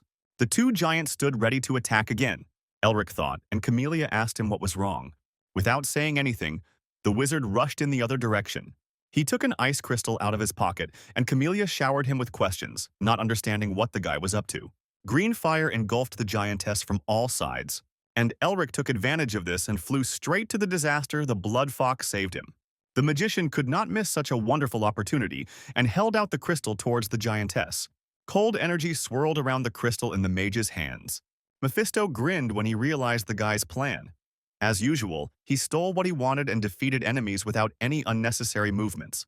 With the help of the crystal, the wizard absorbed the power of the disaster and grinned contentedly. But the nine-tailed king was not idle either, and looked in his direction with hatred. To prevent him from coming closer and disturbing him, Elric hit him with a beam of light. The fox recoiled. The blow was quite powerful. Looking at his reaction, Elric laughed, because Lys didn't think that they were allies. It looked as if the wizard wanted to deal with everyone at once. The fox was enraged by such insolence from the little man. He snored and growled with hatred, but he could do nothing without his ninth tail. One of the tails separated from the main body and attacked Elric, so he had to quickly dodge. And then the magician saw in front of him several exact copies of the nine-tailed fox. "Pathetic tricks," said the young duke. He boldly went to meet a whole horde of bloody foxes, and then he commanded them to freeze in the dragon language. The razor-sharp waves of the spell cut through all the clones like a sickle, and then they all vanished like fog.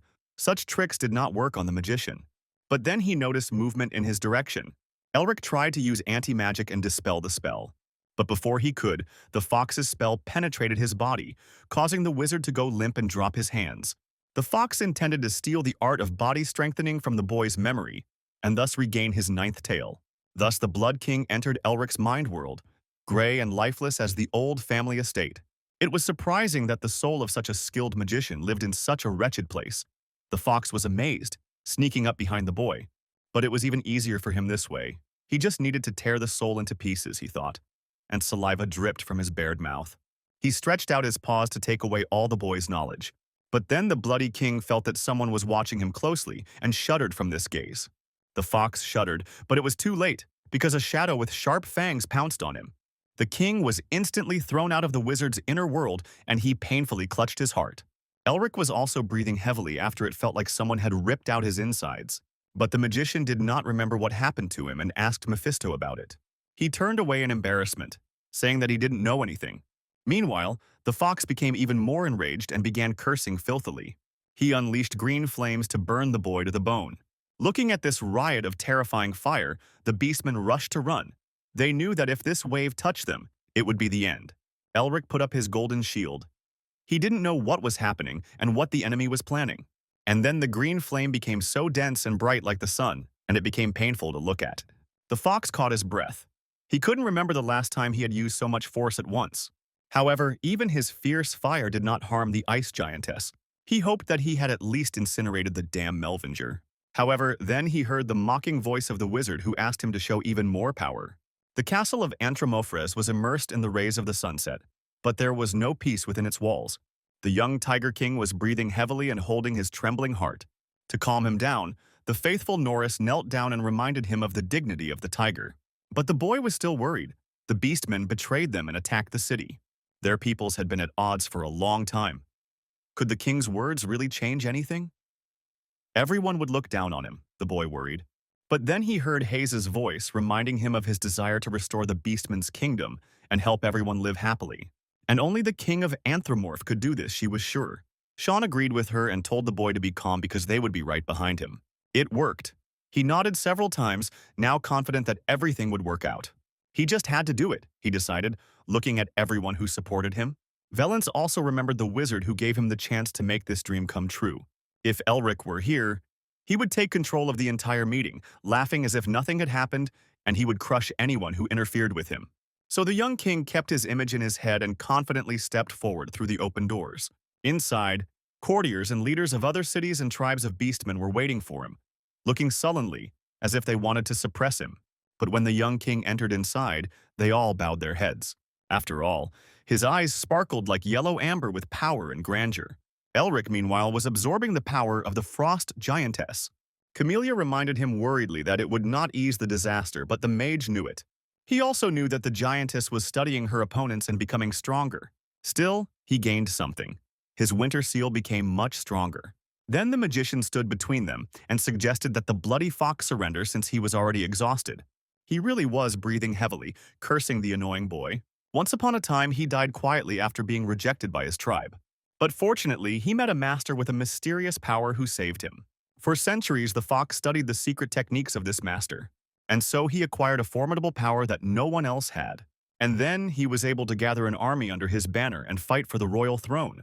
He dreamed of going beyond the valley of black snow and bringing the empire to its knees, but an insurmountable wall stood in his way. A wall named Melvinger, arrogant and self-confident, asked them to leave. The fox did not listen and led his troops to attack this fortress that dared to resist. The defeat did not take long to come, leaving a bitter soot on the fox's face. Despite this, he did not give up and gathered a new army to try his luck again. But this time, another scoundrel stood in his way, one who was even more in line with his ideals than he was, the Tiger King Julius. And again he found himself broken and abandoned like a ship after a storm. The fox, in impotent rage, beat his fist on the ground, which is why he lost every time to mere mortals. He needed more power that no one else could get. And then the fox abandoned everything he had studied for centuries. He became fascinated with the power that was considered forbidden and entered the territory of demons. He thought that no one could stop him anymore. But another Melvinger appeared again to put a spoke in his wheel. The fox exploded with bloodlust as his pent-up rage was released. His power was so great that it pinned the wizard to the ground. The fox tensed up like a spring about to jump. He gnashed his teeth and wanted to tear the magician apart. But then the magician's spell cut off all the fox's tails like grass with a sickle. Elric appeared from above. The fox had always had a bad relationship with his family, and he offered to end it here. The mage cast the ice element over a huge area, and a loud bang was heard, after which everything was covered in snowy fog. When it cleared, it became clear that a huge fox was lying on the ground, bound by ice. Even in this state, he continued to swear and curse the magician. The fox said that this was not the end yet and took his last breath. Elric didn't feel any life in him anymore, so he didn't think there would be anything else. The fox died. The giantess seemed upset that she had been deprived of her rival and screamed hysterically. He was just about to take care of her, and told the disaster that she was now leading, as if inviting him to play tag. Camellia was surprised. Her opponent was too dangerous for a game of tag. Demon assumed that the boy had seen something. After absorbing the seal, he sees the owner's memories, which helps him better understand the owner of the seal. After the mage absorbed her power, he should have seen something, Mephisto said. Camellia understood what he was talking about because it was the same with her. However, it couldn't be that simple with the giantess. She was a mystery that was impossible to comprehend. Even Camellia couldn't understand what she was thinking. At first, Elric thought that the giantess was the body of the goddess Camellia, filled with evil intentions. But the memories that were revealed to Elric completely changed his mind. Her true nature that he saw was that of a lonely child. Initially, she was not angry towards people. She acted like a newborn and was full of curiosity about the world and people. But they saw her as a dangerous and ugly monster, her power freezing everyone who was nearby. And the children kept driving her away with stones. Although the giantess just wanted to play with them. She wanted to have friends, play games, laugh and talk with them. She wanted to go hunting and kill monsters and run together through forests and rivers. But the beastmen drew their weapons as soon as they saw her. The monsters also ran away from her in fear, not giving her the opportunity to make friends with them. The trees she touched died, and even the rivers froze to the very bottom, stopping their flow. She wanted to have friends, but without wanting to, she was a disaster for everyone. And so her mind developed in complete solitude, knowing nothing but destruction. And this unfortunate creature began to think that the whole world had turned against her and hated her. Like a capricious child, she decided to make everyone suffer. So she became a monster full of hostility towards everyone. However, in her heart there remained one simple desire, nothing serious. The first children she saw were happily playing tag. It was so great that she wanted to play with them once too. Although it wasn't intentional, The way in which she was brought to the city by the Furies reminded her of a game of tag. Although the giantess seemed furious, after absorbing the fragment, Elric felt that she was enjoying the chase. That's why he hoped to play with her one more time, and said that since she didn't catch him this time, he was driving, and he warned that if he caught her, she would lose. As if sensing danger, she started running, shaking the ground and losing her head with delight. Mephisto grumbled as usual. It was hard to believe that this disaster wanted to play such a primitive game. Camellia also couldn't believe that in order to save the Temple of Flowers and Fairies, you just had to play a game. This decision should have seemed obvious to her after all. The giantess was created from her flaws, Camellia thought. The giantess was as lonely as she was, and felt as lonely as winter. And as a result, Elric became her friend, which eased her loneliness. The magician drew in her power with the help of a crystal, and gradually, the disaster returned to its original dimensions. She continued to melt like snow in spring and run merrily, until he touched her back and the crust of ice and shackles cracked, and in front of Elric stood a sweet little girl. And then this image also disappeared in a heap of flower petals. The scent of flowers, collected in an ice crystal, rode the winter winds and dispersed everywhere. This scent flew over the cities of the Valley of Black Snow. He drove away the darkness that filled these lands, melted the frozen earth and awakened the sleeping land. And although the air was still fresh and cool, it brought the sense of resurrection everyone had been waiting for. Joy flowed down Camelia's face. After all, spring has come. The young tiger couldn't believe his eyes. Their enemies were defeated, the Blood King was defeated, and the ice giant had disappeared. Norris was also shocked that in one night their age-old dream came true. However, even for the Fury tribe, the task of uniting the Valley of Black Snow was not an easy one, the minister warned. Valence agreed with him. Now he had to be more focused than ever. For the first time in a long time, flower fairies were flying over the valley, chirping merrily, rejoicing in the spring. And the first to notice were Elric and Camellia. He walked through the ruins of a city that had unwittingly become the site of a brutal battle. The goddess of Narcissus asked him how he did it. Elric replied that it was all thanks to the scents they gave. There was nothing better to drive away winter. The fairies were confused, not understanding what he just said. Camellia sternly explained with her chirps that everything was fine thanks to them, and if they didn't understand, they should simply accept the gratitude. Then the fairies began to dance in a circle right in the air, joyfully knowing that they had driven away winter. And the magician asked the top officials of the new kingdom if everything had gone well for them. Valence nodded. Thanks to the wizard, they were able to convince the others. The magician smiled. He only arranged the meeting. The young king convinced everyone himself. Norris saw in him the shadow of Elric Melvinger at the moment when the young king spoke with the leaders of the Beastmen. This man was born with qualities worthy of a king. The actions of his family definitely influenced the future of the continent, thought Norris. He understood that they had to enter into an alliance with this wizard at any cost. The body of the fallen Fury chieftain was guarded by guards in case of vandalism. Even dead enemies were to be treated with respect. But the guards did not see the inky shadow that was crawling across the ground in their direction. They died before they had time to understand anything. The demon-possessed corpse gnashed its teeth in anger. Melvinger had ruined everything again. To keep this shell alive, Azazel sacrificed the lives of his minions. But when he arrived here, the Frost Giant and the Blood King were defeated. It took them decades to raise a fox capable of controlling the disaster. And now, it's all for nothing. The demons sighed heavily. They should have gotten rid of young Melvinger when he was still a sick child. But they believed too much in his insignificance, and now their complacency had backfired. In that case, there was only one way left: to awaken the demon planted in the Blood King. The possessed man fell to his knees and began the ritual. He tore out his heart and began to pray to the demon god, his life in exchange for a loyal subject. The possessed one melted into smoke as acrid as sulfur, and this darkness of his seeped into the corpse of the bloody king. The darkness pierced every dead cell of his body, filling it with life again. Elric looked at the crystal in his hand.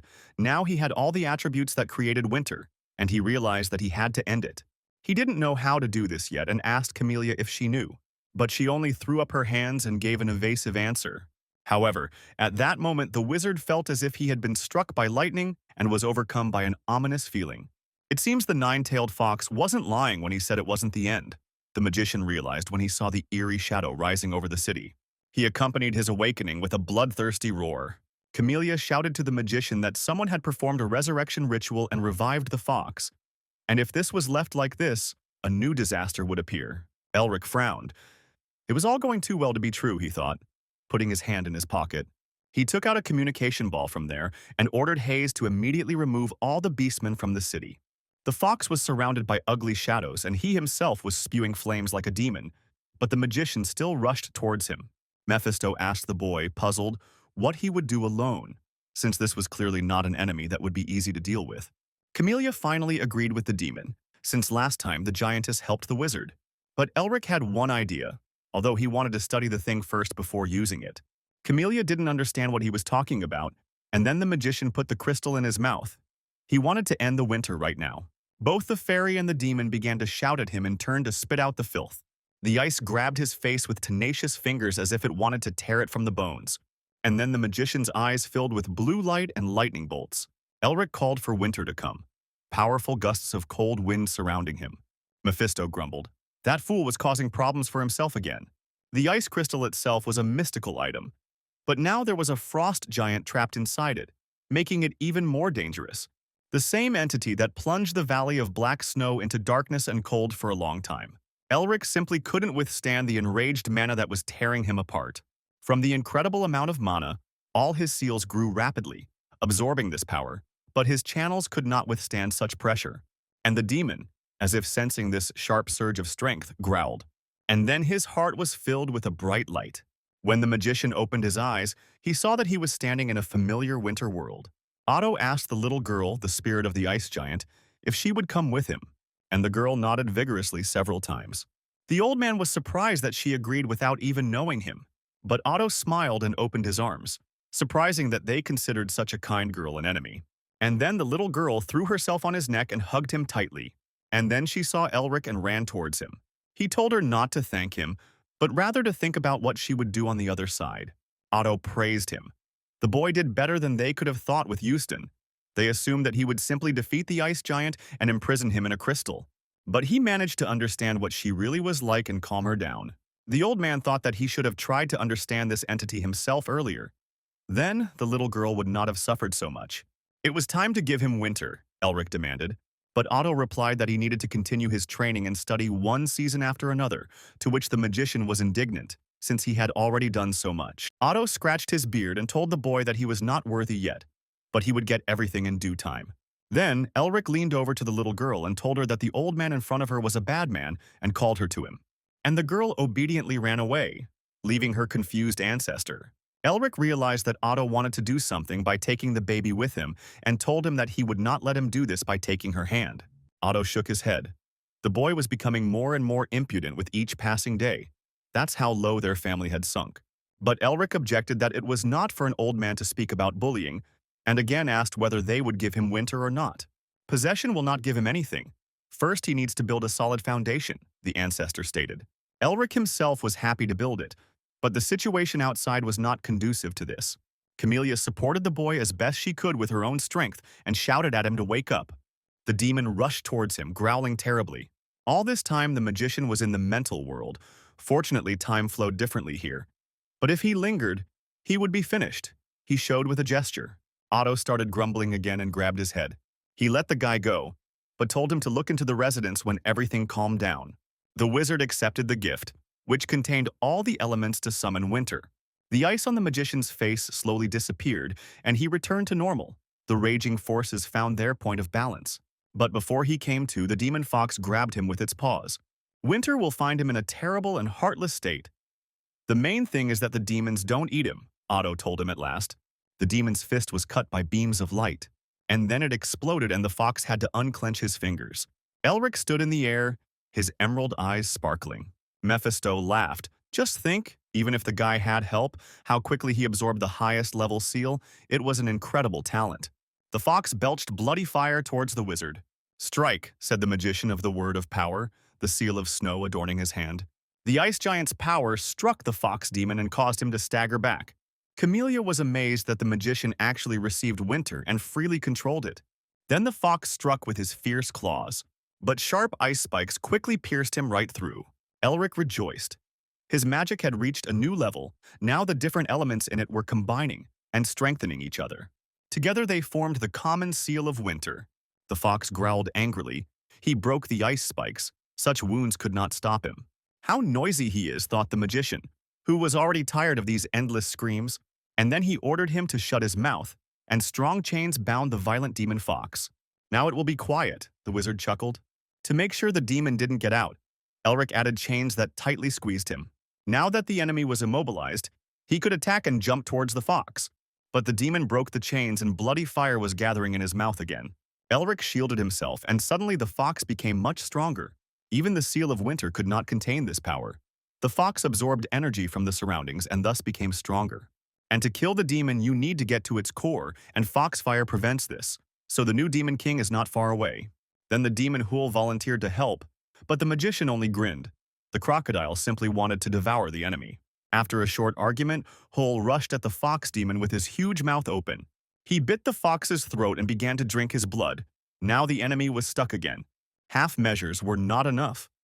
Elric understood that even if he spent all his mana, he had to deal with it in one blow. And to do this, he must use the latest revelation of the Tiger King Julius. Elric seemed to turn into his teacher and repeated all his movements exactly. 1,000 tiger cuts rained down on the fox demon. After such an attack, he would not be able to resist, Elric was sure. But then he felt the heavy beating of his dragon heart. And he fell to the ground like a stone, and in his ears there was a terrible roar of a drum in his chest. And even the demon Hul was thrown back, no longer able to contain the fox's rage. If he lets it all go now, the guy understood. It will be the end. And at that moment he felt a response from the seal of Mephistopheles. The demon explained that his seal was reacting to the demonic power he had absorbed, and also because the dragon heart mana that had been holding him back had been depleted. "I hope we never meet again," Elric said, extending his hand forward again. From his blow, the fox's core cracked and shattered like a crystal vase. The force that was released covered the entire city, scattering debris for hundreds of meters around. Those who went beyond the city limits turned towards its walls in horror. Flames covered the sky as if the sun had set there. Valence was afraid that this fire would spread further and that drought would come to the lands where spring had just begun. Norris took on a beast form and growled for everyone to protect the king. A tornado of devilish fire flew towards them like a protuberance. Norris clenched his fists. They couldn't use magic to stop this hot wind. As long as the king was alive, they could revive the kingdom. So he ordered them to protect the tiger cub, even if they themselves were burned alive. But then the tongues of flame hit the white wall and crashed like waves on a stone. "But they could have left everything to him from the very beginning," grumbled the old wizard Augustine. Earlier, back in the flower temple, the boy had asked him not to interfere. He couldn't rely on his help all the time, although the teacher didn't object. Besides, he was the head of his clan. No one would follow him if he continued to ask for help from others. Augustine was worried that the boy might die like that, but Elric assured him that this would not happen, but asked him to protect Valence. Augustine agreed, and now he called Norris, who had met with Euston before, and asked him to watch carefully and evaluate which of them was the most dangerous magician. Augustine emanated a milky white, powerful glow from his mana. He stamped his foot, turning everything around into a space of sticky, starry fog. The Ice General's darkness appeared when it blocked out the light, while Augustine absorbed the light itself to create the White Knight. Horror gripped the beastman, a fear not just of death, but of the absorption of existence itself. Norris felt his powerlessness in the face of such a catastrophe. No one in the world would say that this power belonged to a human. And then the rays of the sun touched them again. There was no more White Knight, and there was no foxfire. It was quiet as in a fairy tale. The beastman stood stunned. Norris still couldn't recover from the sight of the old magician suppressing an entire catastrophe before his eyes. The first thing he did was ask the young king if he was okay. But the boy himself was worried about Elric's fate and asked to return to the city as quickly as possible. But old Augustine proudly told the king that his student would not die because of such nonsense. Elric himself left the city, surrounded by knights who had arrived there recently. When he saw the magician, Valence was overjoyed. Everyone was tired after the intense battle, which had not been easy for them. Elric also noticed them and lazily waved his hand at the king. He wanted to say something, but then the force of the recoil grabbed him by the chest and dragged him to the ground. The wizard landed successfully at the feet of the charming Isabel. But when she and Sean looked closely at his face, they realized that he was simply sleeping. Sean grabbed his head. His friend was just a master at scaring people out of the blue, he grumbled. And so, the chaos in the Valley of Black Snow ended, and the rays of the sun showered these lands with gold. Elric lay in a meadow of fragrant grasses under the cozy shade of a tall, wide-crowned tree, and the wind sang to him in the dense foliage. When he opened his eyes, He saw little Winter in front of him. She came to say goodbye. The magician understood. The magician stroked her head and tousled her hair. She should have a good play there when she left. He didn't know where she was going, but he hoped that everything would be fine with her there and that she would finally be happy. She stood up and asked him if he would play with her again. Elric smiled. There was no other way to answer that question. And then the little girl in the poppy flower dress laughed loudly and happily. The wind dropped a red petal, as tender as an air kiss, onto his face, and the vision ended. Elric quickly jumped up. He didn't even realize how long he had been sleeping. To his surprise, King Valence himself was waiting at his bedside. He came here because Camellia told him that the magician would soon wake up. That's why he was sitting here recently.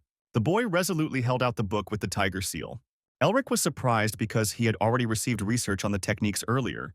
But Valence said that this was the diary of the rabbit Julius. Such a thing was so important for the royal family that the wizard was even more surprised to give it away. The king said that he read something interesting there and left Elric a bookmark. There were indeed notes by Julius about a strange man whom he brought into the tribe, a man who possessed the art of strengthening the body. At first, it seemed to Yuli that the stranger would not fit into the tribe, but he quickly became one of them. This guy found them a place where they set up a permanent camp. Later, he decided to learn martial arts from the king, and his skills were somewhat similar. The diary also described the first appearance of the ice giant, as well as the first refugees. A newcomer to the tribe volunteered to be a guide, and they moved forward to defeat the ice general. And then, from these records, Elric realized that this was not just a test, but a real past. Everything that was described in the diary completely corresponded to his story that he himself experienced in the world of the past. The last entry said that the new brother had disappeared. His name was Elric Melvinger, and he said that he was the future descendant of his family. Elric didn't understand how this was possible.